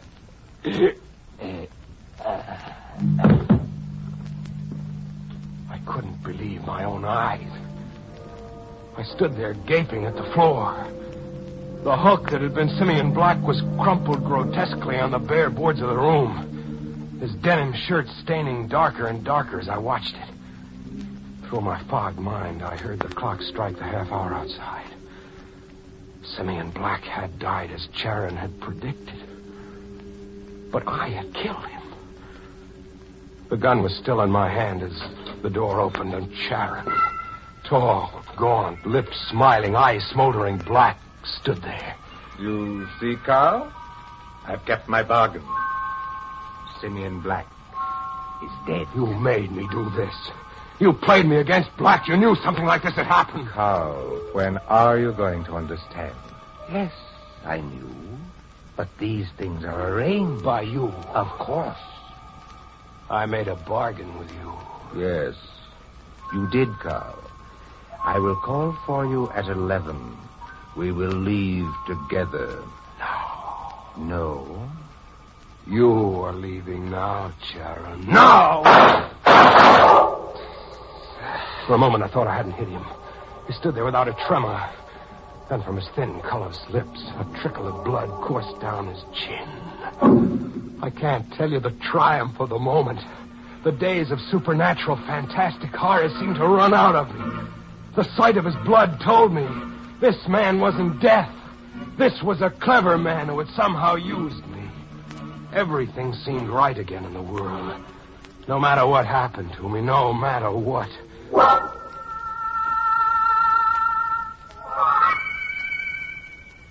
That's your story, lad? All of it? Not quite, Captain Zeb. As I regained my senses and saw him there still smiling mirthlessly on the floor beside Simeon Black, I had an impulse to be certain that he wouldn't come back to me. I found a knife in Black's kitchenette. I suppose I still wasn't thinking clearly. Stupidly, I thought perhaps even a supernatural being divested of its head might be powerless. Now I know better. So you toted the top of him here from the waterfront in Simeon's duffel box? Yes. And as I walked here, I began to realize Charon will keep his end of the bargain. That's the story, Captain Zeb. Kind of puts me on the spot, lad. I know. You want to call the police? Should you know? But you did promise to come to my place and wait till after 11 anyhow. I did. It's 15 of 11 now, lad. I'll go along with you. Go ahead.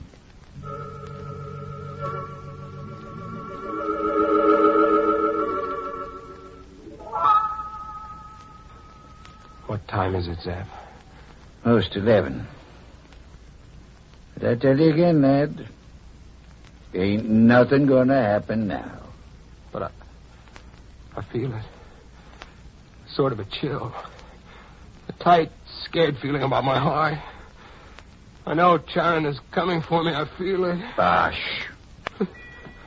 Listen, Zeb, listen. It's death coming. I feel it in my heart. Yeah, sure, but... All right, Charon. All right. I'm ready. Carl, what's up? What the devil?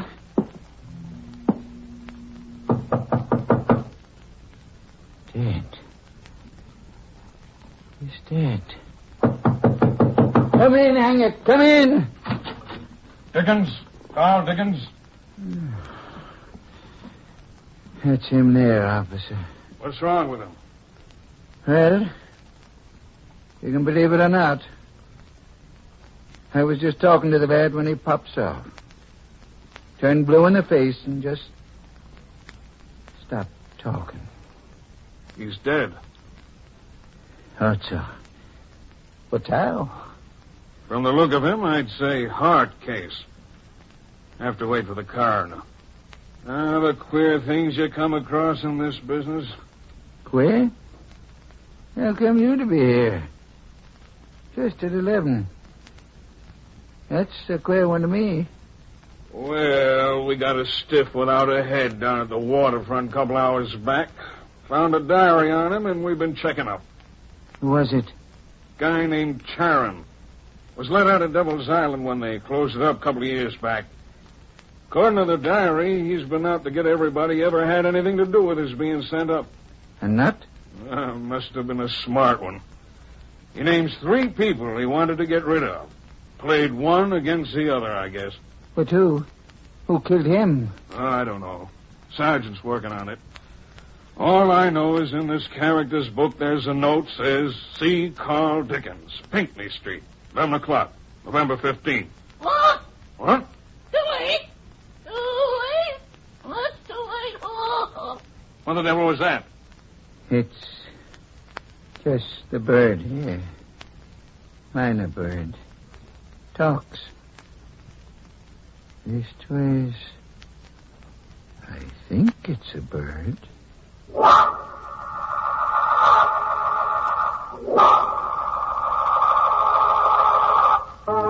My.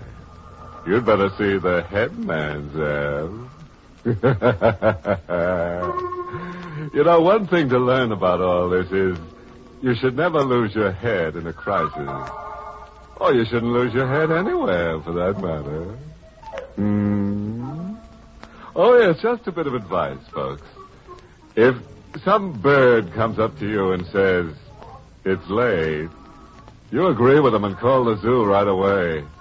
It's probably a minor bird, and minors should be in bed when it's late.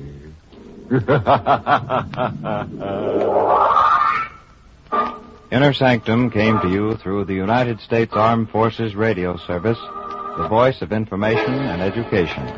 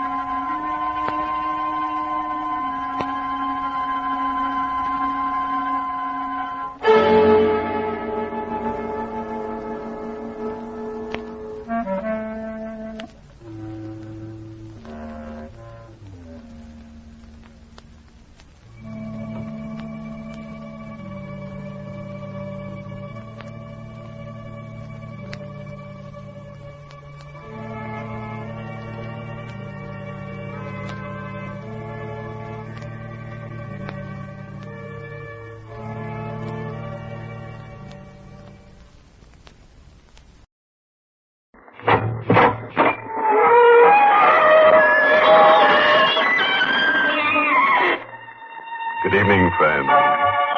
This is your host to welcome you through the creaking door into the Inner Sanctum.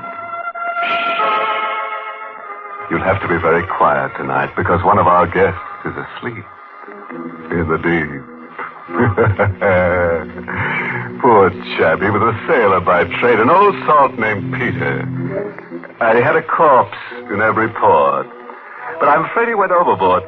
You see, people made him sad, and he had a nasty habit of drowning his sorrows. His last voyage was over a large body of water, the Dead Sea, and he was blown into it by a stiff wind. But it was too crowded down there. 5 fathoms deep.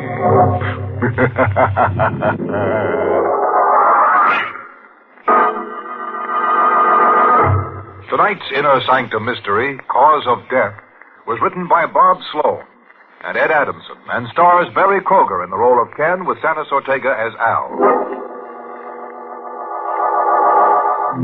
Well, gather round, my friends, and you shall hear a midnight tale of death and fear. It's full of ghosts and rich in gore, and if you listen, you'll sleep no more.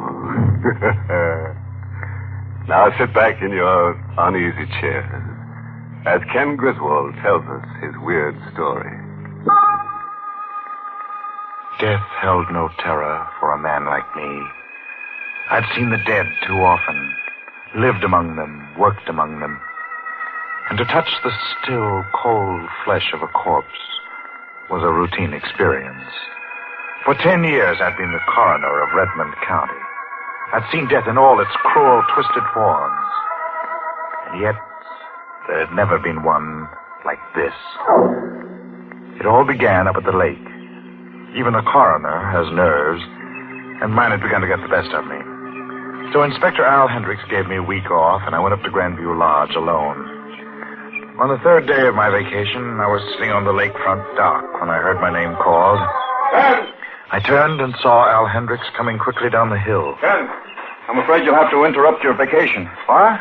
You've got to come back to town. Come back to town? When? Right away. I'm driving you in. Oh, now, wait, Al. I haven't had a vacation in almost 3 years. I know. I wouldn't ask you to come if it wasn't important. This is a very special case. Why? What's so special about this case?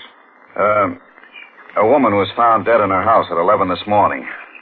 There doesn't seem to be any visible reason for her death. Oh, there's got to be a reason. So far, we can't find one. There's always a reason. You'll find one. You'll have to find it for us, Ken. Me? Why must it be me? When you get there, you'll understand why. What do you mean, why? Because it's Helen. What? Yes, Ken. The woman who died is your wife.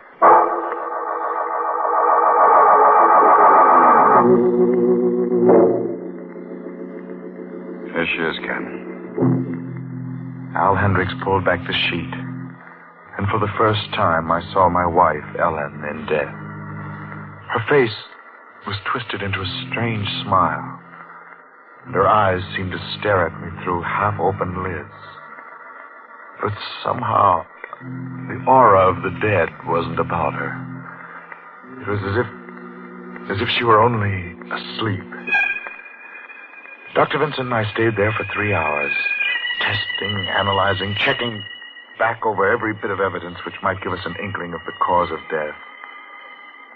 And when we were finished, I asked Dr. Vincent to send Al in. Oh, Ken? What's the verdict? Al, there is no verdict. What? It doesn't seem possible, Al. I can't believe it. Yet it's true. What are you talking about? Ellen's death. There's absolutely no cause, Al. There's no reason for her to be dead. Now, wait a minute, Ken. You said yourself on the way down from the lake, if somebody dies, there's got to be a reason for it. Some cause that makes them stop living. Yes, that's what I said, but this is different. Death is death. How can this be different from any other? I don't know, but it is. You mean she just stopped living, only you can't explain it? No, that's not what I mean. I have a feeling that Ellen didn't stop living. That she didn't stop living at all.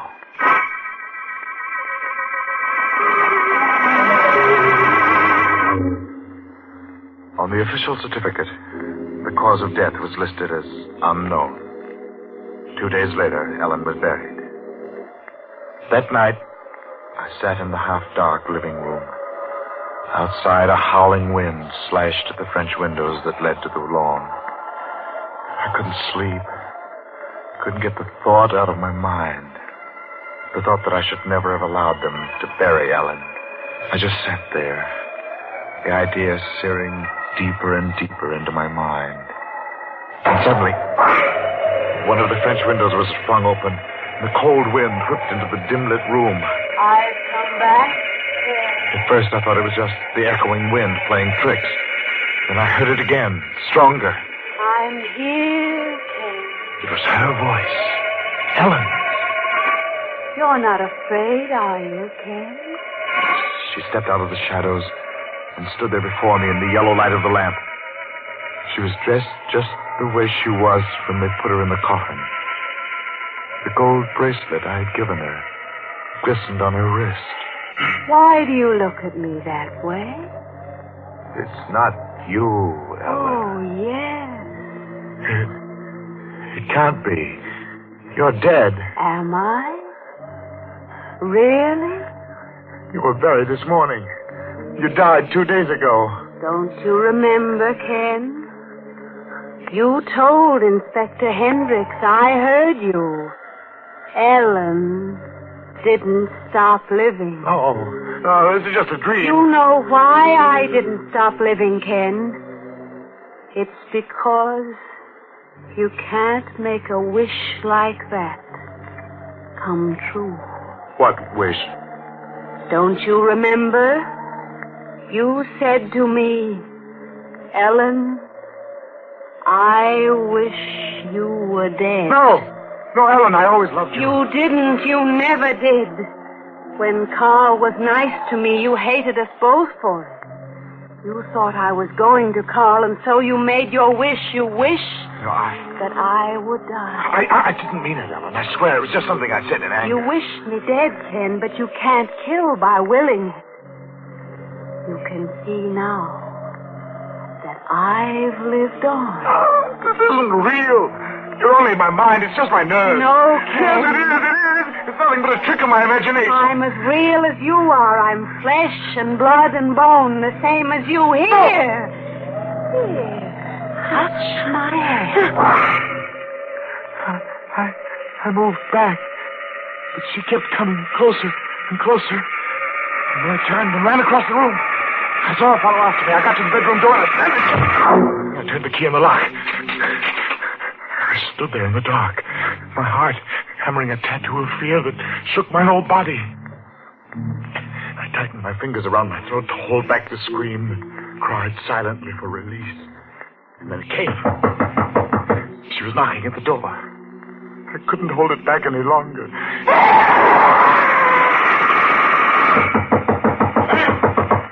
Can't open the door. Let me in. Ken, do you hear me? Unlock this door. Al, thank heavens you got here. I got the call from your neighbors down the road. I heard you scream. What the deuce has been going on here? She came back, Al. Huh? Ellen, I told you she wasn't dead. Oh, now look. No, I'm not crazy. You've got to believe me. She was here. She tried to get into this room, and that's why I locked myself Now, in. you listen to me. The last couple of days have been rough on you. No, wait a minute. I know what I'm talking about. Ellen's come back. I said you listen.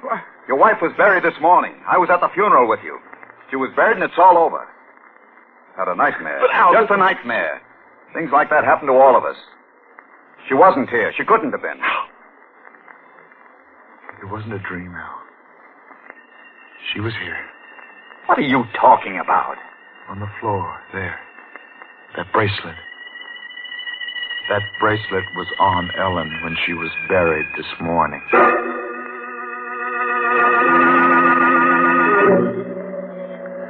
After Al left, I went out to the cemetery.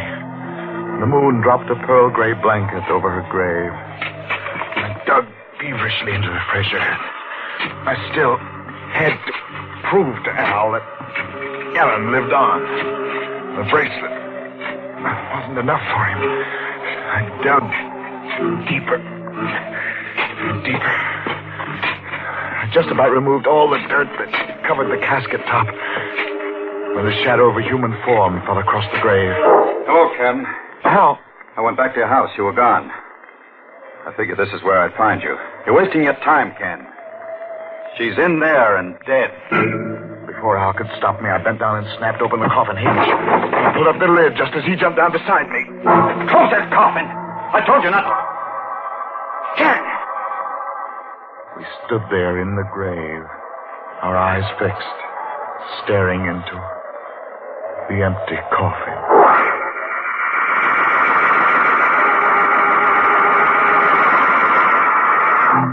Al, you've got to listen to me. Now, Ken, do what I told you, will you? Go into your room and get some sleep.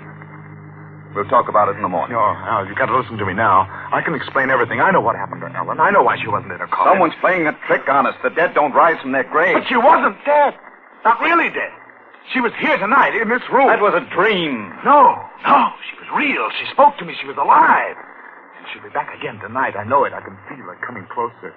Al, she's coming back. She's going to Stop come it, back. Ken. Stop talking like that. I can't face her again. I'm afraid. Don't make me stay here, Al. Please, you've got to help me. All right. You can come over to my place. Al, wait! Don't leave me. Now take it easy. Just wanted to get some of your things out of this closet. Al! Look! In that closet. Ellen was in that closet. For a moment, she just stood there, rigid and white, her eyes burning into me, her lips twisted into the same strange smile. She seemed to want to come toward me. But she fell forward to the floor. She lay there, silent and motionless. This time I knew she was really dead. The knife in her back told me that Ellen would never return to me again.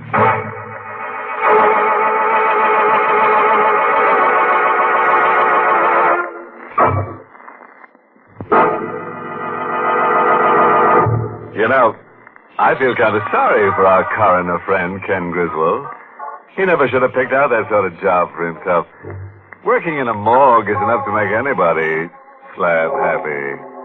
That place can really get you down. About 6 feet down. It's like they say, death is always just around the coroner. Oh, yes, about Ken's wife, Ellen. Let that be a lesson to you the next time you make a wish over a vulture bone. That's the way some women are. Stubborn. You can't get rid of them. Dead or alive. Well, now let's get back to Ken Griswold as he continues his tale of terror. After we found Ellen's body in that closet, I knew I had to get away from that house forever. I wanted to run out into the night, but I couldn't move. Some force held me stationary in its grip. The room began to swim crazily. I saw Al Hendricks come towards me, but a black curtain fell between us, and I was lost in its deep void.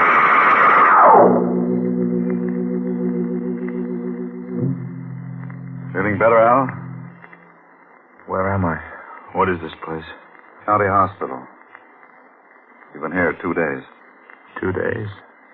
Yeah. You blanked out. Ellen, she was murdered. Now, you've got to take it easy, Ken. We won't talk about that now. No, I have to talk about it, don't you see? I was right. Ellen had lived on. No, she was already dead. With that knife in her back. You only die once. What I said before still goes. Somebody's playing tricks. Al wouldn't listen to me. He told me to try and get some sleep. Then he pulled down the shades and walked out of the room. A little later, the door of my room opened. In the semi-dark, I could see that it was a woman dressed in white. She stood at the foot of my bed. Good evening. Who are you? Well, I'm your nurse, sir. Here, drink this. Ellen. My name isn't Ellen. I'm just the nurse. You're Ellen. You've come back again. Now, you mustn't excite yourself. Just No. please drink this. No. You'll sleep. No, don't. You'll feel much better after. You've come to take me with you. I know what's in that glass. You can trust me. It won't hurt I won't you. die. Take it away. Take it away. Oh, no. I knocked the glass out of her hand, crashed to the floor. She just stood there looking down at me, that same twisted smile on her face. I slid out of the bed. Now, you mustn't get up, sir. You're not well. She came towards me, her hand outstretched, just like the other time. She came closer and closer. Let me help you back. No. I won't hurt you. I got to the door and opened it. I started to run down the corridor when something gripped my arm. Pulled me tight to the spot. Now, let go. Please, for heaven's sake, let go of me. Let go of me. Take it easy, Ken. Please. Take it easy. Al, what's the matter with you? You're supposed to stay in bed. Now, let me go. I gotta get out of here. You're going back to your room. No, Al, I can't go back there. Don't make me. She's there. What? Ellen, she's come back again. Hey, now, look. You gotta believe me. She's in there waiting for me. No, Ken, it's just your nerves. I was outside the door. Oh, her voice and her face weren't the same, but I knew who she was. I could tell by that smile of hers. She's posing as my nurse. That's how she got in. But that can't be, Ken. You don't have a nurse.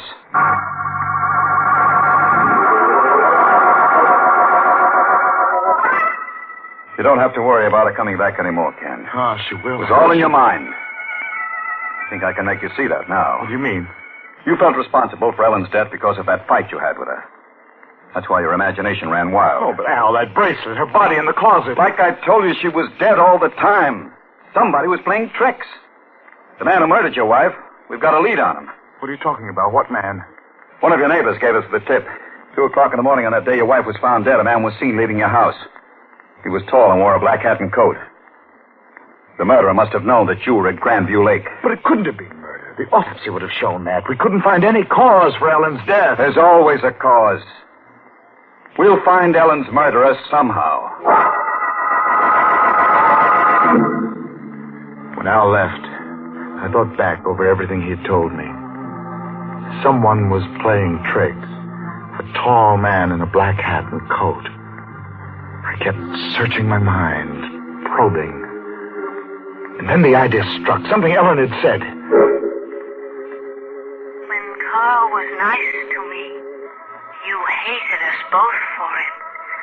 You thought I was going to Carl, so you made your wish. Carl Denson. They wouldn't allow me to leave, but I found a way of getting out of that hospital. And I went to see Dr. Carl Denson.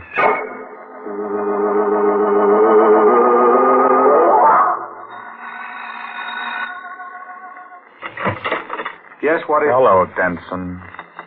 Why, Ken Griswold. I want to talk to you. Yes, of course. Come in. I heard you were in the hospital. I got out of there tonight. The way you say that... Call it escape, if you want to. Look, Griswold, you're not well. And that's what you want them to believe, that I'm crazy. I don't know what you're talking about. I'm talking about Ellen. You killed her, Denson. What? You murdered my wife. You couldn't have her for yourself, so you killed her. You're mad. I read the report. Ellen died of causes unknown. You killed her. And now I know how you did it. You're a doctor. You'd know about things like that. There's an artery in the neck, the carotid. If you apply pressure on it the right way, the victim dies. And there's no evidence of murder. You can't bluff me, Griswold. I came out here to kill you. Then to choke the life out of you. Like this. I changed my mind. You fool. You crazy fool, get out of here. Yes, Denton, I changed my mind. You're going to die in the electric chair. I told you to get out. I'm going to prove that you killed Ellen. You can't because I didn't. A man was seen leaving the house on the morning Ellen was murdered. You were that man, Denton. You knew I was up at Grandview Lake. You waited until I was away. You forgot something, Griswold. It couldn't have been me. I'll prove it. You forget. At the same time you were up at Grandview Lake, I was there too. I went back in my mind, and I remembered that Carl Denson had been at Grandview Lake while I was there. But I knew Denson was the murderer. He was the man in the black hat and coat. He had found some way to come back to town and kill Ellen. But I had to prove it. I started out to retrace his steps on the night of the murder.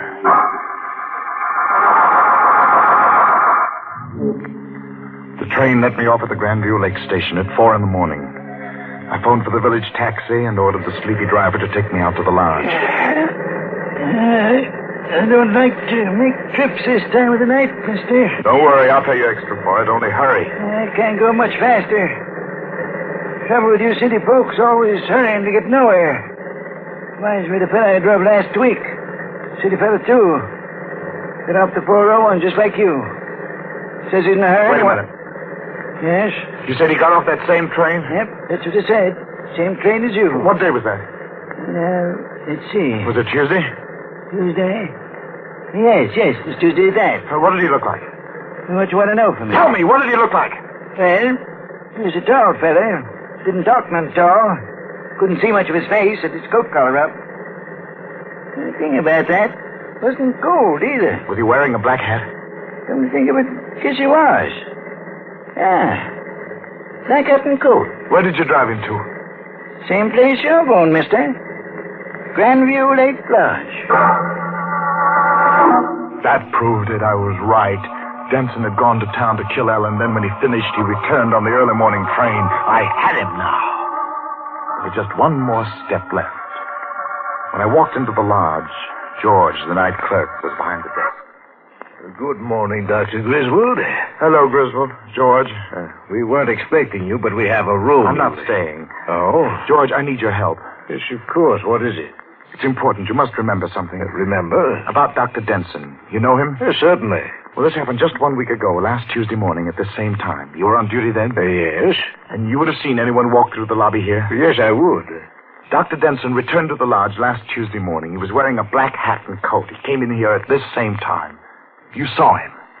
No. But you must have. I didn't. He came in here. I have proof. The cab driver who brought him here from the station saw him enter the lobby. I didn't see Dr. Denson that morning. You're lying. You did. No, sir. The only person who came in early last Tuesday was you. What? You came in, Dr. Griswold. You wore a black hat and coat, and you asked me for a key to your room. Me? That's right, Ken. It was you all the time. Al. Now be good, Ken. Don't make me use this gun. Al, did you hear what he said? Yeah? That means I killed her. I was waiting for you, Ken. I knew you'd come. I'll let you find out for yourself. I don't remember. You're a doctor. You know about those things, split personalities and stuff like that. You just can't see it in yourself, I guess. But her body in the closet. That was you, too. I followed you out to the cemetery. You thought she was still alive. That's why you put the knife in her back. I'm no expert on those things, Ken, but that's the way it looks to me. Okay. Let's go. I couldn't go back with him, not that way. I ran across the lobby. Stop, Ken! Stop, I'll have to shoot! I got to the door, and then... Bullet burned in my chest. Al turned me over on my back. I'm sorry, Ken. It's all right, Al. This is just the way I wanted it. Al's gone for a doctor. I haven't got much longer. No. I won't be here when Al comes back. I won't give them any trouble with this one. The cause of death. This one's easy to determine.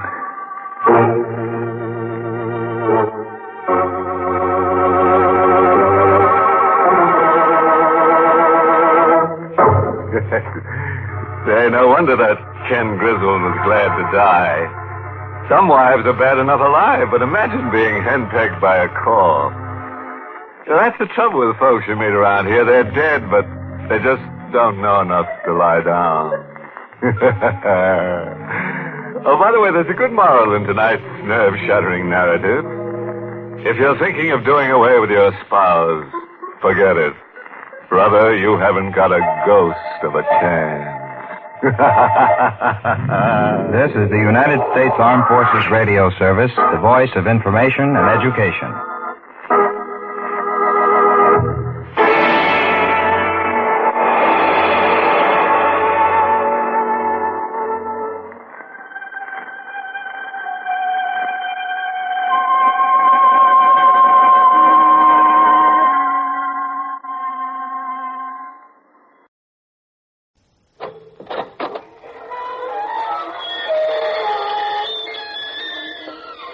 Good evening, friends. This is your host to welcome you through the creaking door into the Inner Sanctum. Come in, come in. Brrr. It's getting cold. Yeah, we're all blowing on our hands. Those of us that have hands. One character who hangs his sheet in our happy little inferno got frostbite so bad we had to amputate his leer. Oh, well.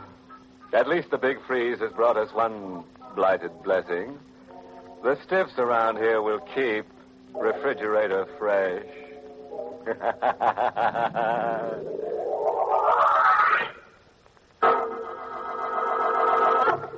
Tonight's Inner Sanctum Mystery, Murder Faces East, was written by John Robert and stars Carl Swenson in the role of Steve with Charlotte Holland as Selina. Tonight's candidate for oblivion is a chap whose hobby is collecting nightmares. Oblivion comes with a crash when our boy discovers an idol is no idle jest. Hang on, everybody, and we'll fill in the gory details. We're in a gloomy cell of a city prison in San Francisco. On the edge of a lower bunk, sitting with bowed head, is a man. A recent arrest. He's still dressed in street clothes. His tie is missing, so are his suspenders. Confiscated as a precaution against suicide. his eyes fixed intently on the stone floor, as if trying to stare a blind spot out of his vision. And his mouth twists into a distorted curve of amusement. I've got $1 million. I can't even buy a tie or a pair of suspenders or even 5 cents worth of freedom. Began for me with a penny postcard in the mail. Selena, my wife, read the card to me over the breakfast table. Public auction of the estate of Hanson Brokaw. Rare Oriental treasures. Masked statuary talisman. I went. Some fellas play chess or collect stamps. I hobbied in Orientalism. Selena came along to see that my blood pressure didn't pop bids out of my mouth or to bankrupt us for a month. 100 lots had been sold, a parade of bronzes, ceramics, and brocades that were the haunting fascination of the Orient. Lot number 101 on the platform was a bronze Hindu idol, small, 6 inches high, with a sardonic grin that looked real, as if a human laughing face had been frozen into a bronze mold. Number 101, a Hindu idol. Bit lively, folks. $50. 75. Steve, you're mad. No, I want it, Selena. Not over 100, darling. We can't afford it. $75. $100 now. 100. I hesitated. And then the idol decided it for me. I watched it move subtly, just for my eyes. It moved to the east, toward my aisle position, compelling me, as if an invisible string was drawn between us. $200! $200. 200 once, 200 twice. Sold to Mr. Kavanagh. I owned the Hindu idol. At the close of the sale, Selena and I were leaving when a man approached us, a gaunt, swarthy man with hollowed-out cheeks, wearing an eastern fez. Mr. Kavanagh. Yes? I am told you are the fortunate purchaser of the laughing idol. What about it? It was my intention to buy it, but I arrived too late. My car was delayed in traffic. Oh, that's too bad. Better luck next time. Perhaps I can be lucky this time. If you will sell the idol to me. Oh, I don't think so. The Honorable Hanson Brokaw, its late owner, was found mysteriously killed. An ancient Burmese axe embedded in his skull. Oh. Why do you want the idol? Like the late Mr. Brokaw, I am a collector. Oh. I will pay you a very handsome profit. How much? $5,000. No sale, mister. No sale at any price. Outside, we were hurrying up a deserted side street, me clutching the idol, when the promise of things to come began in a rush. $5,000, Stevie, offered you a fortune. So I couldn't sell it. Don't ask me why, Selena. I just couldn't. Rifle shot. Came from across the street, someone firing down from an open window. Quick, come on, duck into the alley.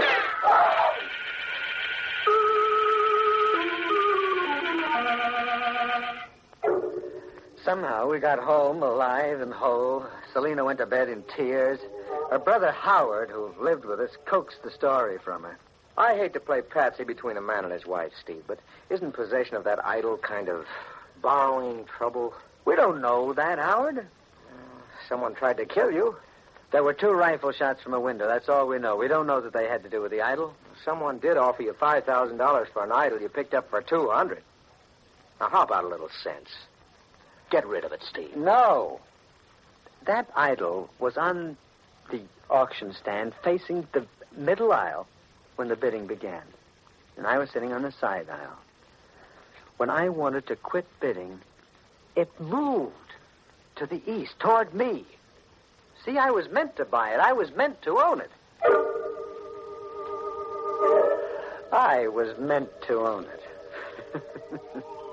I set the idol on a strip of oriental silk in the center of my desk and sat looking at it, studying it. It sat grinning at me, as if enjoying a secret surprise it had already prepared for me. Hello? I speak with Stephen Kavanagh. You are? You were pleased to come to the mosque on Street Karaka, house number 24. What for? When you come, you will know, Sab. And please to come after dark with the idol. After dark. I was to come to a mosque in Frisco's Oriental Quarter after dark. Another man, any other man, would get on the phone to police headquarters. But I went. 24 Caracas Street. A cop's whistle out of Frisco's Chinatown. Place was empty. No furnishings, just a few scattered prayer rugs, a makeshift altar, and a bony old man wearing a fez. It was chalk white, as if he just climbed off an embalming table. The Sahib Stephen Kavanagh. In person. I am Jin Khan. Okay. Tell me why I'm here. Because you possess the laughing idol. And because it is written that Jin Khan must serve the possessor of the idol. Serve me? How? Your danger is great, Sahib. Huh? Now, see. Your enemies will strike, but you will reach riches and power. The idol will show you the way, and Jin Khan will serve you. Serve me? How? Now, see. It is written that when it faces to the east, Jin Khan will talk to his ancestors and then come to you.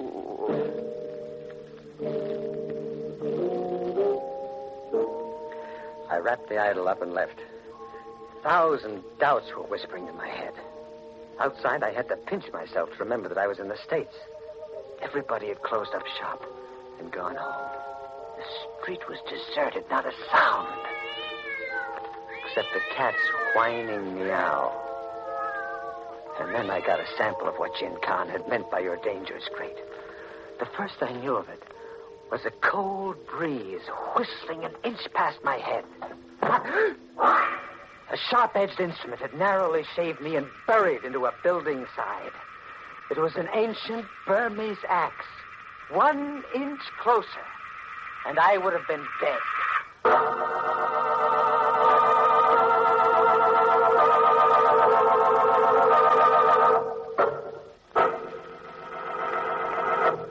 Nothing like a hobby.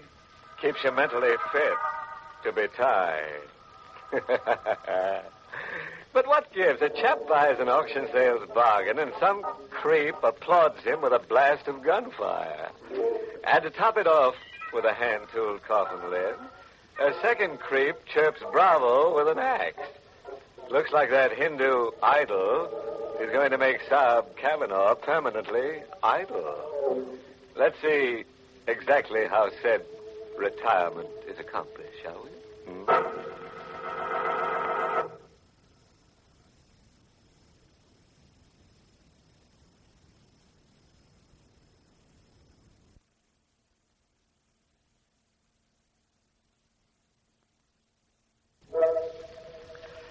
I sat around at home for days with the idol right in my view.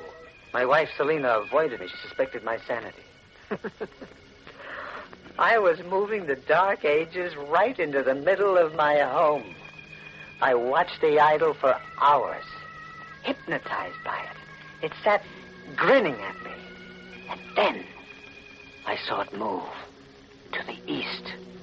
A gong I'd once picked up in an eastern bazaar and hung in the foyer of my den sounded. Sahib Kavanagh. How'd you get in here? There are informal ways, Sahib. The idol faces to the east. Yes. Right under my eyes, it moved. I have spoken to my ancestors. Now I will offer you the second of my humble services, Sahib. The second? What was the first? The axe that buried harmlessly into the wall when you left the mosque. You live, Sahib. That was my first service. And the second? What's it? It is written that the Chandra ruby will fall to you. What is the Chandra ruby? You will know, Sahib, when you seize it. On this paper, you will find your instructions. Go after dark. Goodbye, Sahib. I opened the paper.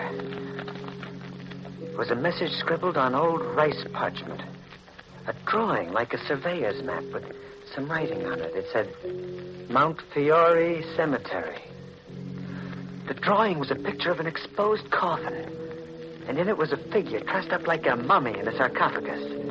And markers showed the exact position of the grave. And an arrow pointed to the left eye of the corpse.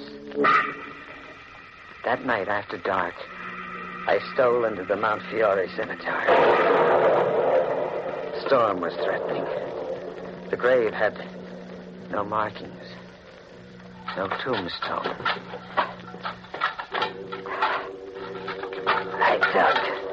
I dug 4 feet down. I reached the coffin. It lay exposed, with the rumbling skies giving it a ghostly glow as if someone had rubbed it with phosphorus. I wedged the edge of a pick into a side and pried it open. Exactly as drawn, it was a mummified corpse, a strip of face, what was left of it, peeked out. Just the nose, the eyes, and part of the brow. One socket was empty.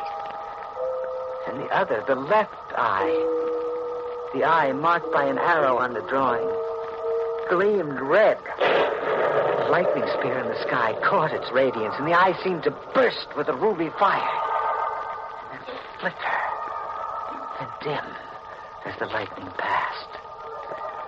The Chandra Ruby, Jin Khan had said. I was the owner of the Chandra Ruby.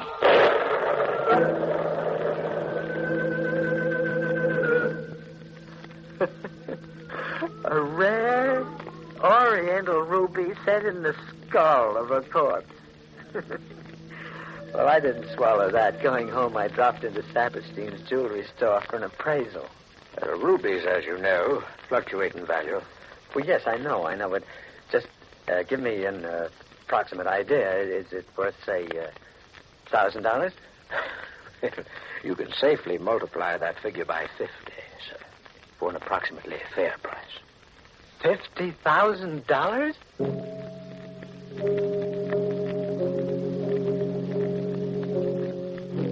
For days, I hardly slept watching that idol. And then on the 4th day, the idol moved again to the east.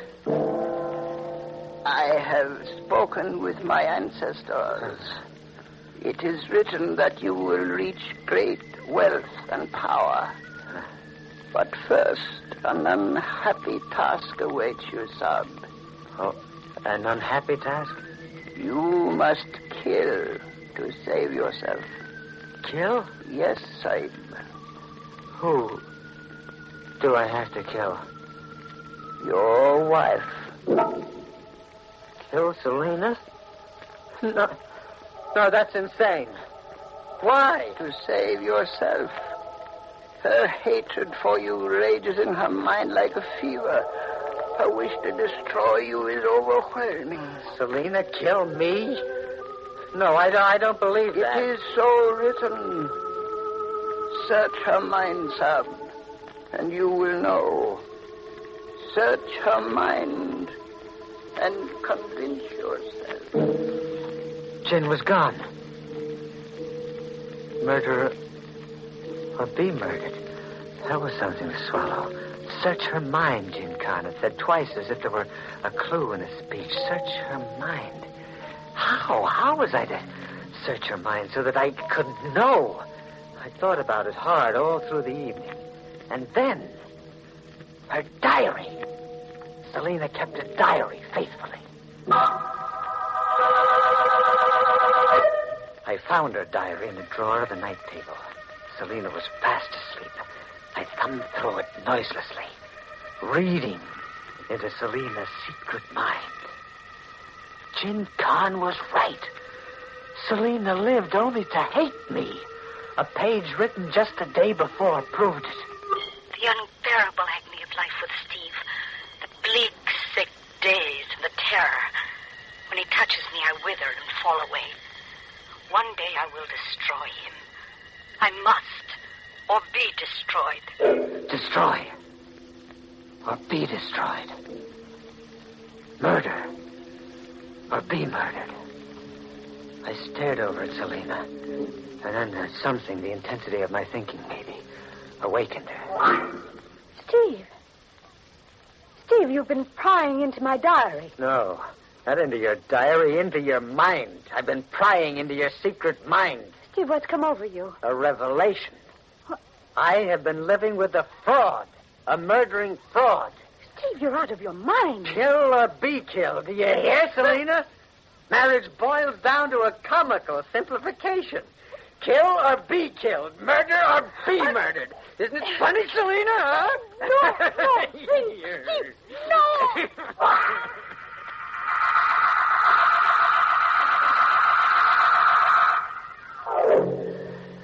In 2 minutes, it was over.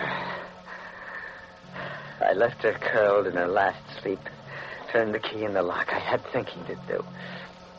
And planning. How did a sudden widower explain his deceased wife away to a curious world? Still hadn't finished. Hadn't found the answer when Howard came to the breakfast table. Steve, if I could speak up frankly, just once. Straight from the shoulder. Go ahead. That Orientalism mania of yours is degenerating you into something unhealthy. Now, why not call it quits? Selena's edgy and depressed. She feels rejected. You push her too hard, she's capable of harming herself. Harming herself? You're hinting at suicide? Yes, Steve. I'm hinting at that. Exactly. That was my way out. Suicide. Selena just wouldn't come back from her early morning walk. They'd find her in a lake, a victim of despondency and hysteria. When night came, I'd transfer the corpse to another setting. Somebody is at my door. Yes? Western Union. Telegram from Mrs. Stephen Cavanaugh. Well, I'll take it. I'm Mr. Cavanaugh. Sign here. A telegram for Selena? I opened it. Came from New York. Firm of Englander, Fowler, and Barbanel, attorneys at law. The wording was a formal invitation to appear and collect about $1 million. This is to inform you that the will of your late uncle, Thomas DeHaven Chalmers, names you as sole beneficiary. Please communicate to us the date of your arrival in New York. A crackpot recluse that we'd often joked about had left Selena $1 million that she didn't have the slightest use for now. Great wealth and power, Jin Khan had promised. By succession, the fortune was mine now, if I could make murder the perfect crime. When night came, I drove Selena toward Apple Lake. It was just outside of town. Selena was fully dressed, gloves, shoulder bag, right down to the last accessory. A frantic wife on a solitary walk had taken a fatal plunge. I got to the lake. I carried her carefully to the water's edge, ready to complete her suicide. I never got to carry out my plan. Don't work, Cavanaugh. You can't get away with murder. 4 other troopers besides myself are ready to blast you if you try to make a fight for it. How'd you know to follow me here? 5 minutes before you started for Apple Lake, your brother-in-law got a peek into your wife's bedroom through the porch window.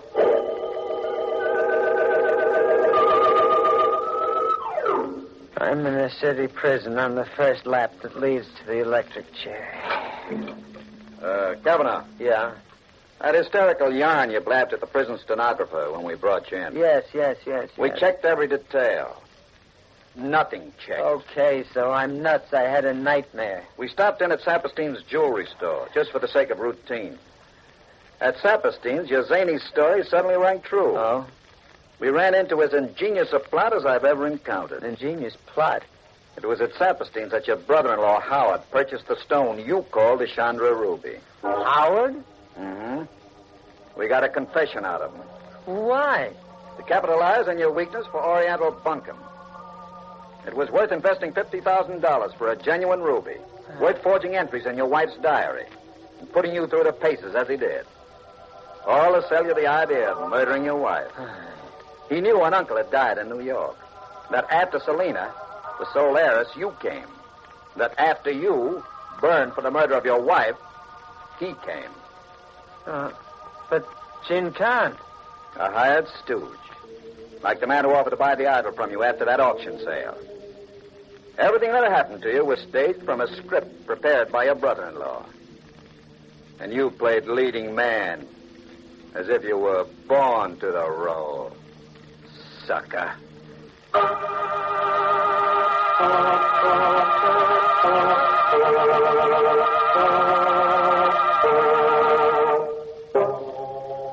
An Oriental onion peeler once remarked, Examine your relative carefully, Bub.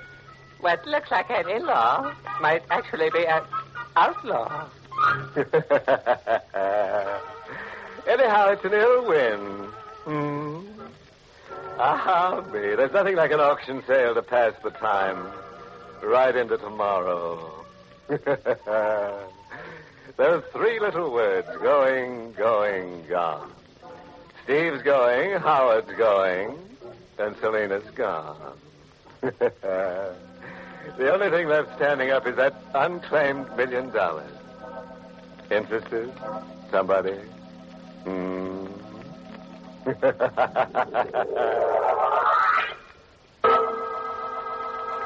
the United States Armed Forces Radio Service, the voice of information and education.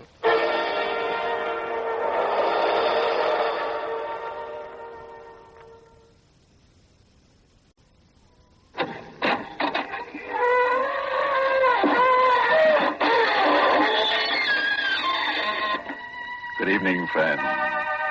This is your host to welcome you through the creaking door into the Inner Sanctum. Come in. We had a surprise visitation here a scream or two ago. A sightseeing delegation simply crazy to take it all in. One onlooker's mouth was so agape you'd think his face was split from ear to ear. Confidentially, chum, it was. The head of the delegation was terribly proud of his honorary title. Poor chap, it was the only head he had. Yes. Things went along cozily until some wag suggested holding hands. We brought out a trunk full of hands we keep for just such occasions.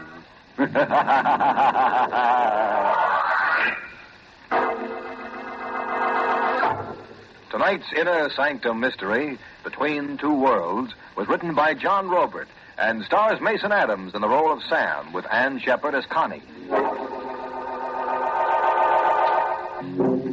It's Yuletide week in South Chicago as a flash electric storm whips the streets. Inside the 10th District Police Station, Chief Matthews and his clerk Daly are passing the time over a game of chess. Suddenly, like a bolt from the heavens, a window pane crashes, and a parcel fastened to a fist-sized rock drops to the station house floor. It's a package tied to a rock, Chief. What's in it? A notebook, Chief. A 5-and-dime notebook. And all written up like a confession. It's signed Sam Tyler. Sam Tyler, never heard of him. Read me what Sam Tyler's got to say. Ever come face to face with death and just stand around helplessly waiting for it to tap you? Waiting for the final count. While you're waiting, your heart is a big clock ticking off your doom. And inside your head, a moving picture's going on. You're looking at the story of your life. And it's not a pretty story. It's all black. It's all bad. You hate to die without a single good mark in the big book. If you only had just enough time to chalk up one good deed. It happened like that with me. I came face to face with death. Death was Nick Fazenda. I'd lost face with Nick. The big guy liked his racket boys tough and nerveless, and I had a streak of chicken, Nick said. I had a streak of chicken. And I knew too much to be trusted alive. What do you want it, chicken? Nick, don't do it. Give me another chance. Dying like this scares me. What's waiting for me after you pull that trigger, Nick? I haven't done one decent thing since I was born. Kid, you picked the wrong setup. You should have joined the Boy Scouts. So long, chick. The shot made a noise like a TNT charge, but I hadn't felt the impact. I hadn't felt anything. Either I was paralyzed with fear or dead to feeling. Or Nick had missed. I watched Nick stare unbelievingly and aim again. An easy bullseye at 5 yards with Nick a crack shot, but still no impact. I was still standing up. Kid, fall down. You're dead. No, Nick. I'm alive. You can't kill me. Nick, you're seeing a miracle happen. You're crazy. Nick, I'm going to get that chance. I'm going to live. 2 more shots, but still no impact. I was alive, uninjured. Something was happening to Nick. His face was purpling as if he was suffocating. As if some invisible stranger had his hands around Nick's throat, strangling him. I'm choking to death.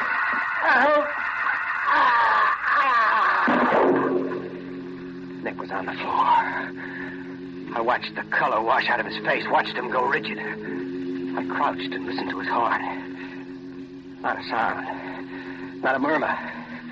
He was dead. Nick had dropped dead. I'd seen a miracle happen.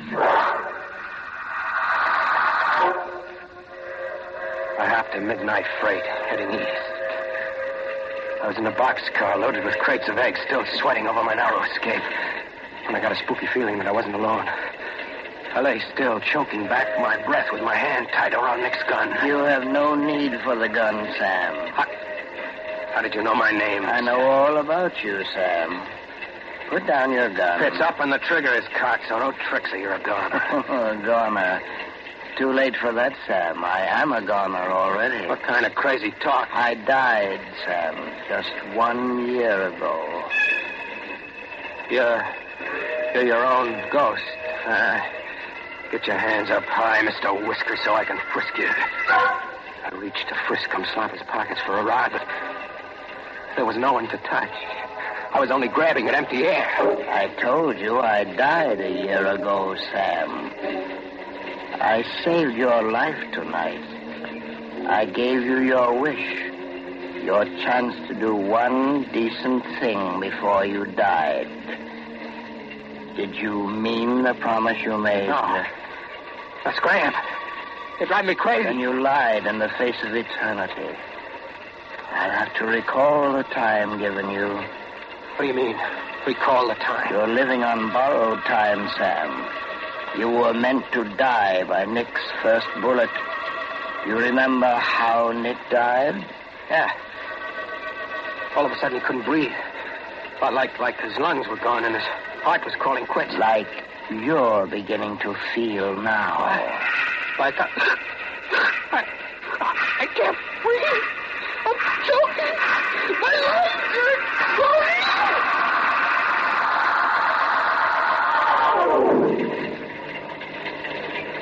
When I came to,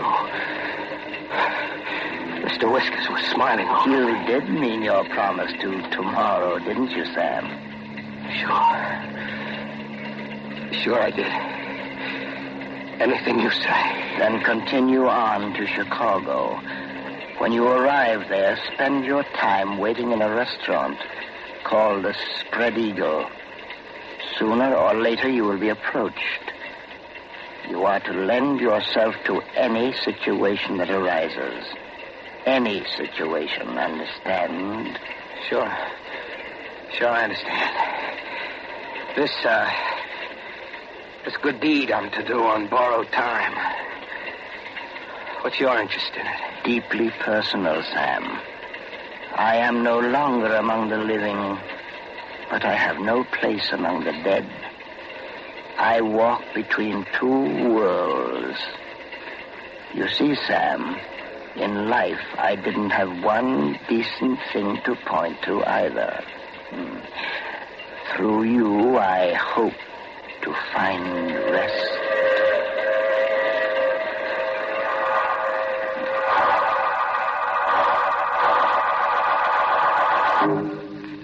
In Chicago, I tried to get Mr. Whiskers out of my mind. I'd had a bad dream. It had to be a bad dream. I went to the Spread Eagle, afraid not to. I just sat like a frozen mummy ordering ham sandwiches I couldn't eat and coffee I couldn't swallow and listening to downbeat piano music.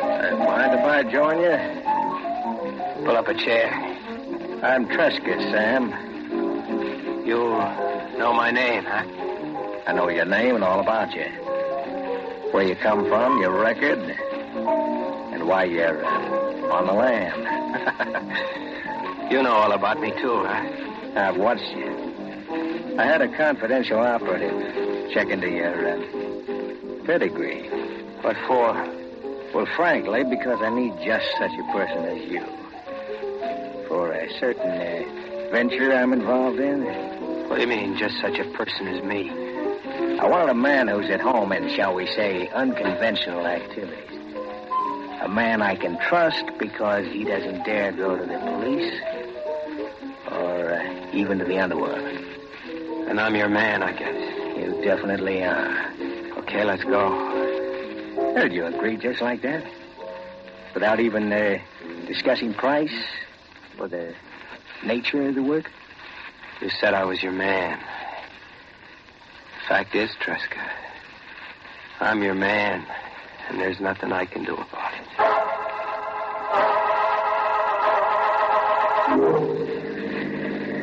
This is our destination, Sam.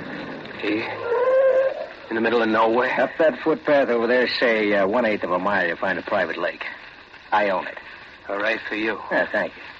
And there lies your first chore. Behind us on the floor of the car is a burlap sack. Its weight, I would estimate, is 118 pounds, more or less. What? We've been riding a corpse around. We have.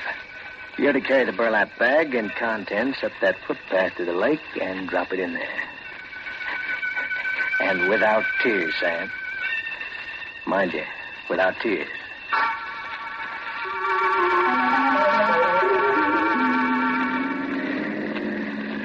From this point on, as the saying goes, we're in business, Sam. What's the next event? Wedded bliss. For you. I'm to get married? You are. Tomorrow evening, you'll call on your radiant bride-to-be at this address. 15 Cantilever Walk. Yeah. And try to look more cheerful, Sam. Love comes but once into every man's life.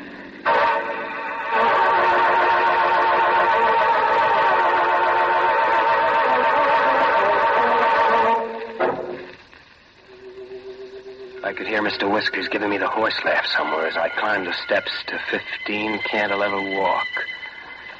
Big gray stone, as if someone had imported the side of a mountain. Iron over every window. And gloomy enough to give even a crepe hang in a St. Vitus dance. I rang the door buzzer.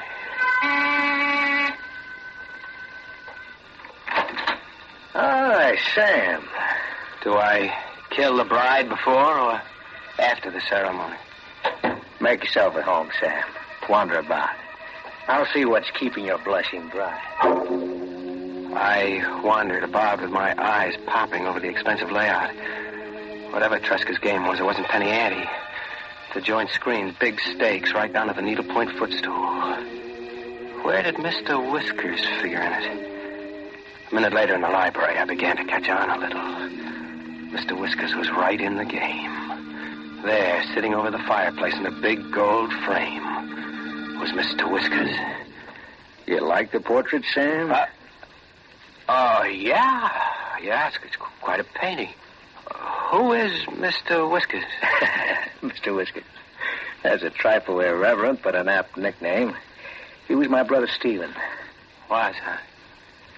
He's dead? You sound as if you were ready to dispute it. I just asked, is he dead? Very much so.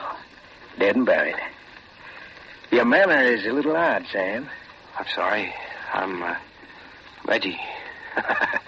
Getting married is an idea I've got to get used to. Well, then meet your bride.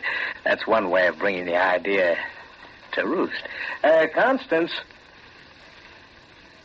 Sam, this is my niece, Constance. Constance, this is your fiancé, Sam Tyler. Hello, Sam. Hello. Well, I'll leave you to get acquainted. You want to exchange premarital views on love and Homemaking. There wasn't a blush in my blushing bride. Her cheeks were chalk white. Her face had the look of death, like some creeping sickness had already called 2 strikes on her. She sat down at the piano. I stood watching her. Looks like you're stuck with me, kid. If Tresca has his way. Tresca will have his way. What's your angle, kid? Why is the niece of $1 million layout ready, willing, and able to marry a deadbeat ex-con and mug? I'm obliged to marry. What do you mean, obliged to marry? The terms of my father's will. I inherit his estate at midnight tomorrow. Only if I married. It's beginning to make some sense. Mr. Whiskers up there was your father? Yes? Well, why pick me? A mug your uncle brought home. Why not scout your own dearly intended?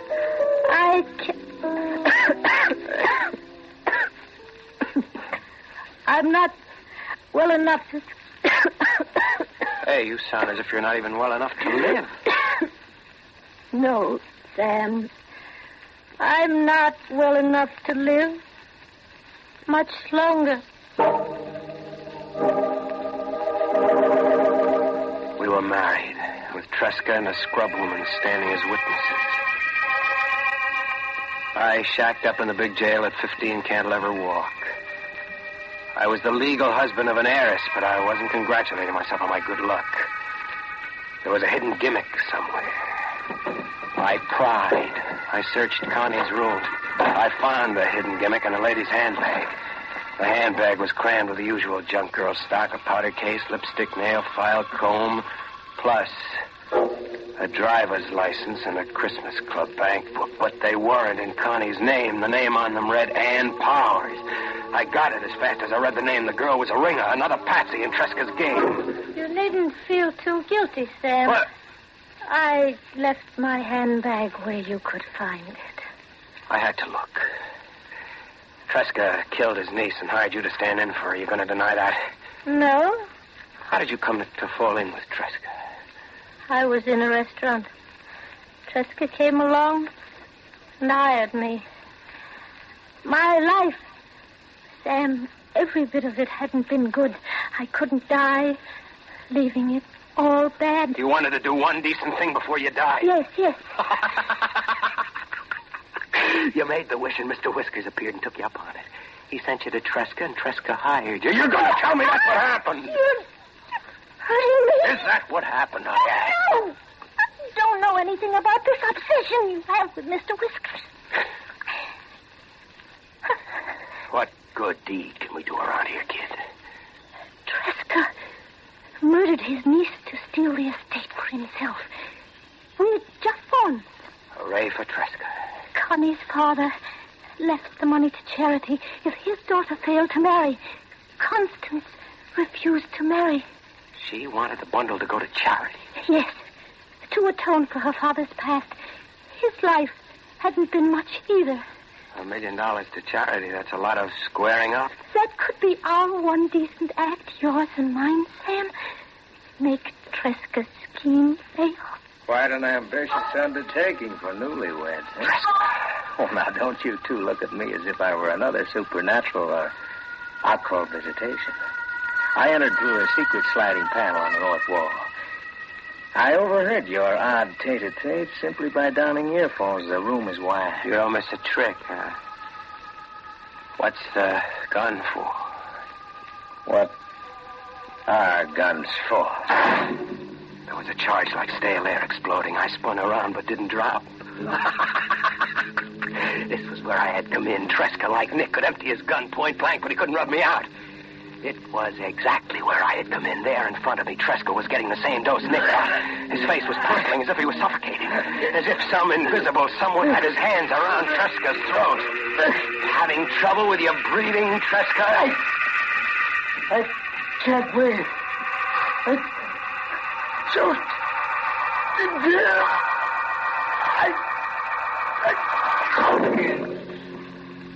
He was on the floor, rigid, out for keeps like I'd seen Nick once. Is he dead? Deader than a doornail.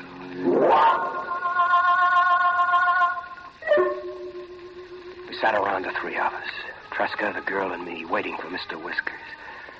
We sat all day and all night and through half the next day, but Mr. Whiskers didn't show. Mr. Whiskers didn't show, as if he never was. Sam. What? He exists only in your mind. You're waiting for a man who died a year ago. How do you explain that to yourself? I don't explain it. Maybe Mr. Whiskers doesn't have to come anymore. His job is done. One last thing, and our job is done. What? One last thing, Sam? The cops. We tell them what gives and hand $1 million over to charity. That's the one decent act, the purpose that brought us here. It's the purpose that brought you here. I just hired out to Tresca for pay. What about that wish you made on the docks, kid? It was different on the docks. I was sick and broken, hopeless. I'm not broke or hopeless anymore. I can buy a cure. I can take a trip, spend money, all kinds of money, have a good time I never knew. I can laugh. You're saying we shut up and keep the estate between us? Why not? In a way, we earned it. It's no good, kid. I've got a promise I've got to keep. A promise you made to a ghost. My promise to tomorrow. What if you can't keep that promise because I won't let you? What if I won't let you cheat me out of my one chance to live? Like this? She backed away from the piano with Tresca's gun in her hand. The gun is no good. I don't kill, kid. You saw how I don't kill. That was before, Sam. You do kill now. I'll kill you now.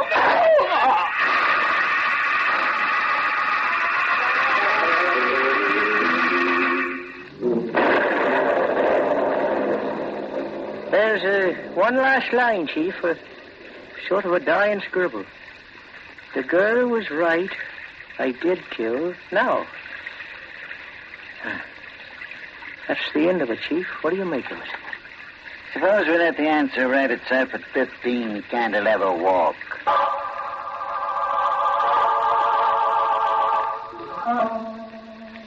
Well, the confession is the McCoy, all right. That's Sam Tyler on the sofa, Tresca on the floor, and there's the girl out cold, still holding the gun. Got any pulse? No. She's dead. No visible cause, Davy. Just dead. I'm getting a faint pulse on Tyler. Sam. Sam Tyler. What? You the police? Yes. The girl shot you and you just about bled to death. You know the whole story, Sam.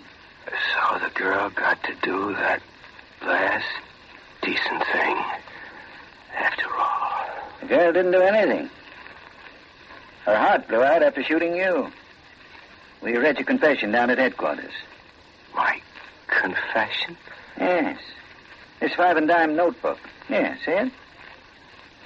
It was tied to a rock and tossed through the window at headquarters. You wrote it, but what we want to know is who delivered it.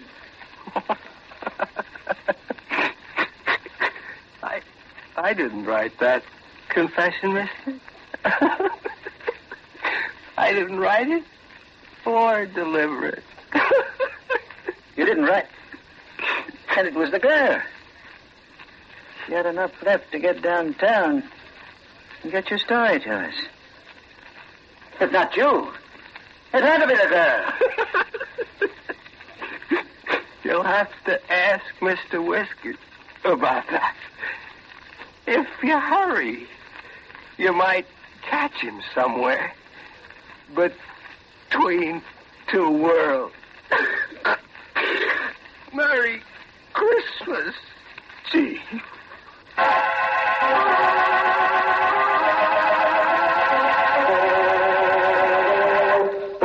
An irate taxpayer just told me the state of Illinois intends to mail a bill to Mr. Whiskers for that broken police station window. They're busy digging up a dead postman so he can speed delivery of the bill out of this world. Sad about Treska. A perfect plot gone to pot because his brother, Olo Kaput, wouldn't stay put.